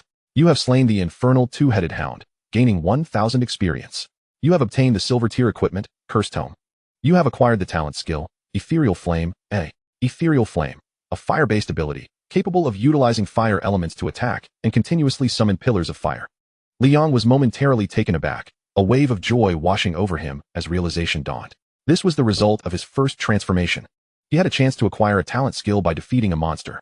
To his surprise, he had struck gold immediately. Initially, upon discovering it was merely an A-tier talent, he had opted not to replicate it. Yet now, fortune had smiled upon him with this unexpected boon. Who wouldn't he appreciate something for free? However, there was no time for celebration. He remained ensnared in a perilous situation. His other two teammates had scattered, their whereabouts unknown. Chen Mei lay in a state of unconsciousness. Given the commotion he had caused, it was likely that numerous monsters had taken notice and were converging upon their location. He rushed to the vehicle, shaking Chen Mei, who remained lost in slumber. However, there was no response. Li Yong furrowed his brow and covered her mouth and nose, leaning in to shout urgently. At your age and in this situation, how can you possibly sleep? Wake up now. After a moment, Chen Mei jolted awake, her eyes flying open as she struggled to comprehend her surroundings. Only when she recognized Li Yong did she exhale in relief, her chest heaving. You scared me half to death, Li Yong retorted, exasperated. You were still asleep while I was nearly done for. Chen Mei blinked in surprise. Then her gaze shifted to the scene before them. Not far ahead lay a massive corpse, charred and unrecognizable from the fiery onslaught. She gasped in shock. Did you do this? What a vendetta. If you had known you were on the verge of becoming its next meal, you wouldn't be so flippant, he replied. Her eyes widened. How long did I sleep? Not long, but long enough for us to have died several times over, Li Yong replied tersely. We need to leave quickly. Otherwise, the surrounding monsters will be upon us. No, it's already too late, Chen Mei said with a bitter smile. Li Yong raised his head and was taken aback to find that countless dark figures were encroaching from all directions. Chapter 62, The Night Demon Crisis? A frantic thought. Stay inside the car. Let me protect you now, Chen Mei chuckled lightly. Grasping her weapon, she pushed open the adjacent car door and stepped out, not even taking a moment to wipe the blood from her face. Li Yong frowned slightly and sighed. Have they come so swiftly? This is going to be troublesome. Previously, with Wang Feng assisting, the two level 100 professionals had managed to tackle monsters together.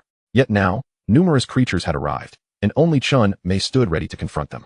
Her marksmanship was exceptionally precise, with each shot inflicting damage in the thousands. Faced with a multitude of monsters, she dispatched them with ease, her movements fluid and graceful, akin to a dance, with sparks flying in her wake.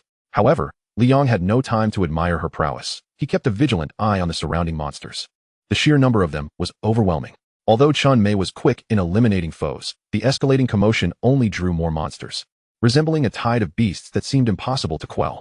Even Chen Mei, no matter how formidable, would eventually reach her limit. If it came to that, he would have no choice but to resort to that. Li Yong glanced at the wind dragon token in his hand. It would certainly create a far greater disturbance than the explosive bow. However, given the current predicament, it seemed inconsequential whether to use it or not. As he surveyed the battlefield, a figure came rushing from behind. It was Wang Feng. He was striding forward with great purpose, propelled by the kinetic exoskeleton that enveloped him, moving like a gust of wind. Chen Mei, take Li Yong and flee quickly. I'll hold off these monsters. His voice reached them before his form did.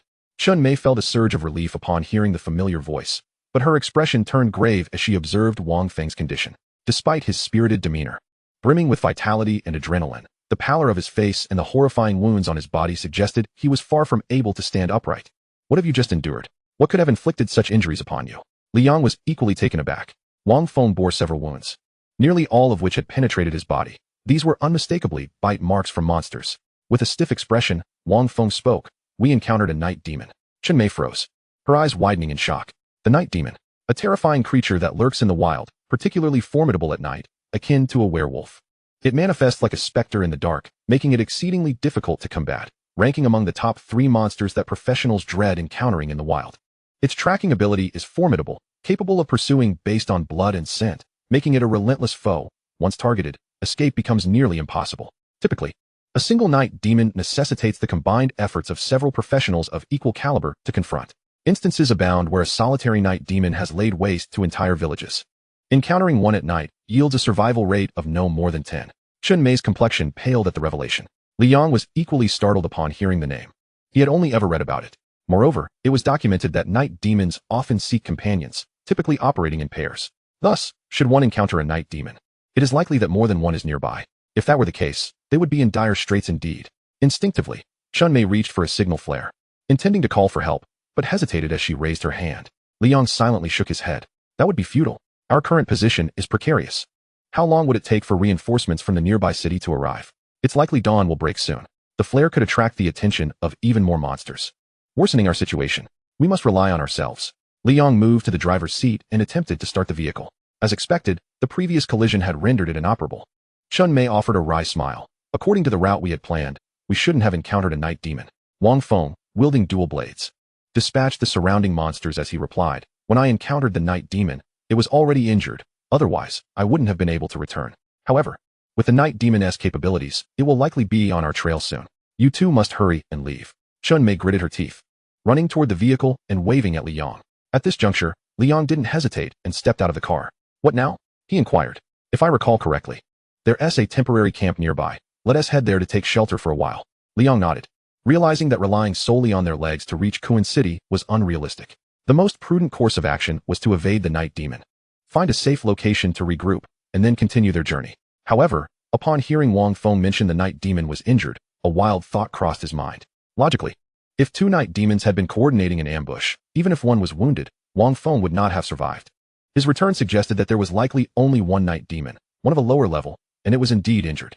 Li Yang felt the wind dragon token in his pocket. If he coordinated with Wang Feng and Chun Mei, the odds might not be insurmountable. Ultimately, however, he shook his head. He could not voice this reckless thought. It was not a decision he could make alone. Although he was aware of the stakes, it was 3 lives at risk. Would Wang Feng and Chun Mei dare to gamble? They were merely tasked with escorting him to Kuan City. Not to gamble with their lives. It would be unfair to impose that upon them. Let us go, Chun Mei exclaimed, leading the way. Li Yang hesitated momentarily, conflicted. Despite the dire circumstances necessitating someone to hold off the monsters, he did not wish to abandon Wang Feng outright, especially not while stepping over the body of a comrade. He didn't want to owe anyone. Pausing, Li Yang produced a cloak of concealment from his belongings and tossed it to Wang Feng. After dispatching the nearest monsters, Wang Feng stared at the cloak in surprise. Li Yang continued, wear this, it will mask your presence. Even the night demon won't be able to detect you. However, its duration is limited, so once we have safely departed, you should don the cloak and follow. Wang Feng was taken aback, but had no time to respond, as the approaching monsters pressed closer, forcing him to utter a quick, thank you. Chun Mei, witnessing the exchange, was equally astonished. She had not anticipated that Li Yang possessed such a valuable item, one not typically held by ordinary professionals. Regardless, it was undoubtedly a significant aid. All right, let us move. Otherwise, we may find ourselves unable to escape. With Wang Feng remaining behind to cover their retreat, Li Yang and Chun Mei swiftly broke through the encirclement, making their way towards the temporary camp. Chapter 63, A Familiar Face, a Shot from Behind. Along the way, they occasionally encountered monsters attempting to obstruct their path, but these were swiftly dealt with by Li Yang and Chun Mei. We're only a few kilometers away, just 10 more minutes, and we'll arrive, Chun Mei said, visibly relieved. The surrounding monsters were diminishing in number, offering a semblance of safety. Li Yang spoke up. Shall we wait for Wang Feng for a while? Here. We should be safe from any pursuing monsters. Chun Mei pondered. It's just that his cloak of invisibility is still with him. I can't help but feel uneasy without it. That's a rare grade item. It was painful for him to bring it out. After a moment's contemplation, she added, very well.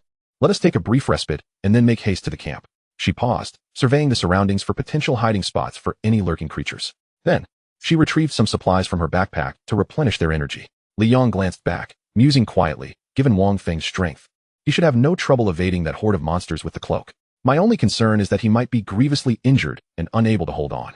However, fortune favored the diligent. After a few minutes of waiting, just as they were preparing to move again, Wang Feng's figure staggered into view. Though he was alive, he appeared utterly exhausted, as if he could collapse at any moment. At least he made it back, Li Yang thought, stepping forward to support him. Wang Feng handed the cloak of invisibility back, his expression grave. He said, "If we survive this, my life will belong to you. Should you ever need anything in the future." Before he could finish, Li Yong interrupted. "Enough of that. Save your breath. We might still have monsters to face." With Chun Mei leading the way, they set off toward the camp. Shortly thereafter, as they ascended a slope, the camp's structure gradually came into view. Chun Mei's face brightened, and she quickened her pace. Before long, they arrived at the camp's entrance. The camp resembled a fortress, with a large gate firmly shut and 2 sentinels stationed atop a second-level platform. Upon spotting Li Yong and the others, the sentinels aimed their bows at them. "Hey, what do you want?" Chun Mei spoke up. "We are passing adventurers who were attacked by monsters and seek refuge." "Monsters?" The 2 sentinels exchanged glances. When they remained unresponsive, Chun Mei, growing increasingly anxious, urged, "Please, hurry. One of us is injured." One sentinel lazily turned his head. "Where are the monsters? We left them behind. But that night demon won't give up easily. Let us in to tend to our wounds." "Night demon? Damn it, get away from here." Upon hearing the mention of the night demon, the sentinel's demeanor shifted drastically, his tone turning hostile. Taken aback, Chun Mei quickly replied, "It hasn't caught up with us yet. We just need to rest a moment before we leave." Go, go, go. If you don't leave, don't blame us for being rude." The sentinel raised his bow, aiming it at them. The night demon was a dangerous threat. No one wished to get entangled with it. If it bore a grudge, trouble would certainly follow. Chun Mei was taken aback by their callousness, her expression darkening. Wang Feng shook his head at her. "Let us go? After all, this is their territory, and we have no authority here."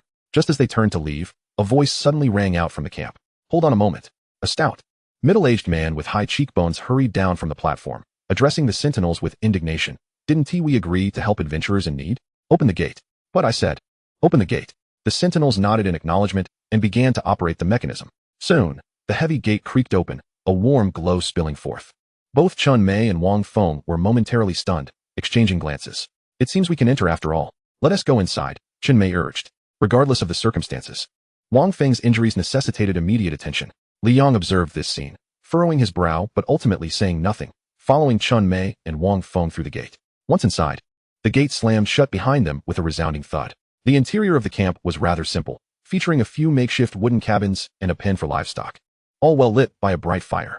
The middle-aged man descended from the platform, greeting them warmly. "Hello, I am the overseer here. You must be weary. Please, come inside and rest. I'll fetch a medic and prepare some food for you." Chun Mei expressed her gratitude. "Thank you so much." The overseer chuckled. "No trouble at all. Consider this your home." With that, he walked away. Chun Mei turned to the others. "Let us go inside." "All right," Li Yong nodded, supporting Wang Feng as they entered the wooden cabin, gently placing him on a chair to rest while observing their surroundings. Inside, the golden glow of the fire illuminated the space, and everything appeared meticulously clean, as if freshly dusted. Li Yong approached a nearly 2-meter-tall wooden cabinet adorned with various tools, reaching out to brush its surface. Upon withdrawing his hand, he noticed a thin layer of dust accumulated on his fingers. "What's wrong?" Chun Mei inquired, noticing his actions. "Nothing, just admiring how tidy this place is," Li Yong replied, choosing a spot to sit. Shortly thereafter, the overseer returned with several others. A medic approached Wang Feng, conducting a brief examination before stating, "This injury is quite severe. It won't heal quickly." "Very well," the overseer interjected, gesturing with his hand. "Take him to the infirmary. We can't let the wound fester." 2 individuals came forward to carry Wang Feng away. The overseer did not leave, instead sitting down to engage them in conversation. Moments later, someone entered with 2 baskets, setting them down on the table and unveiling a delightful array of dishes. Roasted pig's head, roasted chicken, and fish head, all looking delectable and tantalizingly appetizing. "Are you hungry?" the overseer inquired, his smile broadening. "Don't be shy. Help yourselves. It's all homegrown." After their long journey, Chun Mei and Li Yong were both famished and eager for nourishment. Chun Mei expressed her gratitude once more, picked up her chopsticks, and began to eat with great enthusiasm. Li Yong followed suit, seizing a chicken leg and devouring it heartily. The overseer beamed. However, after a while, Chun Mei suddenly swayed, her eyelids growing heavy. "What is happening? Everything feels so blurry," she murmured, rubbing her eyes in a desperate attempt to remain alert. The next moment, she slumped over the table, succumbing to sleep. Seeing this, Li Yong finished the last bite of his chicken wing and, like her, collapsed onto the table. Yet, he discreetly opened his eyes a crack to observe the surroundings. At that moment, the overseer stood up and spat. "Goodness, they look as if they haven't eaten in days. Someone, take them to the storage room." "Boss, it's bad. A horde of monsters is gathering outside the gate." "What?" The overseer widened his eyes in shock. "Forget it. Just toss these 2 into the storage room and keep an eye on them. I'll check back later." With that, he hurriedly made his way back to the platform. Chapter 64. A new profession unfolds. A turning point emerges. After the overseer left, 2 attendants approached. Just as they reached Chen Mei, preparing to move her, Li Yong suddenly appeared behind them, crashing their heads together with a resounding thud. Two comrades collapsed instantaneously. At that moment, Li Yong abruptly realized that Wang Feng's belongings were on their persons. Had these individuals already begun to divide the spoils? It appeared that this encampment was, in truth, a den of bandits. They were likely seasoned criminals. Had it not been for his immunity to toxins and other effects, he might have fallen prey to their schemes as well. After securing the items, Li Yong approached Chen Mei, who remained in a deep slumber. Although he had sensed something was amiss upon entering, he had been unable to warn the two in time. Primarily, he could not ascertain whether the inhabitants of this camp were friend or foe. After concealing one comrade in a cupboard, Li Yong donned the clothing of another and hoisted him along with Chen Mei as he exited, closing the door behind him. The camp was bustling with activity, with people coming and going in haste. He had been unaware of the crowd upon his arrival. These individuals were all hastening towards the main gate, presumably to confront the monsters trailing behind. Hey, stop right there. Suddenly, a gruff voice halted Li Yong in his tracks. It belonged to a man with a scarred face. Li Yong paused, lowering his head. You look rather unfamiliar, kid. The scarred man stepped closer, sizing Li Yong up.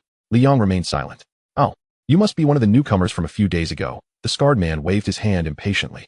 Hurry and take him to the wood shed. Then come back to help in the front. You know the way, right? Just over there by the backyard. He gestured towards a distant corner. Li Yong nodded and made his way over, carrying the two comrades. Before long, he arrived at a dilapidated wooden cabin. The crowd was thinner here, and no one was guarding the entrance. Li Yong surmised that everyone had gone to assist at the main gate. He approached the door and kicked it open. The interior was exceedingly filthy. A musty odor permeated the air, and cockroaches scurried across the floor. Inside, Wang Feng lay bound hand and foot, a grimy rag stuffed in his mouth, struggling on the ground. His wounds had reopened, blood seeping onto the floor. Upon seeing the door swing open and the arrival of Li Yong and Chen Mei, Wang Feng's eyes widened in shock. Don't panic, it's me. After setting both down, Li Yong spoke. Wang Feng's expression brightened immediately. Li Yong moved closer, removing the rag from his mouth and loosening his bindings. Wang Feng gasped, greedily inhaling the fresh air. What news from your side? Their friendliness is all a facade. A bunch of scoundrels. Wang Feng exclaimed, his voice filled with indignation. Not to worry. Their men are currently engaged at the main gate, battling the monsters outside. They won't notice us for a while, Li Yong replied while returning Wang Feng's belongings. Wang Feng sighed in relief, glancing at the slumbering Chen Mei, his brow furrowing. What is wrong with Chen Mei? She must have been poisoned or affected by something that has plunged her into this deep sleep, Li Yong deduced. Wang Feng looked at Li Yong in astonishment. How did you? The people here are ruthless. How did you manage to counter them and bring Chen Mei to your side? Li Yong waved his hand dismissively. I'm fine. I was cautious and managed to deceive them. Wang Feng's eyes widened in surprise. It was no wonder Li Yong had earned Lu Xian's regard. He seemed more seasoned than many of them. Grateful for Li Yang's presence, Wang Feng reflected that without him, they would have been completely annihilated, if not already devoured by monsters. Li Yong, I'm truly glad you're here. Wang Feng sighed from the depths of his heart.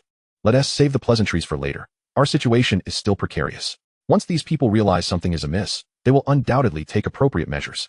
As it stands, Wang Feng, to put it bluntly, you're just a person. Chen Mei remains in a deep slumber. Upon arriving, Li Yong had observed that the camp had only one exit, the main gate. This meant that if they wished to escape, they would necessarily have to cross the gaze of these individuals. Moreover, the main gate was likely still a fierce battleground, making it exceedingly difficult to flee with two incapacitated allies amidst the chaos. As for himself, he was indifferent. He possessed an invisibility cloak, and slipping away unnoticed amidst the turmoil would not pose a challenge. Yet, in this desolate wilderness, he found himself at a loss for the path to Kuan City, destined to lose his way. What should he do? Just as Li Yong pondered a solution, his gaze inadvertently fell upon Wang Feng. A-class profession, swift walker. Profession talent, swift movement. Swift movement increases movement speed by 50 and an additional 25 in darkness. Passive, when attacking a target from behind, damage is increased by 50. Of course, this was it. A-class profession, though it was a bit of a stretch, it would suffice. What he primarily required was the assassin's talent skills. He already possessed golden level equipment specifically designed for acceleration, and coupled with this profession, who could possibly catch up with him? With a surge of inspiration, Li Yong decided, copy. Copy successful. You have acquired the A-class profession, Swift Walker. Confirming the availability of the associated talents, Li Yong knew there was no time to lose. He needed to act swiftly. He then briefed Wang Feng. Wait here. I'm going to summon reinforcements. Reinforcements? Wang Feng blinked in surprise, assuming Li Yong was jesting. He let out a bitter laugh. In this desolate wilderness, where would you find reinforcements? He couldn't help but think that Li Yong, after all, was still a youth under 20, and this situation was far too daunting for him. Yet Li Yong spoke with conviction. There will be reinforcements, trust me. Just stay here and wait. I will return. Wang Feng sighed and nodded. It was of little consequence now. Although he longed to assist Li Yang, he understood that in his current state, he would only hinder rather than help. Just do your best. It all relies on you now. They had arrived with high spirits as elite professionals, unafraid of high-level monsters. Who would have imagined they would find themselves in such a dire predicament? Relying solely on Li Yang to salvage the situation? If it comes to worst, just escape on your own. I believe that with your abilities, you will undoubtedly become a more remarkable professional than any of us. Li Yang smiled, but said nothing. He stepped outside, securing the door as if nothing had transpired. He then turned his gaze toward the direction of the main gate. Now, let us engage in a proper game. Chapter 65. Ignite the Flames of War. Fish in Troubled Waters. Li Yang made his way towards the main gate, following the throng of people. Dressed in the pilfered attire, he went unnoticed. Everyone was fervently rushing to the front lines. At the gate, the front line held shields aloft, bracing for impact. On the platform, archers continuously loosed arrows at the monsters beyond the gate. Damn it, these cursed monsters. The chief cursed under his breath, plagued by an eternal confusion in his mind. The three divine beings within have incited a beast tide of such magnitude that it has compelled them to address this chaotic predicament.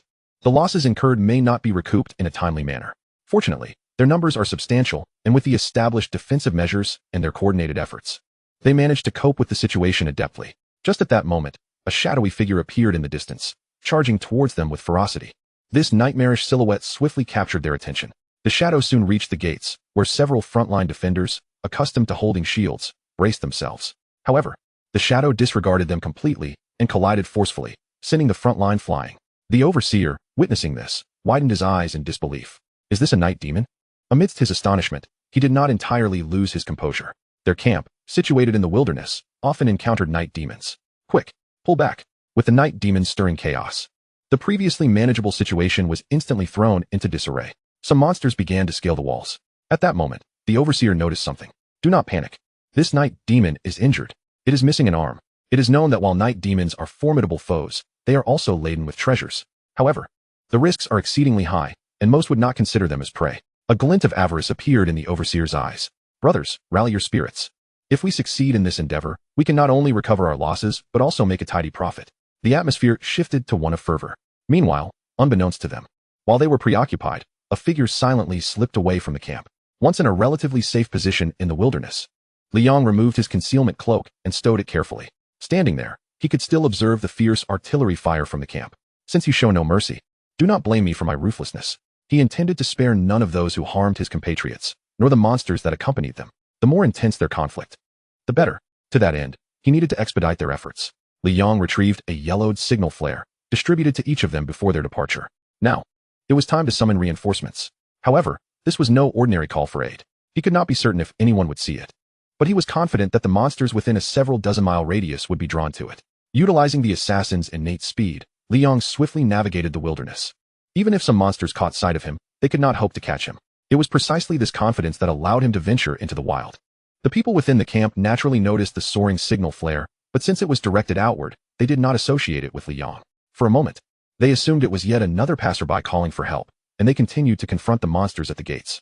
At that time, approximately 10 kilometers away, a well-equipped group of professionals walked with steady, orderly strides, led by a square-jawed middle-aged man. Suddenly, a crimson beam of light shot up in the distance. They halted and looked up. Is someone calling for help? They wondered. Let us investigate. That direction coincides with where another night demon fled. Likely injured and in desperate need of energy. It would surely react to the sight of professionals like a dog catching sight of a bone. The group hurried towards the camp. The blazing signal flare ignited the stillness. Monsters from all directions stirred, converging towards the camp. Once they arrived, a frenzied assault on the camp would surely ensue, resulting in mutual destruction. Ultimately, a fisherman would emerge to reap the rewards. Having set everything in motion, Li Yang stealthily returned to the camp. At that moment, the wilderness was teeming with agitated monsters. Remaining outside was perilous. Meanwhile, at the camp's entrance, the battle raged on fervently. Li Yang chose not to disturb them and ventured into the depths of the camp. The interior was now sparsely populated. With most engaged on the front lines, he returned to the storage room. At this juncture, Wang Feng's condition had improved somewhat, though he still bore severe injuries. Chen Mei remained unconscious. Seeing Li Yang return safely, Wang Feng exhaled a sigh of relief. Thank goodness, Li Yang, you're all right. Where have you been? You mustn't let anyone here discover your absence. Li Yang glanced at Chen Mei, who appeared as if she had consumed 2 crates of sleep-inducing tea, deeply unconscious. He couldn't help but sigh. The materials from that small workshop are indeed potent. She might be out for a day or two. At that moment, Wang Feng struggled to rise. I'm feeling better now. Let us move together. Liang shook his head. No need. You should rest well. Observing Wang Feng. He noted that apart from the 2 items he had retrieved for him, all other equipment had vanished, including his twin daggers. It was likely that they had been taken elsewhere. Reflecting on these individuals' despicable actions, Liang surmised they had indulged themselves and were now thoroughly replete. Therefore, there must be a storeroom filled with treasures. With nothing pressing at the moment, it was a perfect opportunity to fish in troubled waters. Subsequently, he quietly stepped outside. Shortly thereafter, a camp attendant rushed in a frenzy, seemingly aiming to replenish their supplies. With the speed granted by his agility, Liang quickly glided behind him, pressing a blade against his throat. The attendant's eyes widened in shock, and he opened his mouth to speak. Liang's voice cut through the air. If you dare to make a sound, I cannot guarantee I won't tremble. The attendant swallowed hard, paralyzed with fear. Our people have consumed your provisions and fallen unconscious. Are there any side effects? How can they be reversed? The attendant hastily replied, It's nothing serious. They will awaken naturally after some time. Liang nodded and continued. Where have you stored the items you confiscated? Take me to retrieve them. Where is your storeroom? The attendant hesitated, almost in tears. They were still fighting in the front. And now their own camp had been robbed. He felt exasperated with these crafty individuals. With a troubled expression, he cautiously replied, I can't. The key to the storeroom is always with the overseer. I have no means to access it. Regardless, he knew that if he were discovered leading Liang, he would face dire consequences from the overseer. Do not play clever. There must be a spare key. Liang's tone grew colder. Such an important item surely had a contingency plan. He then drew his blade across the attendant's neck, drawing a thin line of blood. The attendant trembled violently. Fear etched across his face. Why yes, of course there is. It's in the overseer's office. I'll take you there. With that, Liang released him. Hurry. And do not attempt any tricks. The attendant nodded rapidly and led the way. Chapter 66. The Truth Revealed. The monster reinforcements arrive. Before long, Liang successfully arrived at the so-called overseer's office. The walls were adorned with opulent murals, and even the chandeliers and wall hangings were gilded, with the desks and chairs all being high-end matching sets. In his recollection, even the opulent suites of 5-star hotels could not possibly rival this level of luxury. It becomes evident that this so-called temporary camp has deceived countless individuals. Soon, Liang began rummaging through every nook and cranny in search of the key. Lavish murals? Nonsense. Valuable porcelain? Smash. He spared no hiding place that could conceal the key. After all, it had all been purchased with ill-gotten gains, and Liang felt no remorse whatsoever. This scene left the camp's young attendant watching with bulging eyes. It's over, utterly finished. He could not allow anyone to discover that he had brought this devil here. Just one of these luxury items was worth more than a lifetime of his labor. After breaking open countless drawer locks and luxury possessions, Liang finally uncovered a hidden compartment. Inside, he discovered a pristine key. He then turned his gaze toward the dazed attendant, whose entire body trembled as he surveyed the wreckage of the office, which now resembled a dog's den compared to before. His face was pale, muttering to himself. It's all over. Liang, wearing a nonchalant expression, replied, All right, take me to the warehouse. The attendant, as if his soul had been drained, wore a face of ashen despair, questioning the meaning of his existence. Under threats and coercion, he had no choice but to lead the way to the warehouse. The overseer will surely kill me, he muttered as they walked, which eventually irritated Liang. If you repeat that again, you'll meet your end alongside the overseer. The attendant fell silent, merely sighing in resignation. Before long, the two arrived at a concealed passage. The attendant pointed at the imposing security door ahead, exclaiming, This is it. He appeared indifferent, letting out a sigh. Ah, it's all karma. As he spoke, a flicker of clarity crossed his eyes as he looked at Liang. Young man, you are still so young. You truly should not have come to this camp. You cannot contend with the overseer. In time, you will end up like us. Liang, bewildered, pondered whether the attendant had suffered a blow to his psyche. Yet, the attendant's gaze was strikingly lucid, as if he had experienced a moment of revelation. And he spoke urgently, Brother, truly, you must flee, never return. Liang raised an eyebrow. Oh, I see now. You're jesting with me, are you? We're already at the warehouse, and you choose now to say this? The attendant shook his head, his expression grave. You may not know, but I was once like you, seeking refuge after being attacked by monsters in the wild. Initially, the overseer and his ilk welcomed me warmly. But you know how that story unfolds. We were stripped bare, left with two choices, either die or join them. My companions, unwilling to compromise their integrity, were brutally murdered. I have family. I do not wish to perish without reason. Many like me exist in this camp, but most have already lost themselves, intoxicated by it all. Liang listened, shaken to his core. He had not anticipated the overseer and his cohorts to be such brutes. They not only abducted individuals, but also killed them. To survive, one must succumb to their corruption, ultimately binding themselves to the same fate. Have you never considered resisting together? The attendant sighed. That is precisely what I wish to convey. There was once a group of similarly afflicted professionals, all of whom were formidable, second-tier practitioners. They pretended to comply. seeking ways to procure weapons, but ultimately, at this point, fear crept into his expression. The overseer possesses something mysterious and irresistible, capable of stripping individuals of all consciousness, reducing them to puppets. Oh, Liang's interest peaked. So, that portly overseer has some treasures in his possession? From the attendant's words, he surmised it was something that could manipulate the mental faculties of the practitioners, akin to a previous drug. His innate ability, the ethereal shield, rendered him immune to negative states as long as the shield remained unbroken. The drug had incapacitated even a level 100 practitioner like Chen Mei, yet he felt no ill effects whatsoever. Exactly. The attendant nodded fervently, urgency lacing his voice. You must leave this place. If you manage to survive and return, I implore you to inform the outside world of our plight and rescue us. Li Yong regarded him with a calm smile, responding, I appreciate your warning, but it is unnecessary. I do not favor postponing matters until tomorrow. Today's opportunity is rare, and he has nearly set the stage. He is merely awaiting the gathering of monsters. There was no way he would simply abandon it. After securing the attendant in a corner, he proceeded towards the storeroom door with the key in hand. The attendant watched in a state of frantic concern. Li Yong seemed to disregard his warnings entirely. This was no jest. Observing Li Yang's retreating figure, the attendant suddenly bitterly chuckled. Oh well, good advice is wasted on the damned. Perhaps we are all destined to languish forever in this wretched place. In stark contrast to the tranquility within, the battle outside the camp had intensified to a fever pitch. No one could have anticipated that their home was being ransacked. Everyone was preoccupied with fending off the relentless onslaught of monstrous foes.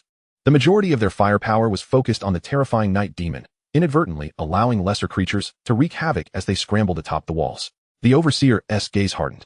These accursed lesser beasts, if that is how it is, then let them all perish. With that, he produced an exquisitely ornate purple spellbook, roughly the size of 2 palms, adorned with inscrutable patterns and glyphs. Rise. The spellbook levitated into the air, its pages flipping open rapidly. Simultaneously, the entire tome radiated a resplendent purple glow. The violet light instantly illuminated the battlefield, cascading down upon the multitude of monsters. A layer of purple luminescence enveloped these creatures, rendering them motionless as if stripped of their wits, causing them to tumble from the walls. In an instant, it provided them a much-needed respite. What are you all dawdling for? Take advantage of this moment to strike. Upon hearing this, the remaining members hastily launched their attacks on the immobilized monsters. In that moment, artillery fire erupted. Just then, a heavy thudding sound echoed from the distance. Just from the sound, one could infer the sheer number of foes approaching. An archer stationed on a raised platform shot a flare arrow forward. The creamy white light briefly illuminated the scene ahead. The crowd erupted in chaos. What the hell? This dense mass, dark as night, can't be anything but monsters, right? After fighting for so long, there were still this many monsters? Had every creature in the wild converged here? The overseer's face darkened. He shouted at the now-dazed members, do not panic. Hold your ground. No one is to retreat. Otherwise, I'll kill anyone I see. Faced with the relentless tide of monsters, everyone felt a surge of panic. Yet, under the overseer's fierce decree, they had no choice but to steel themselves and press on. Chapter 67. Home Invasion. A Frenzy of Plunder. Meanwhile, within the camp, Li Yong arrived at the entrance of the treasure vault, producing a key that he inserted into the lock and gently twisted. The lock emitted a crisp click in response. With one hand resting on the doorknob, he exerted a firm pull. Suddenly, a brilliant golden light illuminated his face, nearly blinding him. He soon beheld a mountain of equipment and items, haphazardly piled without any semblance of order, indicating a lack of regular maintenance. It was evident that the steward greatly valued these spoils of war, reluctant to allow anyone entry. As he stepped inside, Li Yong swiftly spotted Wang Feng's gear and weapons, prominently displayed atop the chaotic heap, a clear indication of their recent acquisition. He couldn't help but marvel at the sight. This makeshift camp resembled a den of bandits. How many unfortunate souls must have fallen prey for such a treasure trove to exist? Without hesitation, Li Yong dove into the bounty, indulging in a veritable feast of spoils. Why not take advantage of this opportunity? Though he lamented that he could not carry it all alone, a truck would have sufficed. After a meticulous selection process, Li Yong not only claimed Wang Feng's equipment, but also gathered several exquisite pieces of golden tier gear. Among them was a golden battle shield. Tier, golden. Attributes, Constitution 350. Spirit 100. Exclusive effect. Each time the shield is used to block damage, the user's defense increases by 10, stacking up to 5 times. A quintessential shield weapon. It was not particularly remarkable, but adhered to standards. He had previously intended to acquire a sturdier shield, thus finding one readily available here was a fortunate stroke. The second item was a tome of magic, which piqued his interest. Ancient Spirit Tome. Tier, golden. Attributes, Strength 500, Spirit 100. Effect, attacks carry 20 penetration. Exclusive skill, Spell Burst, summons rockets within a specified area, continuously attacking the target, followed by a cooldown, lasts 5 seconds, cooldown 10 seconds. This weapon was what Li Yang deemed most valuable. The presence of an exclusive skill was astonishing. The effect lasts for 5 seconds, with a cooldown of 10 seconds, resulting in a mere 5 seconds of downtime. At first glance, this seemed manageable. However, Li Yang's reasoning for selecting this was far deeper. His SS class profession, Soul Sorcerer, allows for a 50 reduction in cooldown when using spell damage weapons. This meant he could essentially summon rockets indefinitely. That was the true advantage, and the driving force behind his choice. Moreover, with this weapon, he could also activate the innate skill, Otherworldly Flame, bestowed upon him by the infernal two-headed hound. Lastly, he discovered 2 tactical items. One was a detection eyepiece, useful for sensing nearby fluctuations and, in certain scenarios, locating monsters. The other was a grappling hook, capable of pulling enemies closer, effectively preventing their escape in one-on-one encounters. These were incredibly practical for him at present. The remaining items, while numerous, were largely inconsequential.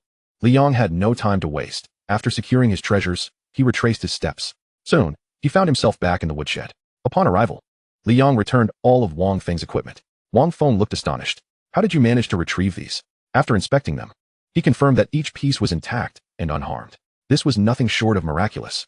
A target of protection had navigated that den of thieves with such ease.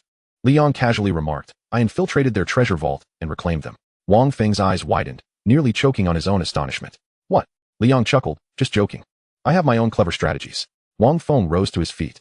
After an extended period of rest, he had regained a semblance of his combat prowess. He looked at Li Yang and inquired, what shall we do now? Having already come to regard Li Yang as a pillar of strength, he understood that if there was a way to break the deadlock, it would likely rest upon Li Yang's shoulders, as he consistently conjured miracles. No need to rush.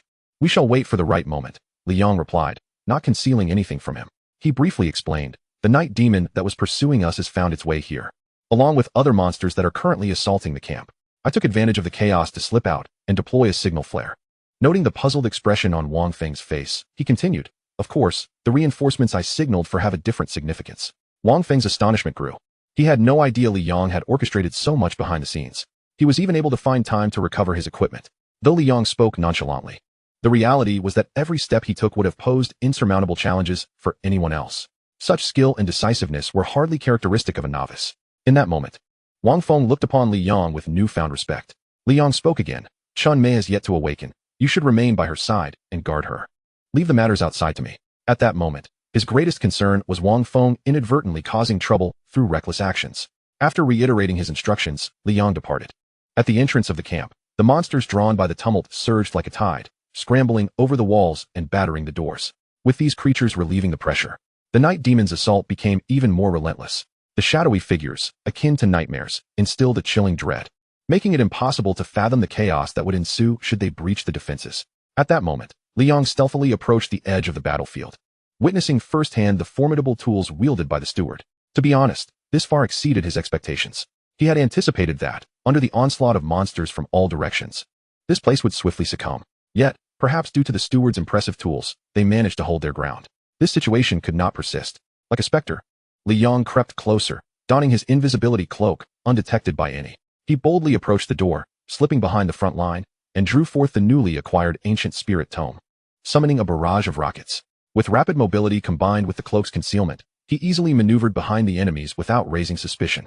Coupled with the assassin-class talent he had replicated from Wang Feng, he struck from behind, delivering devastating damage. Caught off guard, he disrupted the formation of several frontline enemies. The relentless assault from the night demons and other monsters did not cease. Taking advantage of this opening, they broke through all defenses. At last, the door was breached. With his objective achieved, Li Yang quietly withdrew, allowing the ensuing chaos to unfold. Soon, the camp suffered grave losses. A multitude of monsters poured through the broken doors, cascading into the interior. Madness ensued. It was utter pandemonium. The situation had collapsed. Those accursed beasts. Once the breach was made, the onslaught of monsters surged like a tidal wave, flooding into the heart of the camp. The camp's defenses resembled a kite with a severed string. Damn it! How on earth did these despicable monsters manage to find their way here? The overseer furrowed his brow, cursing in utter frustration. Here he was, comfortably ensconced at home. And yet calamity had descended from the heavens. He had been enjoying hot pot and singing, perhaps even contemplating a little side venture. Who had he wronged to deserve this? Chapter 68, Slaying the Overseer. Avenge and settle the scores. As he witnessed the main gate's utter collapse, the overseer abandoned his companions, retreating hastily towards the treasury. Upon his frantic arrival at the vault, he was taken aback by the scene before him. The grand entrance stood wide open, chaos reigning within. Bloody hell. Has a thief invaded? No. I must have taken a wrong turn. My treasury cannot possibly be in such disarray. He gasped in shock. At that moment, he felt a chilling presence behind him. In the shadows, Liang brandished his thunderous war spear and struck him from behind. 2,300. The assassin's class-specific backstab damage surged dramatically. The overseer stumbled forward, but quickly regained his footing, pushing himself up just in time to create distance.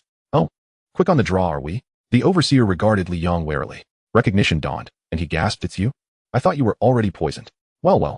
You bandit leader, while the battle rages outside, you've slipped back here to gather your belongings and make a hasty escape, haven't you? Liang smirked. Having followed him all this way, he was well aware of the overseer's intent to flee, and indeed it was as he suspected. With his plan unveiled, the overseer fell silent. All right, I'm pressed for time. What do you want? His posture suggested he was ready to bribe Liang. Is that so? Liang chuckled with interest. How about this? I've heard you possess a precious magical tome. Why not let me have a look? The overseer's expression shifted dramatically. You seek death, Liang replied lazily. Then it seems there's nothing to negotiate. The overseer's eyes narrowed. Suddenly, 2 throwing darts shot forth from his sleeves, darting towards Liang. Prepared, Liang swiftly drew forth his golden war shield to block the incoming projectiles. Bang, bang. The golden shield's formidable resistance sent the 2 darts flying. That's my equipment. The overseer's eyes turned crimson with rage. Realization struck him. Liang had infiltrated his treasury, leaving it in shambles. Damn you. Liang chuckled, charging at him with the shield. Although primarily a defensive tool, the shield could also be wielded offensively, serving both attack and defense, albeit with greater difficulty and skill required than other weapons. However, Liang could compensate for its clumsiness with his speed. Moreover, the confined space played to the shield's advantage, wielding a shield nearly his own height. Liang moved swiftly, closing the distance to the overseer in an instant. In this cramped environment, there was no escape for his opponent, who found himself cornered. Without hesitation, Liang rammed the shield into him. Bang! 1,600. This was a frontal assault, lacking the heightened backstab damage, yet the overseer was nonetheless knocked to the ground. Eyes wide, the overseer scrambled to rise, but Liang was already poised before him. As he barely lifted himself, Liang struck again with the shield. Bang! 1,750. Though the damage was minimal, the humiliation was profound. The effect of bloodthirst quietly activated. This was Liang's premeditated strategy, to gradually drain the overseer's life through bleeding. Though the overseer held a level advantage, Liang capitalized on the terrain and other advantages, rendering his foe helpless. It was akin to an elephant fearing a mouse or a mosquito daring to bite a tiger. High-level ranged classes could still falter when confronted at close quarters by lower-level melee burst classes. At this moment, the overseer retreated 2 steps, rising again only to realize the space was far too constricted. Should he attempt to flee, Liang would surely collide with him. Cursed be this place, he thought, suddenly aware that he had walked into a trap the moment he entered. Liang, however, would not grant him the luxury of introspection, charging at him once more. Bang! The overseer was toppled again, utterly disheveled. Stay away from me, he shouted, a mix of fury and panic compelling him to flail wildly at Liang with his weapon. Yet, all his attacks were effortlessly deflected by Liang's shield, dealing virtually no damage. Liang advanced once more, shield raised. Please, don't. The overseer was genuinely terrified. Liang cornered him against the wall. Do you have any final words to share? I'll give it to you. I'll give it to you. The overseer hastily exclaimed, producing the purple magical tome he had previously wielded. Just as Liang began to examine it, the overseer suddenly lashed out, manipulating the book, which emitted a dazzling violet light. Caught off guard, the light enveloped Liang. Seizing the moment, the overseer dashed towards the corridor outside. Yet, as he fled just a short distance, Liang regained his composure. Under the protection of the ethereal shield, the tome's brilliance failed to affect him. Liang watched the fleeing overseer with a cold smile. Run? With his left hand clutching the shield and his right conjuring a grappling claw, he hurled it at the overseer's retreating form. The claw latched onto the overseer's back. With a firm pull, Liang yanked him back, following up with another shield bash. Bang! 2,000. The overseer cried out, his face a mask of terror. Why? Why weren't you affected? Why such questions? Liang retorted mockingly. Tell me, why do you possess arms and legs yet resort to harming your brethren for personal gain? Liang regarded him as one might view a clown, cornering him with the war spear in hand. The overseer's visage stiffened with fear, after enduring prolonged exhaustion. Both physically and in terms of health, he was on the verge of collapse. Without time to contemplate further, he hastily offered the magical tome with both hands, pleading, Take it. I no longer want it. All that belongs to the treasury is yours. Just let me go, please. Don't kill me. Before he could finish, Liang pierced his throat with the spear, obliterating his final sliver of health. This overseer had run this camp for many years, unknowingly inflicting untold suffering upon countless innocent adventurers, nearly falling victim to him himself. The consequences of being captured by them were utterly unimaginable. Therefore, Liang showed no mercy. After disposing of him, Liang picked up the fallen purple spellbook. Once it was securely stowed away, he made his way outside. The chaos outside had reached a fever pitch, and he had no choice but to intervene. Chapter 69, Slaying the Night Demon with the Wind Dragon. Infinite firepower. At this moment, within the camp, monstrous creatures had invaded every corner of the encampment. To make matters worse, the overseer had mysteriously vanished. In an instant, the camp descended into utter disarray, teeming with brutal and terrifying beasts. Yet, this turmoil paled in comparison to the true instigator of the chaos, the night demon. In the darkness, its pitch-black silhouette, akin to a wraith, accompanied by a raspy growl, inspired dread in the hearts of all. Its strength was such that no one dared to confront it. For the demon, entering the camp was akin to a wolf infiltrating a flock of sheep. At that moment, the night demon, catching a scent, began to head towards the woodshed. Li Yang's expression darkened. This demon bore a grudge. Even here, it still harbored intentions towards Wang Feng. At that moment, Wang Feng was still inside the woodshed, nursing his injuries, along with the unconscious Chun Mei, who would certainly be unable to withstand any confrontation. Without hesitation, Li Yang drew forth the Wind Dragon token. Earlier, he had contemplated the weakened night demon, coupled with the fact that the overseer and his men had just exhausted themselves in a prolonged encounter with it. The roles of predator and prey were yet to be determined. As the night demon approached the edge of the woodshed, a tempest erupted within the camp, with even the weaker practitioners being threatened by the force of the wind. In the blink of an eye, a massive dragon shadow descended upon the night demon's location. Li Yang summoned the ancient spirit book, conjuring a rain of fiery arrows. The crimson flames illuminated the dim surroundings, striking the night demon directly. The phantom of the wind dragon also materialized, enveloping the demon in a colossal wind vortex. Damage numbers cascaded from the night demon, 1,700, 2,000, 8,000, and so forth. The combined impact of the fiery arrows, bleeding damage, and the wind dragon's assault resulted in a visibly declining health bar for the demon. Meanwhile, sensing the commotion outside, Wang Feng could not help but peek out from the door. What he witnessed would be etched in his memory forever. A colossal azure dragon loomed menacingly, instilling fear at first sight. Though he had only heard tales of such creatures, this was his first encounter with a true dragon. Typically, he had only come across lesser serpentine beasts, but before him was undoubtedly a genuine dragon. Wang Feng's eyes widened, momentarily convinced he was dreaming. Yet, upon seeing the azure dragon attacking the night demon, recognition dawned upon him. Was this not the very demon that had pursued him earlier? It had breached the camp. His expression shifted dramatically. What had become of Li Yang? It appeared the camp had fallen, utterly compromised. Not only was he in peril, but it was likely that Li Yang was too. Just as Wang Feng pondered this, his gaze shifted, and he suddenly spotted Li Yang standing firm. Relief washed over him. It seemed Li Yang was still unscathed. Yet, it soon became apparent that Li Yang was also engaging the night demon in combat. Wang Feng was momentarily taken aback. How could Li Yang possibly be attacking the night demon like the azure dragon? It seemed an inconceivable connection. He initially suspected he was hallucinating and slapped his forehead to regain clarity. Incredible. After confirming his sobriety, he inhaled sharply, eager to approach Li Yang and inquire about the origin of this dragon assisting him, so unlike any he had encountered before. However, the chaos around them was overwhelming. He intended to help, but his own injuries had not yet healed, leaving him a mere spectator. Just then, a subtle noise emanated from the room behind him. Wang Feng's expression shifted, fearing a creature had intruded. He quickly armed himself and stepped inside. Upon seeing the figure before him, joy illuminated his face, and he lowered his weapon. Chun Mei, you're finally awake. At that moment, Chun Mei, clutching her head, sat up, her consciousness still hazy. She glanced around in confusion and then focused on Wang Feng, asking, where are we? What happened? I can't remember anything. Wang Feng exhaled in relief. It's good that you're awake. He swiftly recounted the situation to her in brief. As she absorbed the information, Chun Mei appeared bewildered. She had not anticipated that so much could transpire during her slumber. With a frown of indignation, she exclaimed, those damned bandits. Instead of pursuing a noble path, they resort to heinous acts against their own kind. Thank goodness for Li Yang. How is he now? Chun Mei quickly inquired, scanning the area for Li Yang. He is fine outside. You can see for yourself, Wang Feng assured her. A flicker of concern crossed Chun Mei's eyes before she rose and made her way to the door. The sight that greeted her stunned her into silence. The camp lay in ruins, but the most striking sight was undoubtedly the enormous azure dragon, followed closely by the terrifying night demon. The night demon had caught up.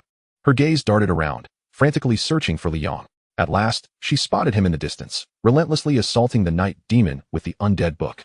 Countless fiery arrows surged forth with his movements, relentlessly targeting the central demon. A sudden realization struck her. During her unconsciousness and Wang Feng's injuries, it had been Li Yang alone holding the fort. Embarrassment and guilt flickered in her eyes. Originally, They had come together to protect Li Yong on his journey to Kuan City, yet unforeseen events had unfolded. Ironically, they had been the first to succumb to incapacitation, effectively hindering Li Yong. Had it not been for him, the outcome of their arrival at this bandit camp was unthinkable. "Hey," Li Yong called out, noticing her. "What are you still doing there? Now that you're awake, come help." Chen Mei snapped back to reality and nodded vigorously, grasping her weapon.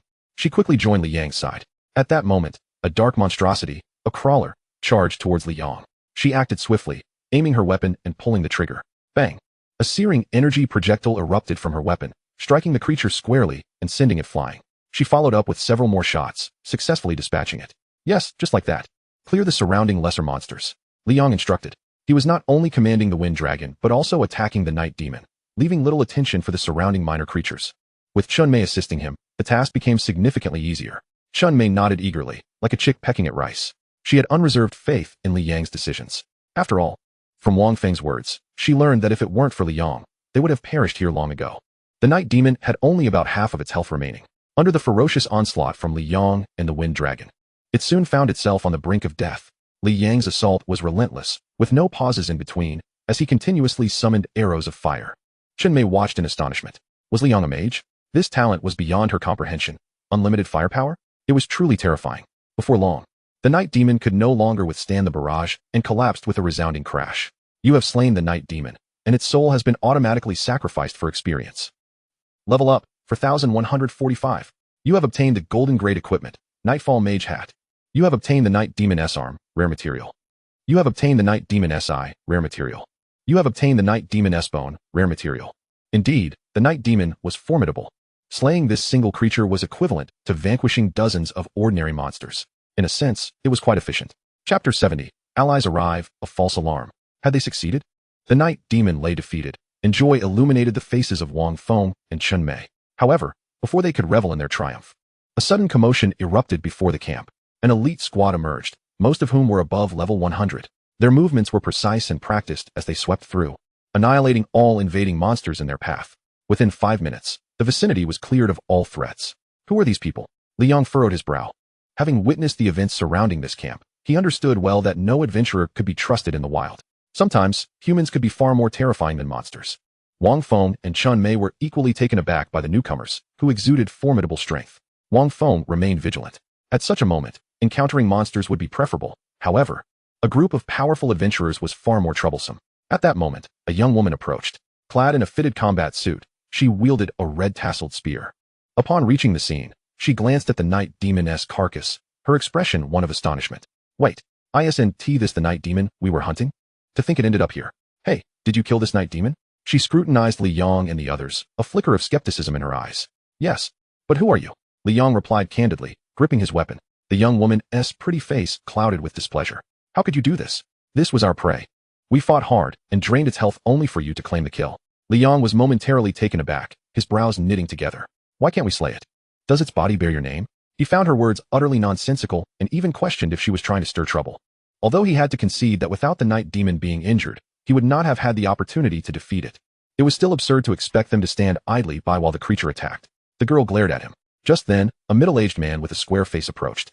"All right, Ling there are no such rules in the wild. We are all striving for survival." Zhao Linger huffed and stuck her tongue out at Li Yong, turning her head away in defiance. The middle-aged man stepped forward, regarding Li Yong with curiosity. He noted how young Li Yong was.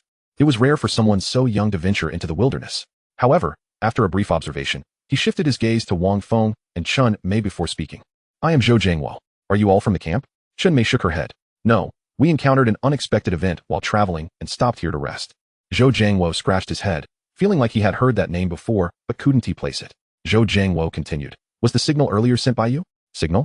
Chun Mei blinked in confusion. She was unaware of this, having only recently awakened. Hearing this, Li Yong's expression shifted. Could it be that these individuals had come in response to their signal? It seemed so. Logically, given the short time frame, it was unlikely anyone could arrive so quickly. Coupled with Zhao Linger's earlier remarks, it became evident that they had been nearby all along. Yet, that still did not clarify whether they were friends or foes. Indeed. What of it? Li Yong maintained his guard. The situation was precarious, as the opposing group was too formidable, posing a significant threat. Imagine standing beside two lions. Even if they did not display hostility, one careless moment could result in your skull being crushed. At that moment, Zhao Linger interjected, "You are blissfully ignorant. How can you recklessly deploy signal flares in the wild? This desolate place only attracts monsters. You should be grateful we were nearby. Otherwise, the monsters would have overwhelmed you. Ling that's enough. Zhou Jingwo admonished. He then turned to Li Yong and the others. Please do not take offense. Ling may have spoken too harshly. But in such situations, one must tread carefully.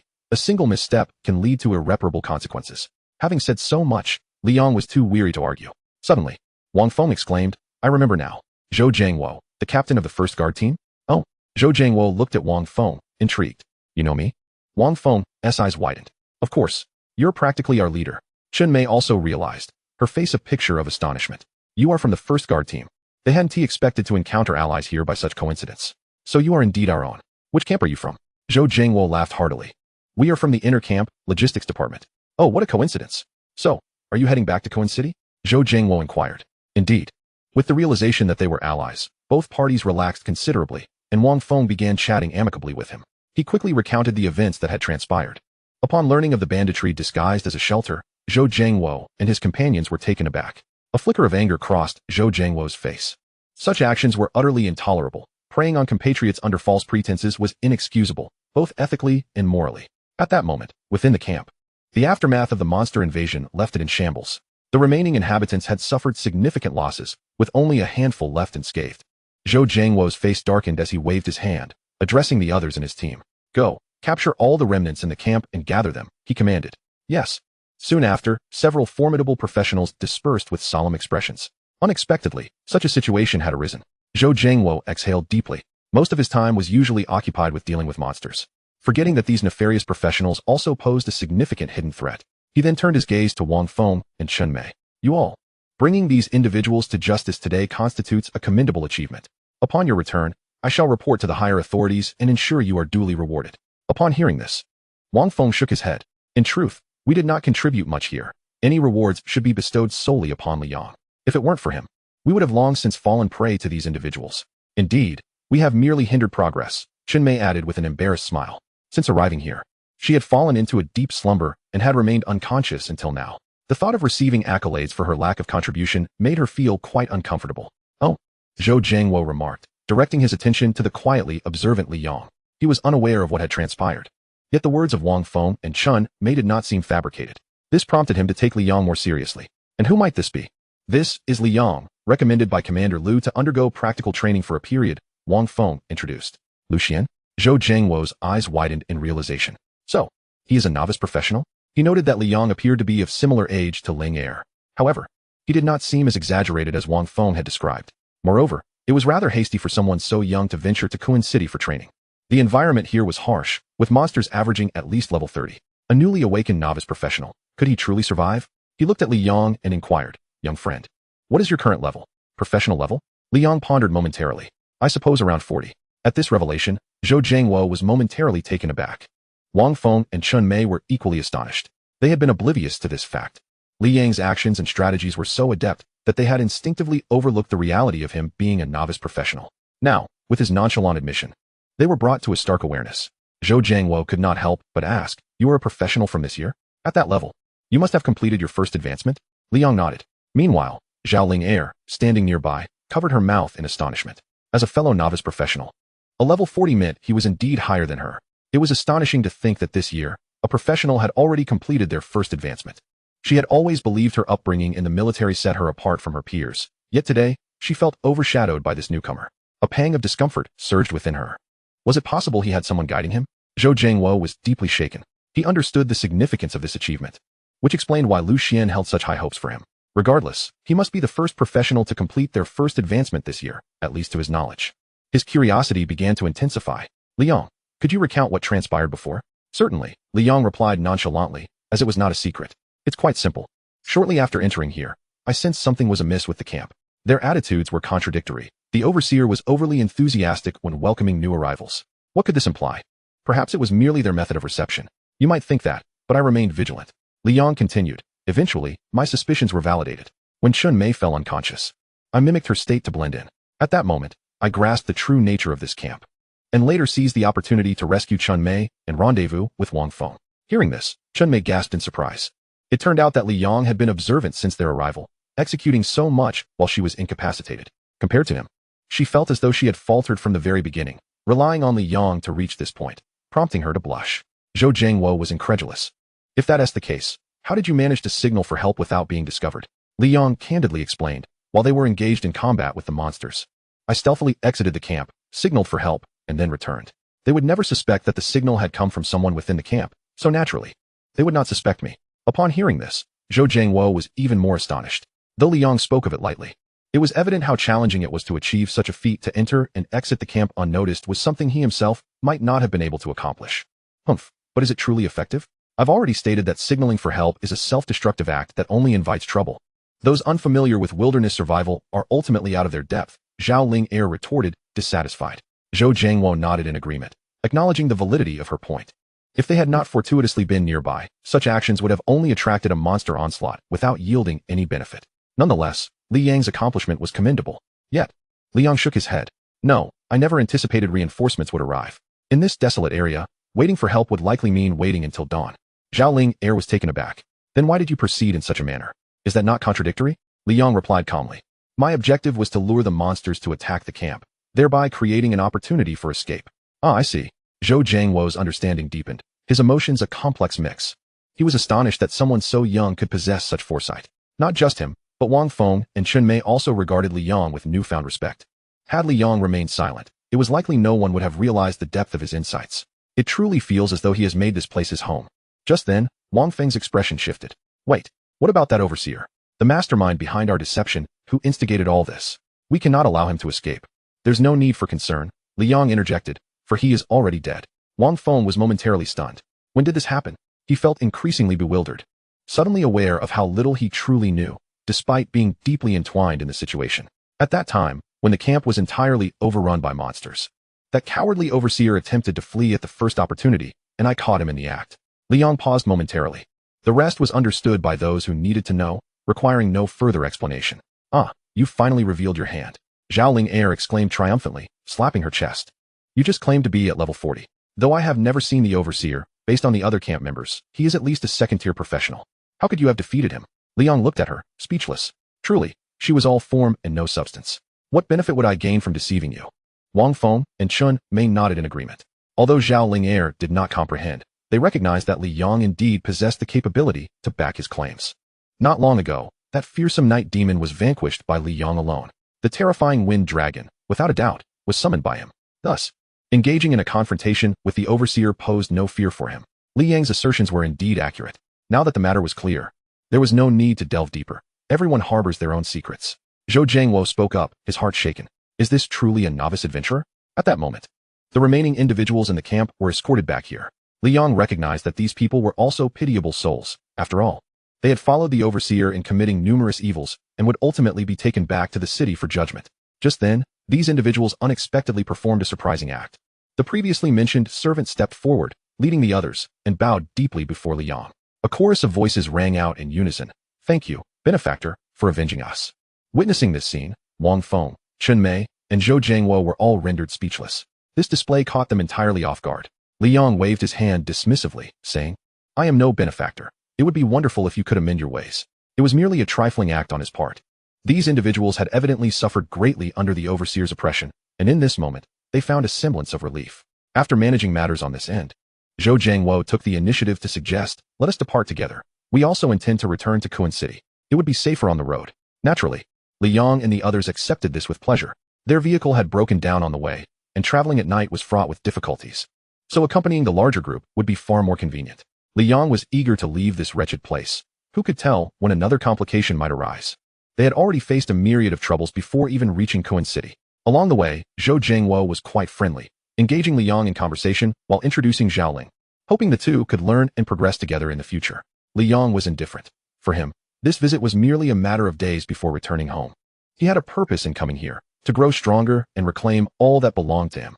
Zhao Linger, on the other hand, maintained her haughty demeanor. Humph. Though you possess quite a few clever ideas, it does not mean I will fully accept you. We shall see how things unfold. Chapter 72, An Unexpected Delight, Radiant Equipment. Upon his first glimpse of Kuan City, Li Yang's foremost impression was chaos. He had not even realized how he had inexplicably arrived in Kuan City. Although it was referred to as a city, there was not even a city gate or sign in sight. Initially traversing a mountain path, he gradually encountered sparse households. It was at this moment that Wang Feng informed him they had indeed entered Kuan City, based solely on an inconspicuous old tree by the roadside. Li Yong truly witnessed what it meant to lack organization. This entire city defied logic. The night cast an even more mysterious ambience over Kun City. Until they arrived at the military camp, Li Yong harbored a glimmer of hope, but that fleeting hope soon dissipated. The military camp bore little resemblance to the previous outdoor encampment, merely larger in scale, yet devoid of even a hint of concrete. Zhao Linger scoffed, gazing at Li Yong, and remarked, "How do you find it? A sheltered child like you must be unaccustomed to this. If you truly cannot endure, perhaps you should return. After all, not everyone can withstand hardship. That is not for you to worry about," Li Yong retorted nonchalantly. He had already contemplated this before his arrival. It was evident that joining the military was not for leisure. He came here with the intent to endure hardship, aiming for rapid improvement and strength. Only then would he have room to maneuver when confronting legendary guilds and underground forces. Moreover, during his 3 years of high school, when had he not endured suffering? Each day, he scarcely slept for more than 5 hours, and upon awakening, his first task was to plan the day as training. In comparison, Li Yong had long since acclimatized to such conditions. At that moment, Chun Mei led Wang Feng away to tend to their injuries. Zhou Jiangwo instructed others to escort those brought back from the camp to the waiting room. Zhao Linger made a face at him before departing. Just then, a young man in his 20s approached. "Are you Li Yong? Teacher Lu Xian sent me to guide you." Indeed, Li Yong nodded, recognizing the newcomer. Before his arrival, Lu Xian had mentioned someone would come to assist him. "That's right. I'm Huang Long. Come, I will arrange your accommodations. It is getting late, and we can plan further tomorrow." Li Yong had no objections. After a long day, he felt somewhat fatigued. He promptly followed Huang Long into the depths of the camp. After a short while, they arrived at a military-style tent. "Here, choose your spot. You will reside here for the next few days," Huang Long stated. The tent was small, barely sufficient for one person to sleep in, and any belongings would likely need to be left outside. However, Li Yong bore no disdain, promptly lifting the flap and stepping inside. As expected, the interior was cramped, with a single bed taking up nearly 90 of the space. Yet for Li Yong, it sufficed. "Rise early for assembly tomorrow. Attendance is mandatory for all," Huang Long instructed before leaving. Once he departed, Li Yong secured the tent flap and sat upon the makeshift bed of blankets. He retrieved the spellbook he had acquired from the overseer in the bandit camp. Book of the Sage. Grade, Radiant. Attributes, Strength 1000, Spirit 100. Exclusive skill, Summon the power of Izanami, with a 100 chance to charm the target. Inducing sleep for 10 seconds. The same target can only be affected once within a short duration. Special effect. Usable without equipping, does not occupy weapon slots. Weapon bonuses apply as usual. Upon seeing the effects, Li Yong was taken aback. What a remarkable find. He had not anticipated this would turn out to be a piece of radiant equipment. Truth be told, he had initially acquired it merely by chance. It was indeed a pleasant surprise. No wonder the overseer had treated it like a treasure. Furthermore, this was evidently an extraordinary piece of radiant equipment, given its special effect. It was far more coveted than most radiant grade items. It did not occupy a weapon slot. This was akin to having an additional piece of equipment compared to others. And not just any piece, but a radiant one. Even more astonishing was the weapon's exclusive effect, a 100 chance to charm enemies. It is well known that such negative statuses typically operate on a probability basis, with variations in effectiveness, and never claiming to have a 100 success rate. Yet this was a genuine 100. This implied that, barring any additional resistance from equipment or items, even if the opponent were a high-level adventurer or a formidable monster, they would be equally susceptible in Li Yang's presence. This truly was an unexpected boon. Once adorned, Li Yang's attributes underwent a transformative upgrade. Name, Li Yong. Occupation, First Transition Card Master, Unique Hidden Class. Level, 45. Strength, 2700. Physique, 610. Agility, 635. Spirit, 600. Talent, Cards. Cards, 2. Talent abilities, Soul Wizard, SS-Rank Profession. Ethereal Shield, SS. Self-Healing, SS. Berserker, S-Rank Profession. Swift Walker, a Rank Profession. Bloodthirsty, S. Ethereal Fire, A. Curse Soundwave, A. Equipment bonuses, 35 immunity to mental attacks. 15 increase in movement speed, 20 increase in all damage dealt. At this moment, Li Yong suddenly realized that his profession panel was no longer empty. It appeared that after his first promotion, he had acquired a first-tier profession. Furthermore, thanks to the effects of the Book of Sages, his strength had increased by a staggering 1,000. What does this signify? Just from the bleeding effect alone, his damage per second had effortlessly surpassed 10,000. This level of damage was nearly on par with professionals like Wang Feng and Chun Mei. This single enhancement made his journey worthwhile. He had already profited immensely, and he could even return home without regret. Many individuals would take months to achieve such improvement. However, having endured numerous hardships to arrive here, he decided to hunt some monsters as well. He was acutely aware that there were always greater beings beyond himself, and he must not allow a moment of arrogance to lead to complacency. Since embarking on this path, He had been engaging in a high-stakes gamble. He needed to grow stronger to maintain his current standing. Li Yong once again retrieved the ancient key, a special item seized at great risk from the legendary guild. What kind of magic did it possess that drove the underground forces behind it into a frenzy? At first glance, it appeared to be an utterly ordinary key, the kind that could be mistaken for scrap metal at a junkyard. Nevertheless, this very object compelled Li Yong to exercise extreme caution. Alas, he would take it step by step, hoping that the eventual outcome would yield proportional rewards. After securing the key, Li Yong fell into a deep slumber, replenishing his energy for the leveling up that awaited him the next day.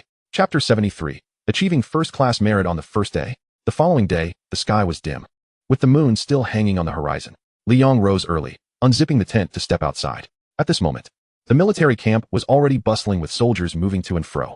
These individuals faced even greater hardships, as they were nearly perpetually on rotation for night watch. Busy logistics personnel scurried about with pots and pans in hand. The soldiers in the army rose early for their morning exercises, necessitating that they awaken even earlier.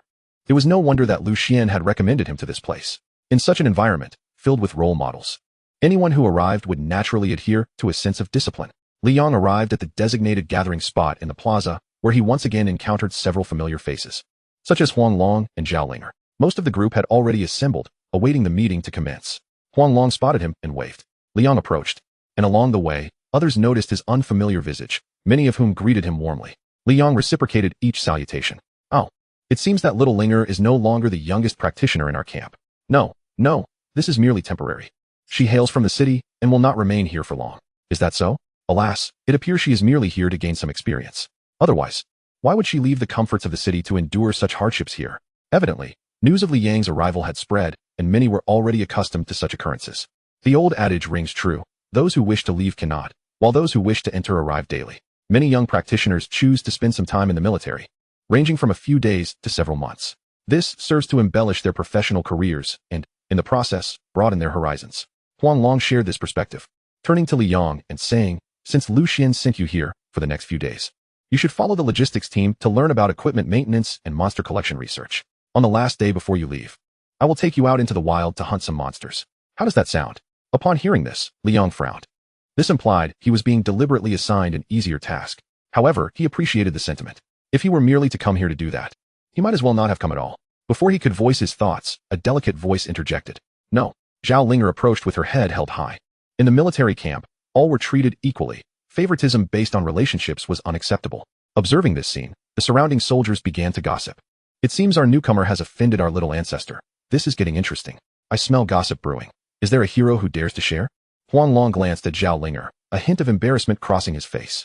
He had not anticipated her to be so forthright. Primarily, he was unaware of any prior interactions between Li Yong and her, leaving him somewhat at a loss. While Zhao Linger might be younger, her status in the military was even higher than his. Her innate talent was exceptional, and she was quite favored by the camp commander. Given her family's long-standing military legacy and numerous contributions, Huang Long cast a helpless glance at Li Yong, realizing that Zhao Linger had effectively undermined his arrangement. Zhao Linger wore a triumphant expression, as if she had finally managed to put Li Yong in his place. However, Li Yong was far from flustered. Instead, he remained calm and composed. He had never intended to come here merely to pass time and gain superficial experience. Thus Zhao Linger's intentions inadvertently aligned with his own, aiding him in the process. Moreover, she was not wrong. He had not anticipated receiving any special treatment. During this time, more individuals from the camp arrived, promptly taking their positions. Eventually, a middle-aged man in military attire, adorned with medals, approached. Everyone stood at attention, straightening their backs and calling out in unison, "Good day, Commander." This was Commander Wang Teng of our military district. Huang Long stood beside Li Yong, providing an introduction. Upon seeing the newcomer, Li Yang's eyes sparkled with excitement. Finally, he had encountered another S-rank professional. The earlier encounters with Zhou Jiangwo and the somewhat arrogant Zhao Linger were merely A-rank professions. In reality, A-rank talents were considered geniuses among ordinary individuals. The high value of S-rank professions was not without reason. In the entire Dragon Kingdom, with a population of 1 billion, fewer than 100 emerged each year. The odds speak for themselves. Commander Wang was indeed an S-rank professional, and simultaneously, Li Yang's mind began to buzz with activity. Detections reveal S-rank profession, Iron Warrior. S-rank profession, Iron Warrior. Profession talent: when damaged, reflect damage, countering 50 of the attack back to the opponent. Passive: inflicting damage grants 1 layer of resilience, increasing defense and strength by 5, stacking up to 3 layers. Can be replicated. Replicate. Replication successful. You have acquired S-rank profession, Iron Warrior. Before Li Yong could revel in his newfound achievement, another voice echoed in his mind. You currently possess two S-rank warrior professions. Would you like to merge them? Berserker, Steel Warrior? Upon hearing this, Li Yong made his decision without a moment's hesitation and chose yes. What a jest. Two S-level professions could potentially fuse into an SS level 1. To linger in indecision for even a second would be a disservice to the SS level vocation. Fusion successful. You have obtained the SS level profession of Holy Knight Warrior. Holy Knight Warrior, SS level. Professional talent. Upon entering combat, gain an invulnerable state and retaliatory damage effect. Any damage received will be countered with 100 retaliation against the target. Passive, in close combat, increases dual defenses by 40 and strength by 40. Li Yong gasped, realizing this was the epitome of a warrior, capable of enduring and striking. With the added benefit of retaliation, the retaliation ratio is a staggering 100. At this moment, Captain Wang nodded towards the crowd and sauntered to the forefront of the team, addressing everyone directly. In addition to the grand competition today, there is another matter of significance to discuss regarding a newly arrived professional. A topic I believe you are all familiar with. As he spoke, the surrounding onlookers turned their gazes towards Li Yong. Just moments ago, they had been discussing Li Yong and Zhao Linger, and now the conversation had shifted back to him. Could it be that he had caused some trouble? Were they about to publicly reprimand him? It seemed plausible. After all, Zhao Linger would not confront him without reason, suggesting a connection to the situation at hand. I don't think that's necessarily the case. Perhaps there is no harm in it.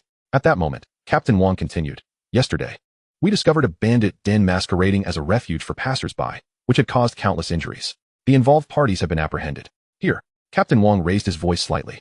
We would like to extend our heartfelt gratitude to Li Yong for his contributions, including but not limited to discovering and reporting the incident, assisting in the eradication of the bandits, and rescuing his comrades in arms. In recognition of his exemplary performance and the positive impact he has made, he is hereby awarded a first-class merit medal. The moment these words left his mouth, the scene erupted in commotion. Chapter 74, Registration for the Grand Competition. Silent yet impressive. A first-class merit? Many had been around for years without ever catching a glimpse of such an honor. Yet, here it was, claimed by a newcomer. Numerous faces were filled with astonishment, envy, and disbelief. Surely this is an error? He is so young. How could he possess such capability? It appears that this newcomer, Li Yong, indeed has quite a substantial background. Uft, what a ridiculous notion. No matter how significant his connections, it wouldn't extend to this extent with the captain. Let us not spread unfounded rumors. The soldiers buzzed with speculation. As for the actual circumstances, they remained a mystery. Bah, it's merely luck. I could have done it too. Zhao Linger averted her gaze and muttered softly, under the watchful eyes of the crowd. Li Yong stepped forward to receive his commendation from Captain Wang himself. Many were practically drooling with envy. Alas, what a shame, for a temporary soldier like him. What good is this? If it were mine, I could easily ascend 2 ranks and avoid a decade of hardship. Damn it. It's evident that such accolades are tied to one's fortunes. Some may never obtain such honors in their lifetime, while others acquire them effortlessly. I'm filled with envy. Why should someone so young receive a first-class merit? Li Yong glanced at the first-class merit medal on his chest, a novelty to him. Nevertheless, it was not yet the time for him to utilize it. Better to have it than to be without. He returned to the ranks. Huang Long gave him a thumbs up. Wow, you're impressive, quietly flaunting your prowess. Li Yong chuckled in disbelief. Is it really that exaggerated? Another matter of importance is our athletic competition, which I trust you are all aware will take place in 3 days, Captain Wang continued. Li Yong had only just arrived and had not heard of this grand competition. At this moment, Huang Long interjected. We hold this athletic competition annually to select outstanding soldiers and reward them accordingly. Listening intently, Li Yong nodded. Such activities are quite normal. After all, we are not machines. Particularly in this high-pressure and oppressive environment, it is essential to occasionally hold events to invigorate and relax everyone. Suddenly, Huang Long spoke up. By the way, you are now one of us. In a few days, you can participate too. Who knows, you might even secure a good ranking. Me? Li Yong chuckled lightly. I'm merely a newly transitioned professional. My abilities pale in comparison to those of the others here. I harbor no such ambitions. However, friendship comes first and competition second. It would be delightful to participate just for fun. Indeed. Huang Long nodded. Your mindset is commendable. I will submit your name for participation. The morning assembly concluded, and everyone dispersed to their respective posts. Li Yong took the initiative to request a map of the area from Huang Long, intending to train alone. Although Huang Long expressed some concern, he ultimately provided the map while cautioning him. There are no strict rules around here in Kuan City. If you encounter trouble outside the military camp, simply state your identity. Those out there, no matter how ruthless they may seem, would not dare openly confront our military. Understood. Li Yong replied promptly. Also, make sure not to wander outside the city alone. Some areas are marked on the map as unsafe, and there are underground streets beyond our military's control. Huang Long continued to elaborate on various rules and precautions before finally departing. Li Yong yawned. nearly drifting off to sleep. He opened the map for a glance. It clearly delineated the entire scope of Koan City, along with the divisions of influence and the surrounding areas. Yet, an overwhelming sense of chaos lingered. Judging by the intersecting territories, Li Yong estimated that this map would only remain relevant for 2 days at most. Why? Because every couple of days, the factions here might undergo a complete reshuffle. As he selected a low-level area, 40 to 60, and prepared to set out, a voice suddenly rang out beside him. Hey, since you have nothing to do, come and be my sparring partner. Zhao Linger approached, hands on her hips, wielding a long spear with an air of confidence. Ostensibly requesting a sparring partner, she was actually seeking to challenge Li Yang's burgeoning confidence. His arrival had sparked a sense of urgency within her, as both Zhou Jiangwo and Captain Wang held him in high regard. Moreover, on his very first day, he had already earned a first-class merit and captured the attention of everyone during the morning assembly. If he stayed for a few more days, would she not find herself overshadowed? Thus, she decided to take the initiative to remind Li Yong who the true senior was. However, Li Yong showed no inclination to respond. He did not pause for a moment as he made his way outside. Zhao Linger was taken aback and called out, "Hey, I'm talking to you." To her astonishment, Li Yong continued walking without even glancing her way, vanishing around the corner. How utterly dismissive. Her eyes widened in disbelief. Indeed, this was merely the second day, and already he exhibited such arrogance. What would happen in 2 more days? Would he treat her like a mere foot servant? Shaking her head, she hurried after him, shouting, "Hey, where are you going? Military regulations prohibit wandering. Come back here. Why do you insist on following me?" Li Yong furrowed his brows, unable to contain his irritation any longer. He had walked out of the military camp and into the southern district, with Zhao Linger trailing behind him the entire way. It was undeniably perplexing. As for her insistence on being a training partner, he found it utterly unconvincing. With so many people in the military, why would she choose him? Zhao Linger halted, her demeanor unyielding. "Team leader Zhou instructed me to take care of you, fearing you might get lost. You should be grateful to have me by your side. I am not joking. I am not an official member and do not require your assistance," Li Yong retorted coldly. Moreover, there were certain thoughts he had yet to voice directly. Given Zhao Linger's apparent lack of strength, she would likely struggle without Zhou Jiangwo and the others to guide her out of the city. Clearly, she had not considered the implications of her assumptions. Believing she could traverse the same terrain as he, if she sought her own demise, it was of no concern to him. However, should she accompany him and something go awry, he would inevitably be drawn into the chaos, losing precious time to engage in combat. Li Yong expressed his impatience. "If you wish to endanger yourself, find a place to bury yourself and do not interfere with me, understand?" Zhao Linger was taken aback. Disbelief etched across her face as her cheeks flushed with indignation. "I came here to help you, and this is how you repay me? You, an inexperienced adventurer, are courting death by venturing out alone. I relish the prospect of courting death," he shot back. "I'm done with you." Zhao Linger stomped her foot in frustration and turned to leave, feeling deeply aggrieved, as if she were the one causing trouble. Were it not for her concern that Li Yong, unfamiliar with the area, might encounter peril, she would not have followed him at all. Truly, no good deed goes unpunished. Once she had departed, Li Yong felt a modicum of relief. Regardless of the circumstances, he had finally rid himself of her nuisance. He then proceeded towards the city gate of the southern district.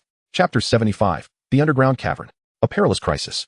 As Zhao Linger walked back, her mind simmered with frustration. The grass along the path was no longer taller than half a meter, and the ground bore no stones larger than a chicken egg. Even the dogs they passed seemed deserving of a slap. How infuriating. That guy Li Yong was truly mad, running off into the wilderness on the very first day, refusing her company. Without her, he would see how he managed to return. In the wild, experience and familiarity with the terrain were paramount. For a newcomer to venture out without guidance was akin to committing suicide. "Just wait and see how you regret this," she thought, picturing Li Yong cowering in a corner, trembling. Meanwhile, Li Yong had exited the city gates. The moment he stepped into the wilderness, his focus sharpened. He was acutely aware of the dangers lurking beyond. A moment's inattention could spell disaster. Although this was not his first venture into the wild, the challenges he faced here were far greater, necessitating utmost caution. Approximately 10 kilometers beyond the boundary of the southern district lay a naturally formed underground cavern, teeming with myriad unseen monsters. This was Li Yang's intended destination. As he made his way toward the cavern, wild monsters began to materialize around him, emerging sporadically after he had traversed about 2 kilometers into the wild. Before him stood a massive, bristly wild boar, its long, sharp tusks gleaming and its blood-red eyes filled with rage. Dense forest bristle boar. Level, 50, health points. Talent ability, charge, savage bite. Description, a mutated wild boar inhabiting dense forests, possessing formidable destructive power through its sharp tusks. A level 50 monster. Li Yang's expression grew serious as he tightened his grip on his weapon. Most importantly, there was not just one before him. Very well. Let me test my new class on you. Li Yang charged forward with his lightning war spear, unperturbed. The formidable dual resistance granted by his Holy Knight class, combined with the ethereal shield, rendered him far sturdier than the average tank. As he surged forward, the war spear pierced the body of one dense forest bristle boar, immediately creating a gaping wound, while simultaneously unleashing an arc of electricity that swiftly spread to the other boars. The battlefield blazed with golden sparks, numbers dancing across the screen. 4,000, 2,000, 2,000. Suddenly, one of the boars launched a surprise attack from behind, charging directly at Liang. He swiftly activated his sprint ability, attempting to evade to the side, but collided with another boar instead. The bristle boar slammed into him head-on. However, Liang remained unaffected, thanks to the effect of his new class's invulnerability. The damage he sustained was absorbed by the ethereal shield, and a radiant white light blossomed from him, reflecting a counterattack. A number popped up over the bristle boar that had just collided with him. 2,000. Liang chuckled softly. Is that all? The bristle boar staggered back, seemingly dazed, confusion clouding its eyes. Before it could regain its senses, Liang struck out with a thrust. Thud. The sharp tip easily penetrated the tough hide, as if plunging into soft mud. 9,999 critical hit. The boar let out a pained howl. The other forest bristle boars, now alert, charged toward Liang. Without hesitation, he drew forth the Book of the Sage. Open. The tome levitated in midair, its pages flipping open, radiating brilliant light. All the surrounding bristle boars froze upon contact with the light, their bodies stiffening as they teetered precariously. Seizing the opportunity, Liang swiftly maneuvered through the battlefield, his blade flashing with lethal precision. One by one, the bristle boars fell. You have slain a dense forest bristle boar, gaining 1,000 experience. You have slain a dense forest bristle boar, gaining 1,000 experience. You have acquired the talent ability, Furious Strike, B. Furious Strike, level B. Unleash your full power. Your next attack will deal damage equivalent to 1,000, but you will enter a brief state of fatigue afterward. After dispatching several dense forest bristle boars, he obtained their talent abilities. With the path ahead cleared of these obstructive foes, Liang continued onward. Upon reaching the designated location of the underground cavern on the map, he discovered that other adventurers had already arrived. Liang had prided himself on his early arrival, only to find that others were even more industrious. Moreover, numerous tents dotted the area, suggesting that many had opted to stay here for convenience and monster hunting, rather than making the trek back and forth. As the number of people increased, a human habitation zone naturally emerged. Dozens of tents clustered together, and some vendors had even set up stalls along the roadside, selling various everyday items. This truly validated the adage, where there is demand, there is a market. Everyone had congregated in this one place. When danger approaches, it is possible to confront it together. Liang traversed the path, arriving at the entrance of a vast, pitch-black cavern. From the outside, it appeared to be an abyss of darkness, utterly devoid of visibility. Fortunately, Liang had prepared for this moment and retrieved a torch from his backpack. The warm glow of its flame illuminated the surrounding shadows as he stepped inside. Within the dimly lit cavern, the torch cast light upon a 2-meter radius, allowing Liang to discern the path ahead. He paused momentarily, taken aback, for in front of him lay 3 distinct openings, 3 small passages, to be precise. It was evident that only one path could be chosen. Typically, in such scenarios, one of the routes is correct, while the others lead to misadventures. Thus, this could be deemed the inception of a dream, where a single misstep could lead to a cascade of errors. Liang approached, stooped down, and brought the torch close to the ground, scrutinizing the traces left at the entrances of the 3 passages. At this juncture, it was imperative to fill the gap of information, being a newcomer without a guide. He was naturally unaware of which path was the correct one. Ultimately, after comparing the markings at the 3 openings, he opted for the one with the most pronounced traces and proceeded forward. Occasionally, sharp squeaks echoed from the depths of the cavern, suggesting that something might emerge at any moment. Liang continued down this corridor. Chapter 76, Slaying the Blood Spider. S-Rank Execution. Within the shadowy cavern, Liang glided like a specter, endowed with the swiftness of an assassin's vocation, moving rapidly yet without creating significant noise. As he advanced, he distinctly sensed himself descending deeper underground. Surprisingly, no monsters had appeared along the way. Could it be that previous adventurers had vanquished them all? Liang pondered this thought but felt no trepidation. He knew that the further he ventured, the more creatures he would inevitably encounter. After a while, the first wave of adversaries emerged, 3 large brown scorpions, adorned with green patterns. Poison scorpion. Level 50. Description: a scorpion dwelling in damp environments, possessing venom. Upon witnessing the appearance of monsters, Liang's anticipation surged, like a ravenous wolf spotting its prey. He swiftly drew his explosive bow and unleashed a barrage of arrows at the scorpions. Whoosh, whoosh, whoosh, bang, bang, bang. The explosive flames illuminated the dim cavern in flickers. With his current prowess, dispatching such minor foes was akin to child's play. In no time, the 3 poison scorpions lay defeated. You have slain 3 poison scorpions, earning 3,000 experience. You have sacrificed 3 poison scorpion souls, earning 1,000 experience. Level increased, 4,546. As his level rose, Li Yong became aware that the experience required for subsequent levels had also escalated. Killing mere low-level monsters, even in multiples, paled in comparison to the bounty from a single elite creature, like the night demon he had encountered the previous day. Li Yong continued to navigate deeper into the cavern, where, as he had surmised, the frequency of monsters increased. This was due to the fact that most adventurers of lesser strength dared not delve too far, opting instead to clear the initial monsters before retreating, a cycle that, while inefficient, was undoubtedly safer. Only those with unwavering confidence in their abilities would venture far within. You have slain a porcupine, earning 1,000 experience. You have slain a black crow, earning 1,200 experience. You have slain a poison beetle, earning 1,200 experience. Li Yong traversed the cavern, leaving a barren trail in his wake. Suddenly, the sound of combat reached his ears. Li Yang's brow furrowed as he darted toward the source of the noise. Hiss! As he drew closer, the clamor grew increasingly distinct. Before long, he beheld a scene unfolding. A colossal red spider loomed at the center, ensnared in webs, while a team of 5 adventurers struggled against it. Blood Spider Elite. Level 50. Health. A bloodthirsty creature whose attacks are venomous. Li Yong observed the spectacle. This was indeed a rare elite monster. Clearly, the adventurer team had found themselves in dire straits. Despite appearing well-prepared, they were ill-equipped to contend with an elite foe and were on the back foot, lacking the capacity to retaliate. Li Yong surmised that if the situation persisted, it wouldn't be long before the team would consider fleeing. At that moment, a warrior in the group exposed a vulnerability, and the blood spider unleashed a strand of silk that ensnared him, rendering him immobile. The sight of this left the remaining team members aghast. Their already precarious situation had worsened. Unable to fight back, they now faced the prospect of leaving their comrade behind. The tension was palpable as the team retreated, their expressions grave, while the warrior's face reflected despair and resignation. Just then, a crimson arrow sliced through the air, striking the blood spider's leg. Exclamation point. Li Yong stood at a distance, drawing back his explosive bow, the tip emanating a fierce heat. Raging Strike, though effective only once, provided a tenfold enhancement. With a single shot, he depleted a substantial portion of the blood spider's health. The adventurers were momentarily stunned, their astonishment palpable. The damage. It exceeded 10,000. Such a formidable presence should not be found in this cavern. While they were bewildered, relief washed over their faces, for this signified their salvation. The fallen warrior felt tears welling up, realizing the preciousness of life only after facing death. Under normal circumstances, an intruder seizing their kill would provoke anger, but now, it was a beacon of hope. As they turned to glimpse the identity of their savior, they were astonished to find that it was a solitary youth, appearing younger than any of them. Initially, they thought their eyes deceived them. Before they could react, the blood spider's health began to plummet at an alarming rate. Target has entered a bleeding state. Exclamation point. Exclamation point. Exclamation point. Bloodthirst activated, causing the blood spider to continue losing health. In the blink of an eye, within mere seconds, the blood spider's health fell below half. The team watched in awe, their faces a canvas of shock at the unfolding spectacle.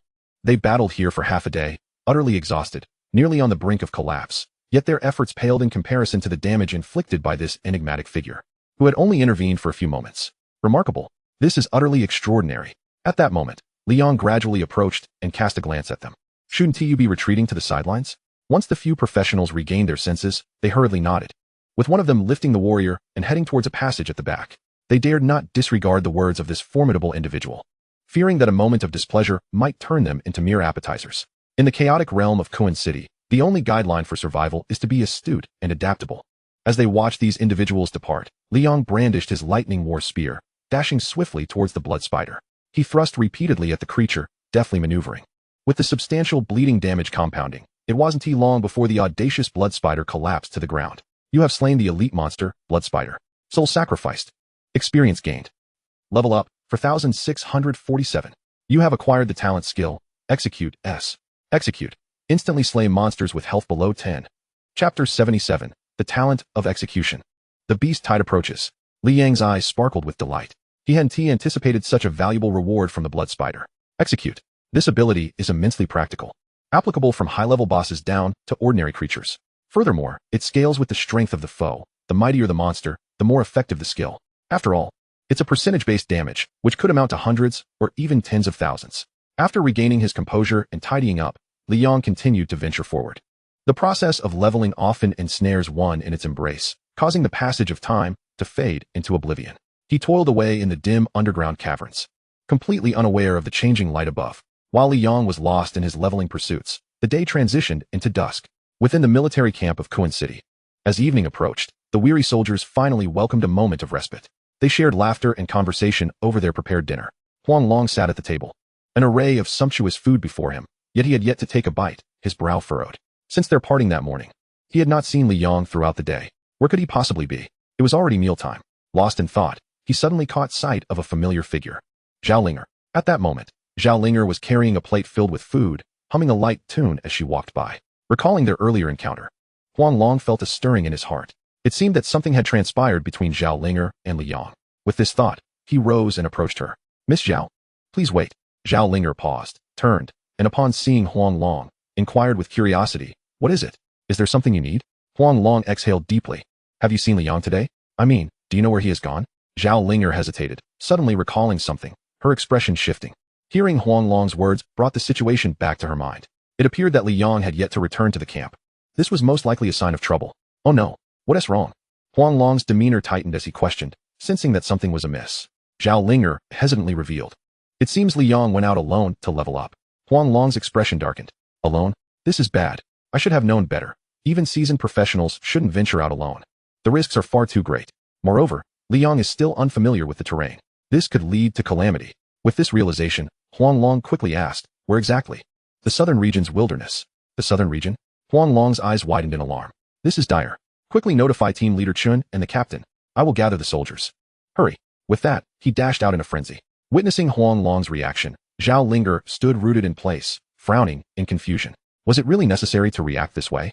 Nevertheless, she sought out Zhou Jiangwo. What? You mean Li Yong went alone to the southern wilderness? Zhou Jiangwo's reaction was even more intense than Huang Long's. Doubting his own ears, Zhao Linger confirmed several times, and Zhou Jiangwo took a deep breath. Does the captain know? Zhao Linger was taken aback. Is it really that serious? Why is everyone so worked up? She finally could not help but speak up. Is it really necessary to make such a fuss? We can handle this ourselves. After all, the place Li Yong went isn't particularly dangerous.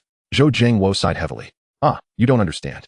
We just received news this afternoon that a beast tide has erupted in the southern wilderness, heading straight for the southern city gates. Upon hearing this, Zhao Linger was left in shock. When did this happen? How come I didn't know? Absolutely. With the situation escalating, Zhao Linger could no longer find humor in the matter. If this were true, Li Yang's predicament was far more severe. It was a matter of life and death. Now was not the time for dwelling on misfortune. They needed to devise a plan. They had only recently learned of the beast tide and were still drafting a strategy. And now it seemed they had no time to lose. Zhao Linger pursed her lips. Since we aren't prepared, wouldn't it be too risky for us to go? If it's just for Li Yong, is it worth the cost?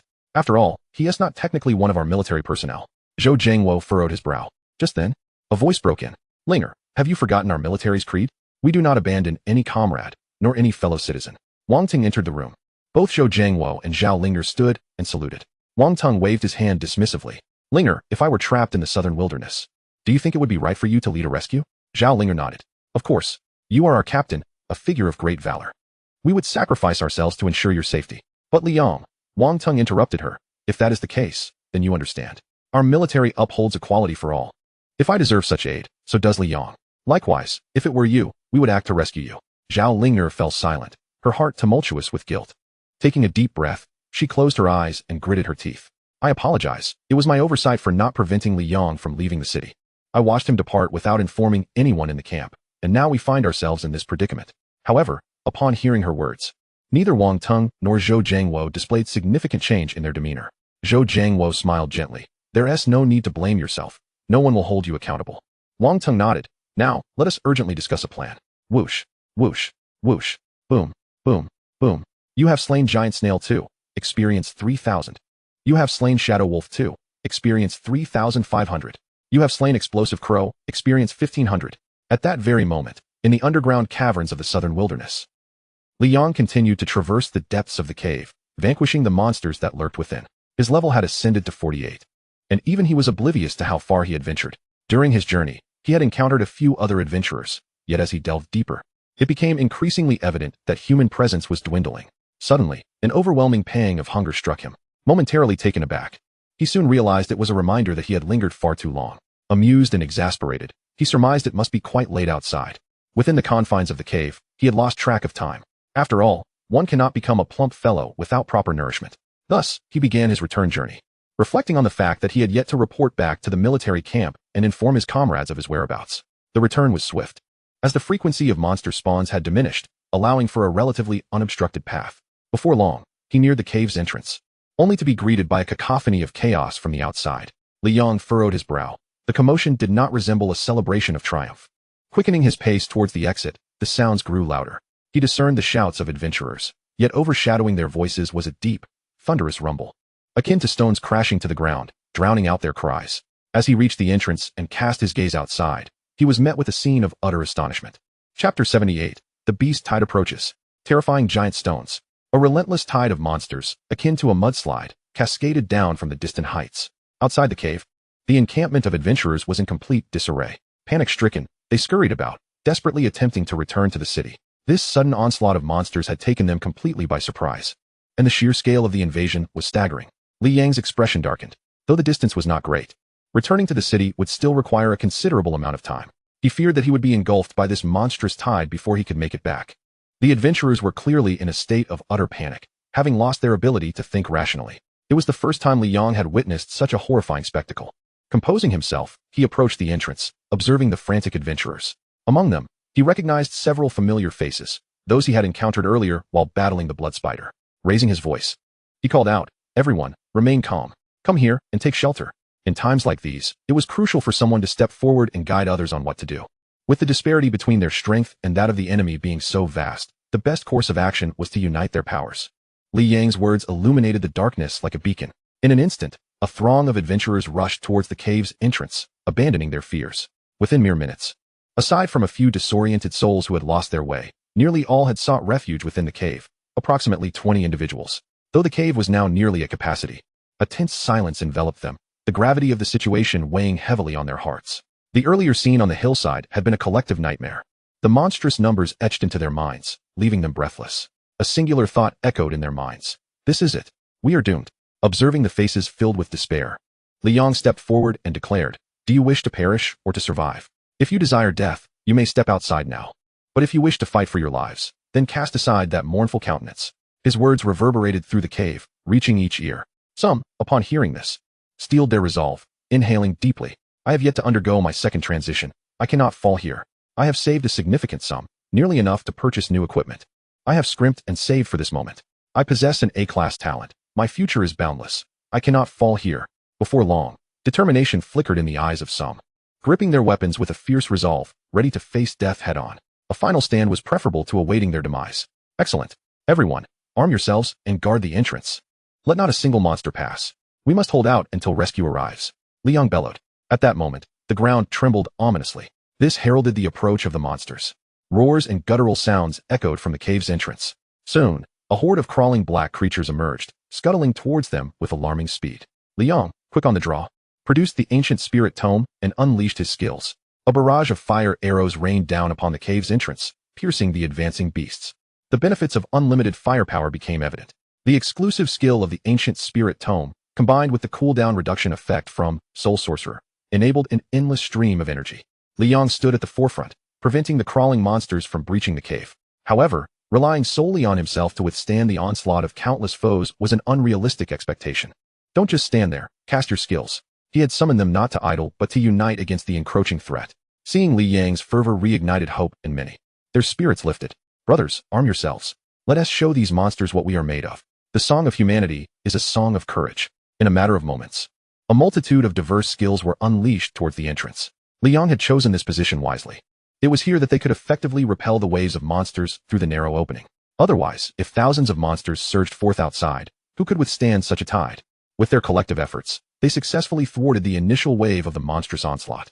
Excitement surged among the ranks. If they could endure, perhaps they would indeed survive until reinforcements arrived. "Let us keep fighting. We can win." Spirits soared, and some even began to sing uplifting songs to bolster morale. "For the dreams we cherish, battling through bloodshed like a tempest, the night shall yield to the light." Unyielding heroes. Li Yong's expression darkened. What was this sudden surge of fervor? "Damn it. No matter. Let us vanquish these fiends." His hands deftly manipulated the ancient spirit tome, unleashing a barrage of fire arrows, each striking every creature that dared to appear at the entrance. 2,900, 3,200, 3,500. With sustained output, Li Yong's skills reached their zenith. Just then, the number of monsters before the entrance began to dwindle. Suddenly, heavy footsteps reverberated from the entrance. Thud, thud, thud, thud. The sound was akin to some colossal entity colliding with the ground, creating a deafening cacophony. Many adventurers hastily covered their ears. At that moment, a colossal green cylindrical entity emerged before the cave entrance, obscuring a significant portion of the opening. Before most could comprehend the nature of this object, it bent down, revealing a gargantuan face outside the cave. Its eyes spun around, surveying the individuals within. Everyone's eyes widened in terror, chills running down their spines. What manner of beast was this? Liang inhaled sharply. This was the first time he had encountered a creature of such overwhelming presence and immense size. Second only to the Guardian Commander he had previously seen in the boss realm. Stone Giant. Silver Grade Boss. Level 55. Health. Talent skills. Defense. Rock Smash. This was, astonishingly, a minor boss. Li Yang's expression hardened, his demeanor turning serious. The creature's size was so grand that it nearly filled the entire cave entrance, rendering its full form indistinguishable. At that moment, the stone giant extended its rock-like, unyielding arm into the cave entrance. The adventurers inside immediately launched a frenzied assault on the arm. Yet, against its formidable defenses, they inflicted only a trivial amount of damage, scarcely worth noting. Are there any frontline fighters? Step up quickly. Chapter 79, Battle Euphoria. An endless stream of experience. Witnessing this scene, many were paralyzed with fear, lost, and disoriented once more. Numerous individuals began to reconsider their resolve, retreating backward. We cannot retreat, Liang bellowed. If they were to withdraw now, the entrance would inevitably fall, and countless monsters would surge in. At that point, they would have nowhere to escape, forced to delve deeper into the cave, where safety would be fleeting, and eventually, they would be pursued by the monsters, leaving them no escape route at all. Thus, this position must not be compromised. Gritting his teeth, Liang grasped his golden war shield and charged forward. The massive shield formed a fan-shaped barrier. Liang steadfastly absorbed the onslaught of attacks. With the effects of Ethereal Shield and Holy Night enhancing him, he withstood the stone giant's assault while simultaneously countering through reflective damage. He remained immovable, refusing to yield an inch. As the saying goes, one man can hold back 1,000. I will bear the brunt of this. Bring forth your damage. Anyone who dares to flee, I shall be the first to eliminate. Liang proclaimed, not in jest. He refused to believe that the dozens of adventurers, all at levels 50 or 60, could not defeat a single silver-grade boss. With him drawing aggro and absorbing damage, the others could gradually chip away at its health. Observing this, the crowd was astonished. Here was a boss-level creature, and Liang was single-handedly holding it off? Was this the professional frontline? Just a moment ago, he had been a mage, but there was no time for contemplation. With Liang at the forefront, their burdens lightened considerably as they unleashed their most powerful attacks. The stone giant must be vanquished, otherwise, they would inevitably be overwhelmed. A torrent of various attacks surged forth. With each strike, the stone giant's movement slowed. Damage numbers continuously emerged. 1,300, 1,350, 1,260. Regardless of the magnitude of the damage, as long as they could deplete its health, it sufficed. Under the collective onslaught, the stone giant could not break through and, reluctantly, withdrew its arm. Seeing this, everyone felt exhilarated. If they could hold this ground, it would serve as a natural monster spawning point. A misfortune turned into a blessing. However, their celebration was short-lived. The stone giant soon launched another attack. This time, it did not directly assault them, but instead used its wall-like hand to lift chunks of rock and earth, bringing them to the cave entrance. Li Yang's expression shifted as he sensed an ominous premonition. Suddenly, with a sweeping motion, the stone giant adopted a throwing stance, launching all the stones it held into the cave. A barrage of rocks surged into the entrance, the sound of whistling air echoing incessantly. This is bad, Liang gasped.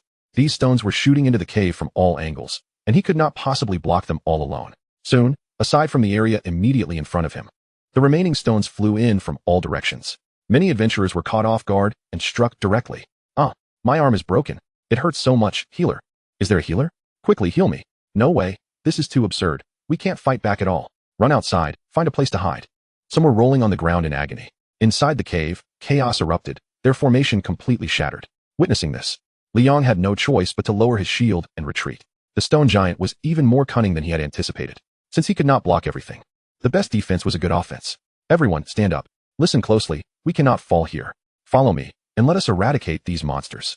Before anyone could respond, the stone giant struck once more. Again, it lifted something and hurled it into the cave. But this time, it was not mere stones and dirt. It was a mass of shadowy figures. As the shadows drew closer, everyone's expressions changed. Oh no, those are monsters. The stone giant had thrown in a horde of grotesque creatures. Liang furrowed his brow tightly. They could not allow the situation to escalate further. While he might be able to withstand it, the adventurers behind him were defenseless. They needed to take the initiative. We must first deal with these monsters that have entered the cave, Liang commanded loudly. Upon hearing this, the others steeled themselves, trembling hands launching a flurry of attacks. The speed of these creatures was too swift, and they rushed in all at once, leaving little time to react. Before long, they were upon the adventurers. They had to fend off the attackers while retreating. Sensing the gravity of the situation, Liang wasted no time and drew forth the Book of the Sage. The book radiated brilliant purple light, enveloping the dim cave. The once menacing monsters froze in their tracks, caught in a stupor upon contact with the purple glow. Now's our chance. Liang pulled out the demolition bow, firing explosive arrows one after another. Boom, boom, boom. Flames surged within the cave. The monsters at the center of the explosions were tossed about, yet they lacked the capacity to move. Their health plummeted rapidly. Seeing this, the adventurers behind him snapped back to reality and quickly joined in the assault. Though they were unsure how Liang had incapacitated these monsters, they finally had a chance to retaliate. Charge! Annihilate these monsters. Bang, bang, bang, sizzle. In an instant, countless attacks surged towards the monsters, which had succumbed to a state of slumber, passively enduring the onslaught. Under Liang's leadership and guidance, the number of monsters dwindled rapidly. As they fought, the levels of all participants simultaneously ascended. This is it. Let us persevere. With everyone's collective effort, after a while, they finally vanquished the monsters that had invaded the cave. Liang had leveled up twice already. These were not merely monsters. They were a continuous source of experience. The adventurers erupted in excitement once more. Haha, we are truly formidable. Charge! Let's eradicate these creatures today. Liang furrowed his brow and replied. Do not let your guard down. This approach is unsustainable. We must devise a counterattack. Their stamina was limited, while the relentless tide of monsters was seemingly endless. Boss, what should we do now? Inquired a level 60 adventurer. At that moment, everyone regarded Liang as their pillar of strength. Despite appearing younger than all present, it was through Liang's tactical command and orderly execution that they had persevered thus far. It could be said that their survival was entirely thanks to Liang. Otherwise, they might have long since fallen prey to the monsters. The others gazed at Liang, their eyes filled with respect. After a moment of contemplation, Liang raised his head and calmly stated, First, let us eliminate that stone monster. Chapter 80. What capabilities could a young adventurer possess? In Kuan City, the entire city had entered a state of full defense. In front of the South City Gate, military soldiers had gathered, standing in precise formation. Wang Tong, clad in a crisp military uniform, stood at the forefront of the ranks with a serious expression, impeccably poised. The entire military camp was on high alert. The audacious monsters from the wilderness had once again turned their sights upon us. This time, we shall take the initiative and leave no trace of them. Is everyone prepared? Yes, Commander. Then let us march forth. Linger, this mission is fraught with danger, and we cannot guarantee complete safety. You are still young. There is truly no need for you to accompany us. Zhou Jiangwo expressed his concerns. They were just outside the city now. Zhao Linger, being a novice adventurer, had yet to complete her first-class advancement. Under normal circumstances, bringing her along for training would have sufficed, but this time, they were genuinely facing a terrifying onslaught of wild beasts. He could not ensure he could keep an eye on Zhao Linger at all times. Zhao Linger shook her head, determination shining in her eyes. Captain Zhou, the situation has developed to this point because of my stubbornness. Even if it costs me my life, I must retrieve those people. Zhou Jiangwo sighed, choosing not to argue further. A group of well-trained soldiers marched out of the city, the heavy sound of their footsteps igniting the night in Kuan City. Meanwhile, within the underground caves of the wilderness, the battle between humans and monsters raged on. The edges of the cave entrance were piled high with corpses. Liang stood at the forefront, dealing damage while directing numerous adventurers to repel the frenzied monsters attempting to surge in. You have slain a blade mantis, experience gained, 500. You have slain an angry bear, experience gained, 550. You have slain a violent water elemental, experience gained, 1050. It must be said, this was indeed an excellent grinding spot. The cave entrance could accommodate a maximum of 6 monsters at once.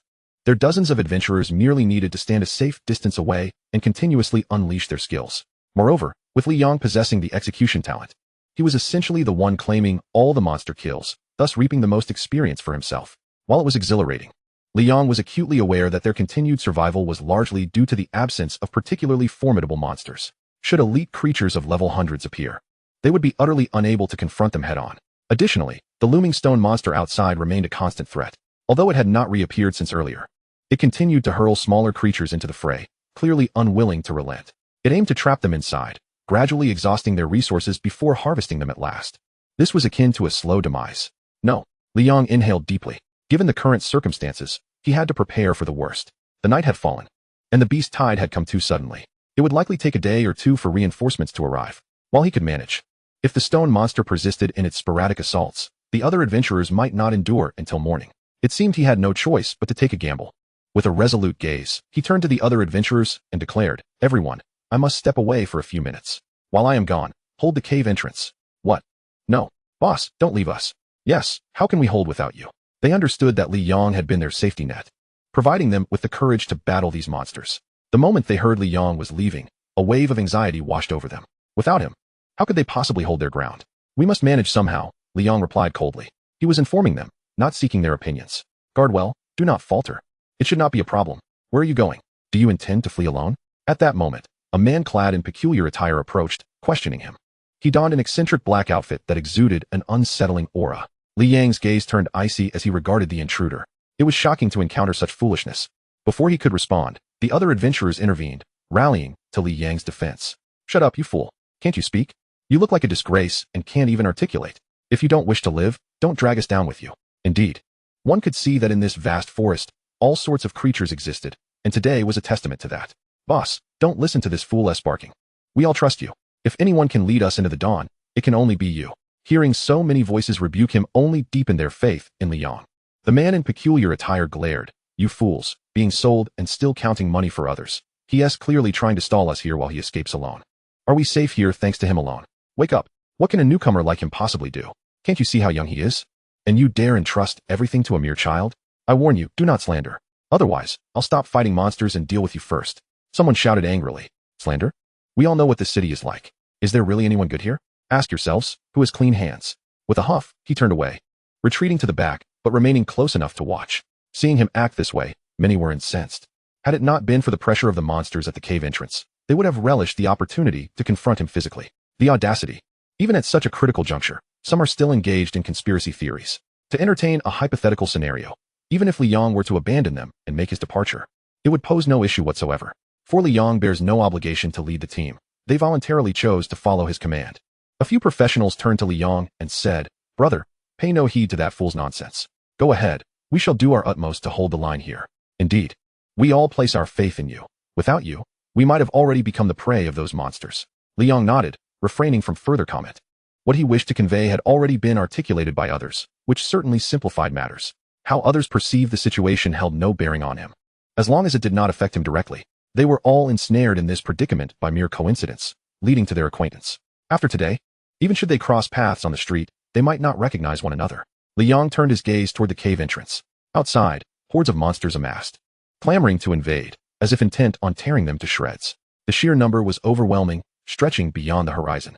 Without hesitation, he donned his cloak of invisibility and vanished from sight in an instant. Chapter 81, Slaying the Stone Giant. Instant damage of 40,000. Utilizing the stealth and speed of the swift walker profession, Li Yong silently traversed the cave entrance and emerged outside, undetected by the monsters. What he beheld was nothing short of breathtaking. A dense throng of monsters occupied the entire mountaintop, leaving no vegetation in their wake. The flowers, grass, and trees had all been devoured, their eyes gleaming red as they fixated hungrily on the cave entrance. At first glance, Li Yong was momentarily taken aback. Suppressing the rising nausea, he swiftly navigated through the throng and found a place to settle. It dawned on him that he had initially underestimated the gravity of the situation. This was far more dire than he had envisioned. Li Yong fell into contemplation. To speak candidly, at this moment, all the monsters were fixated on the professionals at the cave entrance. With the advantage of invisibility and the explosive speed of the swift walker profession, there was a possibility he could sprint back to the city and escape, subsequently seeking military assistance.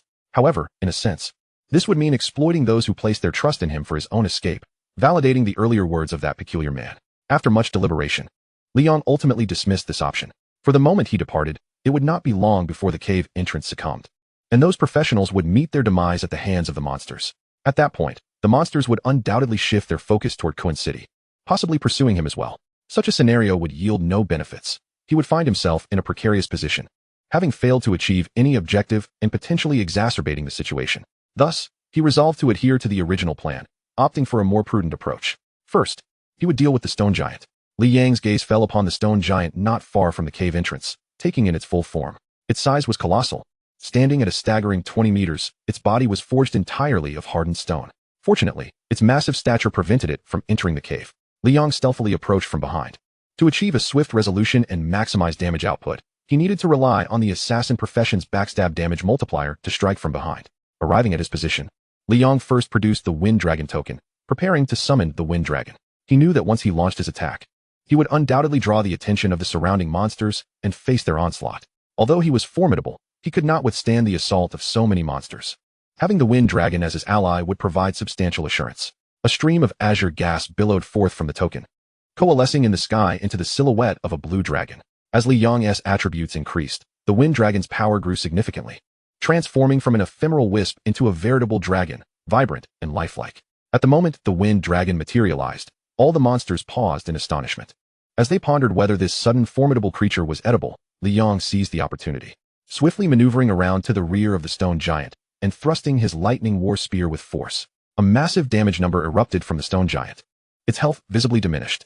The stone giant staggered forward, caught off guard. This was the highest damage Li Yang had been able to inflict thus far.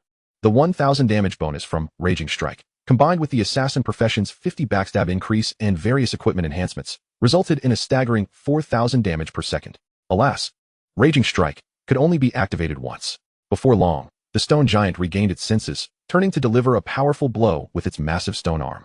Li Yang was well prepared. Having dared to act alone, he had long since formulated a strategic approach to the confrontation. With the successful strike under his belt, he had accomplished half of his plan. He quickly retrieved the Tome of the Sage, activating its exclusive skill. The pages of the tome unfurled, hovering in the air and radiating a dazzling purple light that enveloped the stone giant and the surrounding monsters. In an instant, it felt as though time had frozen. All the monsters lost awareness, becoming rigid in their previous stances, motionless. Truly, it was a brilliant grade weapon. Li Yang mused silently, not pausing in his actions. He moved behind the stone giant and commenced a relentless assault. Boom, boom, boom. Sparks of electricity danced along the war spear in Li Yang's hands, illuminating the darkness with golden flashes. Each strike landed heavily upon the stone giant's back. 4,000. 4,100. Seizing the opportunity afforded by the Tome of the Sage, Li Yang launched rapid attacks, steadily depleting the stone giant's health. The wind dragon in the air roared, joining the fray against the stone giant. Soon, the stone giant's health plummeted rapidly. With his slaughtering talent, Li Yang only needed to reduce the stone giant's health to 10 to execute a finishing blow. Under the relentless assault of the human-dragon duo, the stone giant's health bar finally hit rock bottom. You have slain the stone giant. Experience gained. You have obtained a golden grade equipment, stone armor. Level up, current level, 52. After vanquishing the stone giant, Li Yang did not linger. The duration of the Tome of the Sage was nearing its end, and after recalling the wind dragon, he hastily returned to the underground cave. Meanwhile, in the southern outskirts, a grand army was advancing toward the underground entrance. Along the way, Wang Tung felt perplexed, for by rights, the monsters should have already invaded by this time. Yet, they had traversed half the distance without encountering a single creature, let alone any signs of a beast tide. What could this mean? Was the intelligence flawed? Or had something transpired ahead? He leaned toward the latter. Everyone, prepare yourselves and press on. This situation is indeed peculiar. I wonder how Li Yang is faring. Zhou Jiangwo also sensed that something was amiss, his brow furrowing in concern. In such moments, the more abnormal the circumstances, the greater the potential trouble. Firstly, the intelligence cannot be erroneous, indicating that something has transpired ahead. A group of individuals was walking when, all of a sudden, a dense shadow gradually materialized before their eyes. As they drew closer, the shadow loomed larger, revealing its form. These were a throng of ferocious beasts, monsters. The beast tide had indeed arrived. Everyone felt a jolt of alarm. Up until now, they had yet to catch a glimpse of Li Yang, but instead, they were confronted with the beast tide. Huang Long felt a heaviness in his heart. It seemed that Li Yang's fate had taken a dire turn. Captain, what should we do now? Zhou Jiangwo inquired. It's quite peculiar. Why are these monsters lingering here? Wang Tung furrowed his brow. If that were the case, their best course of action would be to retreat to the city and utilize the city gate's defenses to combat the creatures most effectively. Originally, their decision to venture outside the city had been ill-advised, bearing certain risks solely to assist Li Yang. But now, let us head back. This matter requires careful deliberation, Wang Tung sighed, lamenting the situation. After all, as the captain, he had to consider the well-being of others. The rest of the group lowered their heads, aware that there was no other recourse. Just as Wang Tung turned to leave, he suddenly noticed something amiss. The monsters were congregated in one spot, as if preparing for a collective assault. What could this mean? Chapter 82. Their S.A. Traitor. At this moment, Li Yang had already returned to the cave. As his figure emerged, the previously anxious professionals transformed their worry into joy, each displaying a smile. Big brother, you're back. We've been waiting for you. I knew you weren't the type to flee. Some unscrupulous individuals simply love to speculate. A group of them warmly welcomed Li Yang, their enthusiasm palpable. Meanwhile, at the back, a man with a distinctive hairstyle spat in disdain, his expression one of contempt. A bunch of foolish professionals. At this juncture, the cave entrance was remarkably tranquil. No monsters had appeared for a time. Li Yang understood that they were likely still searching for him outside and had yet to realize his return. He spoke. Now is the time to rest and recuperate. We will soon face the next wave of attacks. At his words, the tense nerves of the crowd finally relaxed. Almost everyone plopped down on the ground, disregarding the cleanliness of the floor. At that moment, a professional approached Li Yang. Lu Hai sat down, a puzzled expression on his face. Brother, where exactly did you go just now? It looked like you came in through the cave entrance. Nothing much. I just went outside to deal with that stone giant. It was too much of a nuisance, Li Yang replied nonchalantly. Huh. Lu Hai, taken aback, doubted he had heard correctly. Yet, Li Yang did not appear to be joking. Oh, I misjudged you. I didn't expect you to stand your ground. You do have a bit of courage, but boasting is your flaw. At that moment, a voice suddenly rang out. The man with the distinctive hairstyle stepped forward. Hey, weren't you supposed to be hiding like a turtle? Why are you back? Lu Hai retorted sharply. The man, unfazed, directed his attention to Li Yang. You claim to have killed that stone giant? How absurd. That monster is over level 50. You may deceive these foolish professionals, but not me. He cast a smirk towards the crowd. See, now you should believe my words, right? How can you allow such a liar to lead you? Be careful not to end up with nothing. With these words, a wave of discussion erupted among the crowd. The impression of this man was not particularly favorable, yet his words held a semblance of truth. It was indeed an outrageous claim. Li Yang had gone out and returned, declaring he had slain the stone giant. The veracity of this statement remained in doubt. If it were false, why would Li Yang lie? What was he concealing from them? They had staked their lives on this, allowing no room for error. Seeing that few dared to contradict him this time, the man wore a triumphant grin. It seemed his words had struck a chord. In times of peril, people were prone to overthink. Lu Hai cast a furtive glance at Li Yang, who maintained a neutral expression. This situation had arisen because of him. He pursed his lips and then spoke. I still believe in this brother. At least he didn't run away, did he? He promised to return, and here he is. Upon hearing Lu Hai's words, several hesitant individuals also voiced their support. Indeed, we've come this far relying on this young brother. If we can't trust him, who else can we trust? Exactly. If we don't heed his words, then whom should we listen to? The crowd buzzed with discussion. The urgency of the situation had lessened. They now had the opportunity to pause and reflect. Some, exercising caution, eventually spoke up. We are all in the same boat. Our fates are intertwined. This is not the time for discord, but I hope everyone can be sincere. Share your thoughts so we can consider them together. Many nodded in agreement. Everyone shared this sentiment. The most terrifying prospect was the possibility of betrayal in such dangerous times. Li Yang shrugged helplessly. Such situations were what he loathed most. This was precisely why he preferred to operate alone. It was far simpler without the need for extensive justification. At this moment, the man with the distinctive hairstyle interjected. In light of this, before confirming the truth of this individual's claims, I propose we change our leader. I, though modest, could reluctantly accept the role. Lu Hai frowned. Oh, are you suggesting that we all follow you? The man replied nonchalantly. If that is what you all wish, I certainly have no objections. Li Yang narrowed his eyes, scrutinizing the man. Under normal circumstances, he would dismiss such foolishness, but now, the man sought to disrupt his plans, which would inevitably affect him as well. It was evident to any discerning observer that only he could lead the group to safety. The man's repeated attempts to sow discord, though not yet materially impactful, were undoubtedly malicious. He had little patience left to ponder right from wrong. He had already formed a decisive thought. This individual was either foolish or malevolent. Keeping him around would surely spell disaster. Reflecting on his prior knowledge of Kuan City, it was evident that various factions coexisted here, both righteous and wicked, a rarity indeed. Even some anti-human factions had woven themselves into the fabric of this place. The man's behavior was conspicuously blatant. Though others might remain oblivious, Li Yang perceived the pervasive strangeness. While he had yet to fully ascertain the reality of the situation, he would prefer to err on the side of caution. Without warning, Li Yang brandished the Thunder War Spear, his form flickering as he lunged toward the man with the distinctive hairstyle. The suddenness of the attack caught the man off guard, his eyes widening in shock. He hastily retreated, but it was too late to evade entirely, resulting in a gash inflicted by Li Yang. Ah, have you lost your mind? He pressed his hand against the wound, seething with anger. To his astonishment, instead of the usual crimson blood gushing forth, a wisp of black mist emerged from the injury, which he hastily covered with his clothing. There is something amiss. Li Yang refrained from engaging in idle chatter, relentlessly pursuing him, and with a swift motion, he struck again. Damn it, are you seeking death? The punk swiftly dodged backward, cursing as he did so. Li Yang remained unfazed, thrusting a gun into his chest. Witnessing this spectacle, the onlookers were taken aback. What had suddenly escalated into violence? In such a situation, conflict would benefit no one. Was Li Yang truly the one to instigate this? Many furrowed their brows, questioning if they had misjudged the situation. Was Li Yang's impulsive behavior a sign of his capability to lead them? Yet at that moment, Li Yang pressed his advantage, cornering the punk with an unyielding ferocity, leaving him with nowhere to escape. Damn, you forced my hand. The punk seethed, brandishing a large black blade, and with a flourish of his arms, a dark mist enveloped him. This mist swiftly coiled around his limbs, transforming into ebony armor.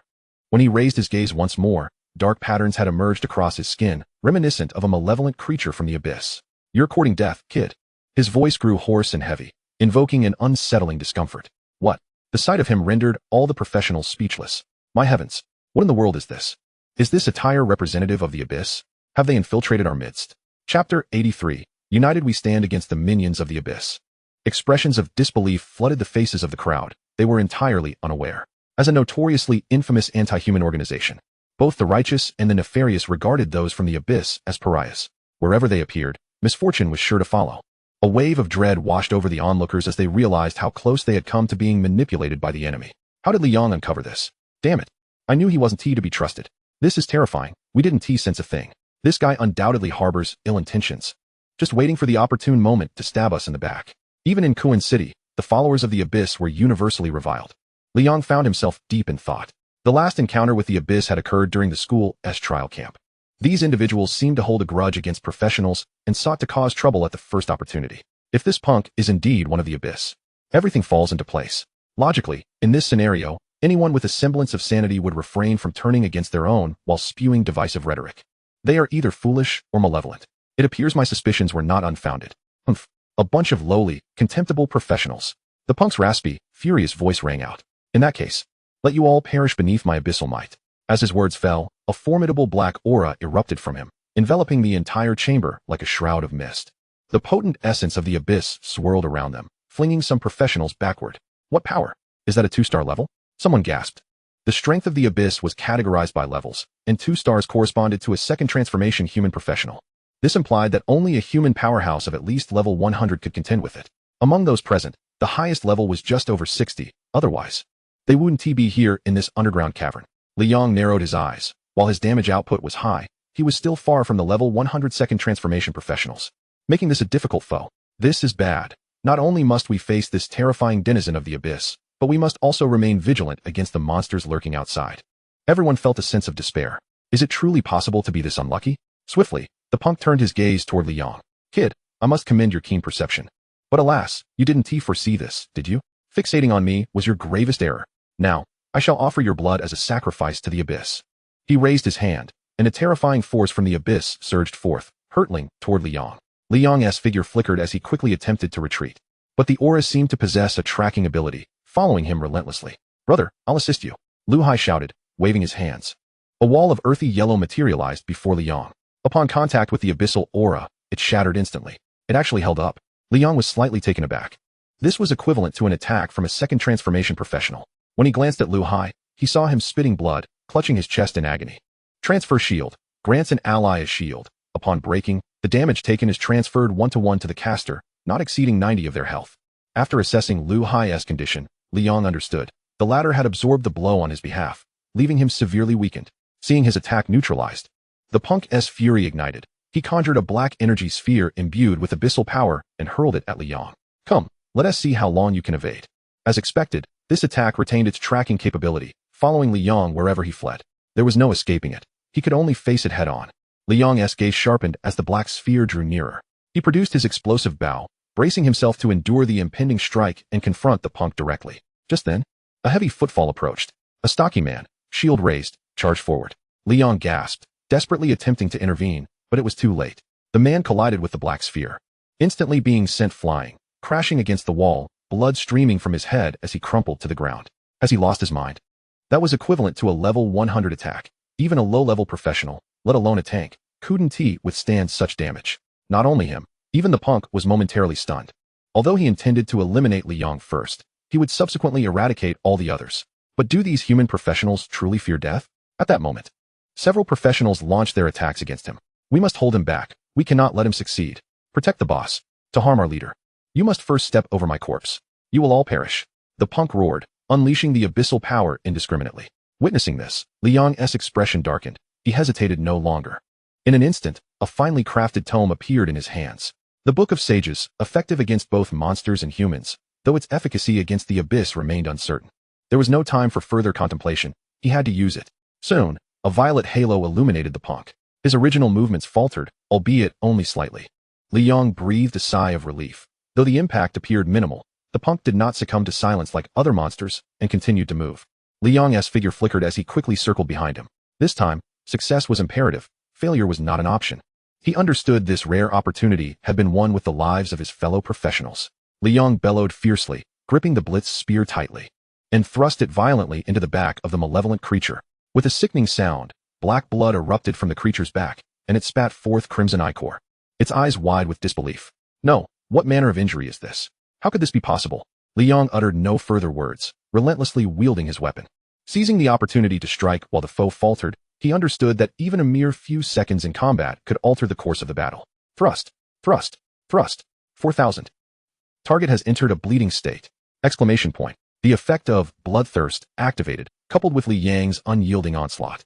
The target's vitality plummeted at an alarming rate. The creature was engulfed in shock. This seemingly youthful combatant had managed to inflict such grievous wounds. It became evident that sparing him was no longer an option. With a furious roar, it broke free from its constraints and lunged at Li Yang with a sweeping strike. Li Yang swiftly raised his spear to defend himself. Yet the sheer force of the attack sent him careening through the air. After a somersault, he planted his weapon into the ground, carving a trail as he gradually came to a halt. A translucent shield of light shimmered around him, the ethereal barrier now in effect. Not only that, but the Holy Knight's 100% counterattack also activated. It was at this moment that the creature's expression froze in horror. A number materialized above its head. Exclamation point. What sorcery is this? He struck Li Yang. Yet how is it that he is losing health?